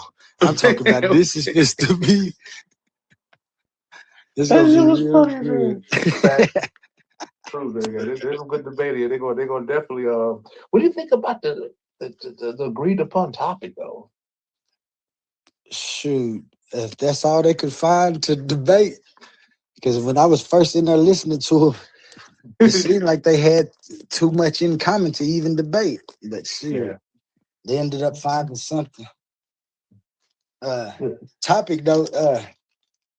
It was like, is it racist to yay or nay to if a black person withhold resources from white people solely based on race? Would that black person be considered racist or not? And I think I forgot who's. I think I believe Balt Swab said yes, and I think Pan said no. Yeah. Or no, it's the other way around. I think Penn said. I think Suave said that black people can't be racist at all. Cause maybe it's the Suave said no. Yeah, maybe. Well, I'm not sure. I forget who exactly for sure which had to. But it was. But I mean, I don't know. I think then they did a post face off show for Humble. We were talking about like what is racism, this, that, and other. I don't know, man. I don't know, man. That subject seemed like it could be went in another direction. But I don't know. My opinion. I think you have to have power pretty much to be considered racist, and my mentality to withhold, against a particular group. I don't think it's just solely holding back resources. I don't know, man, but I guess you could probably argue it that it is racist. I guess, I don't know. Yeah, I don't know, man. It's hard today to, especially with the way that they worded it, right? Because if it was racist when the white people was holding resources from us, what would make it not racist if we do it? And then my brother, Caesar brought up the aspect that black people just don't like white people because of the way that white folks have done us in the past. Right. But I see that black people haven't done nothing to each other, and personal, and I ain't gonna say racist yet. Personally, people have problems with each other, right? Without it being race and hate each other and stuff. You know what I'm saying? Without no resources. So, if you could do that, and you have a way to degrade and halt somebody's survival simply for their skin color, I'd have to say that's racism. I would just have to, because that's the reason that I said they was racist when they was doing it. And that's how I would argue that. Yeah. But If you're going solely by skin color, it's like an absolute, this just solely skin color, period. Yeah, that's that. That's gonna have to be looked at as a. I would reluctantly have to agree that would be technically racism in its purest form. it's purest form, and that's why I said it's gonna be interesting to see because both of them intelligent. They have their own ways to argue, so I like to see what type of points they bring up. All right, shoot, man. Man, they had a blast on that panel last night, man. That shit was fun. Man, we need to do some more of those damn. I might have to get with A1, man. See if you want to do some more of those damn TikTok spaces, man. We was grinding through on that shit, bro. Yeah, he gonna start back. I think his plan was definitely after we get the debates over with for this season to go on there on TikTok and do some panels, find some more people to come debate their ideas, new ideas and stuff for the new season. And I've been searching too. The dude God Justice that was on here, he one of the guys from TikTok, and I got a few others. A couple of them, they argue good on TikTok, but I don't think they'd be ready for these type of debates. Which that don't mean I'm right. They could be, and just like to argue, but I done came across a couple of views that I never heard of, like the Baha'i Faith. What is that? The Baha'i Faith is basically, to me, is the Middle East Owaspi. Oh, damn. They believe that all the religions or anybody who has an idea of God have the idea of the same God, and their perspective causes them, and their individuality causes them to see God how they see it. Oh, that's shit. That's what we talk about that. Shit. Hell, we all talk about that shit already, man. His name is Baha'u'llah, and but he basically is like we're everybody is God dreaming of himself in a different form and in different situations. So it all ties back into the existence or the universe as the being. Is just that they put that creation in there, and when you put creation, you know that creation is intention. And so to me, that's what I took it. Right, that always takes it down, man. You know what I'm saying? But it's a nice little.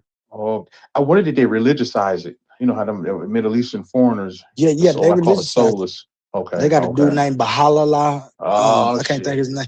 Yeah, and it's like I said, it's real interesting. They go into it just like the Owaspi, and I was wondering who read whose book first, if Owaspi found out about Baha'u'llah first, or if Baha'u'llah found out about Owaspi and took it over there. But it's interesting to me how much they're the same, and it's just it's just the Owaspi, to me, they try to have their cake and eat it too, because they try to say the creator is the all, which means that anything that's happening within the all is an intention, but they still say creator. And so that always throws me for the loop, because if the all is just the all, then it doesn't have to be creator if things are forming within it, because creation means intention. And what is his intention for create? You know what I'm saying? It always goes back to that. To me, that's the same thing with Baha'u'llah. They say that he's God dreaming. Well, why is God sleep dreaming? Could he be woke doing other things? I would say they have to be intention as well, without creation as well, right?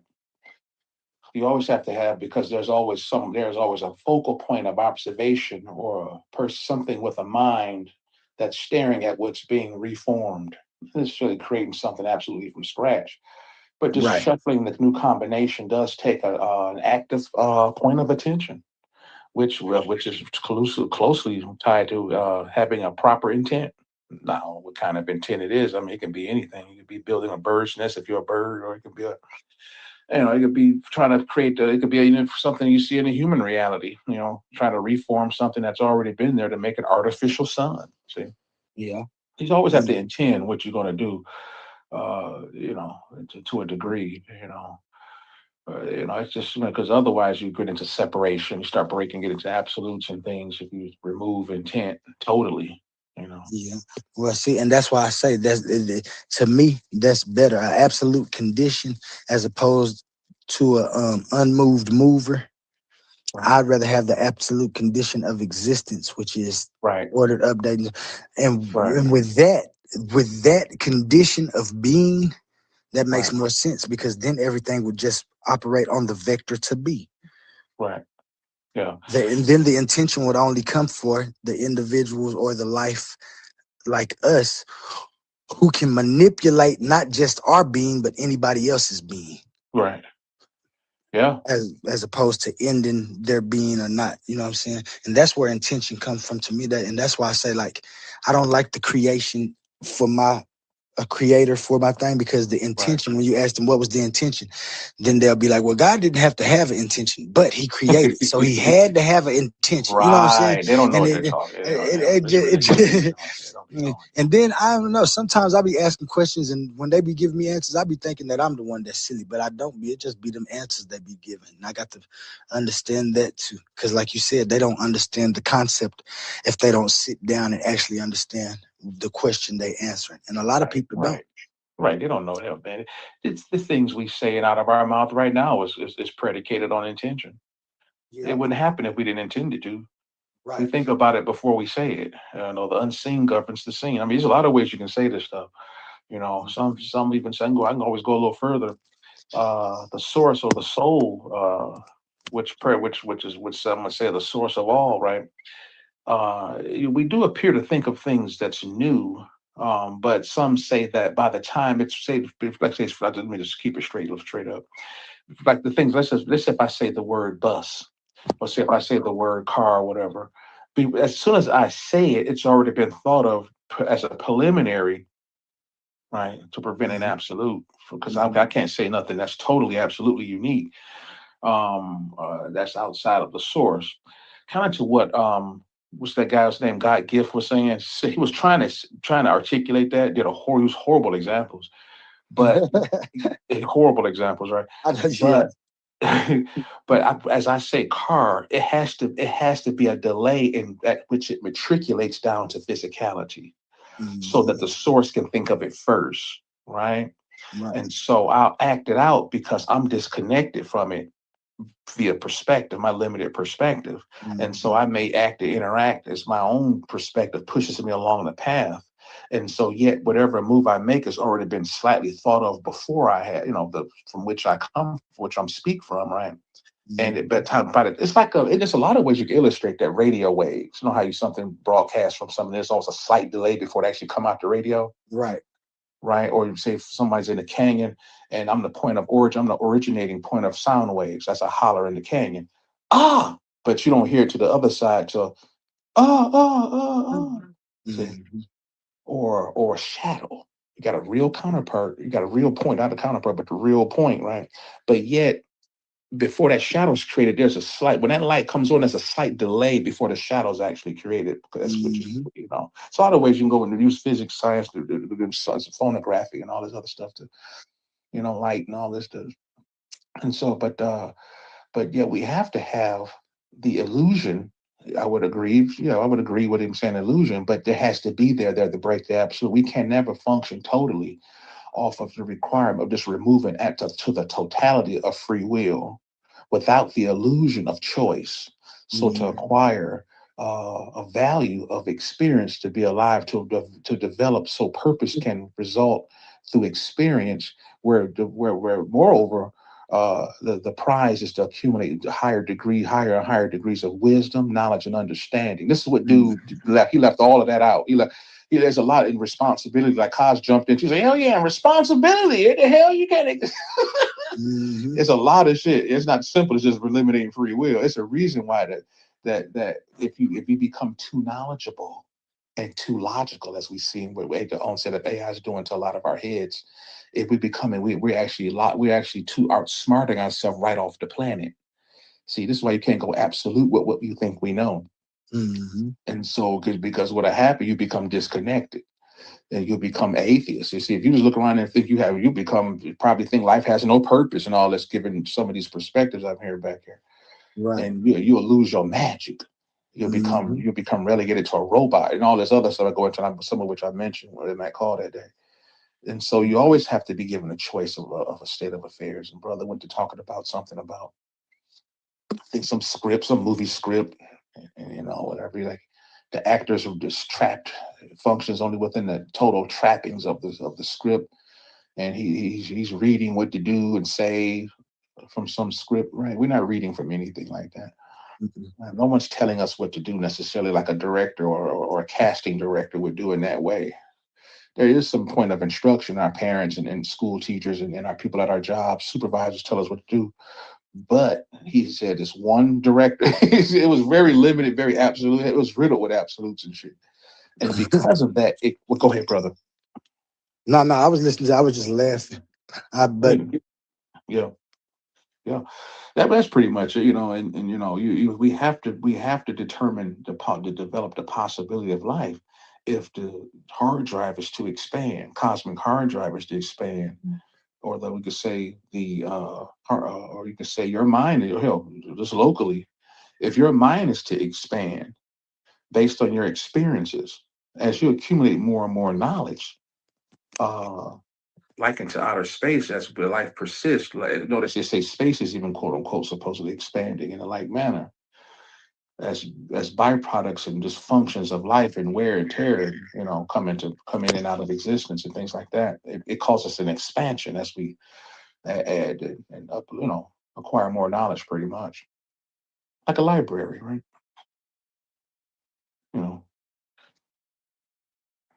You see. Yeah, I definitely, like I said, I definitely agree with you. It's just that that thing with the intention. I know it's intention within existence because we have it. The thing, what was the biggest question is, like you said, the free will.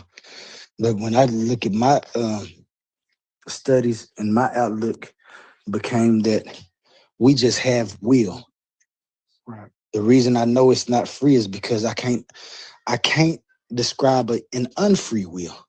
What I can describe and look at and actually experience and observe is that existence and time and nature has constraints, built-in constraints. Now there's several examples due to the absolute law. We can go into showing where there's examples of something that can give you a unwheel or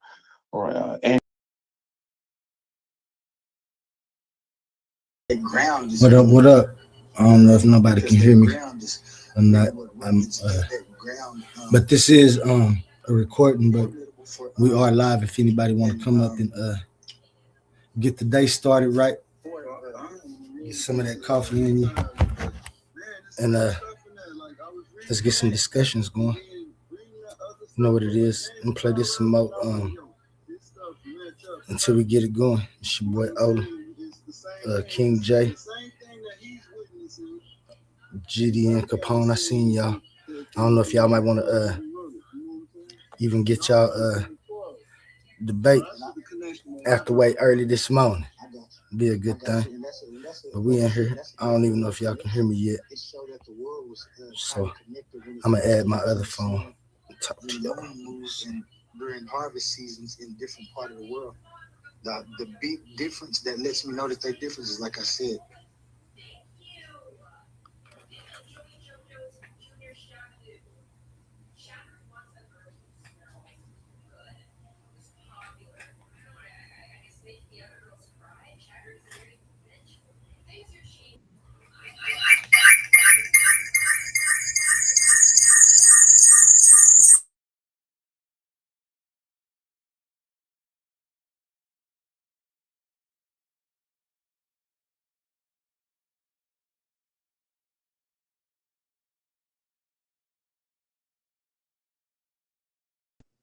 what up?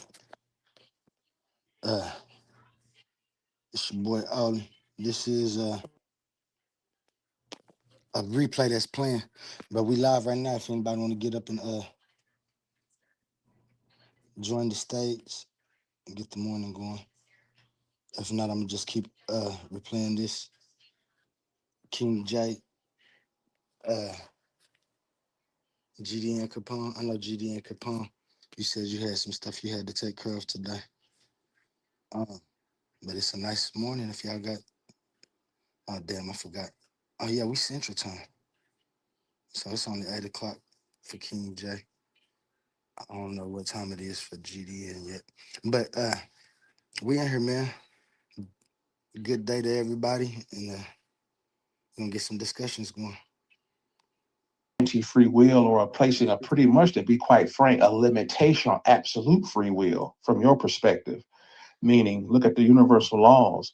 If you had, this is how I learned it in my circles. If you had absolute free will from your perspective, not from the God, but from your perspective, right?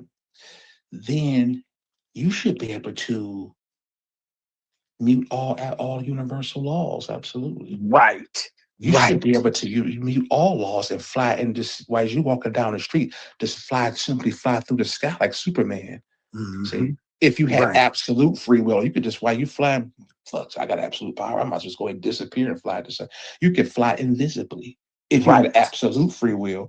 So that shows a check and balance against total circumvention of said law.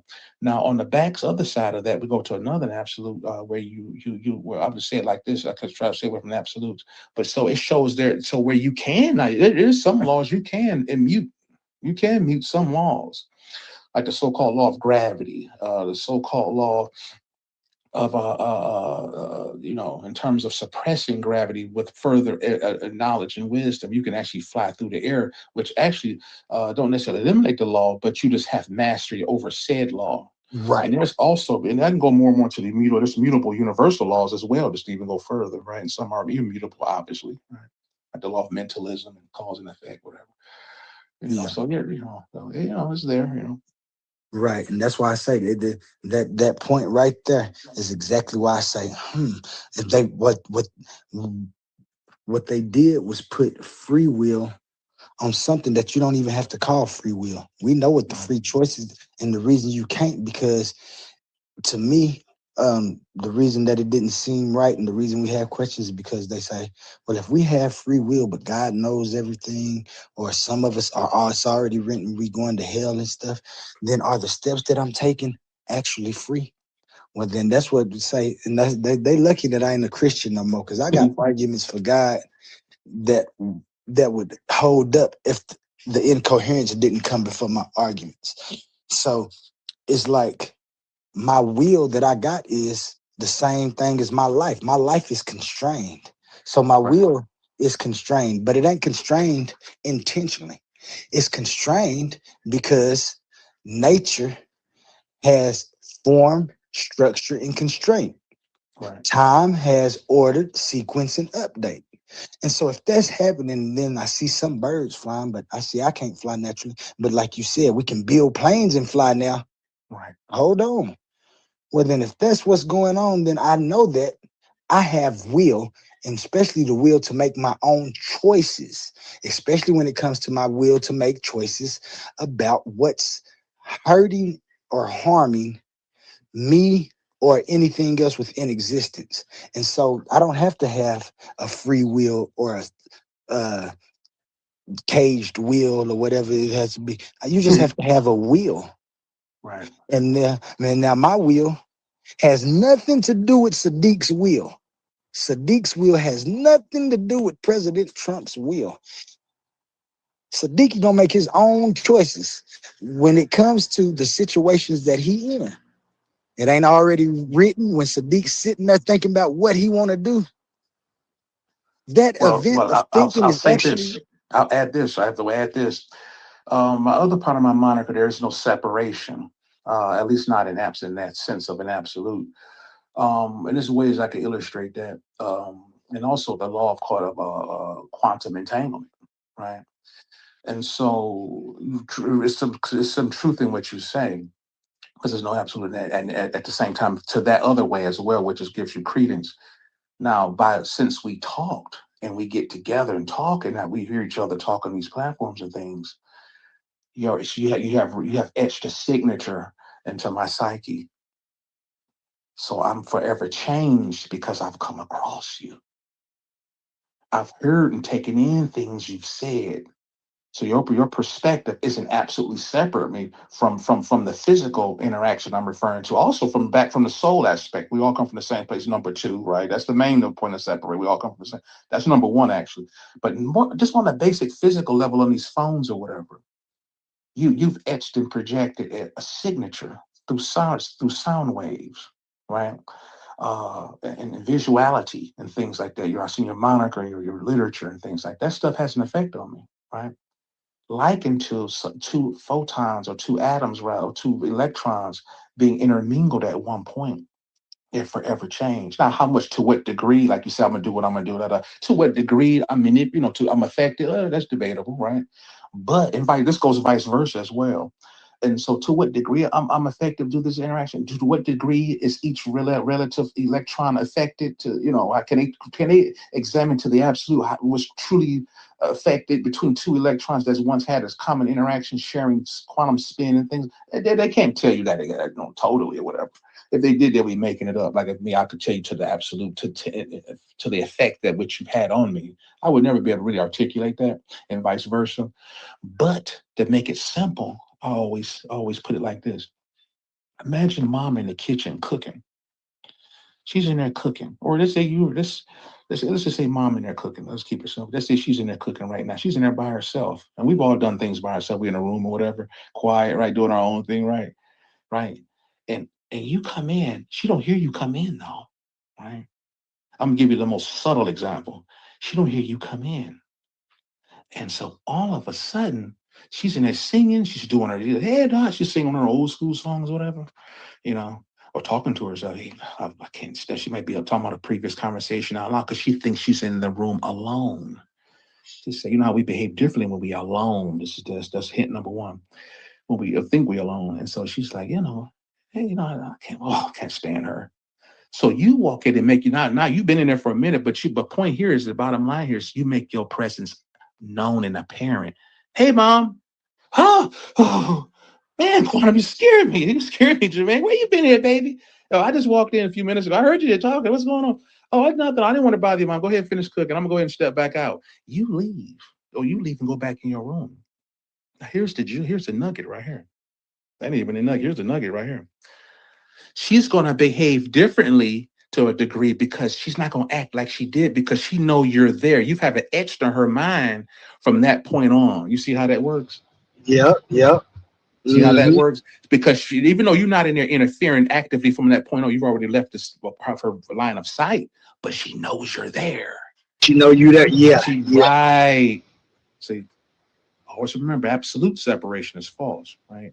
But relative separation, right? I got my own free will, if you will, right? No pun intended. And same, so do you. So we're going to carry on and whatever after we interact, whatever, more or less at the end of the day, right? So. Yeah. See. I agree with you totally. And so that's how those electrons act. Yeah, they just, you interact with them and they share a similar character etched on their being, if you will, right? Spin. I think they use the word spin and shit. They share a similar spin, whatever, or point of awareness or whatever. It's a shared point of, whatever, how you want to word it, whatever. Yeah, like you said, we don't know exactly what's making that thing right there happen. We know they entangled. We know when one spin this way, the other one gonna be spinning that way. But the only thing that we know is that they just quantumly entangled. That's what we call it. We don't know nothing.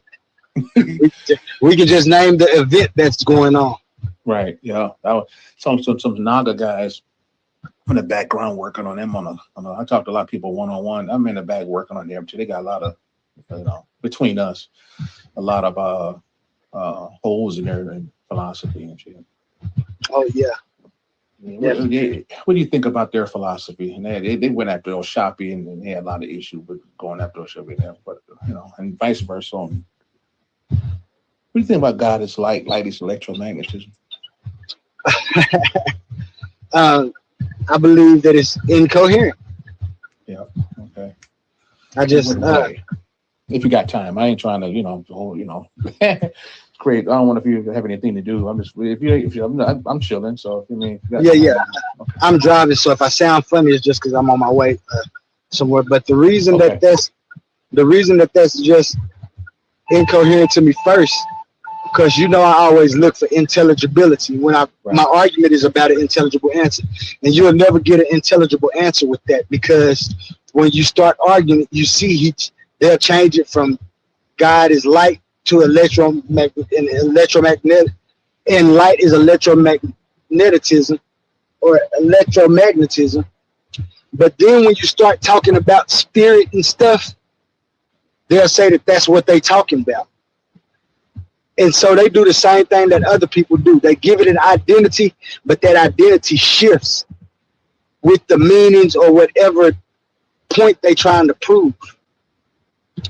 Another thing that lets me know that light isn't the idea of God is because that thing that we see as light is the movement of a particle, of an individual packet of energy, a quantum. We know this, right? We found that out. And some of those quantums we found that we can manipulate. Have you seen the frozen light yet? I've seen an article on that and laughed at it, but what you make of it? Well, it's a scientific project. Now, true enough, the particles and stuff that they use, they manipulate them to get the what do you call it? The desired outcome. That's just the thing right there. Okay. If you can put together an aspect to control the totality of the event that we're watching, then that can't be God. Right. No way, no how. Wait, what was that? Where's that last part you said again? That can't be God if they can control it in that aspect. Oh, you talking about we're talking of slowing it in down. light of Naga's philosophy. Right. Okay, I got you. Okay. And right. not just because, and I've took this same concept with time. It's just that time is different because we don't change time. We just experience it or observe it as it moves different. That's what the difference is between my idea of God as time and God as nature. Is that, like you said, they don't change. We can change it, but the thing that's going to only be changing is our aspect and our perspective of that part of nature or that part of time. Right. But the totality of time is still be going. Now, if light is God, they shouldn't be able to actually show us the mechanism and freeze it and tell us like, oh yeah, we got control over this. Yeah, that would be an interesting conversation to see. And I may run that by them to run that article, come a couple of different articles on that to give them a couple of different views on how what the science is looking like with that particular notion and just see what they think about it. And they might have looked at it, but I never talked to them about it, just to get their spin on it and see what they say. I noticed they talk about you seen that debate with between Naga and Oshapi. Yeah. How the Kaz's position was, the light that the Oshapi God said was all light. Jehovah said, he's the all light in the book. And then Naga said, yeah, that's it right there. We got you. And they was going back and forth. I think Kaz won that debate, but the Oshapi book, it's a greater issue here that Naga got to deal with. Because Oshapi, I gave Naga credit because Oshapi's book do say that Jehovah is all light. It says it to the definite. So Kaz didn't want to give credit, but I said, yeah, I mean, you gotta give credit, Laurel and Ruben. They said, right, that's what his book says, right? Now that's exactly what it says. Yeah, I mean, it's just what it is. Right. Now, not to get a black guy right here though. They made some critical errors that nobody picked up on. I didn't mention to them. I'm mainly a watcher. I watch a lot. Yeah. So, right. And so if I told them this, they would probably just pass out. We talk about some flaws from here and there occasionally, and they say, "Oh shit," and we just then they'll do some slight adjustment. Here's another one. They say God is light and light is electromagnetism. Now, one could deduce if God is A and is light B, and then magnetism is C, then God is electromagnetism. A is equal to C, right? Right. You see, one could make that conclusion. Naga say, no, they're two separate, distinct sentences. God is light, period. Light is electromagnetism, period. They're two individual. It don't come off as that. But here's the error. That's not even the error. Here's the error. Here's the whammy. The lie of identity. The lie of identity. It's about to get hideous. It's about to get horrible. We're about to turn into a bloodbath.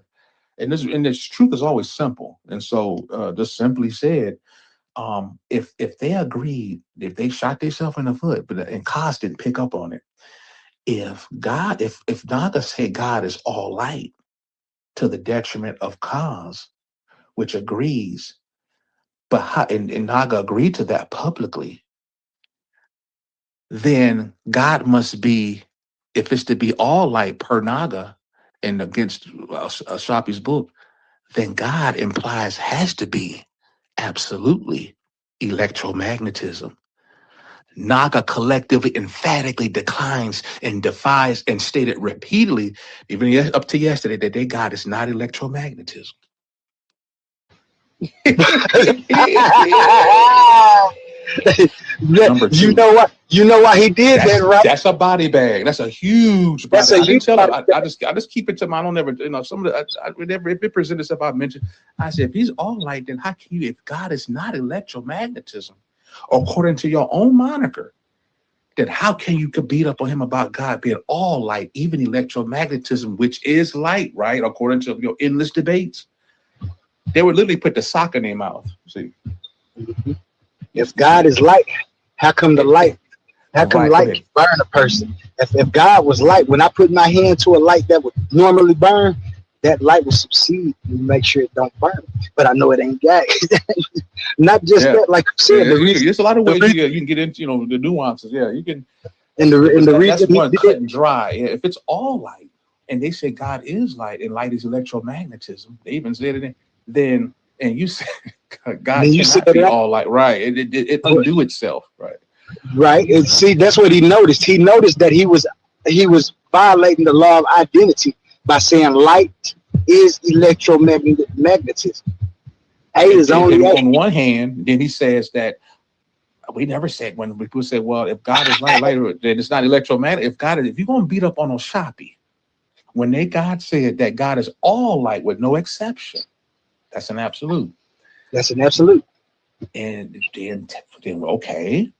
Then on the other hand, let's look back at Naga, because Shapi's book is clear, whether Kaz like it or not. So let's look over at Naga nonetheless and deal with the God is all light.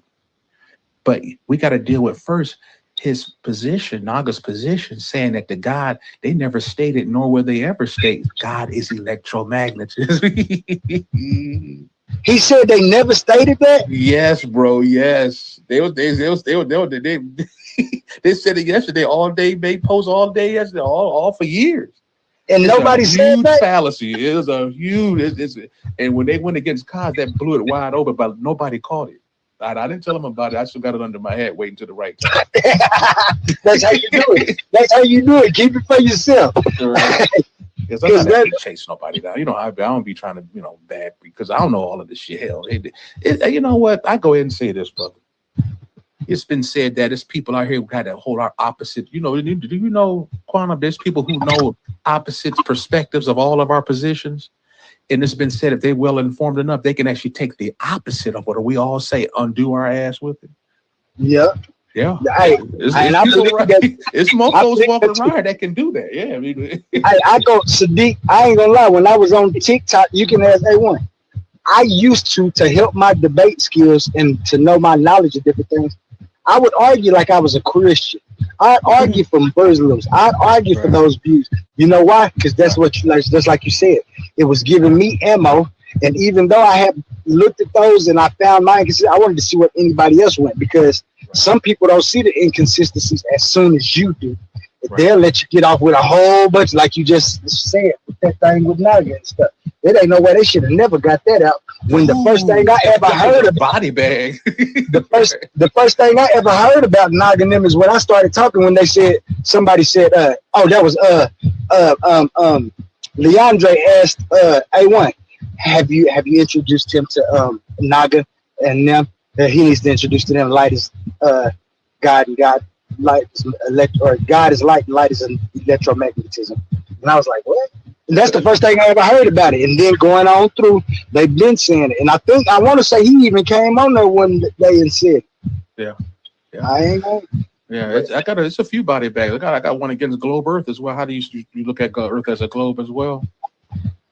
The shape of the globe, I ain't gonna even lie to you. To me, I haven't found an interesting view of it because because of the mechanics of both of them and how they can work. And not only that, like I said, I'll be observing and having my own perspective and stuff.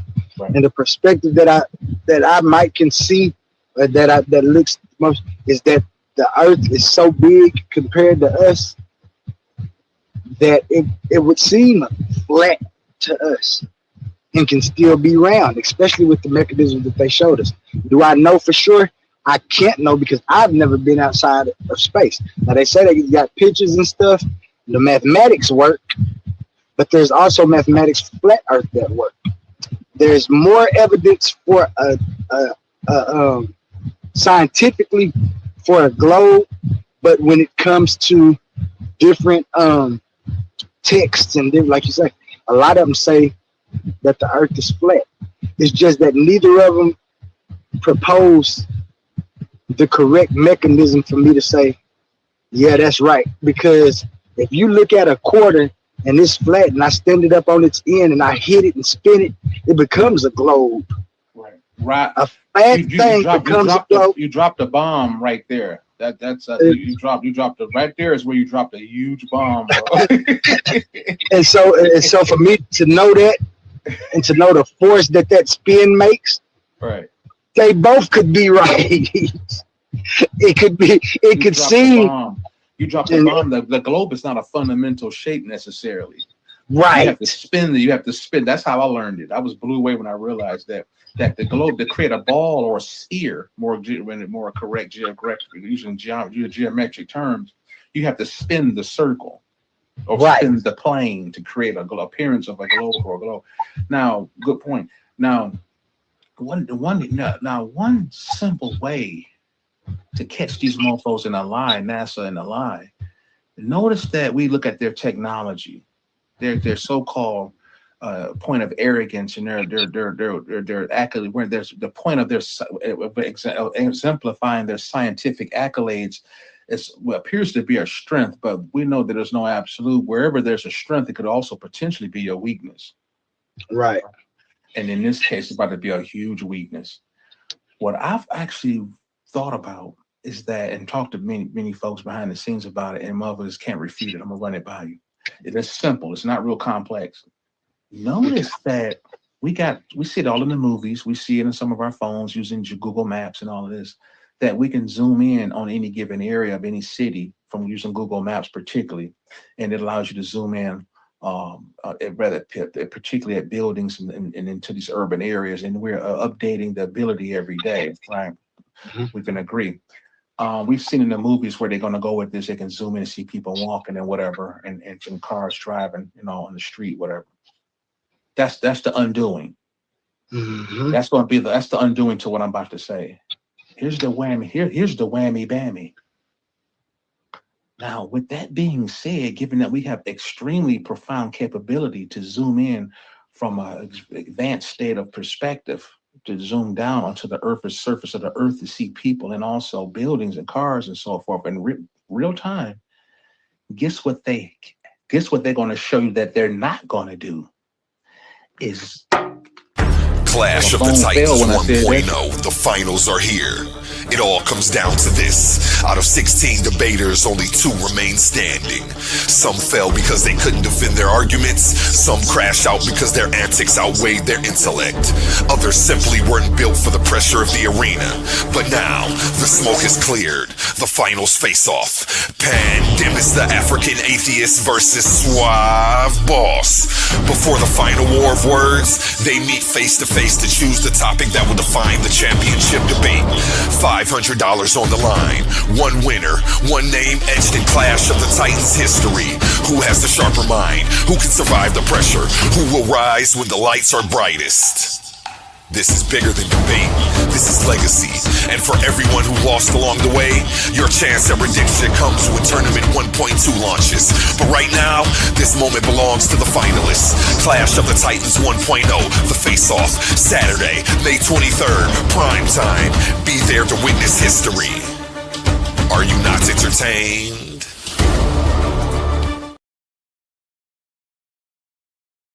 So this would be relatively easy. He sort of stumbled into this. This was not a topic that he wanted to do. He was talking about he thinks that we should be racist toward white people.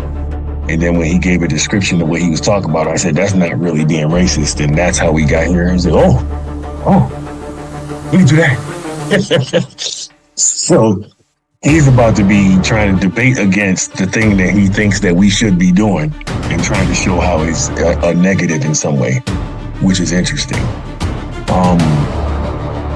But yeah, the flip-flopping will not go unnoticed. You know what I'm saying? Legacies are created and destroyed in these debate streets. And you know what I'm saying? Your word and what you stand on is that legacy stay with you. You know what I'm saying? And you know what I'm saying? I had to remind the brother, you know what I'm saying? After multiple times people hearing us have the conversations, for him to backtrack and say that he don't hold the positions that people have heard him say in the past, even on other debates, is wild. It's very similar to the pattern that I have with believers and them dropping their gods when they come in the ring with me. So everybody know what it is with me. I am undefeated in this tournament, and I will remain that through to the end. Then like I said, that little blue orb that y'all see on the screen right now, I'm taking that home with me, you know what I'm saying, as a trophy. And if he keep talking spicy, I will take his head off, like my original opponents, you feel me? It's what it is, man. Super Pan Man. Shout out to the Pan fans and the Barbarians. You heard me. Have a nice day. I'm gonna destroy Pan. I'm gonna embarrass Pan. I know we all love Pan, but you will never, ever get over what will happen to him on the 6th. I'm letting you know now. Like, I'm gonna peel that fake plastic head off and reveal the real Pan to you. A Caucasian, 25-year-old overweight male. And that's just what we're gonna see that day. He don't got the information. He's gonna compile the information that comes right up the middle, and I'm gonna beat him to death with my presentation. The question and answer round will be embarrassing for him, okay? And he's gonna try to use these tactics, try to run and fail like he did in the face-off, but I shall prevail, man. So yeah, I will embarrass and decapitate Pan and hold his body up for the whole entire Coliseum to witness. Yeah, he won't make it. It's gonna be bad. It's gonna be worse than bad. Yeah, I don't think he's gonna be, this might be his last debate. This might be his last debate, I'm not even gonna lie. So, you know, stick around and encourage him, because I don't, you know, like I said, he's a great debater, but, you know, I just think emotions are riding high. There's $500 on the line. Shout out to A1 in the Titans Debate League. And yeah, I just don't think him winning to a brother of my caliber will allow him to continue with the poise that he's been so graciously given by his fans and friends. Yeah, he's gonna have to step in that ring with me, and he's gonna have to hold it down on his own. There won't be no calling for A1. There won't be no calling for Honey. There won't be no calling for no one. It's gonna be me and him, his artillery, my artillery, sitting in the Coliseum, blood will spill, and I don't know what he bleeds, but we will find out on the 6th. Black Power.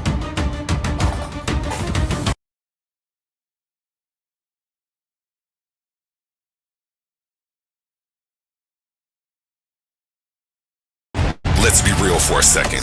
Some of you claim you're the best debaters in the game, but every week you're still arguing for free. You study, you prepare, you show up, you give them viral moments, and the platform gets paid, not you. That's not competition, that's exploitation.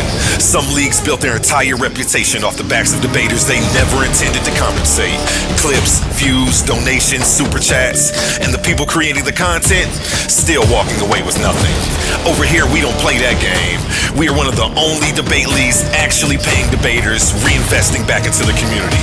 Because if your arguments generate value, you deserve value. So here's the reality check. If you're really the monster you claim to be, if your research is really as sharp as you say, if you really think you could dominate any room, then prove it. And here's where the stakes are real. Warriors don't fight exhibitions forever. They fight where the prize is. So you have a choice. Stay comfortable debating for exposure, building someone else's empire, or come step into the arena where serious debaters get respect and paid. This isn't charity. This is combat.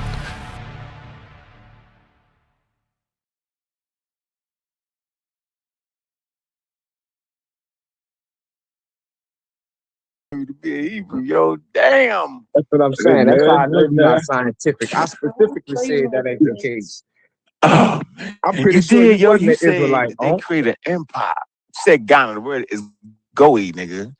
All right, That it's boy Goey. said That's the boy. word, yo. So Boy, you go ahead. tracing But American word. I thought Ghana you was about to was leave, Goey. on. Leave on. Please, go ahead. But I thought you about to leave. Go ahead, man. That boy said gooey gooey cake. Boy, go ahead, boy. That boy down bad. All right, you the man, yo. That's what you got to do your thing. Why not just believe in Yahweh and call it a day, yo? Why not read your Torah or, however you doing it and be happy, yo? Why you got to do all that? You must don't really believe it, yo. If you got to do all that, you don't believe it, yo. Because your Bible don't say nothing about no Goey. You know it, not you. Bro, I thought you was gone, but your methodology, bro, and your conceptual understanding of history, Yeah, I'm gone. I'm gone. You right, my fault. I got to it's back getting into worse it. about a minute, bro.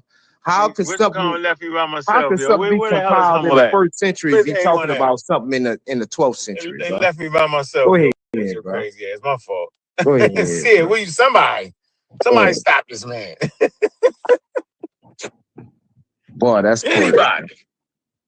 That's cool. But next thing you're gonna tell me boy, you crazy, huh?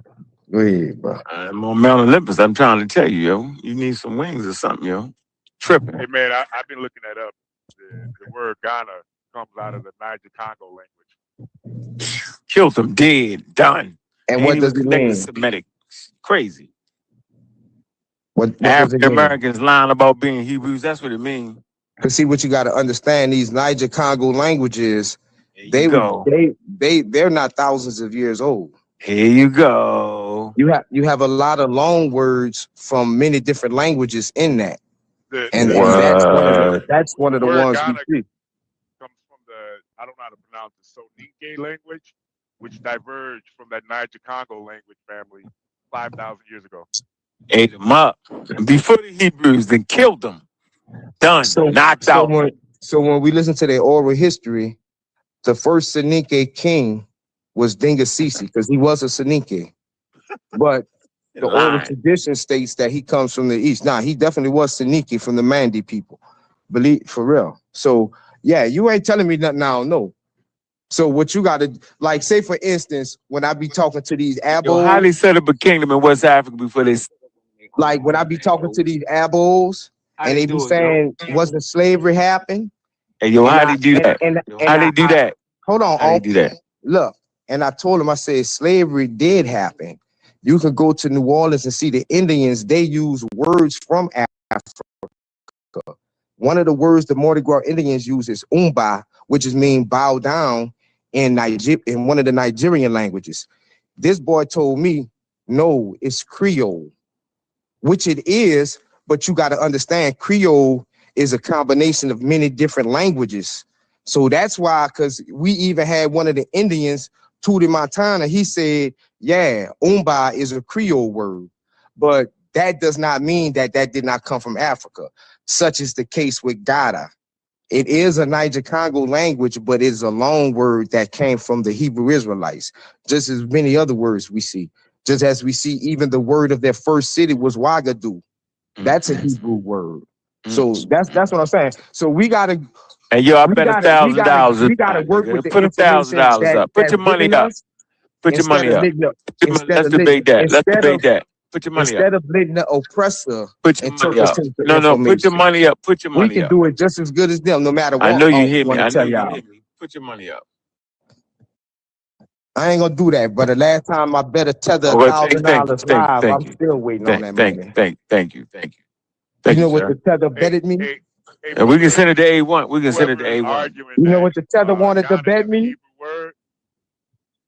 The tether said, I'll give you $1,000 if you can show me anybody in Africa right now calling themselves Hebrews. And I brought them right there to the Yibar people. So the tether still owe me $1,000. So I don't do internet bets no more. The one down there, I'm gonna run in there, run out. Hey, can you show in the Hebrew language where Ghana or a sibling of the word occurs? You would have to go to the word Gideon and look at the word. Go to your root of name. it. All right, how's your lady? I'm out of here, man. I'm gonna look at something. You know there was a whole Gideon dynasty west of Ethiopia fighting the Solomonic dynasty, right? You do know that, right? Yeah, well, what I'm saying is I'll do the work while you guys are talking. I'm just asking. Yeah, I'm talking to Aunt. To point me in the right direction. I'm looking for the word Ghana or a sibling of it in the Nah, Hebrew go to Gideon. Just go to the word Gideon go and to Gideon and do what, brother? go to the root word. Go to the. It's going to give you the root of it, the way it's pronounced in Hebrew. I'm not looking for Gideon. I'm looking for Ghana. No, you're not going to get it like that. You got to go to the way we say Gideon in Hebrew. Once you go to the way we say Gideon in Hebrew, you're going to see what I'm trying to tell you. You just can't type up, like Ghana in a Hebrew Bible and find it. You're not going to find it like that, my brother. You show us a link. Share the link to us so we can all look real quick. Go to Bible Hub, Blue Letter Bible.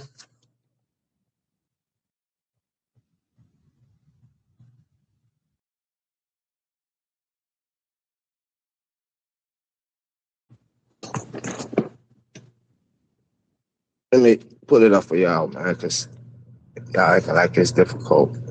Let me show you.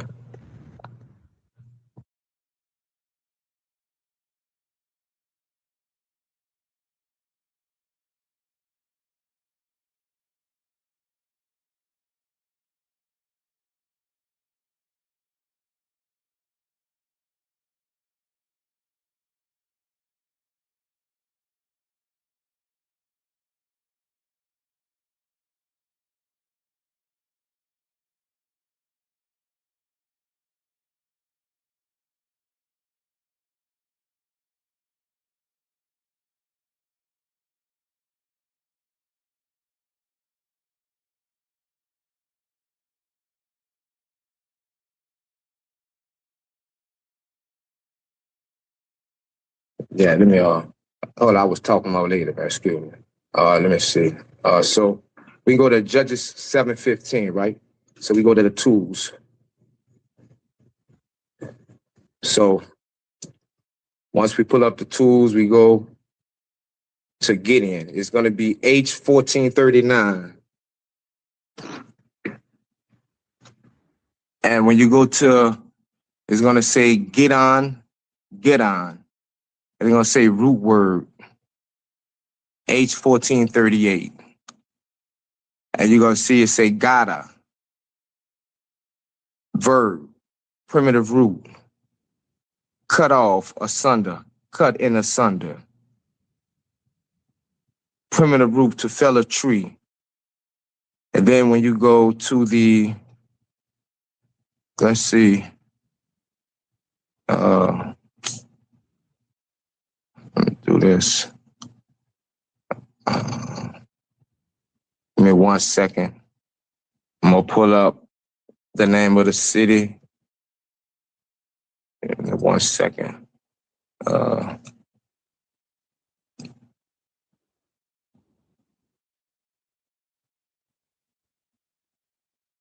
Let me go to Judges.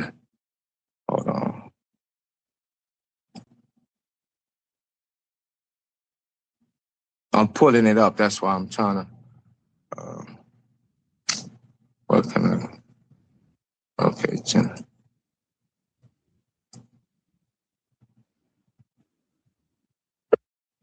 Hold on.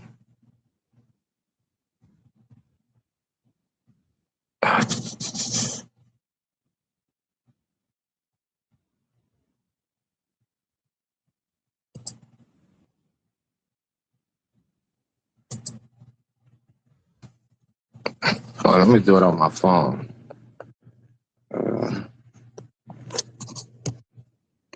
So Judges, where we was at? Judges 7. Put it up.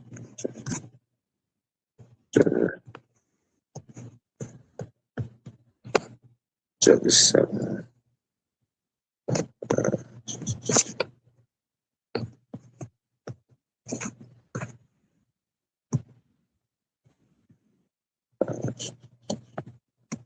All right.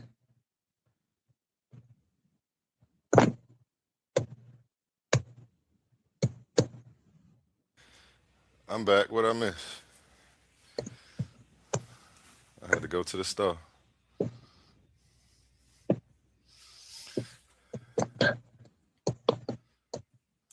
Let me pull up that I'm trying to pull up Ouagadougou for you.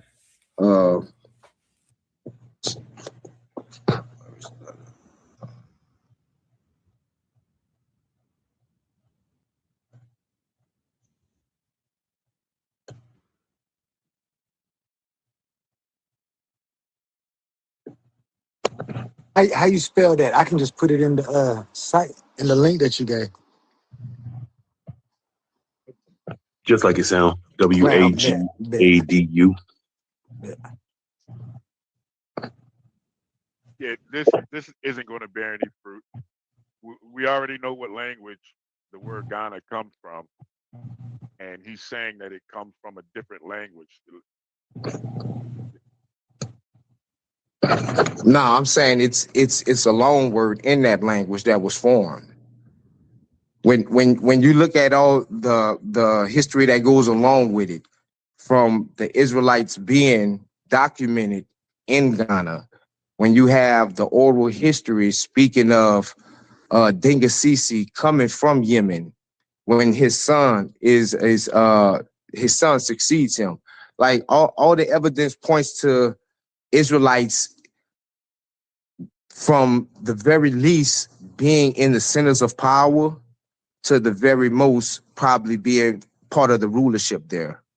Like You said all the evidence. What else besides that? well, again, like I said, you have several sources speaking of Israelites in Ghana. From Benjamin Tudela, you have who else would I say? It's another European that was traveling there. Then you have the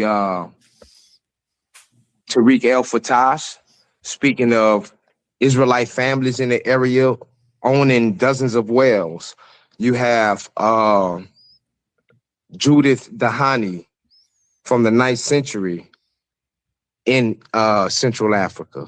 So it's too many Israelites that's in the area to say that, like, some of the first documented evidence of scarification is being documented, being practiced by Israelites. Okay, hold up. Before you even go there, I'm saying, when you say all the evidence points to, were you saying that, or were you saying to the word Ghana being a Hebrew word? To Israelites to substantiate that word Ghana comes from Ghana, because even in their oral history, Dingasisi has a similar story. He takes the story of Gideon, where his father was worshiping different idols, and he destroyed them all. So that is even amongst their oral history. So, I mean, like you know, the evidence is there. Like, we're not going to have scholars speak on these things, but the information is there for you to disseminate it and break it down as it needs to be. Okay, so and what I understand that you're claiming is the Hebrews arrived in Ghana, whatever the name was at the time, and through their presence there, the name of that area became titled Ghana, which the people who titled it Ghana got from the Hebrew population in the area. Right. That's what I'm saying. That word Ghana, it derived from it being a title of a warrior, such as Gideon, Gada. Right. So real world, think about the real world. A people come to Ghana, the Hebrew people. Ghana would have a different name.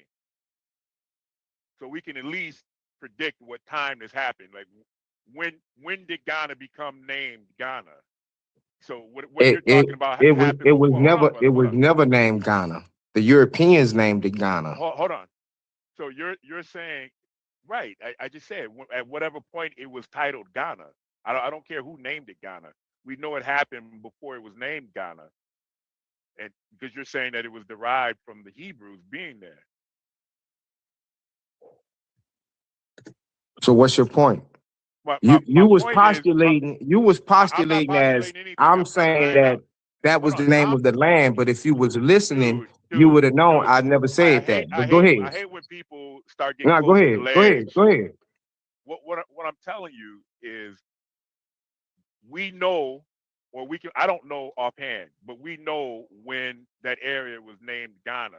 So what you're talking about had to happen before that point. And it had to happen after the Hebrews arrived there. So we got a general time range where this word could have been derived from exposure to the Hebrews. And I'm asking you for any record that word occurs in or is used in any other way during that time period. All right, so we all get this understood, right? Ghana, and I'm not saying this is what you're saying. That was just a title of their king, right? The place Ghana, originally called Ouagadougou, that was established more or less around the 8th century AD. So when you look at the founder, whether you want to call him an eponymous ancestor or not, Denga Sisi states the record state of him stating he comes from the east. So with that, along with the oral history of how he came to be king, some say he defeated a snake, and others have it where that snake was the false god of his fathers, mimicking the story of Gideon. Along with the fact that we see that this title has the same correlation with his namesake. So all evidence points to that, being a possibility. Nothing is in absolutes, but it's definitely a strong possibility that could be the case.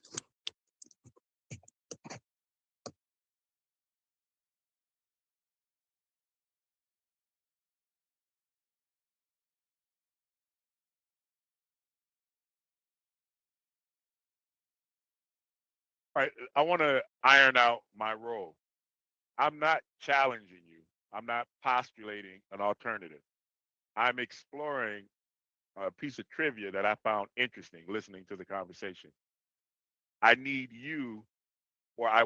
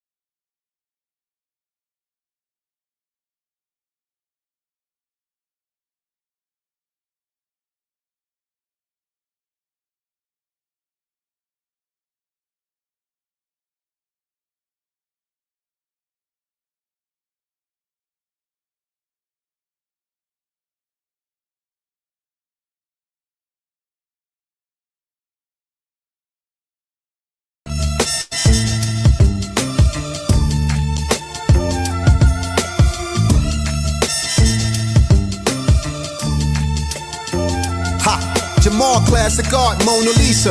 Return the gold to Caesar, holy speaker.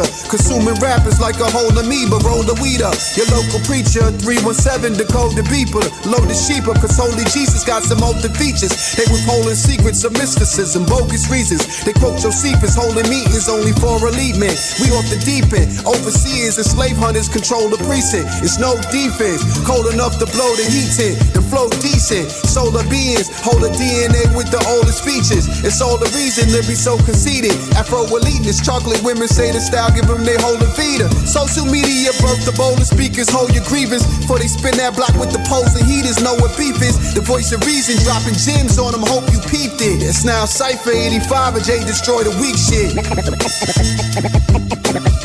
Illuminati want my mind, soul, and my body. Secret society, trying to keep their eye on me. Illuminati want my mind, soul, and my body.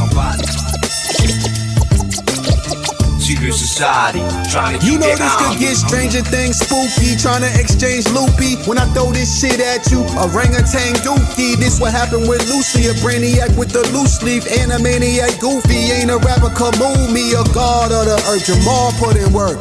Ain't gotta really pop shit, boy, these bars is a perk. Even spar with the church like some hard-headed jerk. Shit, marching is simply taking a walk till it hurt. We done gone through the worst, lost in the search. Guard your soul, you know the body dissolve in the dirt. This the hardest at work. We been scarred with the curse. Break the bond with the educational clause I insert. Get the bag, move to Mars with a Tartarian purse. Smart man if it works. That's why I'm branding this merch. A dink with pants with the shirt. The original man first. Show you how the gods do. Like I'm spitting this damn verse. Love and light. Illuminati want my mind, soul, and my body. Secret society, trying to keep their eye on me. Illuminati want my mind, soul, and my body. Secret society, trying to keep their eye on me. They would get their head cut off. So, in one hand, I think that's a more modern way of thinking of that, just to, again, fit in with the times and the fatigue of dealing with the word atheism. There's a psychological fatigue that comes with dealing with the word atheism. And sooner or later, people will say, well, no, I'm not an atheist just because I'm not religious. Well, you kind of are, based on the concept that we're dealing with Theo, we're dealing with God, the Right. germinate root, and we have our own terminologies for these. That's why Heka is important. Taking back a power of word, because we can say that we don't believe in God, but we believe in Amun Ra, or we believe in Electrum, if we want to, negate the aspect of divinity down to electromagneticism.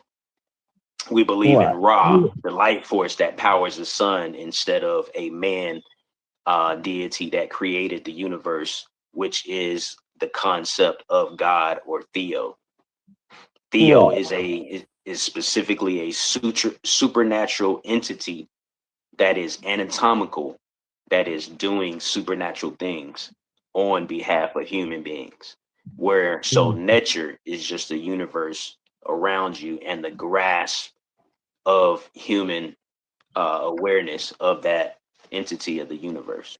So I'll end my plan with that.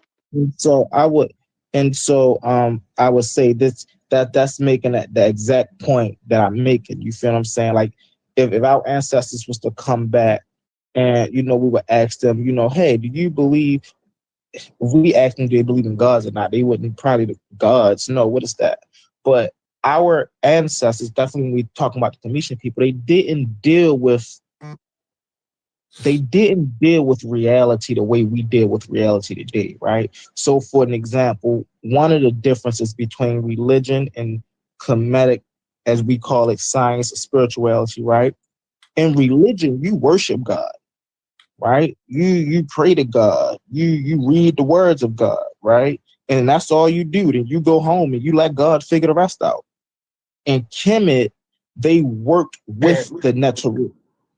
You see what I'm saying? They didn't worship the Neteru. They didn't say, okay, well, Ray is just gonna do what Ray do, or we gonna worship him today. That's not how it works.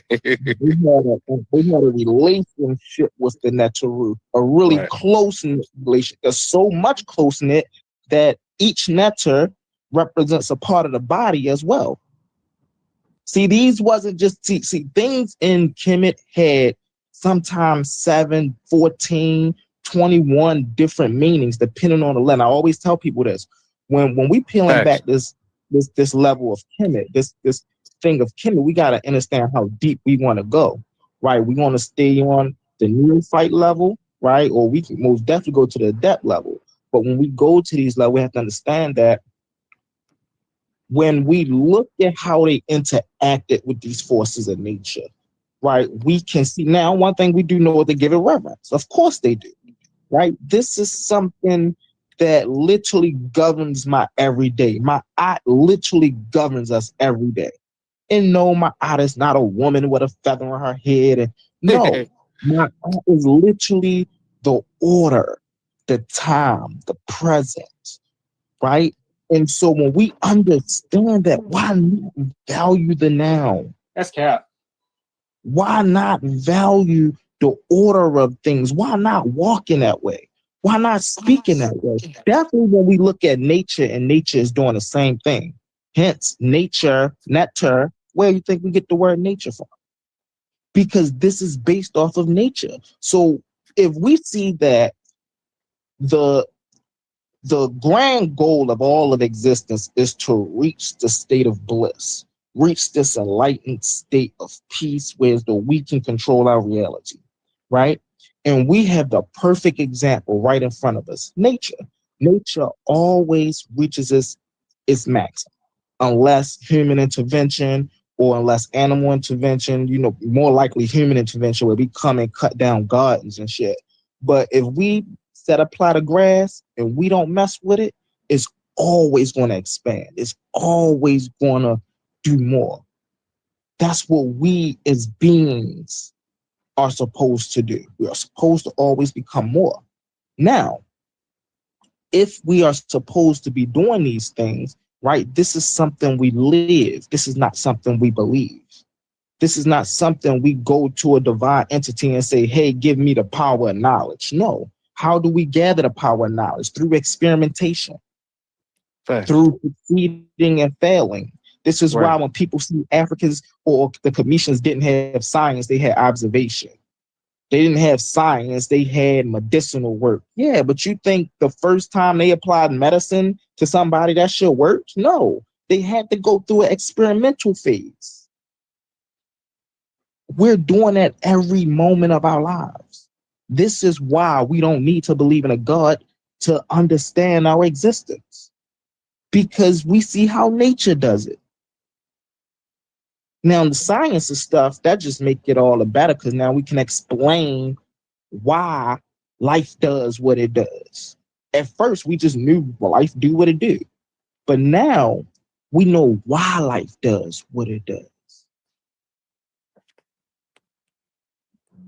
And so because we live in this community, I'm gonna land my plane with this, because we live in this Eurocentric country with a Eurocentric mindset, we have been brought up to look at things separate. And not only separate, but in detail. But when we realize that these things are all cohesive as one, right? All of these things are just correlating pieces to the same thing. Right. Then we'll realize, back to what our ancients did, there is no difference between, as people like to say the word Heka, meaning magic, but it don't mean magic. You know what I'm saying?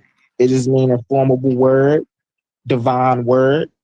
Why wouldn't we want to say a divine word over our loved one if they're getting surgery? I want you to be well, baby. I want you to make it through this, baby. I'm standing right here next to you.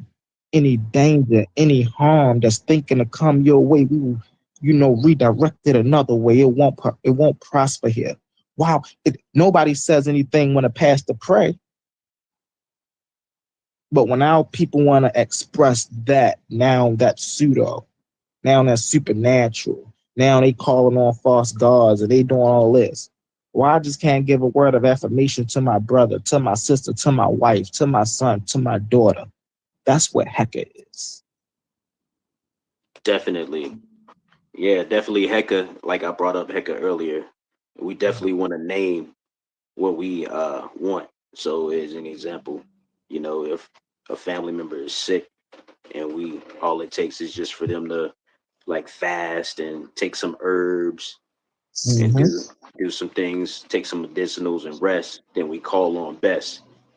Yep. Bess is, and that would be an example. Obviously, you got other options, but I'm keeping it Kushite Kemetic. So you would name Bess, you would call on Bess, and you would think of the traditions that come with the divination of Bess, Yep. and you would get those concoctions and those elixirs ready, and you would refer to the Twa and how they use medicinal herbs and brought that into Kemet, and you would you know, fix something up to heal an ailment or something like that. That's Really just a fast, rough example.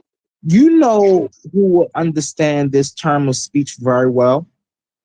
Like people from India, people from the Indus Valley, right? Their tradition. When a person from the Indus Valley tradition talks to a person from the Nile Valley, they understand their concepts very well. Because they literally, and the reason that's important is because these two civilizations grew independently of one another. And so when you understand, when you could talk and say, hey, we got something like that, you see what I'm saying? Yeah, when we do this, you know, we look at it as a big banquet. You choose what you need for that time. One day we might go talk, you know, to Brahma. The next day we might talk to such and such next day, because it's all guidance. But then when both of these people go talk to a religious person, the thing they say is, yo, they talk their gods. And then a Kemetic person and Indus Valley person to sit there like, there's no God here. What you talking about? We worshiping false God. You're the only one here worshiping a God. We're working through nature. I mean, if you want to consider that God, then hey, we all on the same page there. But then what's the religious person going to say? He going to say something to fuck it up. No, God created nature. Excuse me? Yeah, God created nature. Oh, God created. How, Mr. Religious Man, how can you create something that can't be created? Can you answer that for me? So it's like, this is why when we go back to our roots and we talk about Kemet, and we hear a lot of people on these YouTube channels giving their, you know, opinion or how they see what it is. But this is why it's great to teach it in its proper context. And when you're learning these things, you should learn it in its proper context. So when you grasp the understanding, then you get the understanding that this is not just another religious system. This is just not another belief system. No, this is a reality. This is a system of existence, a system of reality, a system of Right. We're gonna have to get a quantum onlyism on here in a minute. Right. Real quick, let me comment Go to ahead, that. You see how the religious or the Abrahamic guy, he had questions, but then when he saw things wasn't going his way, he kind of made his exit. Another thing is too, we got to realize that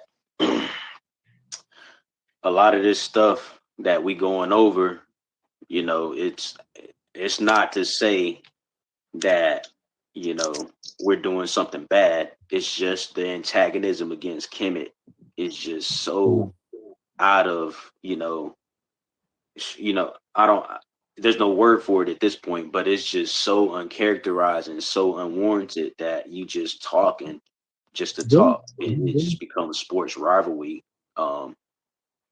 You know, Gish Gallop at this point, because you batting for the Abrahamic team and we batting for our Kushite Kemetic ancestors, and you just like, now you just don't know what to say other than lash out, you know, a whole bunch of denialist claims. You know, you belittle the culture, and we got to get away from that.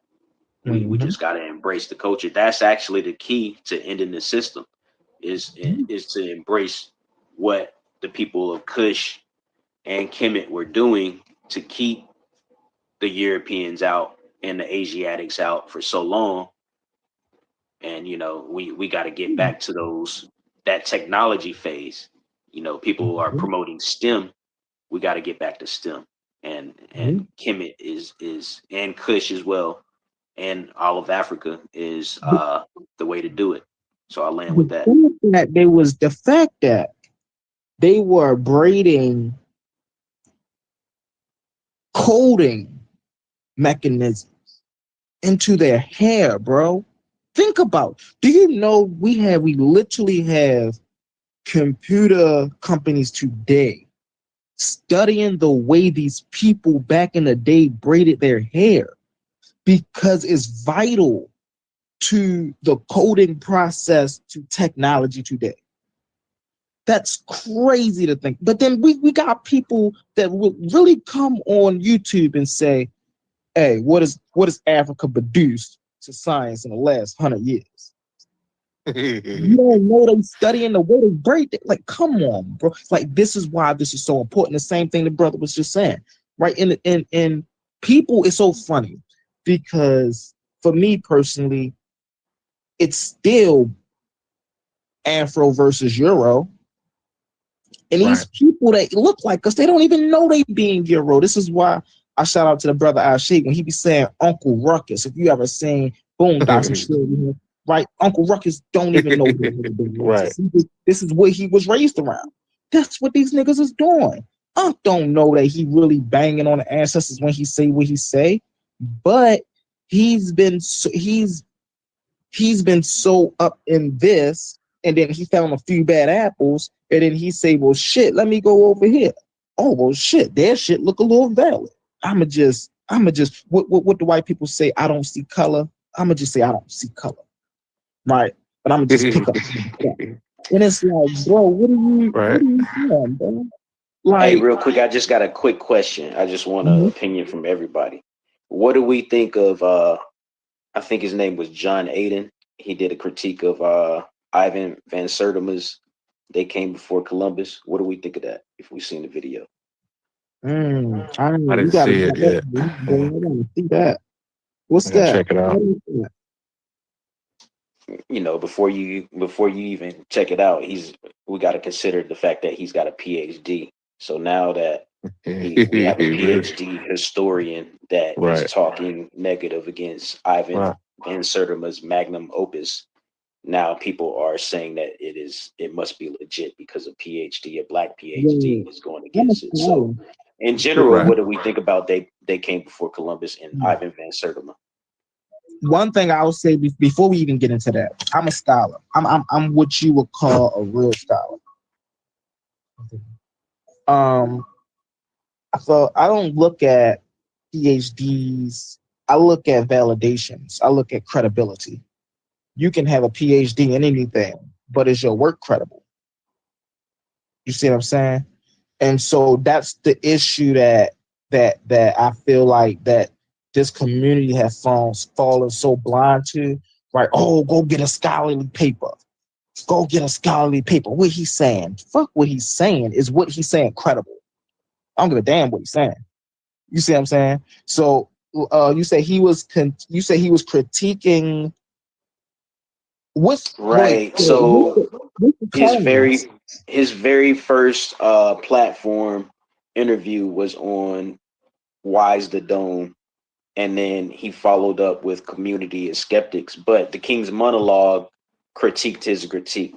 So those are three things to watch if you got the time to watch it. I still haven't even seen the Community of Skeptics because, even though I popped up on their channel, I stay away from them. I don't subscribe to them at all. I just had to pop up because he's just dragging this African science, the naysaying thing way to too the far. ground. So I had to address it. But I just want to know, like, what do you think about Sadiq? What do you think about PhDs, or just in general? What do you think about They Came Before Columbus? That's a good question about the PhDs. Myself, I have a terminal degree from the conventional or educational bodies and Western education bodies in the healthcare area. And so it's interesting. I realized that I used to, really pride myself on my academic accolades in that regard at one point. We're talking 2010, 2011, 12 or so. I put a lot of effort and time in. I was literally worshiping the degree. See, that was the center of my life, right? And I was a Christian, but I was kind of losing the Christian faith and so forth. But at any rate, I really put I had neglected the ancestors, neglected this, neglected that, and everything. I was totally whitewashed, Euro-washed. I was a literalist, like Uncle would say, was an exoterist, right? Dealing with just the physical, right? And looking at the esoteric as pseudoscience solely. And so with that being said, like so many others in my community, where I come from here in Michigan, is we look at the degrees and we look at that as a point of one who hold those degrees, holding true knowledge of the universe, right, and of the earth and things like that, and time and space and what have you, as it relates to your total reality. See, that's how bad it was, brother. And so so as I learned, I can't answer the question without paralleling it to my experience. And so as I learned to let go and realize and go into the ancient sciences and studying the tenets of Kemet and related civilizations and also even in the Western world and Greek civilizations and philosophy, I had to reverse engineer myself, and I found myself with that as my main point. I had to literally undo the degree. Still there, I do it to maintain keep the lights and whatever, keep the car paid, the insurance paid, whatever. But I had to reverse everything. By and large, what they teach at those levels, at the PhD level and professional doctoral levels, most of it's all backwards. It's all reverse. It's all reverse. Like into the exoteric relationship of most of anything compared to its esoteric point of origin, corresponding point of origin, right? And so that if I have to give a snapshot answer, I would say most PhDs understand things in reverse in that regard, in this context I laid out. And so, and that's how I had to start. As I was coming up through there, brothers, and realized that I thought I had the sole all be all of information in its full entirety.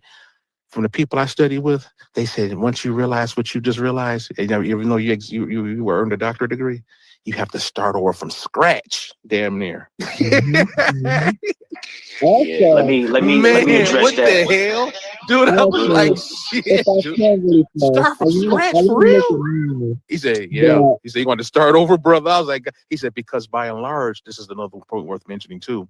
By and large, my colleagues, when they become extremely educated in the system like that, they're very hard to teach. They're extreme. You think some of these Christians are indoctrinated. These guys are they're extremely indoctrinated, especially at the PhD level. See, they're an extreme literalist. They're some of the hardest people to teach.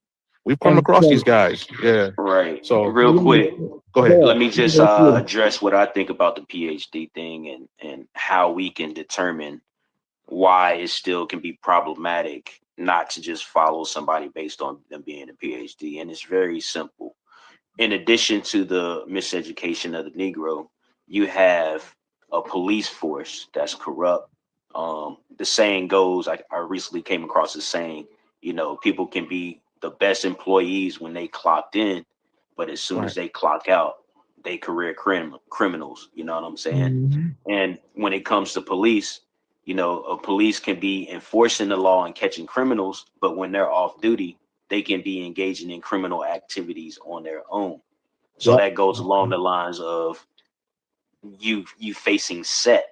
You come to a point to where you face set, and then you let the enthusiasm of wanting that goes back to, again, you want to be a person of, you want to be a champion of respectability politics. You want to ensure that Black people as a group are not as revolutionary and hip to the information as they should be. And you want to tell people that, nah, Africans didn't beat Christopher Columbus to the Americas, but Ivan Van Sertima was a good, and you have things of that matter because that becomes the popular thing on YouTube to say.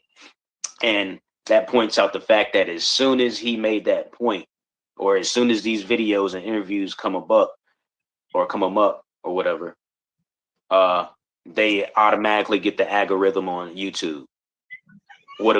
How ironic, right?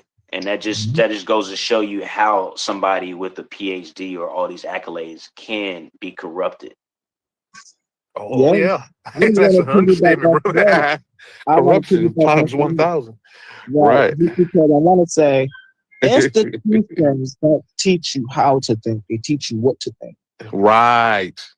And so Right. this is why I was just saying, like, I'm a scholar, right? So when I'm researching these people, I'm cross-referencing with other people because there's people who are in these fields who don't have PhDs. They took the Right. unorthodox route, right? Like But Ivan their Ben Cernova, thinking, right? Pretty but much. their thinking methods is you be like, okay, I see how he got. This is why a lot of people shit on Terrence Howard. I don't shit on Terrence Howard because everything I seen Terrence Howard go through, even now, I get the idea of what he's going through. See, because it's in a field that's not popular to us, we don't care, Right. right? But when you really pay attention, bro, they blackballing this man. Why? Right. Because there's an institution way of thinking that everybody that he is speaking from was not allowed in. So now he's trying to come and bring this information. And they like, nigga, you think you about to get in here speaking about Duval and speaking about these other people that we already Platonic solids. Right. Right. No, man. What do you think Humble about and anybody? What do you think about Humble about him coming and Howard doing that interview, bro, with a damn blonde wig on, man, like from Charlie's Angels? What the fuck? It was needed. He said a message. What Listen, the fuck? Is that was he going through a humiliation ritual? I mean, it's it was to send a message. Think about it.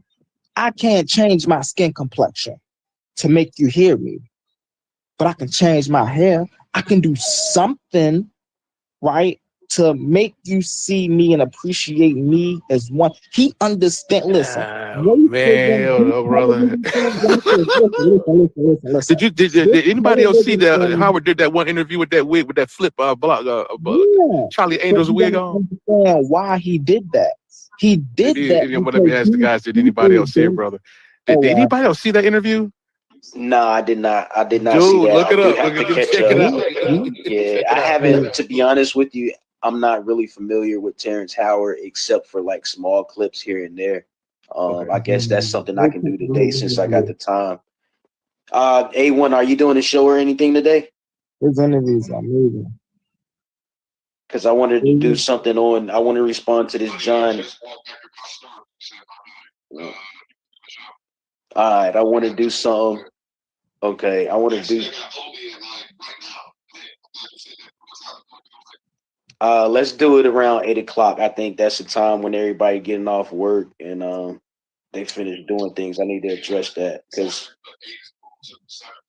Let's do it. So who do you want to? Who like I want to do it? So let's get it, brother. Yeah, man. Because I'm tired of this, man. I just want to actually talk, if you don't mind. I mean, I'm gonna be referencing sources and stuff that people can look up when they listening and lines of logic. Yeah, I'll do that. I'll do that, brother. Yeah. Are you live recording this video right now?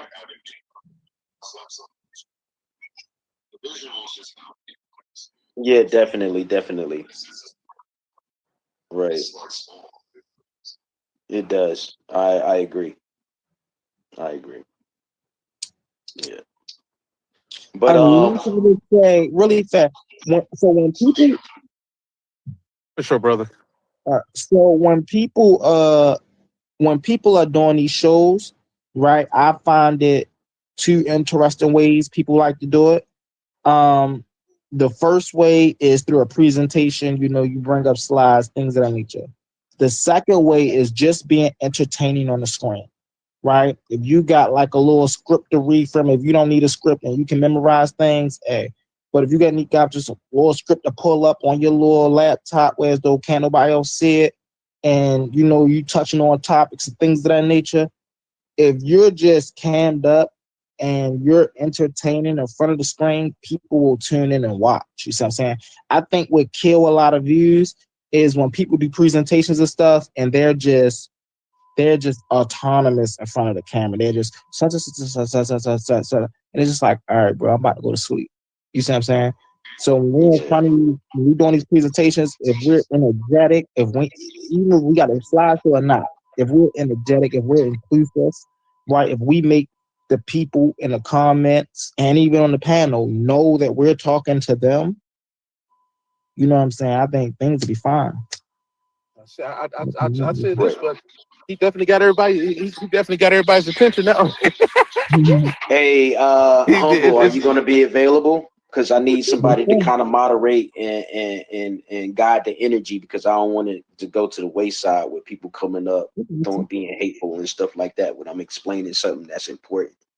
Yes, sir. Yes, sir. All right, cool. So we on for what? You said 7 o'clock is the more preferred time today, later today. Yeah, whenever y'all. Yeah, I think he said that. We'll confirm it in the chat or whatever. But yeah, definitely. I want to get back on the point that what we was talking about earlier, as far as the Ivan Van Sertima and the John Aiden and his critique. Are you gonna obviously watch that, right? The main thing I want to point out is that he pretty much blatantly lied about how Ivan Van Sertima came about his conclusions, although he did reference some scholars that were of European descent. I mean, plus you playing hot potato. It's a lot of problems with that, but we'll address it on the show. But I just want you, that's one of the main things that he just lied about Ivan Van Sertima, and we need to know who Ivan Van Sertima was. And I want to get this straight. He was on the skeptic thing, right? He was on the skeptic thing over there. Yeah, that's the one I need to watch before I do the show, so I can gather everything and then just wham them real quick. But his first show was on Wise the Dome. You can just type in John Aiden Wise the Dome and something like that. I'll send a link in the chat, actually. Now, you know we can share screens on here, right? So you could just pull up the YouTube joint. Okay. Yeah, I support Sertima. A lot of most of his research, regarding the Olmecs and the Mollies and so forth, and some of the other evidence, whether it was botanical or linguistic or whatever. I support it. Is that where Unc got the idea that the Olmec statue in Mexico was a rhesus monkey from? Yeah, they did do that. Sean P tried to do that. Yeah, nah, they need to give that up. Yeah. But he took a different angle. What John Aiden did, he took a different angle from what I've seen thus far. He might have did that on Community of Skeptics, but I haven't seen Community of Skeptics. Sean P likes to do that. And the PK echo chamber trolls and hobbits, they like to do that as well. Hey, I got an idea really fast. I actually want to run this. I know y'all be on the show or not. I want to run this by y'all, see what y'all think about this. So I want to come up. I'm coming up with a show here soon. We already got everything lined down, and it's going to be called Community Cave, right? KHEMUNITY Cave. And the reason I'm calling it Community Cave is because it's going to be based around what can we apply now, right? Out of everything we talking about, right? We go on here, we talk about science, we talk about Kemet, we talk about this, we talk about that. But out of everything we're talking about, what are we taking away from these conversations to better us in our real lives, right? And so, I was just talking to Brother A1 about this, and I was like, I want to start Community Cave because I want to start having segments where let's get into, economics, right? Let's get into, and not just let's get into it, but let's get into it and how it can benefit us today. What moves can we make today right now to start understanding the world that we really live in? Yep. You see what I'm saying? And how to move and how to play. Right, not even I could contribute in that regard. I could add some things to the mix in that regard. I'm really big in economics and how to invest in whether it be from crypto or the healthcare field, or namely with this AI paradigm coming upon us, the revolution. There's a certain centralized aspects of that constitute the entire AI idea in terms of, like, for instance, investing in data centers and cooling technologies and storage security, cybersecurity. I'll mainly go into some areas of that, and some of the main areas we could look at that for investment purposes and things like that. I mean, it's not going. I don't really care for AI really like that, but it is not go. Given that it's not going nowhere, it's going to become more prevalent. If anything, it's not going anywhere. So I'm like, I had to make myself and twist my own arm behind my own back and say, man, you better get on this wave because, bro, you're looking at Bitcoin in 2010. We're looking at Apple 2001, 2003. We're looking at Amazon when it was being run out of the garage, right? And so on. Yeah, so I'm definitely on board for that, brother. Yeah. Also, community safety is a whole range of topics I want to talk about. Community safety, economic, building.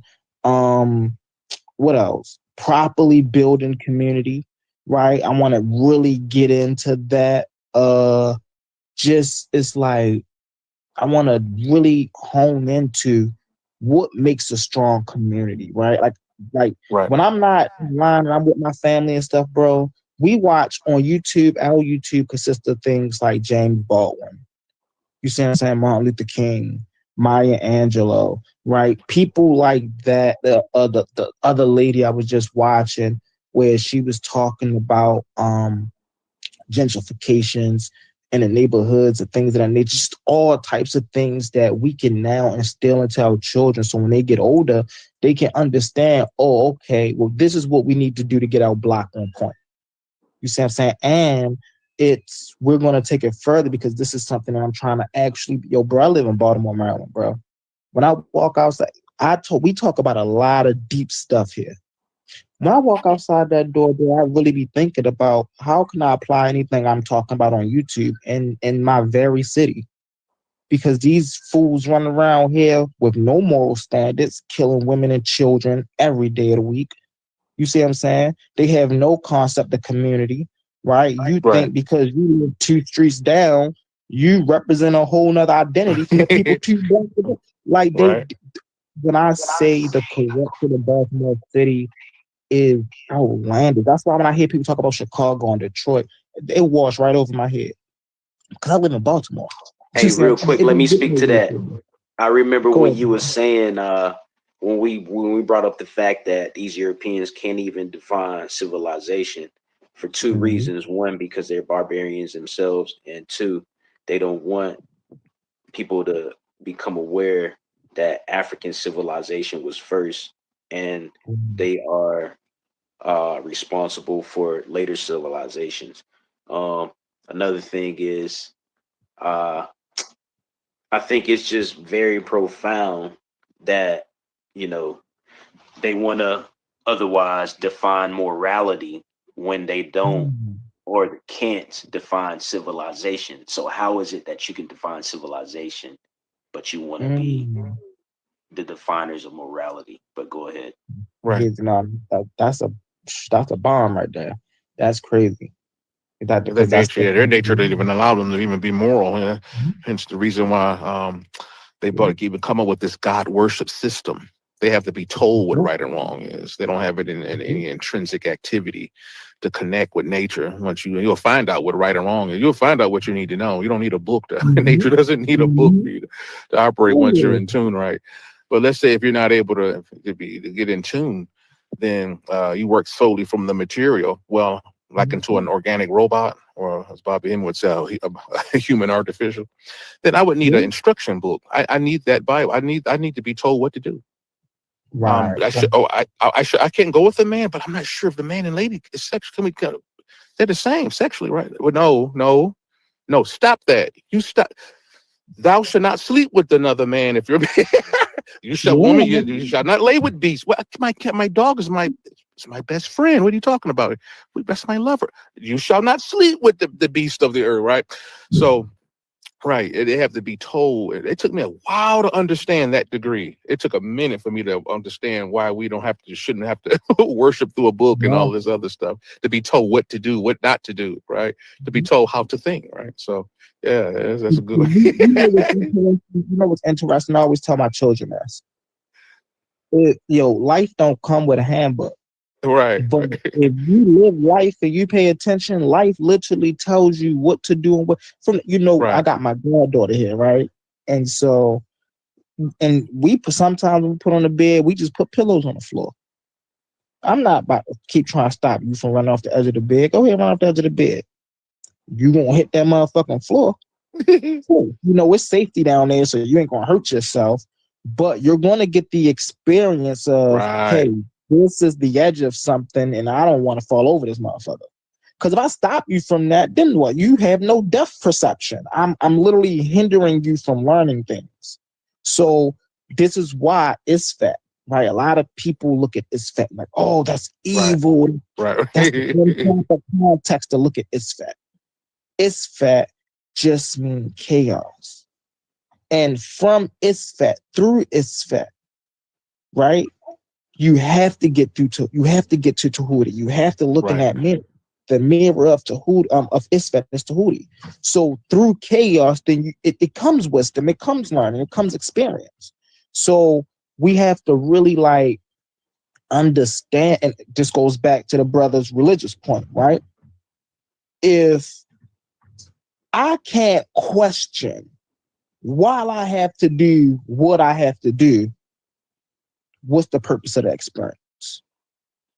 If there's no choice in a matter, what's the purpose? Number one, what's the purpose of the experience?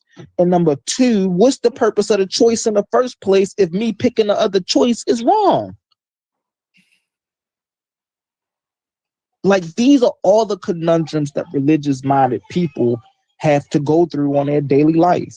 They really have, think about this. If I believe in God, I really have to ask my God, and I've done this because I have believed in God, why does evil exist?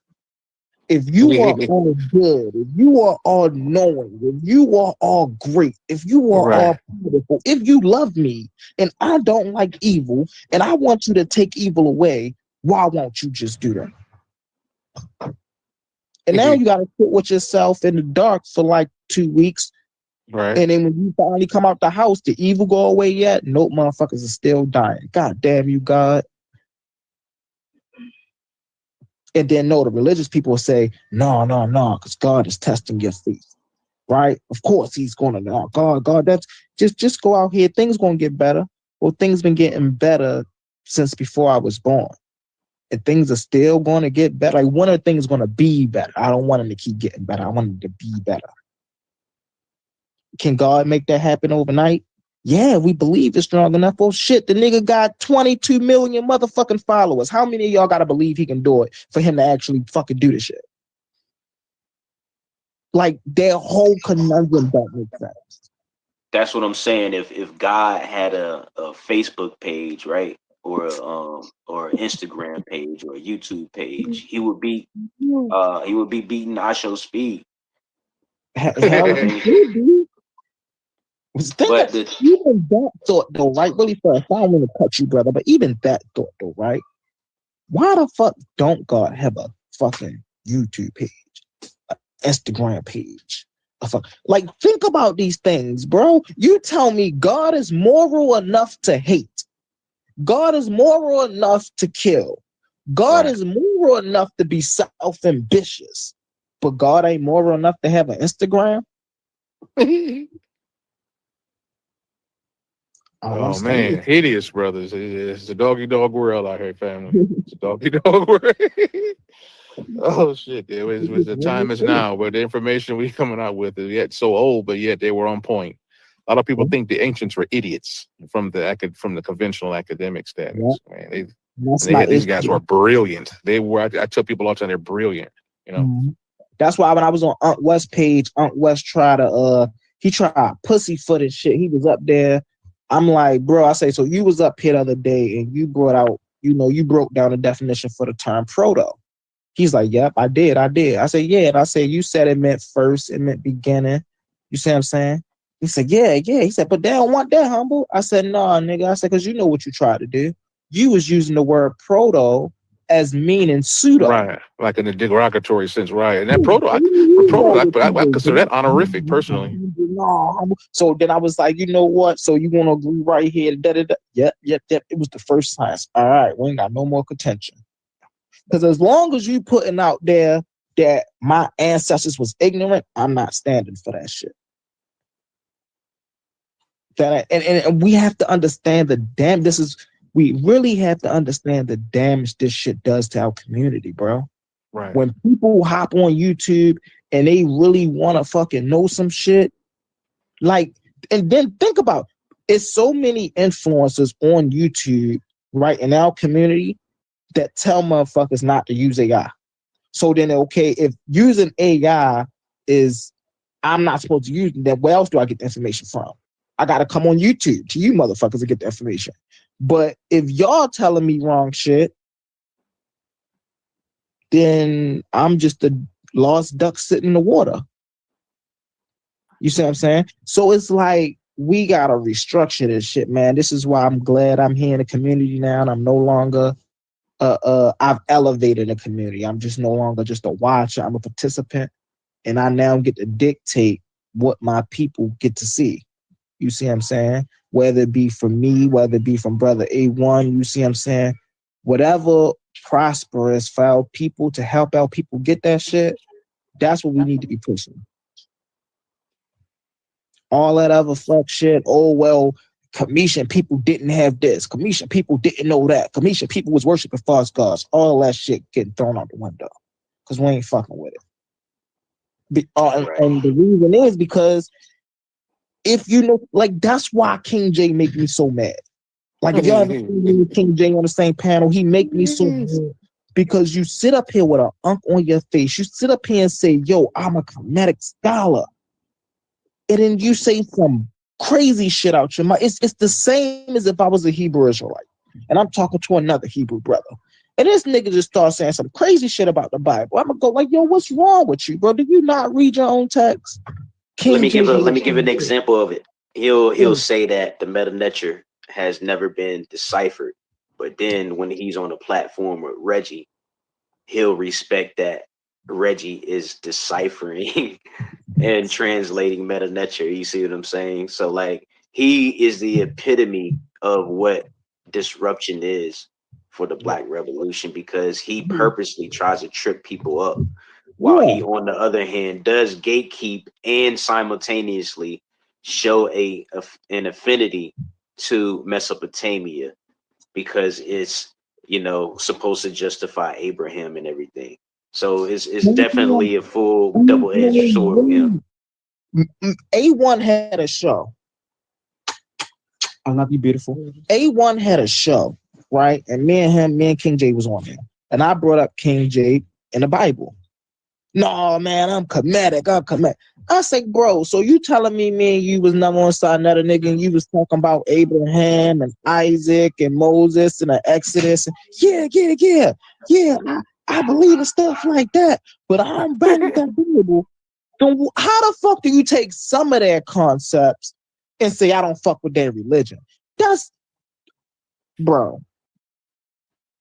That's the shit that be pissing. Like, come on, bro. What's your point in this community at this point? What are you doing? That's why I asked them on the platform. So are you saying the Exodus didn't exist? No, I believe the Exodus existed.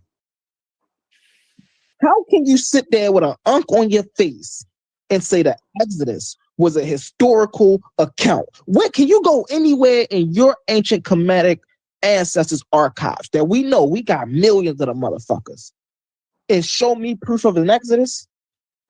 He can't show me not one. He can show me a small migration of the Shashu, but those are not fucking Israelites. We all know those are not Israelites. The Israelites will say they're Israelites. They got to keep a narrative, to keep a fucking lie going.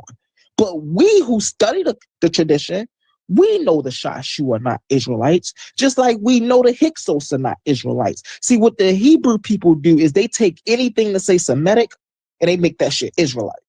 And we like, bro, are you slow or something?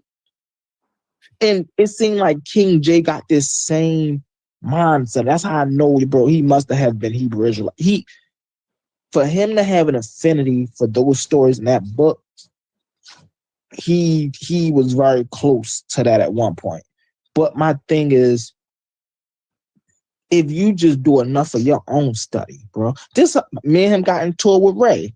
Bro, anybody that studied this tradition know the common word for the sun in Kemet was Ray. He about to go there. On the side of the road. Oh man. And we like, damn, the sun beaming on us today. They gonna say Ray beaming on us today. They not gonna say The sun is a 10. Right. Hey, remember when I was on, when you were on my show? When I was doing or my presentation about the Terraneta tile and you know, and it kind of went to the wayside because you had somebody to try to disrupt the show, and they were trying to bring up this and that to try to like bring up, you know, try to get a little bit more trivial about the information. Remember when they tried to bring up Aten came before Ra? Yeah. And that's the thing that I'm talking about. Like, we got these people who, you know, they see Kemet and they just see it as an opportunity to try to be disagreeable when there's somebody else who's actually unapologetically Kemetic on the scene. You see what I'm saying? And we got to watch out for that too. You know, it's not really that they're, you know, they doing something magical and, you know, they got magical powers that we need to watch out for. I say watch out as in, you know, we need to be wary of how these people attack an important African civilization that means a lot to Black people and would be instrumental on how we turn the tide of our situation that we're in right now. No, that's a fact. We gotta be wary of a lot less, and we have to understand when we dealing with our community is always under attack. I was just on Beagle yesterday, right? Not yesterday, the other day, like 2 days ago. And I'm gonna do Fire panel, and Fire is PKing this other panel. So this other panel has proper word, Mexicanos, Latinos, you see what I'm saying? Those type of people on there. So they talking back and forth. He hit with the, oh yeah, I was raised in LA, so I get the right to say the word nigga. Ho motherfucker. I hopped up on that panel so motherfucking fast hole.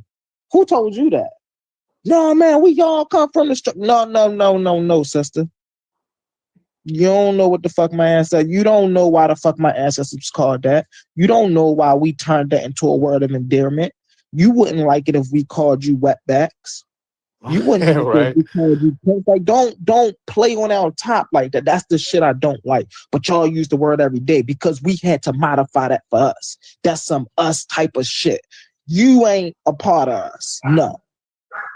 Man, I'm hanging around Black people all day and I get the chance to say the word. See, the fact that you got to say that or automatically counts as out you saying the word nigga. The fact that you got to say I sit around Black people all day automatically counts the fact that you say nigga. That's like some of the argument we heard in the when the Latinos was trying to steal the origin of hip hop. They were saying, well, we were. I mean, we didn't create. I mean, are you trying to tell me that we weren't there though? We were there. I was hanging around niggas all that time. Right? That's not the same. Right? Have you ever noticed that the only time we refer to ourselves as Black is when we either talking to somebody of another race or when two other races are talking to us? Like, that's the only time we really that identity even comes up, right? Oh, well, are funny. My cousin is Black. Be lying like a mother. I sit around Black people. It is just like, here's one that's relatable. Let me give you one that's a little bit more relatable real quick. I debate with people that's Black about the topic of ancient world history and religion. Yeah. Crazy. And it's like we don't refer to each other as that. Y'all are my people. You can't tell me about my people. We always say that. That's a us thing. We don't say, man, I speak for all Black people. No, I speak for my people.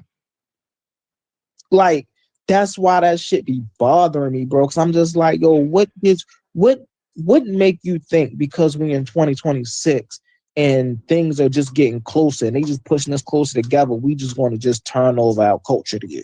That's not how that works. Yeah, it worked for a lot. By and large, it worked on a lot of us for quite some time. They had a little hot streak of magic, Latinos and other foreigners and stuff, tethering on to our, American history, particularly African history, particularly in America, though, as it seems in American studies. For a minute, but now, man, they're getting a backlash they never seen before. They taking it hard as hell. But see what they do. They panicking, bro. I seen this in high school, and this is why I love experience, bro. Experience really give you a knowledge that you can't gain. It gives you a wisdom that you can't gain anywhere else. I've seen this time coming for a long time. I was in high school, bro. And we in the man, we in the boys locker room and shit, getting ready for gym and shit, right? So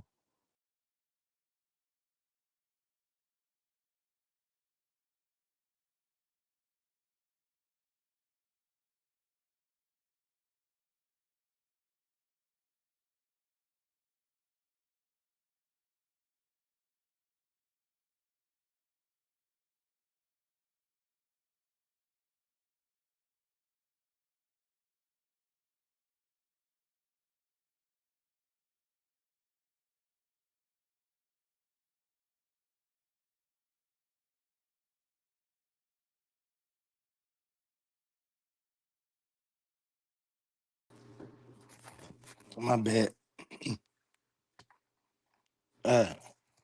GDN, I seen you pop in.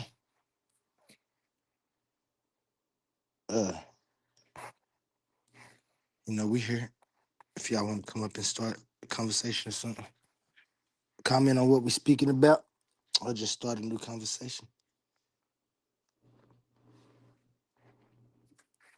Shout out to the people in the chat. Whoops, my bad.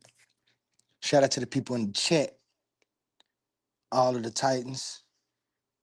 Anybody affiliated. We're just up watching some early morning replays, back chats, and remember this. It's coming up and it's coming fast. Relatively easy. He sort of stumbled into this. This was not a topic that he wanted to do. He was talking about he thinks that we should be racist toward white people. And then when he gave a description of what he was talking about, I said, that's not really being racist. And that's how we got here. He said, oh, we can do that. So he's about to be trying to debate against the thing that he thinks that we should be doing and trying to show how it's a negative in some way, which is interesting. But yeah, the flip-flopping will not go unnoticed. You know what I'm saying? Legacies are created and destroyed in these debate streets. And you know what I'm saying? Your word and what you stand on is that legacy stay with you. You know what I'm saying?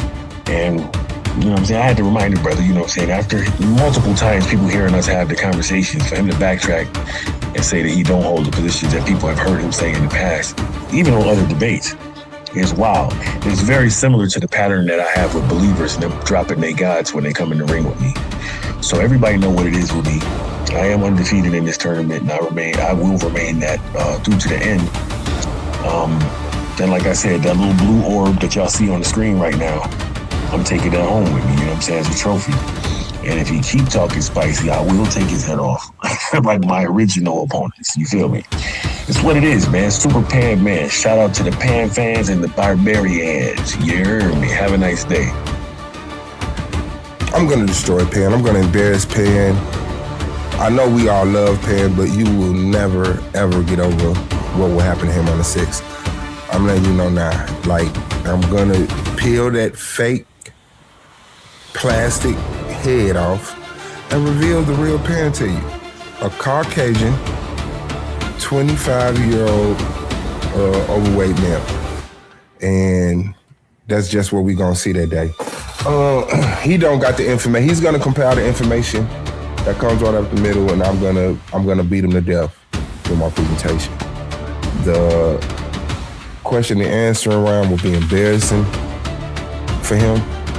Okay, and he's gonna try to use these tactics, try to run and fail like he did in the face-off, but I shall prevail, man. So yeah, I will embarrass and decapitate Pan and hold his body up for the whole entire Coliseum to witness. Yeah, he won't make it. It's gonna be bad. It's gonna be worse than bad. Yeah, I don't think he's gonna be. This might be his last debate. This might be his last debate. I'm not even gonna lie. So, stick around and encourage him, because I don't. Like I say, he's a great debater, but since I'm riding high, there's $500 on the line. Shout out to A1 and the Titans Debate League. And yeah, I just don't think him winning to a brother of my caliber will allow him to continue with the poise that he's been so graciously given by his fans and friends. Yeah, he's gonna have to step in that ring with me, and he's gonna have to hold it down on his own. It won't be no calling for A1. It won't be no calling for Honey. It won't be no calling for no one. It's gonna be me and him. His artillery, my artillery, center the Coliseum, blood will spill, and I don't know what he bleeds, but we will find out on the 6th. Black Power.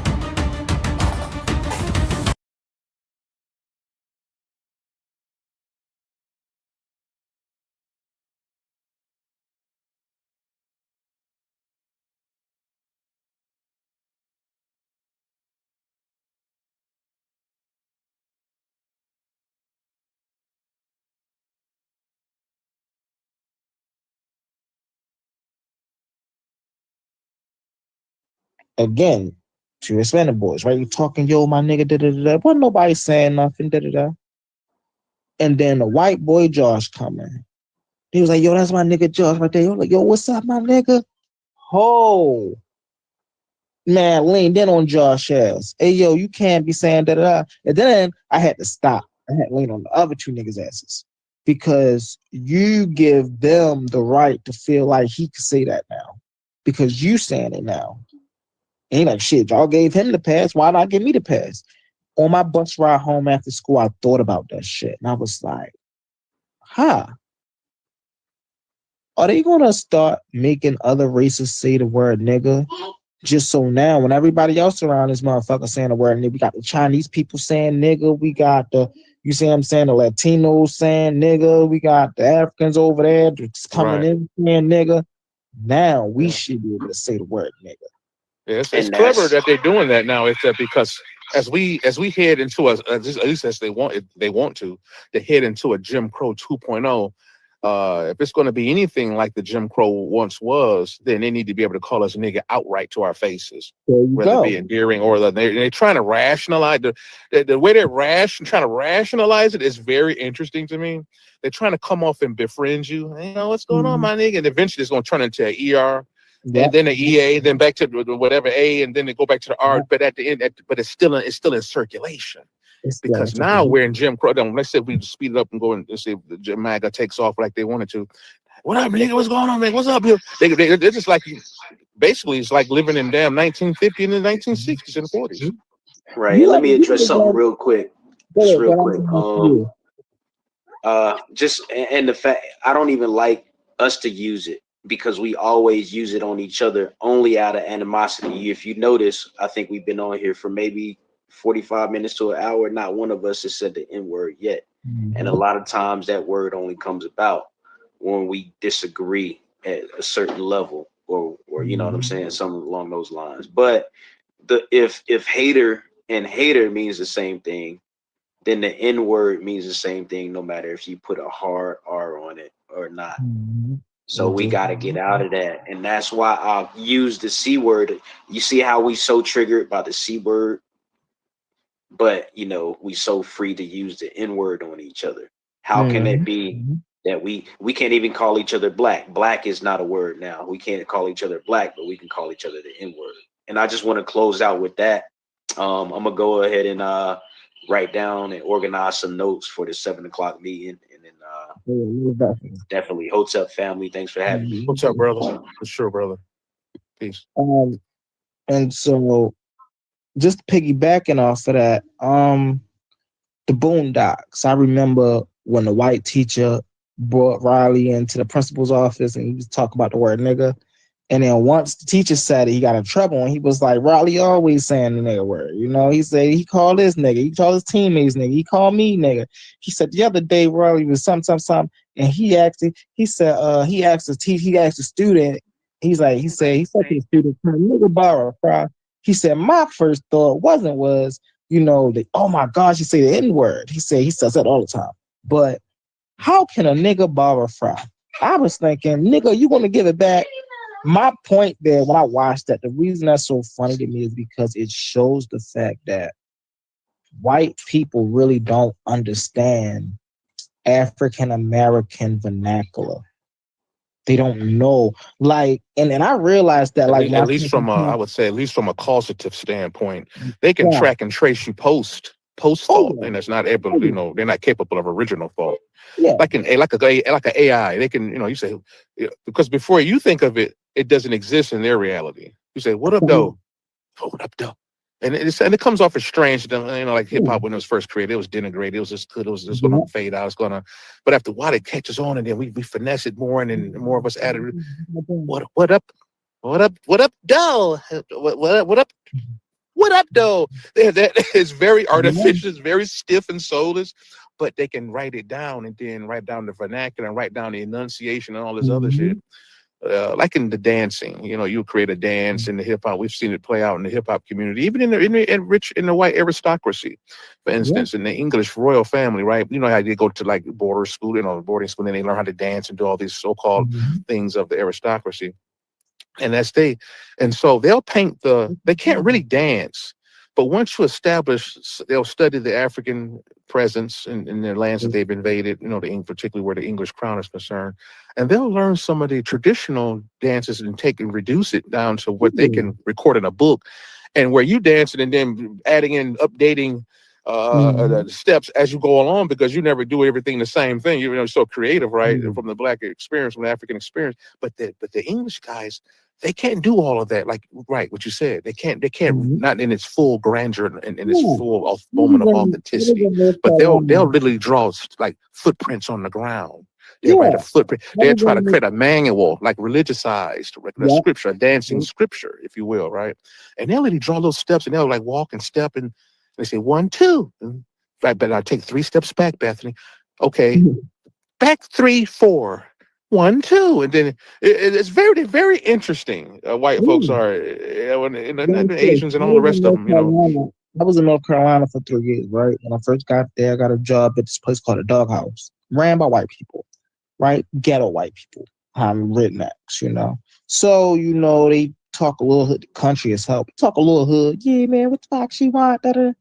So when I saw first working there, I'm from Baltimore, so already picked up I had an accent. And they used to laugh, say two, say this, say that. But one day, my manager asked me to do something, and I said, bet. Right? That's just something, bet. You know what I mean? Okay. You know what I'm saying? Bet, I could do that. Got you. So I said it, and I guess at the moment, it threw her off. She was like, what? I was like, it's strange at first, right? Bad. That's against my calculations. That's not what that word technically means. Right. Oh no, I said bet. Like, sounds like a new context there. It's funny, is it? Right? They're very interesting. It was hideous, but interesting. It was interesting. Hideous is all outdoors. Oh, make no mistake about it. But interesting. Yeah. Oh my God, he's turning his hat backwards. The proper protocol on page 3 says you wear it forward. You take it off. If you're not going to wear it forward, then why are you wearing it at all? Yeah. Dude, there are hilarious. I work with. That's all I work with. I'll be like, I'm the only black in every job I had. Hilarious, dude. Hilarious. They come in there and try to practice some new shit they heard online with me. Bet it up. I said, what? Bet it up, right? Bet it up. You're not from Detroit, Sarah. You're from 20 miles outside of so and so. Basically, shit water USA, right? In the country, stick water USA. Bet it. You don't say bet, Mark. You don't say bet. That's slang. We consider that slang. We don't. I'm not going to say here at work with you, and it's also something that we talk amongst friends. You know, I didn't want to because you tell the too much truth, man. I'm going to turn an orange and shit.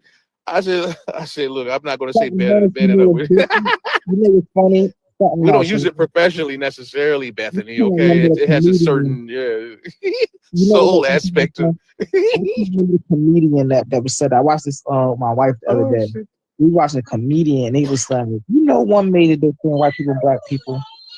White people have conversation. Black people talk shit. Like you Right. have they talking shit. They agree, they disagree, but they talking shit. White people, when you're talking to white people, they have literally like their conversations are like meaningless in the aspect of they will literally talk about anything and they will be into that shit. Yeah, man, we went out to South 95 last week and the carburetor broke down, so I had to tell Jack go get the tools. And you be like, okay. Like, yo, I honestly thought that, don't you know how when you're watching a movie and then she said, something, haha, and everybody start laughing. I thought that shit was a joke. I'm like, yo, ain't no way white people really tell jokes like that. White people really tell jokes like that. Like, and that shit be weird. It'd be like, I study them extensively. I'm like an expert in them motherfuckers. I know them like the back of my hand. I study them all so much, so much, bro. They have to practice what we do. They have to practice and rehearse it. Now, watch this. I'm not. And they can't really update it.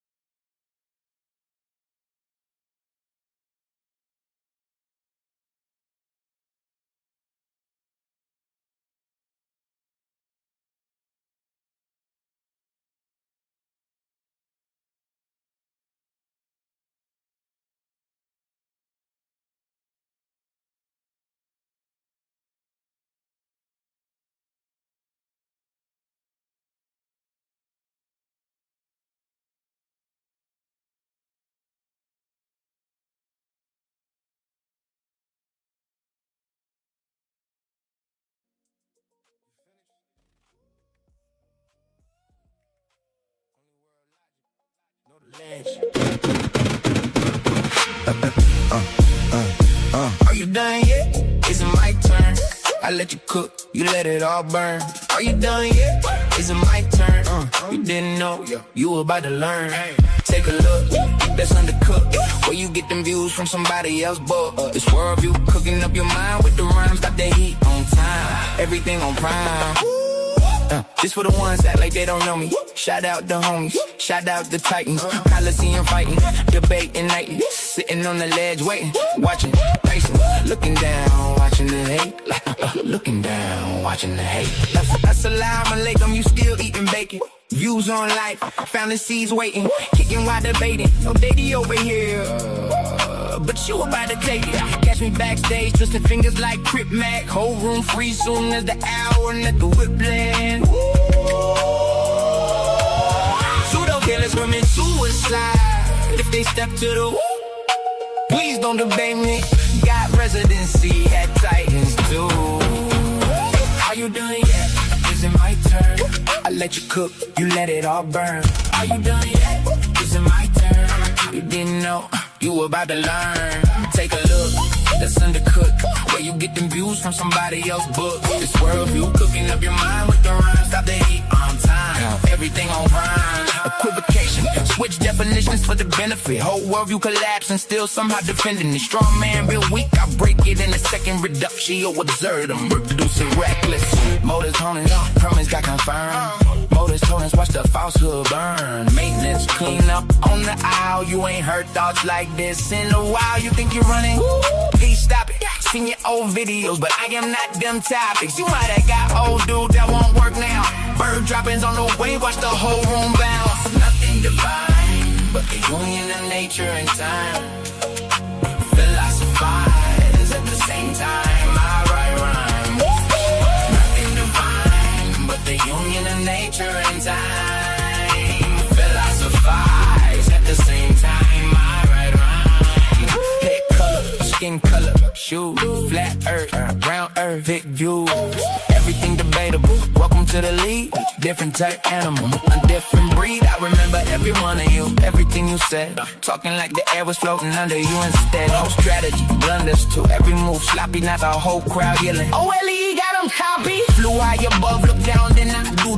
Don't two dudes and whoever hanging with you.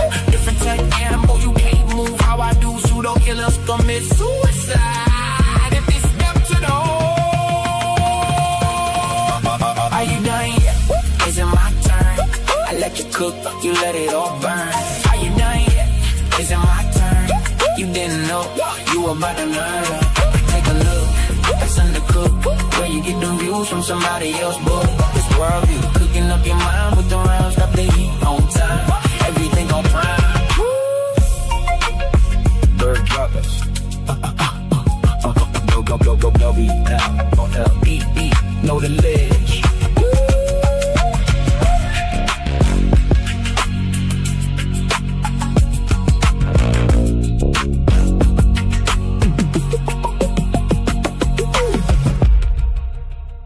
Bird droppings.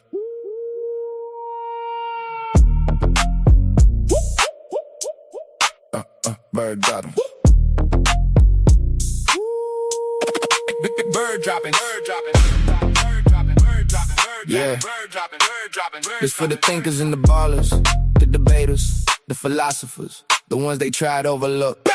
When I be philosophizing, I be doing my thing. Got the whole world screaming out the bird name. All white Air Force Ones looking like cocaine. Don't make me drop some knowledge. Make your head go. When the bird talking, I be talking my slang. Whole Coliseum echo in the bird name. I ain't seeing no challenges, I'm on my game. Don't make me drop this knowledge. Make your head go. Grab this beat, rip it up like Terry Clark. This beat, Virgin Mary, watch me knock the cherry off. Oklahoma raised me, pressure never scare me, dog. Bird droppings make a fake rapper change his heart. You like the big man, I like the shooting guard. SGA energy, pulling up from way beyond. WWW flow, Undertaker aura. Every beat I touch, turn obituary forum. Waviest around, better guard your whole boat. From the deep end waters where the fish won't float. Flying laps around these dudes, call me Usain Bolt. Only birds spitting crack cause the thought's too dope. Nothing divine, but the union of nature and time. Philosophize at the same time. I write rhymes. When I be philosophizing, I be doing my thing. Got the whole world screaming out the bird name. All white Air Force Ones looking like cocaine. Don't make me drop some knowledge. Make your head go. When the bird talking, I be talking my slang. Whole Coliseum echo in the bird name. I ain't seeing no challenges, I'm on my game. Don't make me drop this knowledge. Make your head go. This bird in me, I'm standing by that sentence. Sit back, lend me your ear, I'll make you a witness. Menace to the game, swagger on Dennis. Won't hesitate to go inside your thoughts like a dentist. Pissy little dudes don't wanna get on my list. Known for cooking worldviews till they crumble to bits. Brother flow cold, this bird the illest champ in the room. Shy good, just Alexander with it. Super Saiyan money, your pockets krillin', I'm on another level. Yeah, gotta be kidding. Hottest thing smoking, go check the philosophy. Waviest around to the highest degree. Flying to the top, never let nothing in between. Go until I'm out of legs. No centipede. Segment energy, pressure from the goddess. Lioness mindset, every move polished. Wisdom in the feathers, fire in the stare. Truth hit hard, not a whole room aware. Shout out the Titans, Coliseum fighting, debating nightly. Whole room igniting, sitting on the ledge, waiting, looking down, watching the hate. Looking down, watching the hate. Looking down, watching the hate. Hey. You think you running? Please stop it. Seen your old videos, but I am not them topics. Pseudo killers commit suicide if they step to the different type animal. You can't move how I do. Maintenance, clean up on the aisle. You ain't heard thoughts like this in a while. Take a look, that's undercooked. Where you get them views from somebody else's book. This world view, cooking up your mind with the rhyme. Stop the heat on time. Everything on prime. Everything on prime. When I be philosophizing, I be doing my thing. Got the whole world screaming out the bird name. All white Air Force Ones looking like cocaine. Don't make me drop some knowledge. Make your head go. When the bird talking, I be talking my slang. Whole Coliseum echo in the bird name. I ain't seeing no challenges, I'm on my game. Don't make me drop this knowledge. Make your head go. Bird drop 'em. OWLOLEE. Know the legend. Bird dropping. The bird dropping.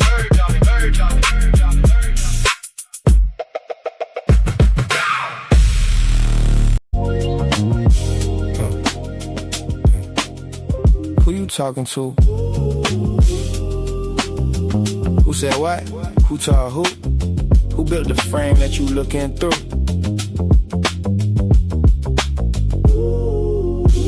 Who you talking to? Talking timeless while you speaking in sequence too. If it ain't coherent, it collapse on cue. Who you talking to? Who said that? Who told you existence started? Run that back. Every worldview crack where the pressure at. Who you talking to?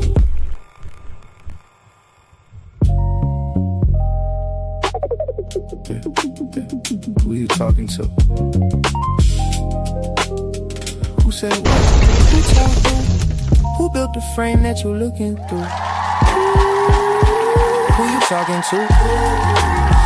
Talking timeless while you speaking in sequence too. If it ain't coherent, it collapse on cue. Who you talking to? Who said that? Who told you existence started? Run that back. Every worldview crack where the pressure at.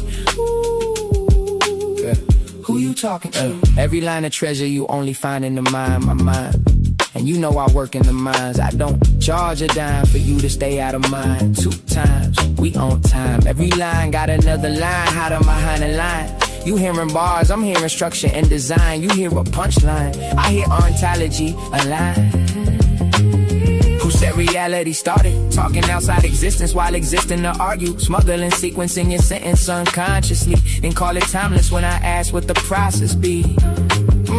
Who you talking about? Half these worldviews fall when you walk them out. Everybody got answers till you chalk it out. Incoherence disappear when you map it out. I studied Heraclitus flowing rivers in motion. Parmenides froze it, I can see both in the ocean. Can't build a frame, but the frame still folded. Trying to define a world while the mind still holding it. Aristotle looking for causes and categories. Nietzsche killed guys, but couldn't kill reality. Heidegger staring into being and anxiety. I'm just asking what makes existence intelligibly. Who you talking to? Talking timeless while you speaking in sequence too. If it ain't coherent, it collapse on cue. Who you talking to? Who said what? Who built the worldview that you standing on? Everybody sounding deep to the ladder gone. And they looking real nervous when the pattern drawn. I slept these haters in they face with this one. Shh, wait, I missed one. 2 times, we on time. Every line of gem they only find in the mind, my mind. You know I work in the mines, digging through minds while I'm digging through mine. Blue collar, philosopher, coffee cup thinker, still plotting possible worlds while the clock getting thinner. Whole room talking loud, I just watch and consider. Cause the loudest in the room usually know the least in it. Who taught you that? Who said existence got a border where the proof at? Who talking outside reality and still attached? Using logic from existence just to move back. That's incoherent. I ain't even gotta raise my tone. I just let the contradiction sit there on its own. People wanna skip structure just to chase the throne. Till the worldview collapse and they standing there alone. They want a war record. I gave them world pressure. Every verse another hidden room in the architecture. Every line another layer underneath the texture. You hear rhythm, I hear systems trying to fit together. And I ain't culturally inappropriate, intellectually inappropriate. I'm coherently inappropriate, yeah. You hate the conclusion, but the structure still hold.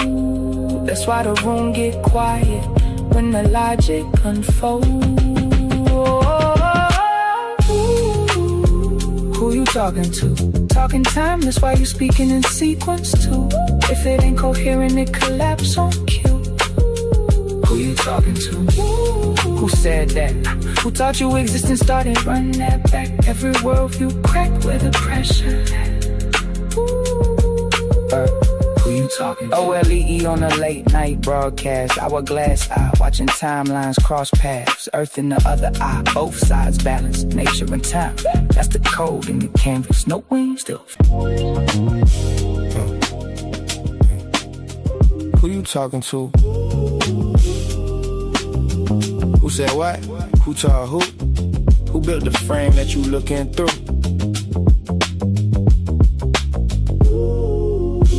Who you talking to? Talking timeless while you speaking in sequence too.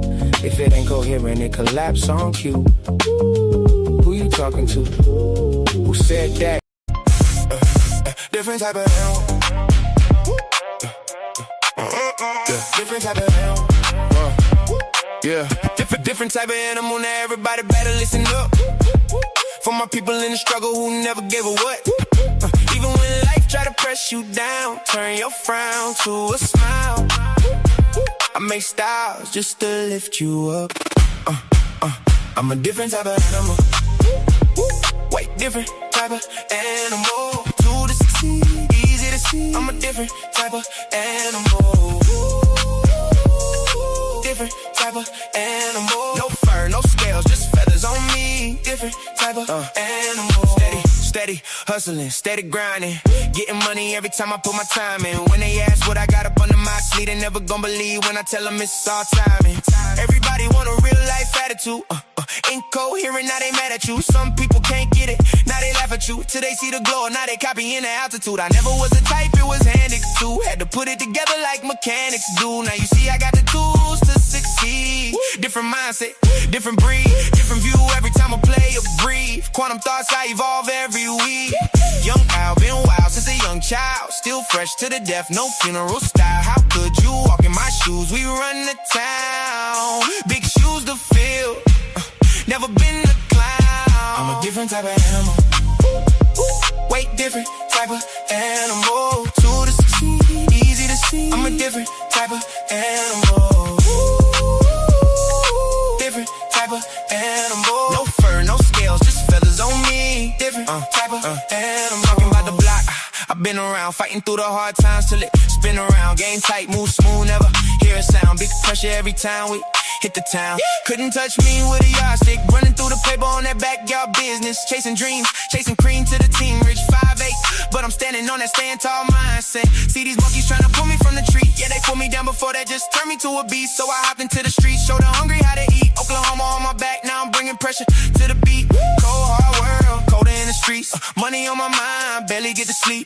Dreams feel close, still feel out of reach. Lights up ahead, I just want a little piece. Still a student of the game, don't qualify to teach. Learn lessons every day, so I evolve every week. I'm not an animal, life just got wild. So I did what I had to do, the other routes was foul. No copy, no paste, you can't get my style. Heart on my sleeve, still walk with a smile.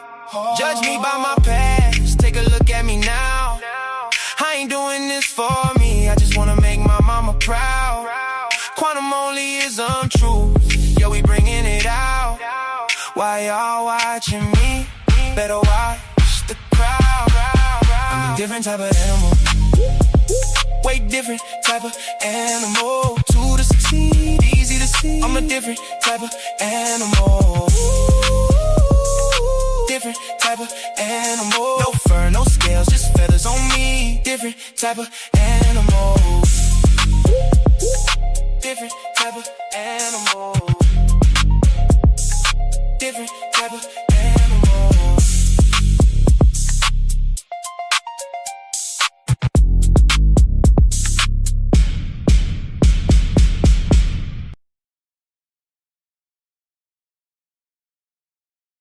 So this would be relatively easy.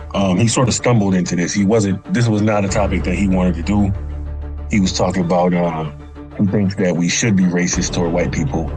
And then when he gave a description of what he was talking about, I said, that's not really being racist. And that's how we got here. He said, oh, we can do that. So he's about to be trying to debate against the thing that he thinks that we should be doing and trying to show how it's a negative in some way, which is interesting.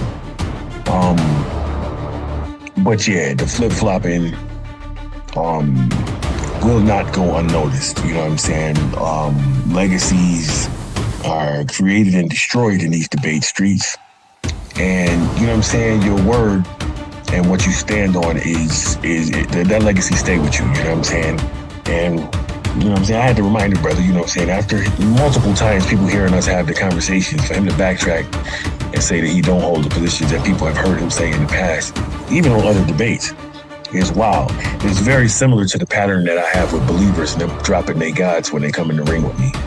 So everybody know what it is with me. I am undefeated in this tournament, and I will remain that through to the end. And like I said, that little blue orb that y'all see on the screen right now, I'm taking that home with me, you know what I'm saying, as a trophy. And if he keep talking spicy, I will take his head off, like my original opponents, you feel me? It's what it is, man. Super Pan Man. Shout out to the Pan fans and the Barbarians. You heard me. Have a nice day. I'm gonna destroy Pan. I'm gonna embarrass Pan. I know we all love Pan, but you will never, ever get over what will happen to him on the 6th. I'm letting you know now. Like, I'm gonna peel that fake plastic head off and reveal the real Pan to you. A Caucasian, 25-year-old overweight male.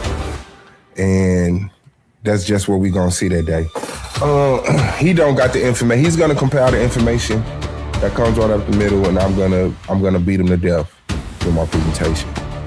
The question and answer round will be embarrassing for him, okay? And he's gonna try to use these tactics, try to run and fail like he did in the face-off, but I shall prevail, man. So yeah, I will embarrass and decapitate Pan and hold his body up for the whole entire Coliseum to witness. Yeah, he won't make it. It's gonna be bad. It's gonna be worse than bad. Yeah, I don't think he's gonna be, this might be his last debate.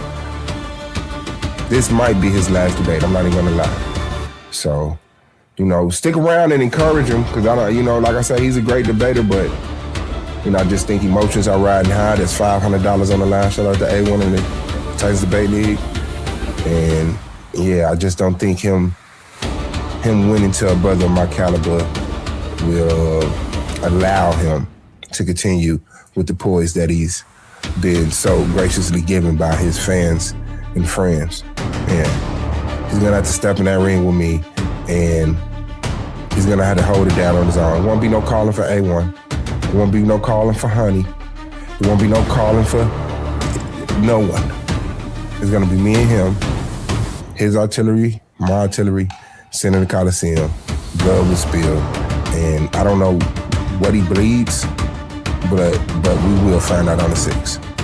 Black Power.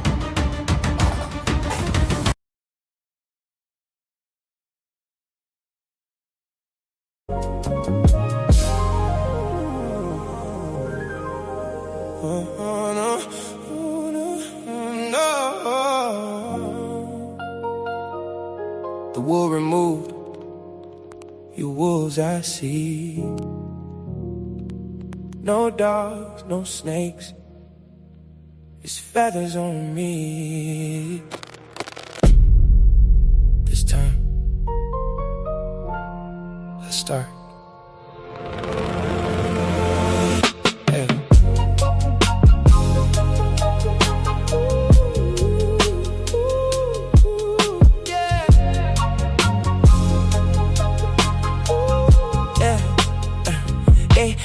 They try to open their third eye with both eyes closed. Can't see the consequences to the things that they chose. Put they self in deeper sleep. claiming that they woke while I'm watching time and nature moving through the smoke. I fell in love with wisdom. Sophia held my hand, told me comfort ain't real if it destroy another man. So I learned to love existence without controlling all the plans. Try to hold on to forever, still it slipped right through my hands. Tried everything to get it, still slipped through my hands. Then it's both of my kids. Only thing I truly love, my #1 fans. And I still smile even when life get cold. Cause most things grow in the sunlight, but grow the most at night. That's something people don't know.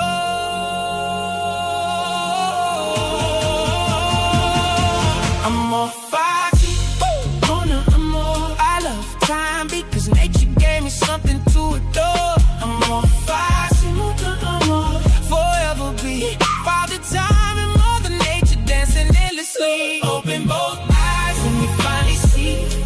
You get 2 eyes, but only one vision of reality. More love again.